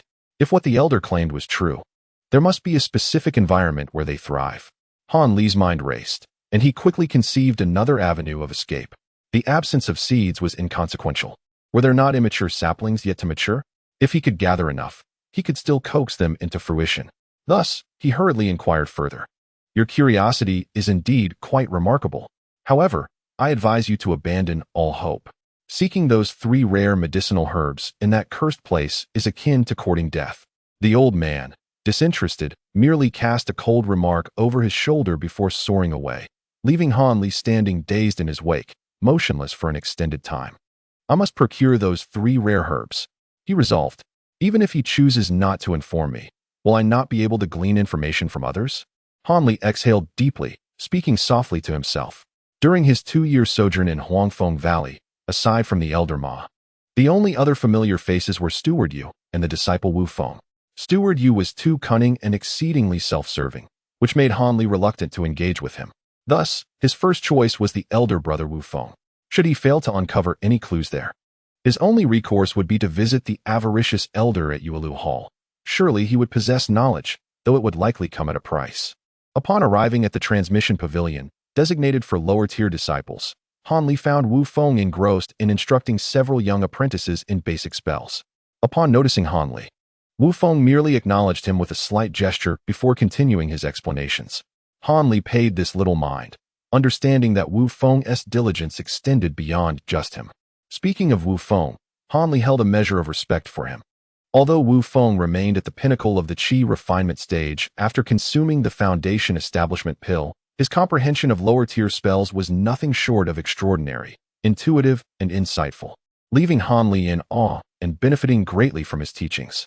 However, it was not merely this talent that garnered Han Li's respect. To his surprise, since Wu Feng assumed the role of instructor, he treated all disciples seeking guidance with equal care, generously sharing his insights without the slightest hint of selfishness. This revelation was quite astonishing to Han Li. Truth be told, at first, Han Li harbored doubts about Wu Feng's character, suspecting him of being a hypocrite merely putting on a facade. Thus, he maintained a cool distance, wary of him. However, after more than a year of genuine interaction, Han Li recognized Wu Feng's sincerity in aiding his fellow disciples, which rendered him speechless. Although Han Li was reluctant to endorse Wu Feng's methods, his character was undeniably commendable. Consequently, Han Li was inclined to cultivate a friendship with him. While they had not yet reached the level of intimate camaraderie, their bond was significantly closer than that of ordinary peers. With this newfound relationship in mind, Han Li patiently awaited his turn. Wu Feng's explanations were indeed meticulous. He devoted over 2 hours to elucidating a basic mid-tier fire serpent spell, offering several demonstrations to ensure that his audience thoroughly grasped the concept. As it happens, apart from the elemental spells that Han Li acquired at the outset, he had scarcely learned any additional techniques over the years. In the past 2 years, he had merely managed to refine those he had yet to fully master. This realization left Han Li thoroughly disheartened regarding his own aptitude, intensifying his yearning for the foundational elixir. After the group of young disciples finished their inquiries and took their leave, Wu Feng turned to Han Li with a smile and inquired, "Junior brother Han, it has been quite some time since you last visited. Have you decided to embark on the study of intermediate spells?" In response, Han Li offered a wry smile and, lacking enthusiasm, replied, "Brother, you are well aware of my limitations. Even mastering those basic low-level spells took me 2 years. To tackle the more challenging intermediate spells would surely require at least another 7 or 8 years for any semblance of success. I think I shall pass." Wu Feng frowned slightly and reproached him. "How can you be so despondent, junior brother? While your aptitude may be somewhat lacking, diligence can compensate for that deficiency. With dedicated practice, great achievements are still within your reach." Upon hearing this, Han Li recognized that Wu Feng's words stemmed from goodwill. He could only respond with a resigned agreement before shifting the topic and finally inquiring about the primary ingredients of the foundational elixir. "Junior brother Han seeks to know the origin of the Yusui mushroom and other spiritual herbs?" Wu Feng asked, surprised. "Indeed, brother. Having been in our sect for so many years, you must possess some knowledge on the matter," Han Li replied eagerly. After a moment of contemplation, Wu Feng responded, "Of course, I know a bit, but I advise you to abandon this line of thought. Not only are those places exceedingly perilous, but they are generally inaccessible. One can only enter during specific times and locations, with the assistance of our elders." Initially, Han Li felt a surge of joy at the prospect of Wu Feng's knowledge, but his subsequent words startled him, prompting him to press for more information. It turned out that such spiritual herbs had become increasingly rare in the cultivation world long ago, having virtually vanished from ordinary locations. The only remaining sources were those so-called forbidden grounds. Given that these places are referred to as forbidden by cultivators, they are, of course, fraught with extreme danger, typically situated in harsh and remote environments. Some even serve as lairs for malevolent creatures, necessitating a path cleared through combat. Others are protected by ancient prohibitions that require considerable effort to breach for any hope of entry. The primary ingredients for the foundational elixir from the Huangfeng Valley and other sects of the Yu Kingdom had historically been sourced from such forbidden lands, specifically from a location sealed by an ancient wind-based prohibition. The barriers there are notoriously formidable, and initially, the power of their sect was insufficient to break through. However, it was later discovered that the barriers would weaken for 5 days every 5 years. During this period, if several Golden Core cultivators combined their efforts to forcibly breach the barriers, they could temporarily open a passage, allowing a limited number of individuals to enter. Yet, when the passage finally materialized, an unexpected event unfolded as all cultivators attempted to enter.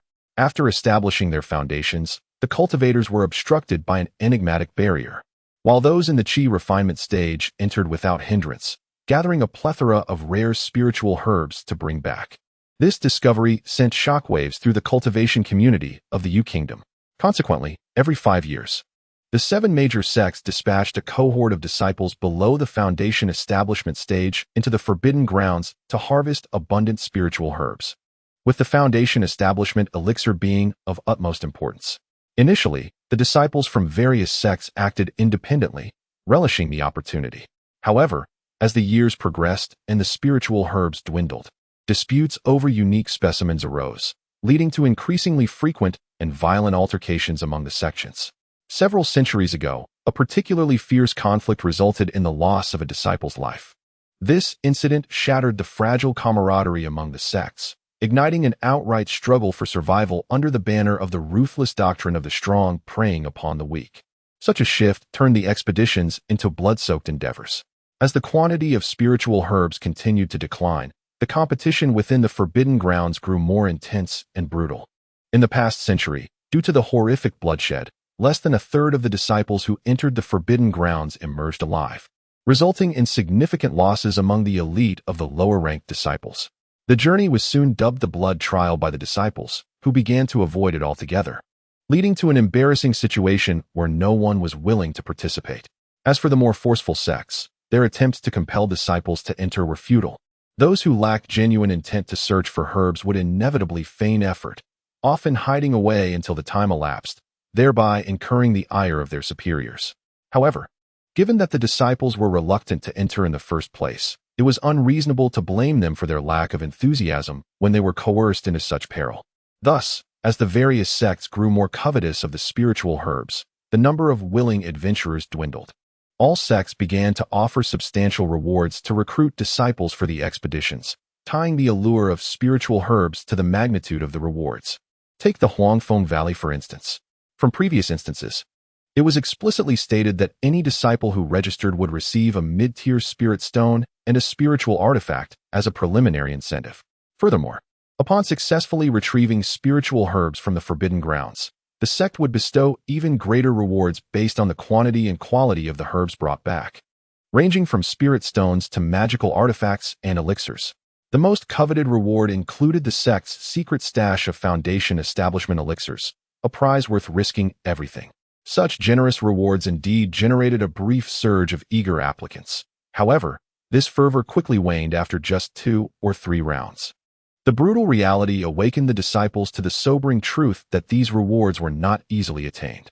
Because initially, when there were no substantial rewards to stimulate competition, a third of the participants managed to survive the perilous domain. However, after the introduction of generous rewards, less than a quarter emerged from the blood trial. Among those who survived, the number of disciples capable of procuring spiritual herbs was exceedingly scant. Most returned with nothing but grievous injuries, let alone obtaining foundational elixirs. In light of this dire situation, Han Li inquired with Wu Feng about the sources of several spiritual herbs. After listening to Wu Feng's account, Han Li was overwhelmed with frustration. He could hardly believe that gathering herbs would require venturing into such treacherous grounds and engaging in fierce combat with disciples from rival sects, only to emerge victorious to escape. The survival rate was astonishingly low, with less than a quarter of participants managing to exit this so-called blood trial. The risks involved were exceedingly daunting. He was not an exceptional practitioner. Among the low-level disciples of Huangfeng Valley, he merely ranked at a mediocre level. Thus, lacking profound magical abilities or formidable spells, he could only rely on a few decent magical tools and his wits. However, with just these assets, Han Li did not believe he could possibly be among the final quarter. In his exasperation, he asked Wu Feng why the various sects could not collaborate to distribute the spiritual herbs equitably. After all, these herbs would ultimately be used to collectively refine foundational elixirs. So why must they create enmity and discord? Wu Feng, upon hearing this, immediately responded with a wry smile, explaining that even though they would be refining the foundational elixirs together, the distribution of the elixirs would depend solely on the quantity of spiritual herbs each sect provided, necessitating fierce competition for the herbs. Han Li was left speechless for a long moment.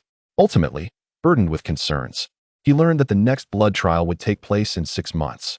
Following Wu Feng's advice, he departed from the transmission pavilion and returned to the 100 Herb Garden. In the ensuing days, Han Li remained listless, preoccupied with the matter. weighing the intricacies of risks and benefits, striving to compel himself to make a more prudent choice. It was evident that in the realm of you, outside the forbidden grounds, he could not find those 3 spiritual herbs. Otherwise, the 7 major sects would not need to engage in such fierce internal strife every 5 years to weaken each other. If Han Li wished to avoid such perilous risks, he could only hope to find the herbs in regions beyond you. Otherwise, the prospect of attaining foundational cultivation would be utterly bleak, leaving him destined to become mere bones in a century. However, upon further reflection, he realized that seeking herbs beyond the borders was an even more daunting endeavor, devoid of any hope. Yet, if he were to participate in the blood trial, the mortality rate exceeding 3/4 was alarmingly high. The likelihood of his demise was indeed exceedingly great. This dilemma left Han Li in a state of profound conflict. Chapter 161. The market today. I made 3 trips to the internet cafe. The first 2 times were completely full with no available machines, which left me utterly speechless. Fortunately, on the last attempt, I finally secured a terminal, allowing me to upload this chapter. How frustrating. Recently, I have observed numerous fellow readers urging for updates, and I must confess my profound embarrassment. This book requires several recommendations before it can be re-released, and at present, I am compelled to take on part-time work to sustain myself, while simultaneously amassing more content. Consequently, I can only dedicate myself to writing during peak promotions and after the book's re-release, so I kindly ask for your understanding, as I must prioritize my livelihood. After several sleepless nights of torment, Han Li, torn between the prudent choice of self-preservation, thus forfeiting the path of immortality, and the daring pursuit of success in his foundational cultivation, gradually leaned towards the latter. He could not resign himself to a life of mediocrity. Yet, being inherently cautious, he made a trip to the Yuelu Hall to confirm with the avaricious elder that the claims regarding the absence of celestial herbs and the brutal nature of the blood trial were indeed true. This revelation extinguished any lingering hopes of retreat. With the realization that there was no turning back, Han Li resolved to participate in the blood trial, fully prepared to gamble everything. His goal was clear: either to successfully obtain the coveted herbs for foundational cultivation or to meet his demise in this fierce contest for survival. With this life and death objective in mind, he began preparing for the impending expedition to the Forbidden Land half a year hence. He aimed to enhance his strength within this brief period to increase his chances of survival. Achieving a breakthrough in the 11th level of his Changchun technique without the aid of elixirs was impossible. To bolster his power, his only feasible options were to learn several new spells and acquire potent talismans and magical artifacts. Learning new spells seemed manageable. He believed that his senior brother Wu would not refuse to impart knowledge. However, given his current aptitude, he could only hope to master a couple of beginner spells or barely grasp one intermediate spell within 6 months, while higher-level spells remained an unattainable dream. Thus, the most expedient way to enhance his strength lay in talismans and magical artifacts. Speaking of artifacts, Han Li possessed a few, but apart from the ring and small flag gifted by his esteemed Uncle Yi, he had only 2 items salvaged from the yellow-clad assailants who had once ambushed him: a sword capable of transforming into a rope and a gourd that could launch orbs for automatic attacks. The items he had received upon entering the sect, such as the Blazing Sun Sword and the Cold Moon Knife, were merely the most rudimentary artifacts, imbued with basic fire and ice attacks, hardly worthy of note. Initially, Han Li lacked talismans, but fortunately, his Uncle Yi, despite withholding many items from him, did provide several intermediate-level talismans and 2 rare high-level talismans that bolstered his confidence considerably. Additionally, there was a talisman depicting a small sword, which had been referred to as a talisman treasure by the yellow-clad assailant he had slain. This item surely possessed great significance, but as it was a piece of ill-gotten gain, he had refrained from disclosing its existence to others. Instead, he intended to seek a suitable opportunity to inquire about the meaning of the term talisman treasure. Undoubtedly, in the face of the exceedingly terrifying bloodband trial, possessing merely these items is far from sufficient. Thus, Han Li resolved to venture beyond the mountain gates to the nearby market of his sect, seeking to procure additional top-tier magical artifacts and talismans. However, without a substantial reserve of spirit stones to support this acquisition, it would undoubtedly prove unsatisfactory. Although Han Li could barely muster the spirit stones given his financial standing, he was reluctant to part with them, as they would serve as crucial tools for survival in the forthcoming expedition to the Forbidden Grounds. After considerable contemplation, Han ultimately decided to cultivate several rare herbs, aged over a millennium, to exchange for spirit stones or, quite simply, to barter. In truth, concocting the facial fixation pill would likely be a superior choice, potentially yielding greater value. However, the ingredients required for this elixir were far too numerous, and time did not permit him to gather all the necessary materials. Hence, he resolved to trade the herbs directly. To avoid attracting the attention of others within the sect, Han discreetly determined to sell the cultivated herbs solely to outside cultivators, refraining from any direct transactions with members of his own sect to avert the scrutiny of those with ulterior motives. With a clear plan in mind, Han busied himself. He first approached Wu Feng and selected the most practical of the many basic spells, the concealment technique. This is an auxiliary mid-tier spell that can effectively counter the Heavenly Eye technique. Once executed, as long as the practitioner remains unseen by the naked eye, it allows for the complete suppression of one's spiritual energy, enabling the practitioner to conceal themselves. Naturally, this technique holds no efficacy against cultivators at the foundation establishment stage and above. It serves primarily as a means of defense among high-level qi refining practitioners, proving significantly more practical than mere invisibility spells. Han's choice to forego other offensive or defensive spells stemmed entirely from his own combat experiences.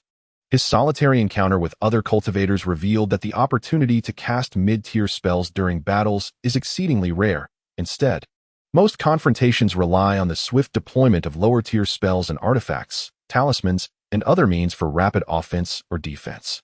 Thus, utilizing mid-tier spells in conflicts is more realistically achieved through talismans, unless one has companions to secure the time necessary for casting.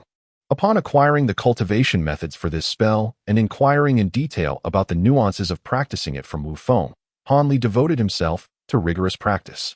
Nonetheless, as a mid-tier spell, the concealment technique is distinctly different from the auxiliary spells like the wind control technique previously learned. It is exceptionally complex and challenging to master. Indeed, achieving complete proficiency within 6 months presents a considerable challenge. Thus, Han diligently practiced the concealment technique during the day, while at night he gathered green liquid and focused on cultivating several commonly used spiritual herbs. To prevent Master Ma from discovering these herbs, he deliberately adjusted his schedule to cultivate them when the latter was away gathering materials, relocating them to a very secluded corner of the herb garden. After all, the aroma emitted by herbs aged over a millennium is always somewhat distinctive. Fortunately, Master Ma has always been remarkably punctual in collecting items, neither arriving early nor delayed. He comes and goes in a hurried manner, seemingly perpetually engrossed in his own affairs, of which Han has no desire to inquire. For Han, it is preferable that Master Ma remains preoccupied, as it prevents interference with his clandestine endeavors, allowing him to execute his grand plan for cultivating medicinal herbs. By the time Han had initially grasped the technique of breath control, over 4 months had elapsed. He had finally cultivated 2,000-year-old spiritual herbs, which, in an era where rare medicinal materials are scarce in the realm of cultivation, would surely bring a delightful surprise to the market of Huangfeng Valley. Han acquired a token permitting him to venture outside from the familiar steward Yu of the Baiji Hall and departed from the mountain gate. Disciples of Huangfeng Valley are granted an opportunity to leave the premises once a year. However, as cultivators, few would squander their time on such excursions, resulting in a mere handful of disciples actually applying for permission. After Han soared beyond the restrictions of the mountain's protective array, he set his course northeastward, heading straight for the market. Indeed, the market of Huangfeng Valley boasts a considerable reputation, flourishing far more than those of other sections. This is attributed to the proximity of the Taiyue mountain range to the neighboring Yuanwu kingdom, alongside the absence of hostilities between the realms of cultivation in Yuanwu and Yu countries. Consequently, it is not uncommon for cultivators from Yuanwu to frequent the Huangfeng Valley market, bringing with them unique items absent in Yu, which serves as an unexpected delight, attracting numerous independent cultivators and families of practitioners. The market is situated on the northeastern edge of the Taiyue mountain range, and after a day of flight, Han arrived at his destination. Upon landing nearby, he did not rush to the market, but instead donned a gray linen robe and concealed all items indicative of his identity as a disciple of Huangfeng Valley, rendering himself an ordinary cultivator before proceeding towards the market. In accordance with the customary regulations of the cultivation world, flying is prohibited within 5 miles of the market. So Han Li encountered many hurried passers-by along the way, some adorned in particularly peculiar attire, leading him to suspect they were cultivators from the Yuanwu kingdom. This indeed suggested that the market was bustling with activity. As Han Li pondered these observations, he soon arrived at the entrance of the market. Chapter 162. Wanbao Tower. The market of Huangfeng Valley bears a striking resemblance to Han Li's hometown of Qingyou Town. Comprised of a solitary street that stretches north and south, lined with dozens of buildings of varying heights and sizes at the southern end. Some structures are multi-storied, while others are merely modest abodes, creating an uneven skyline. These properties belong to Huangfeng Valley, yet only a small portion is overseen directly by its disciples, while a significant portion is leased to cultivator families and independent practitioners who conduct business there year-round. The majority of the establishments here are dedicated to the trade of raw materials, talismans, and magical artifacts, alongside a specialized bookstore offering elementary spells rooted in the 5 elements. Additionally, there are 2 taverns and inns that cater to the dietary and lodging needs of visitors. Moreover, aside from the lower-ranking disciples, a contingent of foundational stage experts is stationed year-round to uphold order within this marketplace, deterring any potential disruptions. A significant portion of the northern street remains vacant, reserved for itinerant cultivators wishing to set up stalls spontaneously. By providing a low-tier spirit stone to the disciples managing this area, outsiders are permitted to operate their stalls for an entire day, free from interference, and even enjoy the protection of these disciples to safeguard against any vengeful adversaries. With such incentives encouraging external cultivators to engage in commerce, coupled with the unique geographical advantages of the marketplace, the Huangfeng Valley's bazaar has flourished year after year, occasionally yielding rare treasures that draw even more cultivators in search of bargains. However, to avoid drawing attention to himself, Han Li chose not to enter through the most convenient southern entrance. Instead, he took a lengthy detour, approaching from the north. Before stepping onto the street, he donned a green cloak to obscure his features, wary of the possibility that someone might recognize him. By afternoon, the main street of the marketplace appeared sparsely populated, which was quite normal, considering this was not a bustling, mundane market filled with throngs of people. Those who came here were the elite among cultivators. Even a modest turnout was noteworthy. Realizing this, Han Li chuckled to himself and proceeded towards the small stalls lining the sides of the street, intending to inspect any noteworthy items before venturing into the larger shops. After a thorough examination, Han Li felt somewhat disheartened. The goods at these small stalls, aside from 3 or 4 items that could be deemed acceptable, were largely useless to him. Purchasing them would merely squander his spirit stones. Thus, he decided to forego further time and directly headed towards the larger commercial establishments.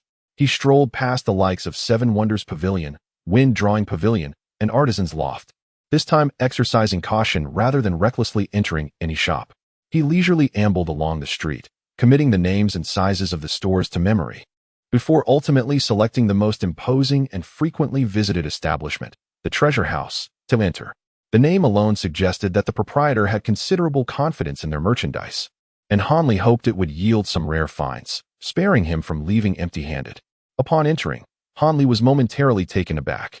The spacious and brightly lit hall, capable of accommodating dozens without feeling crowded, featured exceptionally long counters crafted from precious redwood, manned by several attendants clad in matching blue attire. The ambience exuded an undeniable sense of grandeur. Within the hall, 2 of the blue-clad attendants were engaged in explaining something to a few cultivators who appeared to be customers. Within the counter lay a myriad of eclectic items, all seemingly tailored for the use of cultivators, ranging from the most rudimentary materials to the most commonly employed talismans and magical artifacts. Han Li smiled faintly, realizing he had indeed found the right place. At that moment, a young attendant clad in a green robe approached with a beaming smile, inquiring, "What might the esteemed guest wish to see? Would you like me to assist you with some introductions? Our establishment guarantees satisfaction for all patrons. I wish to examine some magical artifacts and talismans, but only the finest. Please refrain from presenting any inferior items," Han Li replied coolly through his cloak. The attendant was momentarily taken aback by this request, yet upon discerning Han Li's imposing demeanor, he recognized the seriousness of the situation, and his smile grew increasingly genuine. He promptly ushered Han Li inside and personally guided him to the VIP room on the 2nd floor. The decor upstairs differed markedly from the bustling hall below. It was considerably smaller, adorned with antique-style furniture, arranged with elegance and comfort in mind. Most astonishingly, in one corner, there stood an exquisite incense burner, with fragrant incense slowly wafting through the air, filling the room with a delicate scent of sandalwood. A refined middle-aged man, holding an ancient tome, stood within the room reciting aloud, appearing utterly devoid of any magical prowess, resembling an ordinary individual. Hanli was somewhat taken aback. This space bore no resemblance to a commercial establishment, but rather resembled the residence of a wealthy family. Upon noticing Han Li's arrival, the reader calmly closed the book, while the green-clad attendant hurried forward to whisper a few words in his ear. After listening, the middle-aged man approached with a courteous gesture, smiling as he introduced himself. "I am Tian Bu Li, the manager of Wanbao Pavilion.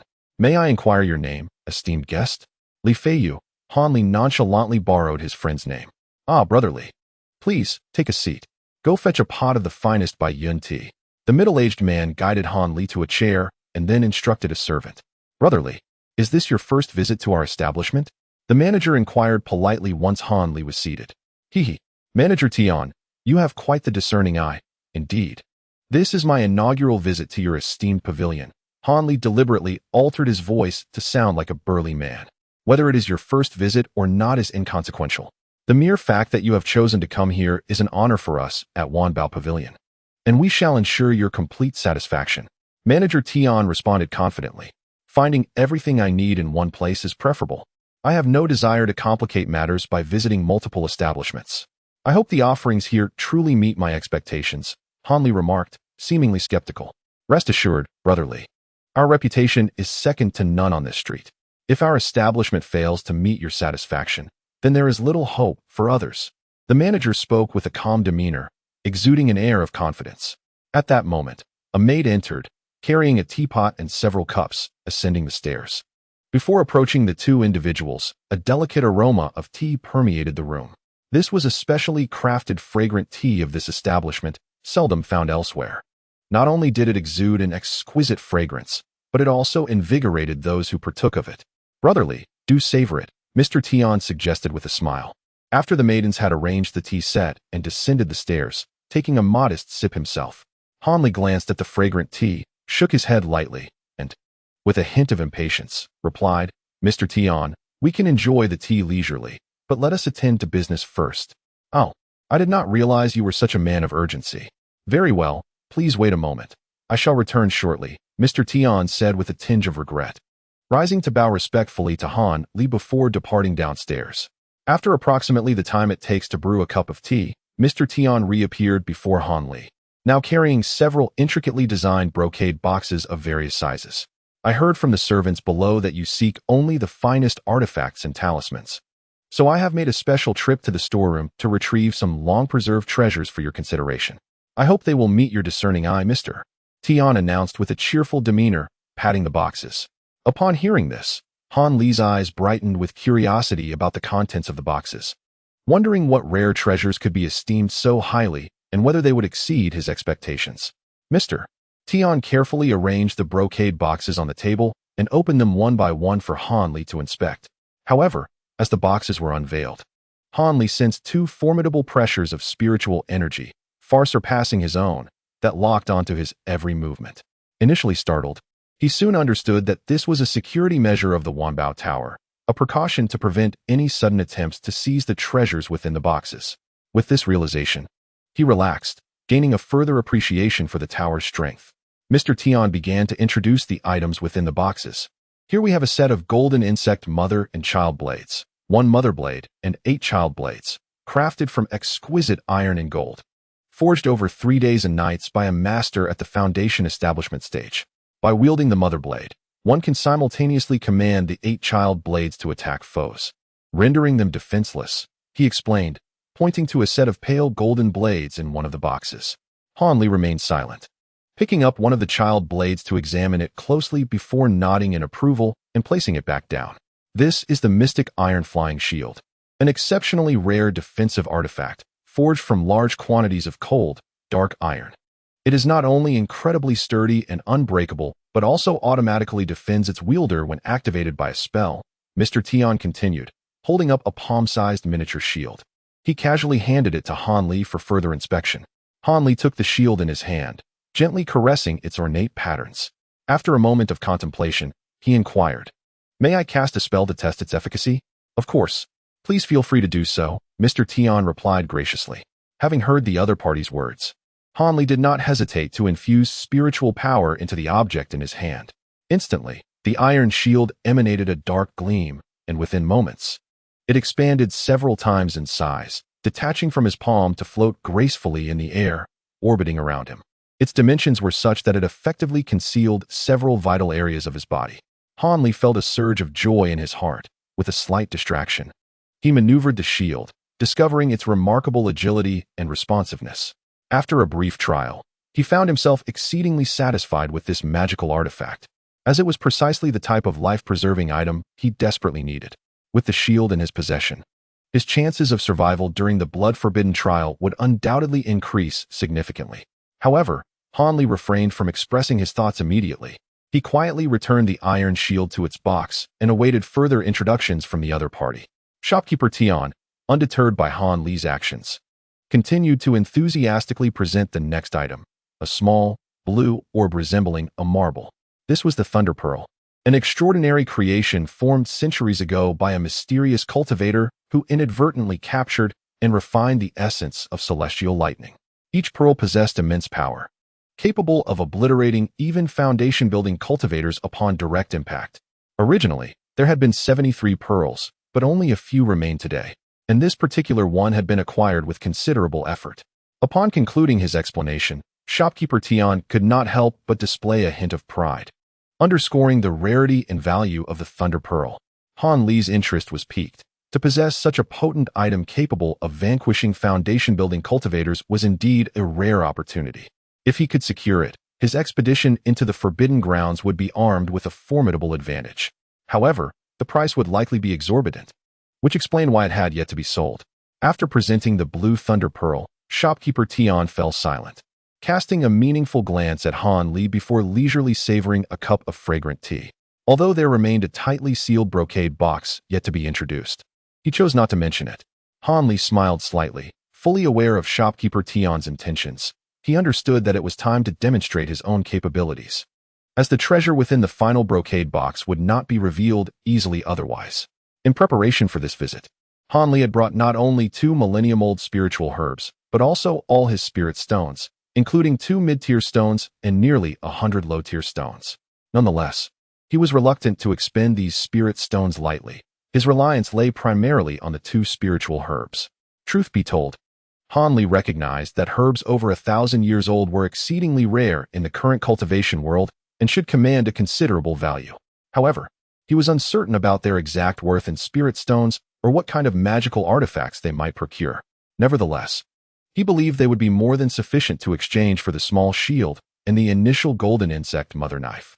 As for the Thunder Pearl, he felt far less confident. Rather than presenting both spiritual herbs outright, he first retrieved an exceptionally exquisite small wooden box from his storage pouch, within which one of the herbs was carefully placed. Han Li's actions were motivated by a profound understanding of the adage that one must adorn oneself and that the Buddha must be gilded.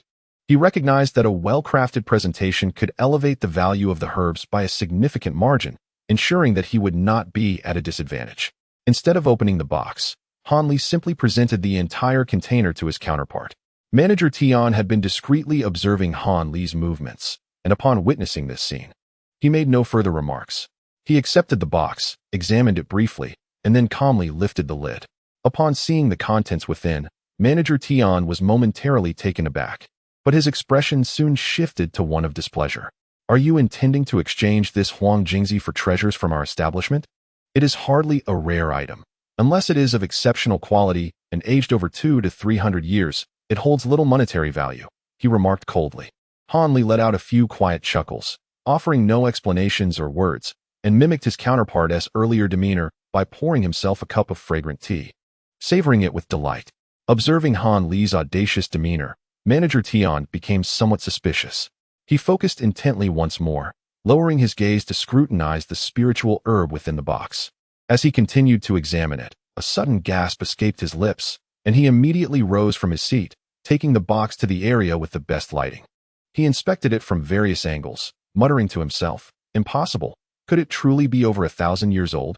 Or does it merely bear a resemblance?" Hanli, having discerned the shift in Manager Tion's expression and overheard his murmurs, finally felt a sense of relief.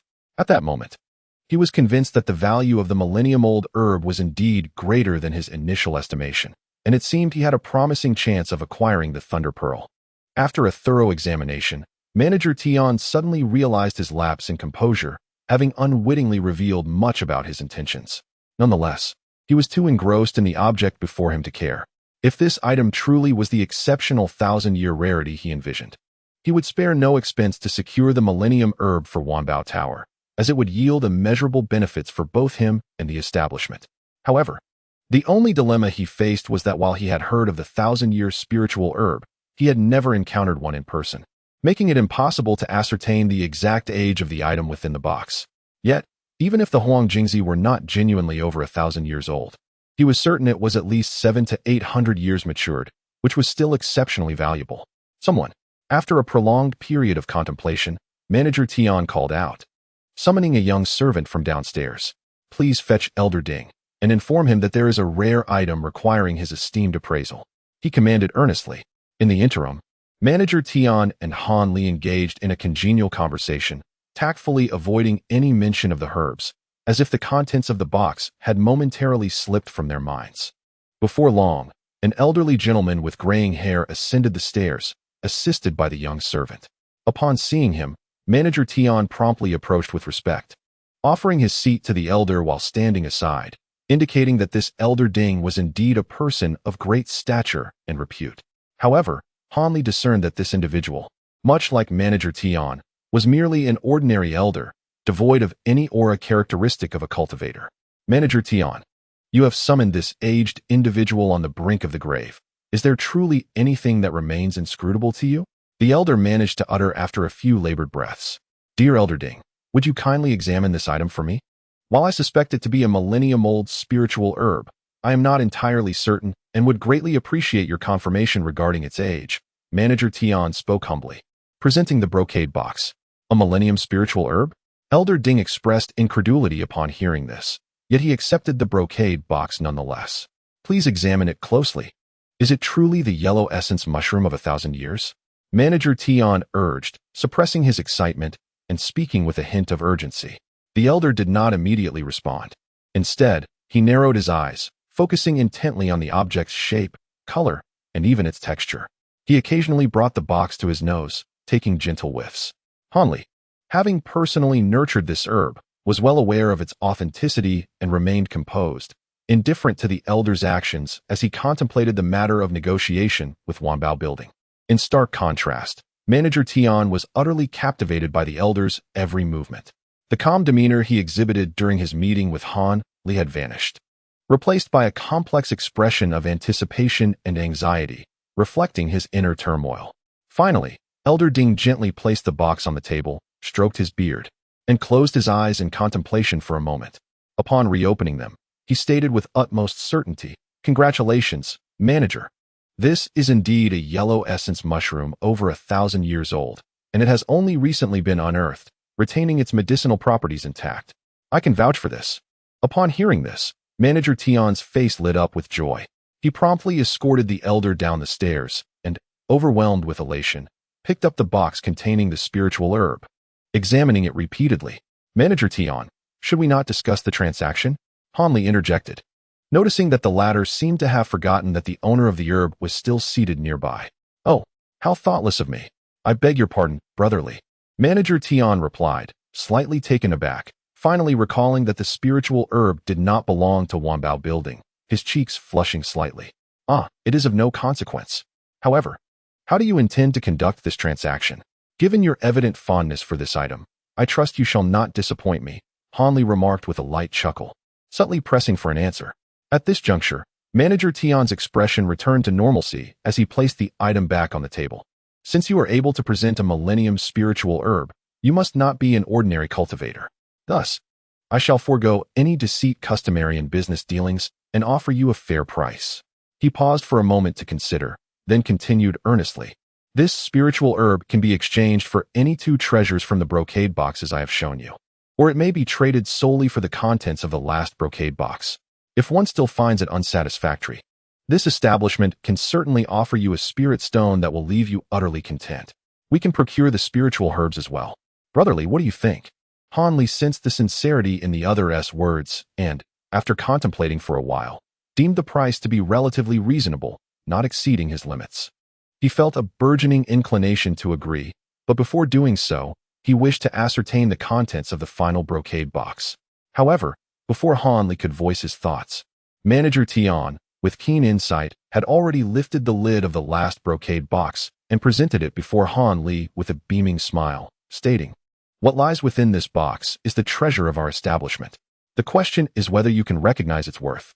Han Li's curiosity was piqued, and as he glanced into the box, he was taken aback to find a solitary talisman nestled inside, adorned with the image of a golden long brick, shimmering and lifelike.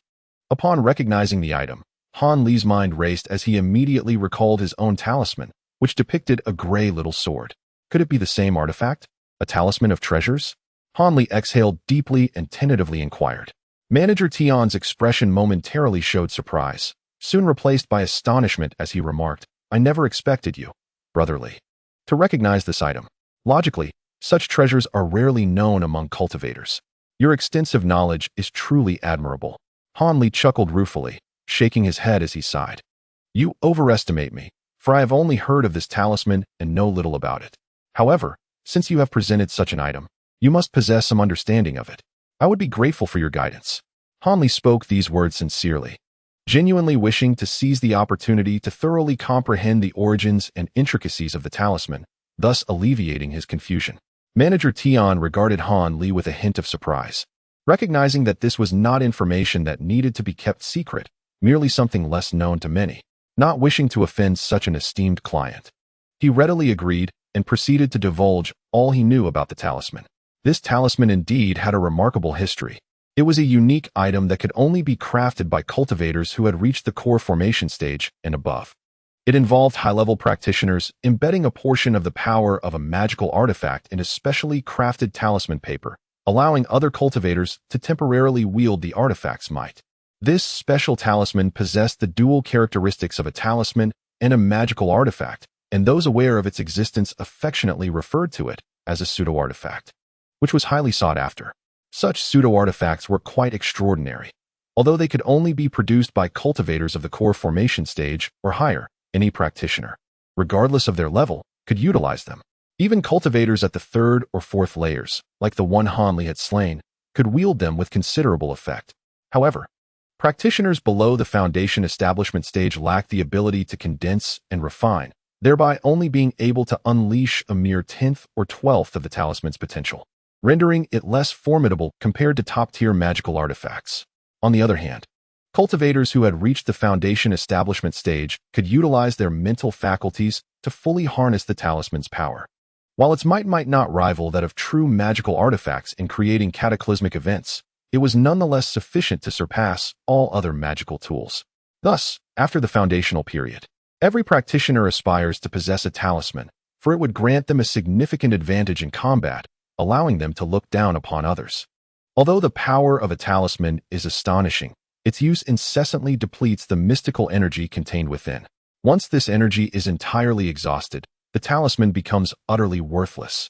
Consequently, the management of the talisman's power is an issue that should not be underestimated. Furthermore, the crafting of talismans is no trivial endeavor.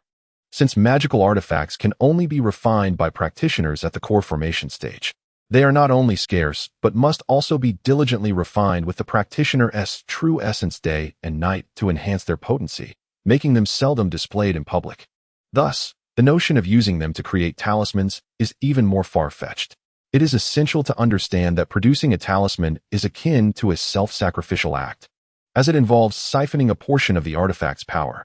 For each talisman crafted, the owner of the artifact must undergo a prolonged period of refinement to restore its potency, a quintessential example of benefiting others at one's own expense. Therefore, it is rare to find a practitioner at the core formation stage or above willing to engage in such folly. However, as the saying goes, life is full of uncertainties. The seemingly foolish act of crafting talismans is one that many high-tier practitioners embark upon fervently before facing their imminent demise, solely to leave behind a substantial aid for their descendants. It is worth noting that when ancient artifacts are inherited after a prolonged period of refinement, the new owner cannot achieve complete unity with the artifact's spirit, resulting in a significant loss of its original power. Moreover, the new owner must have reached the core formation stage. Otherwise, they can only gaze at the artifact without being able to utilize it in any way. Thus, compared to preserving the artifact intact, crafting talismans proves to be more beneficial for their progeny. However, there are numerous restrictions on talisman crafting. Firstly, each talisman can only seal a maximum of 1/10 of the artifact's power, meaning it can diminish but not amplify it. Therefore, even talismans sealed from the same artifact exhibit varying degrees of potency. Secondly, the process of crafting talismans not only diminishes the artifact's power, but also significantly depletes the owner's vitality, making continuous talisman crafting impractical. Each crafting session necessitates a recovery period of 3 to 5 years for the artifact owner to regain their vitality, assuming they do not waste their true essence or intend to re-refine the artifact. Otherwise, the recovery time extends even further. Consequently, it is common in the cultivation realm to witness high-tier practitioners, after preparing for their imminent passing, leaving behind their most valuable possessions, often a greatly diminished artifact and several talismans embodying the same waning power, which is indeed a regrettable situation. Chapter 165. Encounter at night. After listening to the words of Manager Tian, Han Li gained a certain understanding of talismans and could not help but scrutinize the talisman within the ornate box once more. This golden light brick talisman was procured at a considerable price from a small family and was entirely unused. A pristine talisman that would undoubtedly suffice in exchange for Brother Li's Millennium spiritual herb. In the end, Manager Tian spoke with an air of having suffered a significant loss, repeatedly expressing his discontent. Han Li internally scoffed, wholly unconvinced by the other's lamentations of misfortune, recognizing that both parties had their own desires. He was certain that his spiritual herbs were valued far more than the talisman in the eyes of his counterpart. So, Brother Li, which item do you intend to exchange? Manager Tian inquired with a smile. Upon hearing this, Han Li hesitated, finding himself at a crossroads. He had initially planned to visit more shops to seek out superior magical artifacts, yet the items before him were indeed quite appealing, making it difficult for him to relinquish even a fraction of them. Particularly, the golden brick talisman promised considerable assistance in his future endeavors, and he was determined to acquire it. After a moment of contemplation, Han Li resolved, I have taken a liking to all these items and intend to procure them. He believed that acquiring everything from Wanbao Tower might not be an ill-fated decision. At the very least, it would minimize attention from others, confining the influence of the Millennium spiritual herb solely to Wanbao Tower. Acquiring all of them? Brother Li, are you jesting? Manager Tian's expression darkened upon hearing Han Li's words. He assumed that Han Li was being excessively greedy, naively hoping to exchange a single spiritual herb for all the treasures housed within the ornate boxes. Seeing this reaction, Han Li merely smiled faintly and chose not to argue. Instead, he retrieved an identical box from his storage pouch and placed it upon the table. I will exchange 2 Millennium spiritual herbs for all the treasures within your ornate boxes, Han Li stated slowly, exuding an air of inevitability. Manager Tian was taken aback, both astonished and delighted.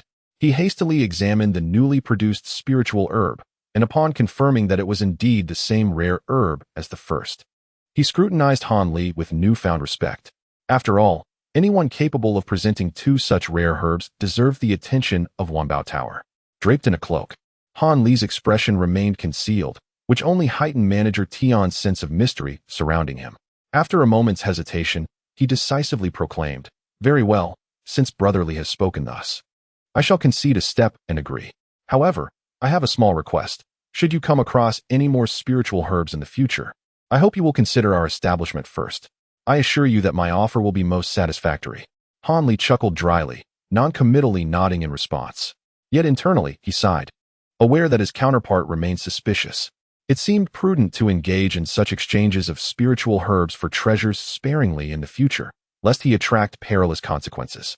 Unbeknownst to Manager Tian, who was elated by Han Li's acquiescence, he believed that if this Li character could indeed procure more Millennium spiritual herbs, then the minor concession he made today would be well worth the cost. Thus, Manager Tian and Han Li exchanged their respective items, both parties departing in high spirits. Han Li then bid farewell to Wanbao Tower and, without daring to linger in the marketplace any longer, swiftly exited the limits of the flying zone, taking flight from the area. Due to the fear of being secretly followed by a formidable expert from the Wanbao Tower, he did not boldly fly directly towards Huangfeng Valley. Instead, he chose to depart from the Taiyue mountain range, taking a considerable detour of 3 to 4 days before he felt secure enough to head towards Huangfeng Valley. On the evening of the third day, Han Li reached the outskirts of the Taiyue mountain range. As night was approaching, he sought shelter in a concealed cave on the side of a hillside, hoping to rest there for the night before continuing his journey to Huangfeng Valley the following day. The cave was situated halfway up a slope, obscured by several scattered rocks that blocked its entrance, making it difficult to detect from the outside. Han Li fortuitously found his way inside. After consuming a modest meal, he leaned against the stone wall, cultivating his energy to rejuvenate himself. Unbeknownst to him, time slipped away, and he was roused from his near slumber by the sound of rustling garments and a sudden thud, as if someone had landed outside the cave. Startled, Han Li's drowsiness vanished. Could it be that the Wanbao Tower had sent someone to pursue him? His thoughts quickly turned to the worst-case scenario. Junior sister, the surroundings here are quite pleasant and secluded. I believe this is the perfect place. A somewhat familiar male voice echoed from outside the cave. Han Li was taken aback, but felt a sense of relief. Since it was not someone from the Wanbao Tower come to kill him for treasure, it suggested that the intruders were merely passing by, and there was no cause for alarm. Junior sister, why do you look at me with such disdain? After all, you've never experienced the pleasures of intimacy. Let me cherish you properly, so your life as a woman isn't in vain. Otherwise, if you were to perish soon, wouldn't that be a tragic waste of such beauty? The man's voice was calm and gentle, yet the content of his words was utterly lewd and ruthless. Han Li gasped in disbelief, astonished by the audacity of the man outside, who spoke in such a manner, plotting to violate and then eliminate. It was clear that only a male voice could be heard, indicating that this so-called junior sister had already been subdued and likely could not even utter a word. However, the man's voice sounded eerily familiar, suggesting he was someone Han Li had encountered before. Curiosity piqued, Han Li silently crept towards the cave entrance to observe. A tearing sound echoed, followed by the man's lascivious laughter. Here, take a pill to enhance your pleasure. Otherwise, it won't be as enjoyable later. Cough, junior sister. Must you look at me like that? Weren't you eager to cultivate dual practices with me after establishing your foundation? The man laughed maniacally, seemingly losing himself in the moment. As Han Li reached the cave entrance, he peered out into the clearing. There, he beheld a man in white, half squatting beside a young woman, shamelessly caressing her delicate form while tearing away strips of her clothing. The woman's hair was disheveled, obscuring her face, but her body was exposed, revealing fair and supple skin. Particularly, her partially concealed bosom stirred an intense primal desire within him. It dawned on him. This was indeed the person he had suspected. Upon discerning the features of the man, Han Li felt a mixture of surprise and sudden realization. The individual before him was none other than the narrow-minded brother Lu, who had previously clashed with the Morong brothers. Indeed, he was a creature of duality, possessing a human facade, yet harboring a beastly heart. It was perplexing to consider which unfortunate sister within the valley was ensnared under his claws. Unbeknownst to Han Li, Brother Lu seemed to have caught wind of his thoughts, as he inadvertently brushed aside the woman's disheveled hair with one hand, revealing a striking yet vengeful visage. How could it be her? Han Li nearly bit his tongue in disbelief. Was this not the Chen junior sister, who had been so intimately entwined with Brother Lu on the mountainside? She was, after all, the very companion of Brother Lu. What madness possessed him to engage in such heinous acts against her? Yet, the fiery glare emanating from Chen Jr.'s sister's eyes suggested that this was no mere jest between lovers. Han Li blinked, his mind swirling in confusion. Suddenly, Brother Lu ceased his actions towards the woman and exclaimed in delight. In his hand appeared a petite storage pouch. Ignoring Chen Jr.'s sister entirely, Brother Lu let the pouch spill its contents, unleashing a plethora of items, including magical artifacts, talismans, as well as garments and intimate belongings of a feminine nature. He paid little heed to the majority of these items, instead rummaging through various bottles and boxes, seemingly in pursuit of something specific. Here it is. I knew my junior sister would keep it close, he exclaimed, overjoyed as he unearthed a small red wooden box from the heap. The lid was ajar. Yet due to the angle, Hanli could not discern the contents within. His curiosity piqued further, though he dared not act impulsively. One must recognize the cruelty of the adversary before him, who was capable of turning against his own companion. Should Hanli be discovered, his fate would surely be sealed, leading to a deadly silence. Moreover, he had witnessed firsthand the ferocity of the man's wind-based spells, which were devastating in both offense and defense, far beyond the capabilities of his own meager skills. The foe's mastery of magic was evidently more profound, residing at the intermediate level of the 12th tier. In such circumstances, Hanli found himself at a distinct disadvantage, with little hope of victory. Yet, he believed that if he were to fully commit to a confrontation, he might still contend with the man, especially considering the magical artifacts he possessed, both old and newly acquired.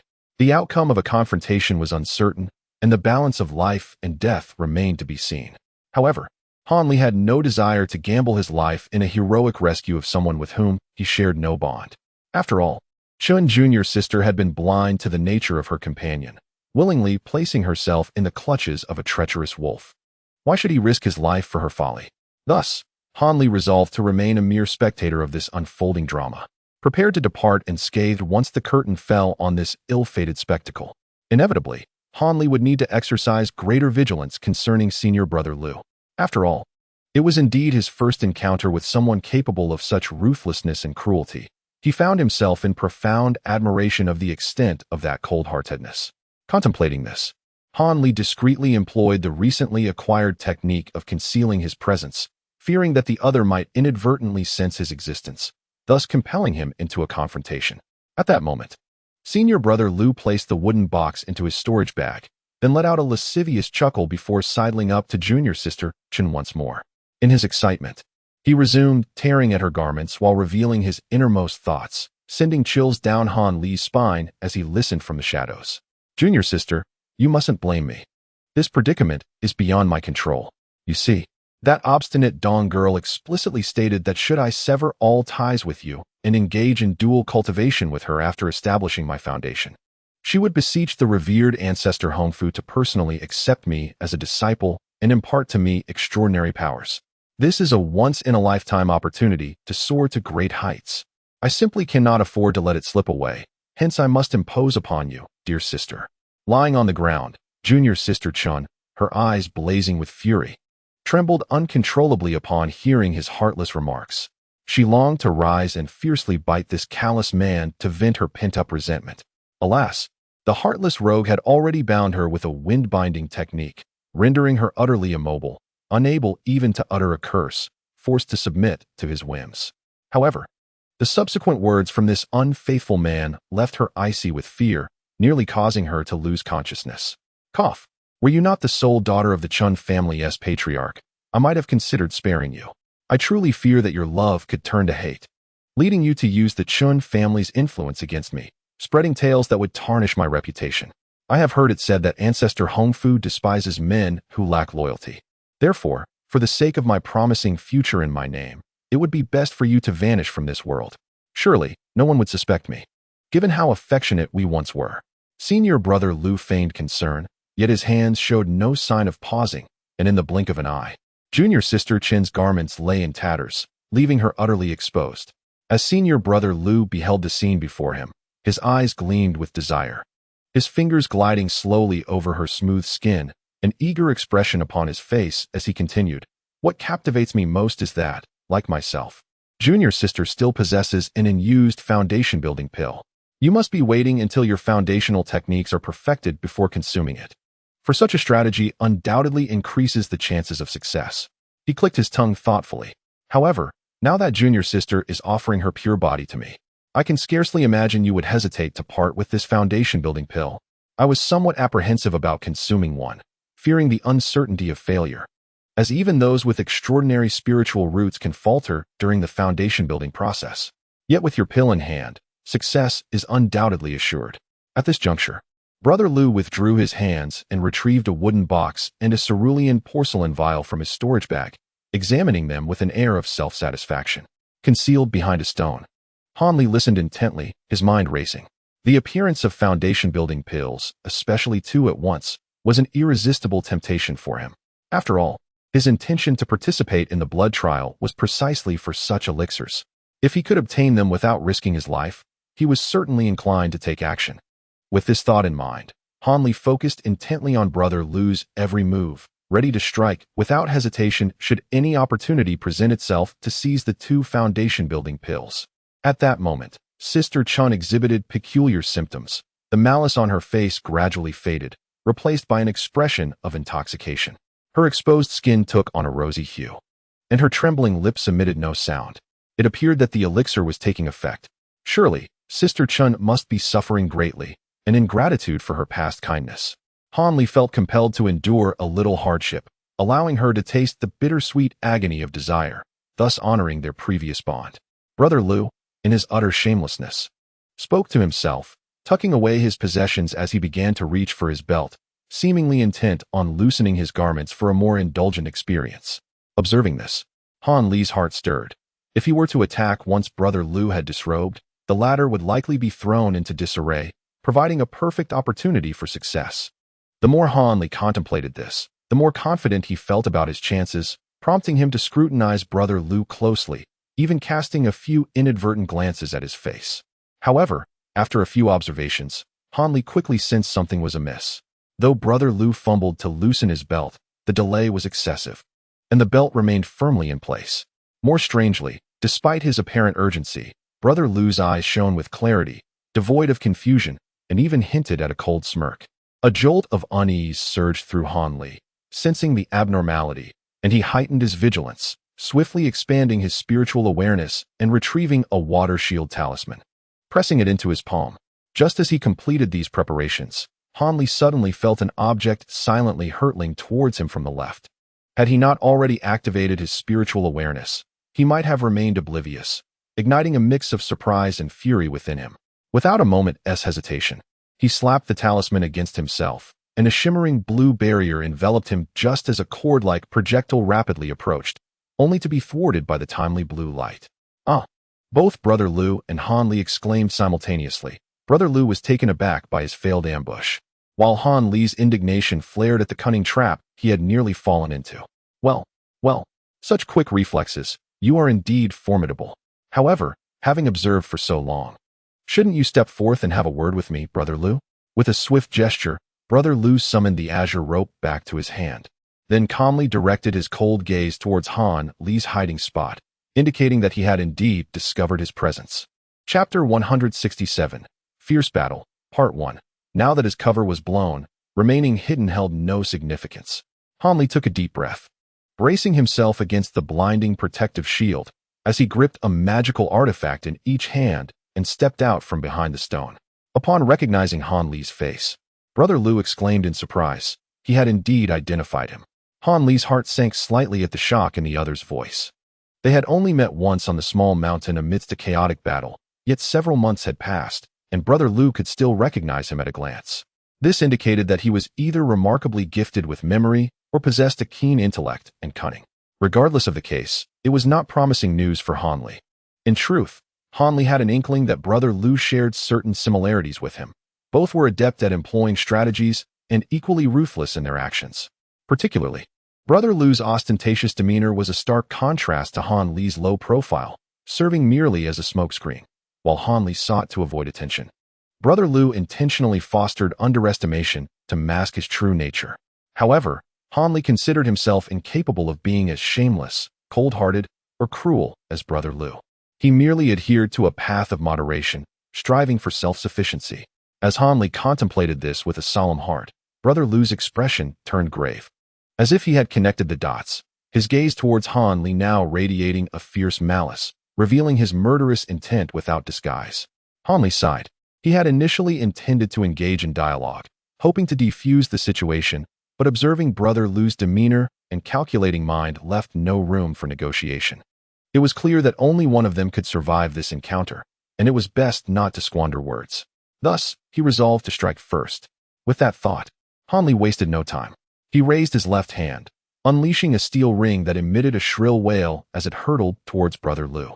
Simultaneously, he brandished his right hand, revealing a dark green gourd from which 5 or 6 murky spheres erupted, following closely behind the steel ring. Having executed these actions, Han Li did not relent. His free left hand gestured in the air, conjuring several red fireballs that danced momentarily before he swept them into his sleeve. With a sudden flick of his wrist, he hurled them towards Brother Lu while uttering a low command.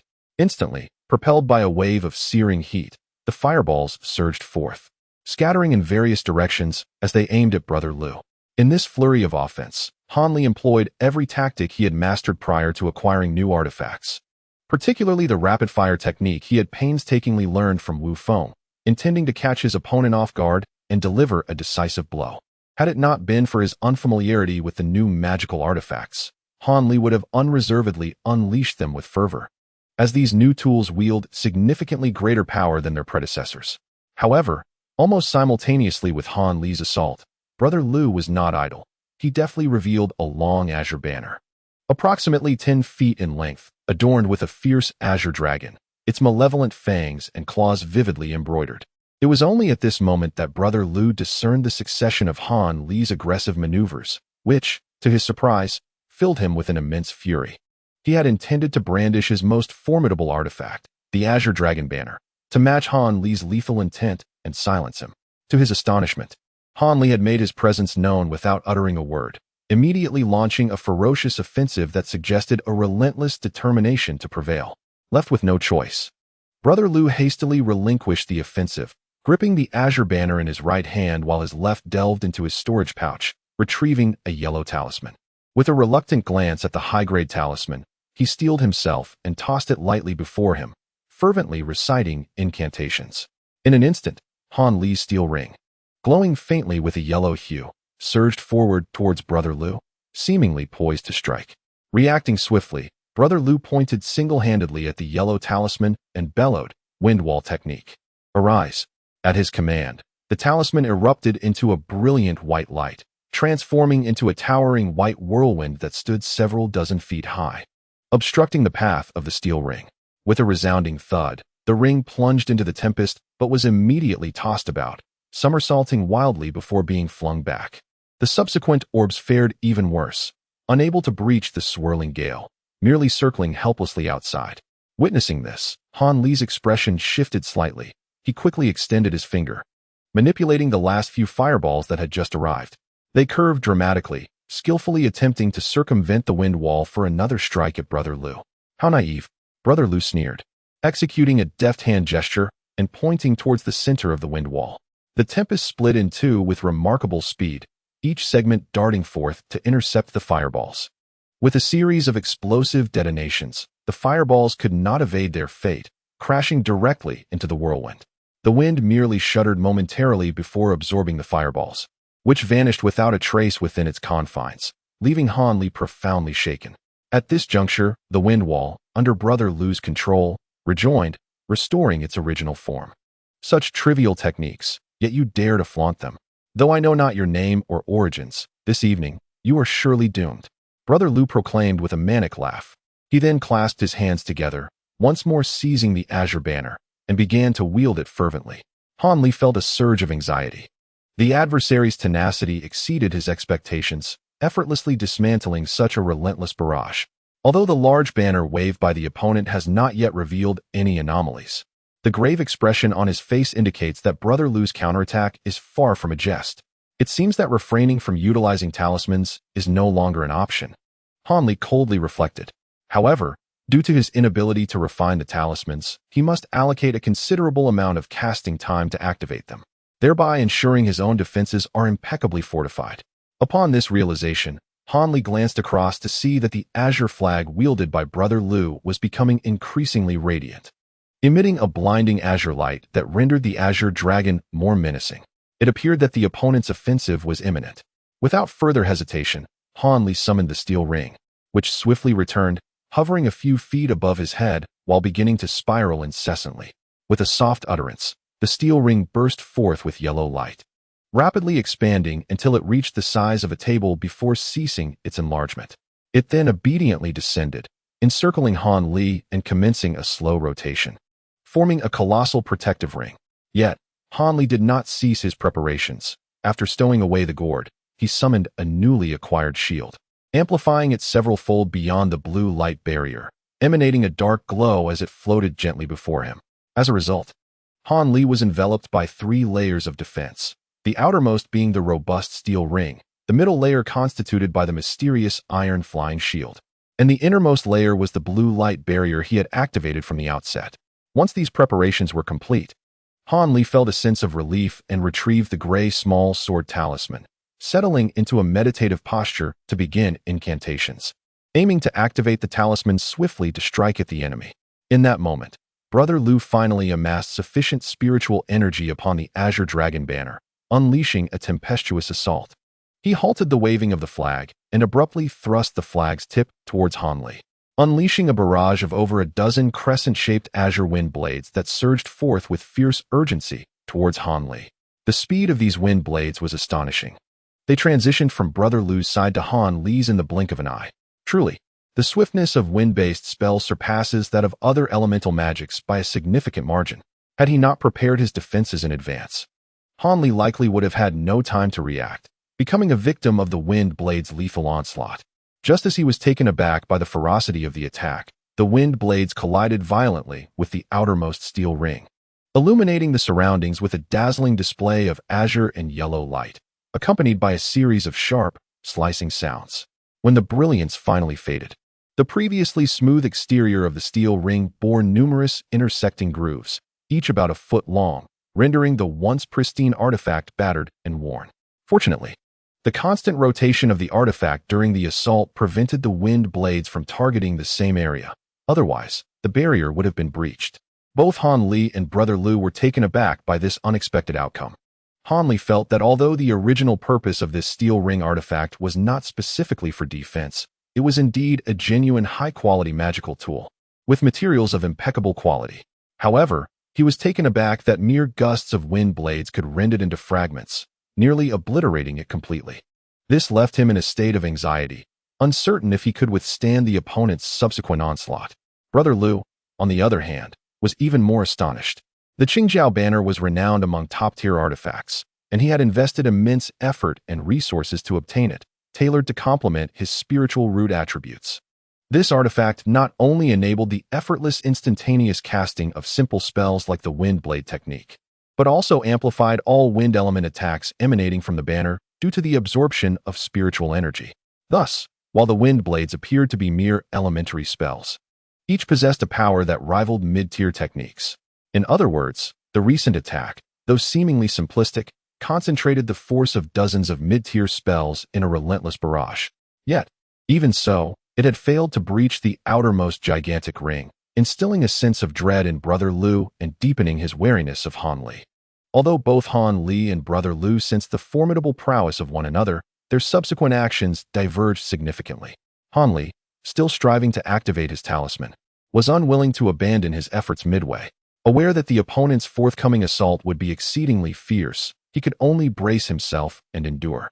Conversely, Brother Lu, with his astute mind, discerned that Han Li, having maintained a defensive posture until the conclusion of his attack, was now poised to unleash a potent trump card, either executing a high-tier spell or wielding a formidable artifact.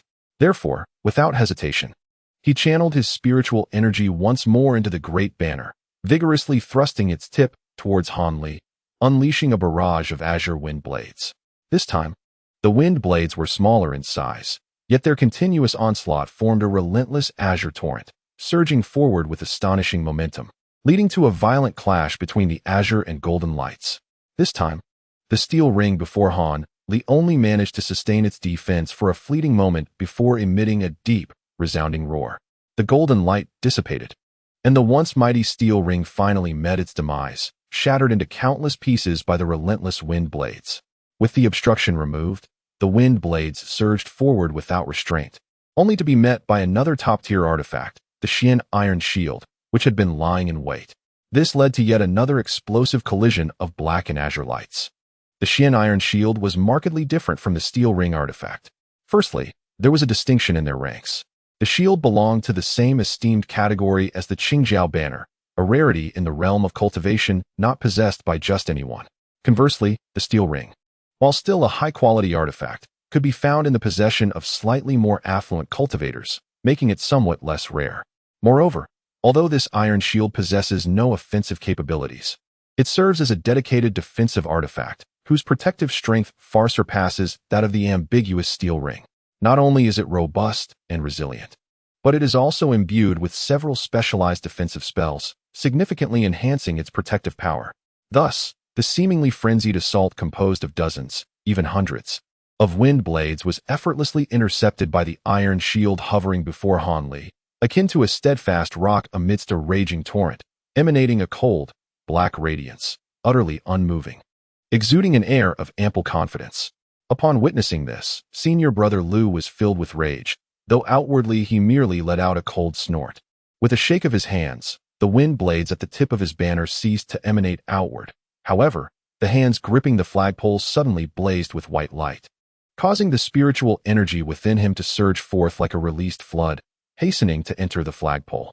With such a colossal influx of spiritual power backing it, the azure glow upon the Qingjiao banner became even more resplendent, resembling a cerulean sun rising in the night, rendering it almost impossible to gaze upon directly. Senior brother Lu, despite his significant loss of magical power, appeared exceedingly pale, yet wore a fierce expression, clearly aware of the dangers of prolonged conflict and prepared to unleash a desperate move. With a low roar, he exerted force with both hands, hurling the Qingjiao banner into the air.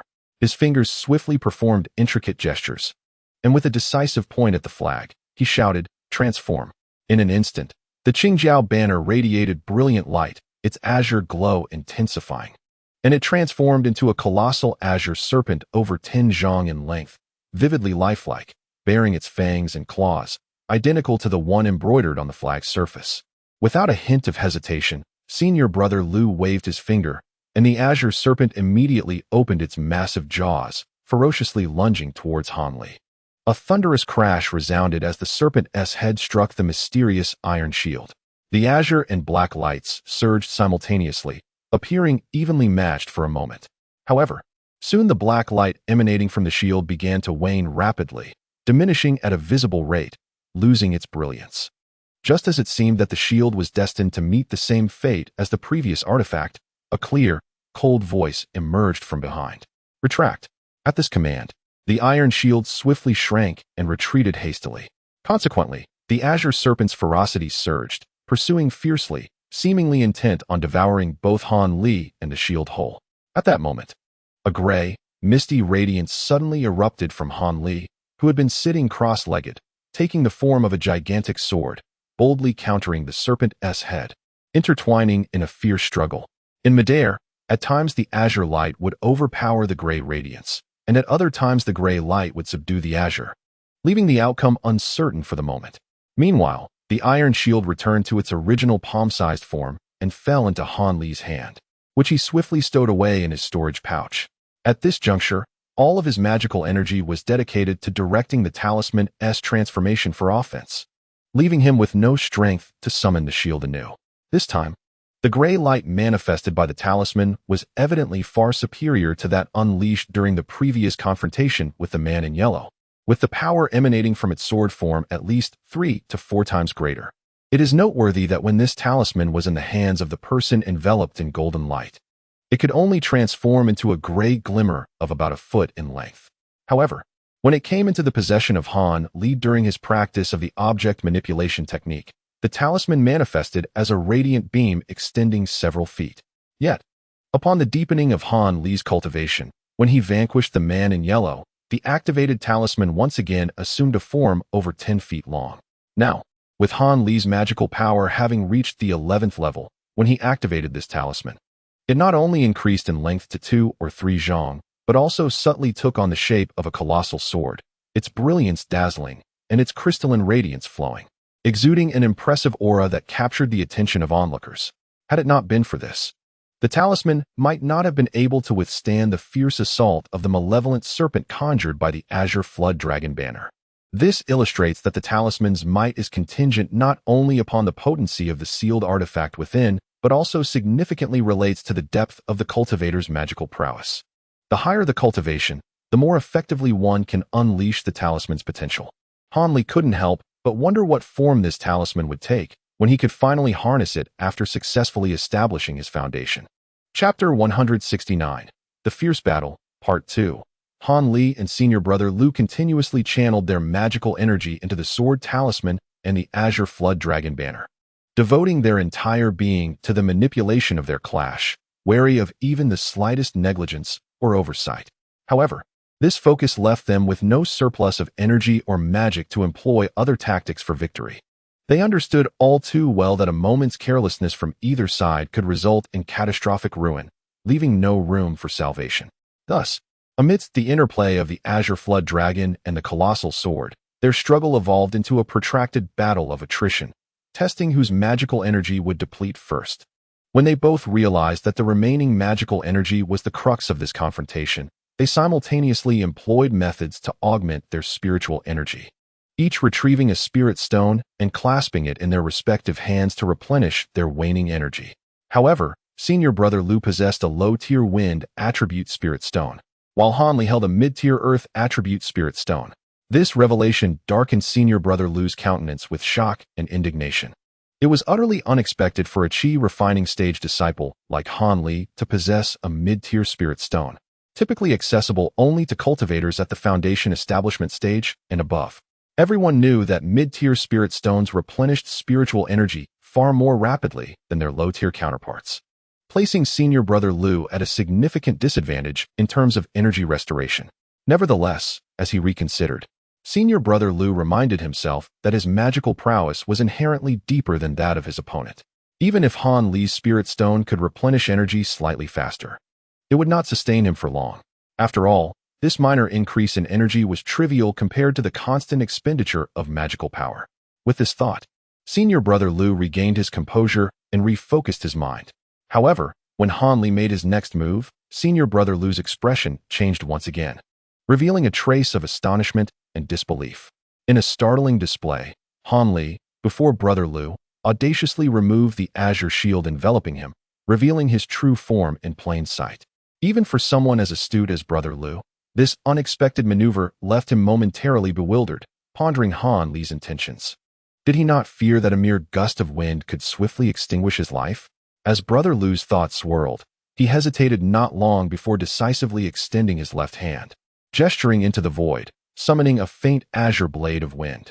However, before he could fully coalesce this wind blade and launch it at his opponent, the colossal sword entangled with the azure dragon suddenly surged with brilliance, taking advantage of brother Lu's distraction to violently shake off the azure dragon and hurtle toward him.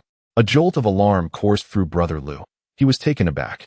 If he persisted in forming and casting the wind blade, it might indeed claim Han Li's life. Yet the ensuing strike from the giant sword would undoubtedly seal his own fate, resulting in mutual destruction. Although a wall of wind still stood before him, the giant sword had proven capable of contending with the azure dragon, and he knew that the tempest would be effortlessly pierced by the sword's strike, offering him no respite whatsoever. Such an outcome was far from brother Lu's wishes. He harbored grand ambitions and a promising future, unwilling to perish in this desolate wilderness alongside an unknown adversary. With this realization, he acted swiftly, shaking his left hand to dissipate the wind blade, channeling his entire essence into the dragon banner, summoning the azure dragon back. True to its nature as a wind attribute artifact, the azure dragon surged forth, intercepting the colossal sword mid-flight, reigniting the conflict once more.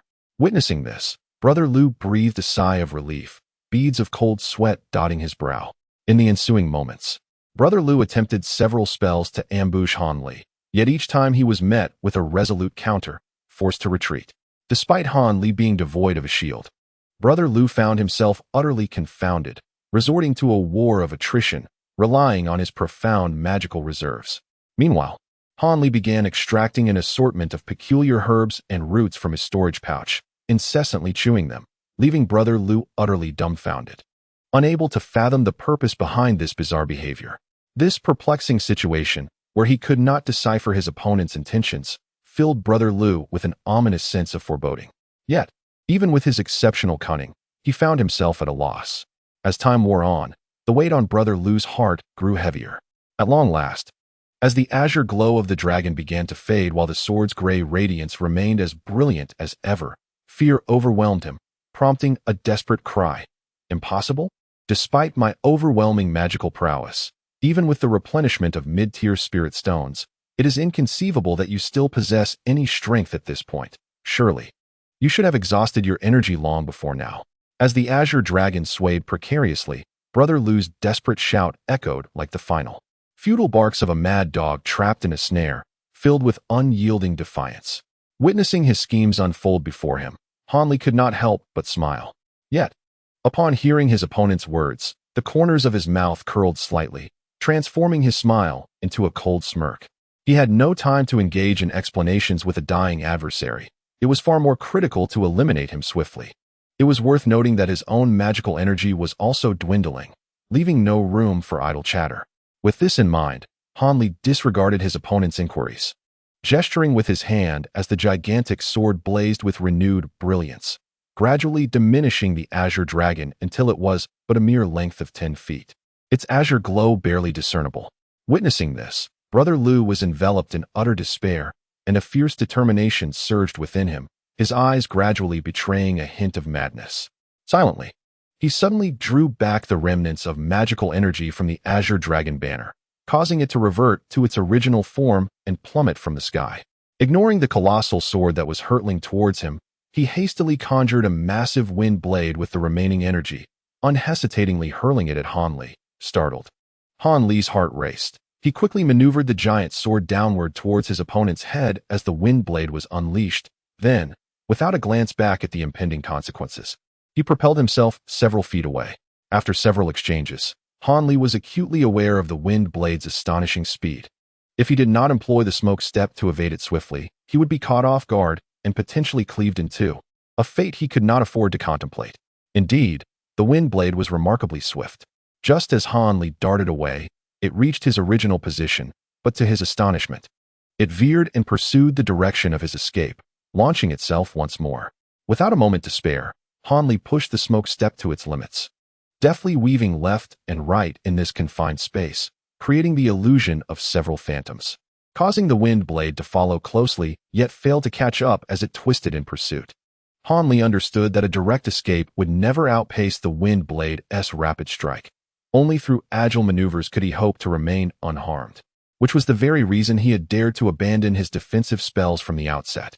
With a sudden thwack, the wind blade lost control, skewering into the earth and carving a deep trench before vanishing from sight. Hanli exhaled deeply, relieved as he finally set his racing heart at ease.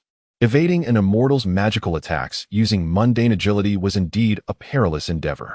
He sank to the ground, lifting his gaze to survey the scene before him. The wall of wind had dissipated, revealing Brother Lu, now split in two, lying motionless on the ground. Above the two halves of his body, the gigantic sword emitted a faint gray glow, floating in the air, its radiance woefully dim. Chapter 170. Spoils of War. Hanli raised his hand and beckoned towards the sky, prompting the colossal sword to pivot and swiftly return to him. As it approached, it transformed back into a talisman, delicately floating into his grasp. Just as Hanli reached out to receive this treasured talisman, it inexplicably ignited midair with a crackling sound, reducing itself to a pile of ashes that were whisked away by the mountain breeze, vanishing without a trace. Upon witnessing this, Hanli was momentarily taken aback, but soon a wry smile appeared on his face. This talisman had been irreparably destroyed. Its remaining power had been fully expended during the protracted tug of war.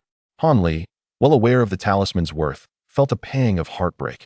Yet he was left with no recourse. After all, to vanquish a formidable adversary like Senior Brother Lu, some price had to be paid. However, the azure dragon banner of his opponent proved to be a commendable trophy, more than sufficient to compensate for the talisman's loss. Not to mention, there were 2 foundation-building elixirs awaiting his retrieval. With this thought, Hanli's spirits soared, convinced that this arduous battle had been worth the effort.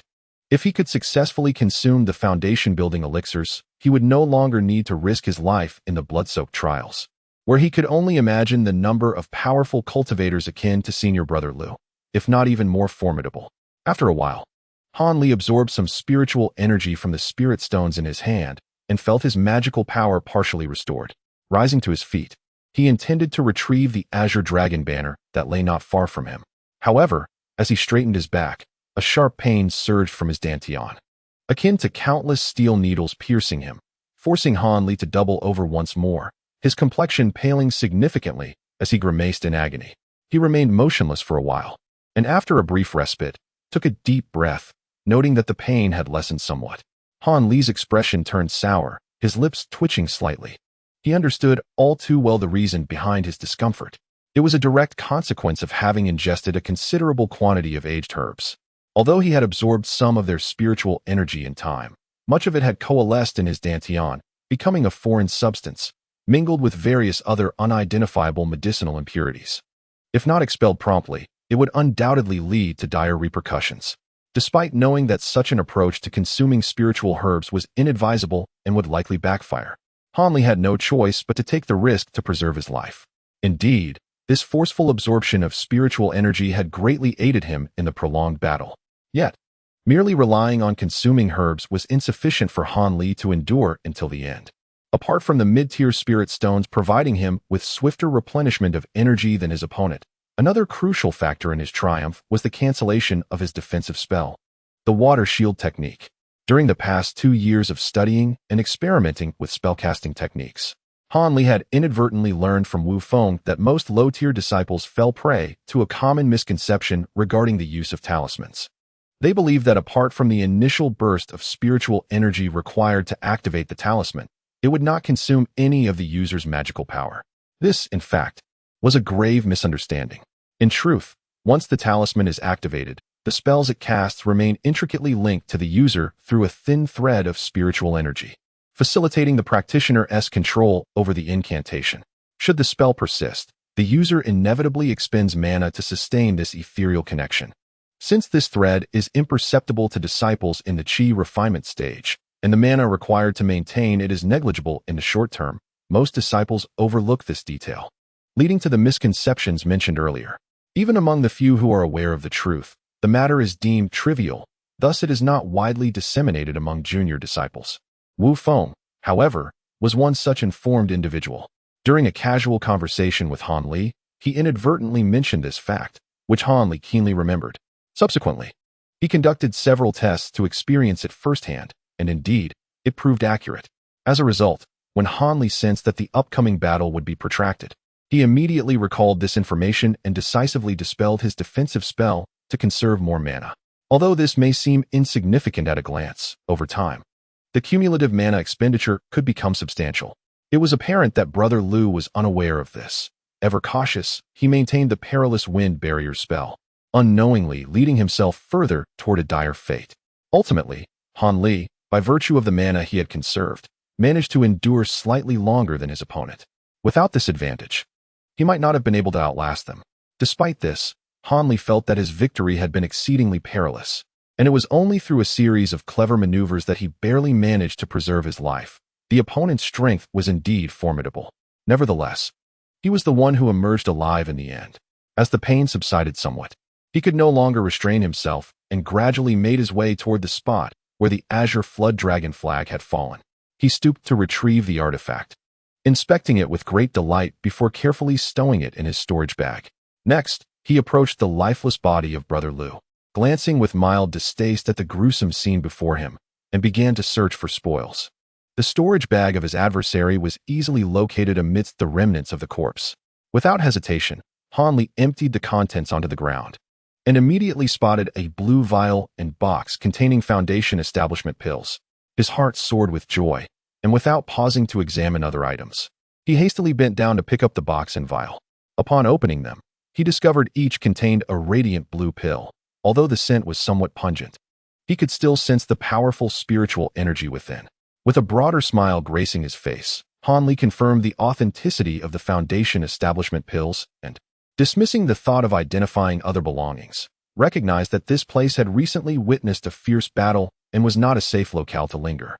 Swiftly, he gathered his newfound treasures and carefully concealed Brother Lu's south storage bag close to himself, feeling a measure of relief. He straightened up, ready to stretch and take a breath of fresh air. At that moment, a sudden rush of wind from behind startled Han Li, as if something was lunging towards him. Alarmed, he attempted to sidestep, but an intense pain surged from his dantian, causing his movement to falter. In an instant, he was enveloped by the soft, fragrant embrace of a woman. In his astonishment, Han Li struggled briefly. However, due to the searing pain in his dantian and the exhaustion from the recent battle, he found himself unable to break free. Seeing the situation unfold, Han Li had an inkling of who was behind him, yet he could not resist glancing back. Just as he turned his head, a stunningly beautiful face pressed against him, showering him with fervent kisses.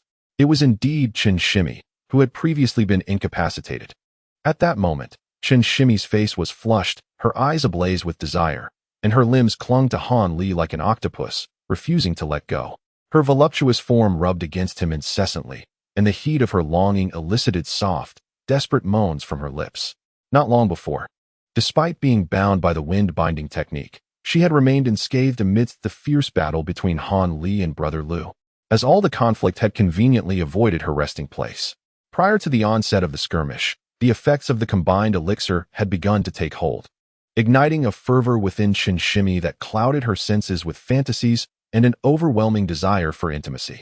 However, due to the lingering restraints of the binding spell, she had remained passive, her inner thirst for passion only intensifying. Just moments ago, the spell had finally worn off, granting Chen Shimi her freedom. Driven by her insatiable yearning, she instinctively rushed towards Han Li, the sole man present, and embraced him tightly, leading to the exquisite scene that unfolded. Han Li, a veritable innocent, felt his heart flutter under the onslaught of her kisses, a strange sensation washing over him. Moreover, he had never prided himself on being a paragon of virtue, dismissing the notion of maintaining a chaste demeanor. Thus, feeling a surge of emotion, he unabashedly reciprocated by encircling Chen Shimi's bare form, his fingers exploring her silken skin with abandon. In response to Han Li's boldness, Chen Shimi found herself overwhelmed. Though she had yet to experience the union of man and woman, her innate instincts for intimacy compelled her to tear at Han Li's garments. This action, however, jolted Han Li back to clarity amidst his daze. Realizing the precariousness of their situation, he swiftly conjured a calming talisman with a flick of his wrist, exerting the remnants of his regained magical energy to cast a binding spell once more, restraining Chen Shimi. With a gentle effort, he extricated himself from her embrace and carefully set her down on the ground. Chapter 171. Return. Han Li half squatted beside Sister Chen, gazing intently at her alluring visage, blooming with youthful vitality. His eyes then wandered downward, lingering upon her beautifully contoured, bare form, the round fullness of her bosom, the mischievous protrusion of her navel, and even the hidden depths below. All these sights left Han Li parched and slightly dizzy. He understood that if he so desired, this enchanting creature could immediately grant him the euphoric pleasure that would solidify his status as a true man. However, after a prolonged stare, he reluctantly shifted his gaze back to her face. Furrowing his brow, he extended a finger to gently caress her slightly parted lips. Feeling their moist and slick texture, he quickly withdrew his hand, bringing it to his nose to savor the scent. Indeed, it was the harmonizing pill. The person had spoken truthfully. Moments later, Han Li lowered his hand and muttered to himself, appearing to regain his composure. "My beautiful lady, it seems fortune smiles upon you. Had you consumed a different aphrodisiac, you might have found yourself in dire straits. But since it is the harmonizing pill, there is no need for such actions. I presume you had already succumbed to illusion before my arrival, rendering you oblivious to my appearance." Han Li delicately cradled her chin, gazing into her entranced eyes, softly speaking. "Yet, the safest course would be to ensure your disappearance from this world altogether. After all, even in illusion, there may linger some faint recollection, albeit with a minuscule probability. But you should count yourself fortunate. Though I am not a virtuous man, I am no ruthless killer either, especially when it comes to women. Were you a man, I would have undoubtedly acted without hesitation." Han Li continued, a wry smile gracing his lips. After this reflection, he fell silent, fixated on her exquisite features for a while, before suddenly leaning down to tenderly kiss her luscious lips, clumsily drawing her warmth in return. After an extended moment of bliss, he reluctantly parted from her fragrant mouth. The intricacies of male and female relations are indeed wondrous. Even if one cannot truly experience ecstasy, a kiss can serve as a token of gratitude for a life saved. Han Li murmured, displaying a demeanor of not wishing to be outdone. As for the foundation establishment pill this woman possessed, which he had obtained from Brother Lu, Han Li chose not to mention it. "Ahem, your current state is undeniably captivating. Were it not for the words of that old man Ma, who spoke of the enhanced probability of success in foundation establishment for those of yin and yang bodies, I would not have shunned such an opportunity, forced to engage in a facade of indifference. Hanli began with a calm expression, but as he spoke, he shook his head lightly, revealing a profound sense of regret. In the end, he clearly understood the distinction between a fleeting night of passion and the pursuit of immortality. As for why that senior brother Lu could so nonchalantly contemplate violating the young woman, Hanli could easily surmise, judging by his delicate features. It was likely that his young body had long been compromised, allowing him to act without restraint. Moreover, this might also be a reflection of his lack of confidence in his foundational cultivation, as evidenced by his hesitance to consume the foundational elixir until now. Thus, Hanli found himself unexpectedly benefiting from the situation. With his mind made up, Hanli resolved not to squander time. He first conjured a fireball technique to create a deep pit nearby, into which he disposed of senior brother Lu's lifeless body, subsequently incinerating it to ash and covering the remains with earth to obliterate any evidence. Next, he meticulously erased any conspicuous traces of the struggle using a long knife from his storage pouch, ensuring that no clues could be discerned. After draping Chinshimi in her own garments, he hastily took to the skies with her, departing the scene. He flew over 100 miles to the west before locating a concealed boulder to land upon. After settling the young woman beneath the rock, Hanli initially intended to leave immediately. However, upon glancing back at her flushed visage, he felt a pang of compassion and sighed softly, turning back to her side. He retrieved a white porcelain vial from his robe, pouring some white powder into his palm. Dipping a finger into the powder, he gently offered it to her slightly parted lips, murmuring with a hint of resignation, "Although the lustful poison of this elixir cannot claim one's life, prolonged exposure will surely sap one's vitality. I suppose I shall perform one more act of kindness and alleviate your affliction. This cleansing powder can counteract the poison." As he spoke, he observed the young woman unconsciously licking the powder from his fingers, her alluring demeanor momentarily captivating him. Realizing he could no longer linger, Hanli swiftly stowed the vial and took flight, acutely aware that she would soon regain consciousness. Prolonged presence could lead to significant trouble. Under the cover of night, Hanli flew throughout most of the evening, pausing only when he was a few hours away from Huangfeng Valley. As dawn broke, he boldly entered the valley and returned to the 100 Medicine Garden. Upon entering, Hanli immediately entered seclusion, and after 3 days and nights, he successfully expelled the majority of the foreign substance from his dantian. The residual trace posed no further hindrance and would gradually be refined by his true essence in the days to come. Nevertheless, the aftermath of this battle had severely depleted Han Li's vitality. He estimated that it would take at least a month for him to regain his former peak condition. Yet, he felt that all of this was worth it, for he now sat at his table, admiring the fruits of his latest expedition, 2 blue foundational elixirs, each the size of a broad bean. After contemplating them for an hour, he transferred the elixirs into a different vessel, placing them within a copper bottle of auxiliary magic, ensuring that their spiritual essence would not dissipate. As for the original green vial and wooden box, they were to be destroyed to prevent any potential exposure in the future. In recent days, he suffered considerable losses during the skirmish. Not only was his flying sword talisman rendered useless, but even the high-grade magical artifact, the refined steel ring, was shattered into pieces, which caused Han Li some regret. Nonetheless, his gains were also substantial. Apart from the Azure Flood Dragon flag, he discovered 2 other commendable magical artifacts within Brother Lu's storage pouch. One was the green rope that had previously ambushed him, and the other was a silver-white hook, both appearing to be high-grade artifacts, sufficiently compensating for his losses. Furthermore, he found dozens of low to mid-tier talismans with varying attributes and over 20 low-grade spirit stones. Regrettably, he did not acquire a single high-tier talisman. The only high-tier wind wall talisman was depleted of spiritual energy during his confrontation with Han Li, rendering it mere scrap. Seizing the opportunity, Han Li meticulously organized all his spoils. Except for items of personal use and those of immense value, he destroyed everything else to avert future troubles. He then eagerly pondered the matter of the Foundation establishment pills. Strangely, Han Li was entirely ignorant of the proper method for consuming these pills. Was it as simple as swallowing them whole, or did one need to take auxiliary substances first? Or perhaps some external force was required? Logically, such a rare elixir would indeed have its intricacies. Having never possessed a foundation establishment pill before, Hanley had not paid much attention to this matter, intending to inquire after the blood trial. After all, if he failed the trial, everything else would be futile, yet unexpectedly, he had come into possession of not one, but 2 foundation establishment pills. This had become an urgent concern. Half a day later, Hanley returned from the transmission pavilion. Upon reaching his residence, he sat dazed before his desk, lost in thought. Several hours later, he suddenly struck his fist against the corner of the table, turning his knuckles crimson. Yet he seemed oblivious to the pain, as if he had lost all sensation.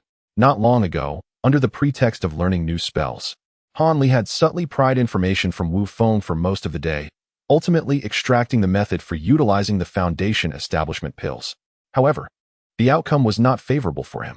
It turned out that consuming the foundation establishment pill for the purpose of foundation establishment required neither auxiliary medicines nor external forces. It was effective merely by swallowing it whole. Logically, this should have been splendid news for Hanley. But Wu Feng's subsequent remarks dealt him a heavy blow. New issues arising from consumption presented Hanley with significant dilemmas, plunging him once again into a state of indecision. Chapter 172. Choice. In the northern region of Jianzhou, upon a desolate mountain bordering the Yu Nation and the Yuanwu Kingdom, stood dozens of individuals clad in yellow garments of varying heights. Their attire fluttered in the wind, and their ages differed widely. The elder ones were white-haired and lined with wrinkles, having reached the age of understanding fate, while the younger ones had delicate skin and rosy lips, their childish innocence yet to fade. However, they all remained silent, standing in orderly formation. At the forefront stood an elderly man, exuding an air of quiet authority, with his hands clasped behind his back, gazing serenely at the sky, lost in thought. Behind him were 4 men and 1 woman, their expressions solemn, among whom was the esteemed Master Wang, who had guided Hanley into this realm, now wearing a grave countenance. Behind these 5 individuals, 2 rows of neatly aligned disciples clad in yellow stood, their faces reflecting a range of emotions. Some appeared tense and uneasy, while others seemed indifferent, casually glancing about. And a few maintained silent smiles, betraying no feelings. In the farthest corner of the last row stood a youth with a dark complexion and an unremarkable appearance. His gaze lowered, fixated on his own toes, too timid to glance askew, seemingly quite bashful. Yet, unbeknownst to anyone, this youth, who resembled a mere boy, was inwardly seething with resentment. This young man was none other than Hanley. And the group of yellow-clad individuals were the disciples of Huangfeng Valley participating in the blood trial. Ultimately, Hanley had decided to join this perilous expedition. Even after acquiring 2 foundation establishment pills, a situation both absurd and lamentable. Over a month ago, after learning from Wu Feng about the method of consuming the foundation establishment pills, he had been greatly disheartened. It turned out that after taking the pills, one was required to enter seclusion for 3 months to fully absorb the medicinal properties. Otherwise, the efficacy would diminish significantly. Thus, the success of his foundation establishment would only be discernible after several months. However, waiting such an extended period was decidedly unfavorable for Hanley. His initial intention had been to consume the 2 pills to see if he could successfully establish his foundation before deciding whether to participate in the trial. If he were fortunate enough to succeed, he would certainly avoid the treacherous depths of the forbidden area, given that the survival rate was a mere 1 in 4. A truly terrifying prospect. Conversely, if the pills proved ineffective, then venturing into the forbidden zone would become inevitable. If 1 or 2 pills did not suffice, he would strive to refine 3 or 4, or even more. He believed that, despite his poor aptitude, with ample foundation establishment pills, he could still reach the foundation establishment stage. Yet, the requirement of 3 months in seclusion after taking the pills disrupted Hanley's plans, placing him in an awkward predicament where he could not have both the pills and the trial. He now faced a choice: to consume the foundation establishment pills and completely forego the journey to the forbidden area, or to temporarily set the pills aside and partake in the blood trial before consuming them afterward. The prospect of balancing both was no longer feasible. After nearly half a month of contemplation, Hanley concluded that, given his lackluster qualifications, even with 2 foundation establishment pills, the likelihood of success was still bleak, and he could not abandon the blood trial. In truth, Hanley had considered waiting 5 years before attempting the blood trial again, believing that by then, even if he had not established his foundation, he would have mastered the Changchun skill to its pinnacle significantly enhancing his ability to protect himself. However, shortly after this thought emerged, the higher-ups of Huangfeng Valley announced a shocking event that reverberated throughout the entire cultivation community of the Yu Kingdom, causing Han Li's thoughts to dissipate like smoke. The blood-colored trial's forbidden zone is set to be temporarily sealed for 60 years after 5 years from now. During this period, the 7 major sects will collectively oversee the area, and no one shall enter to gather medicinal herbs. Such temporary closures of forbidden zones are not uncommon. Every 300 to 400 years, the 7 sects engage in this practice. The frequent opening of the forbidden zone leads to a significant loss of spiritual energy, which in turn slows the production and growth of spiritual herbs. This temporary measure aims to restore the density of spiritual energy to its normal levels.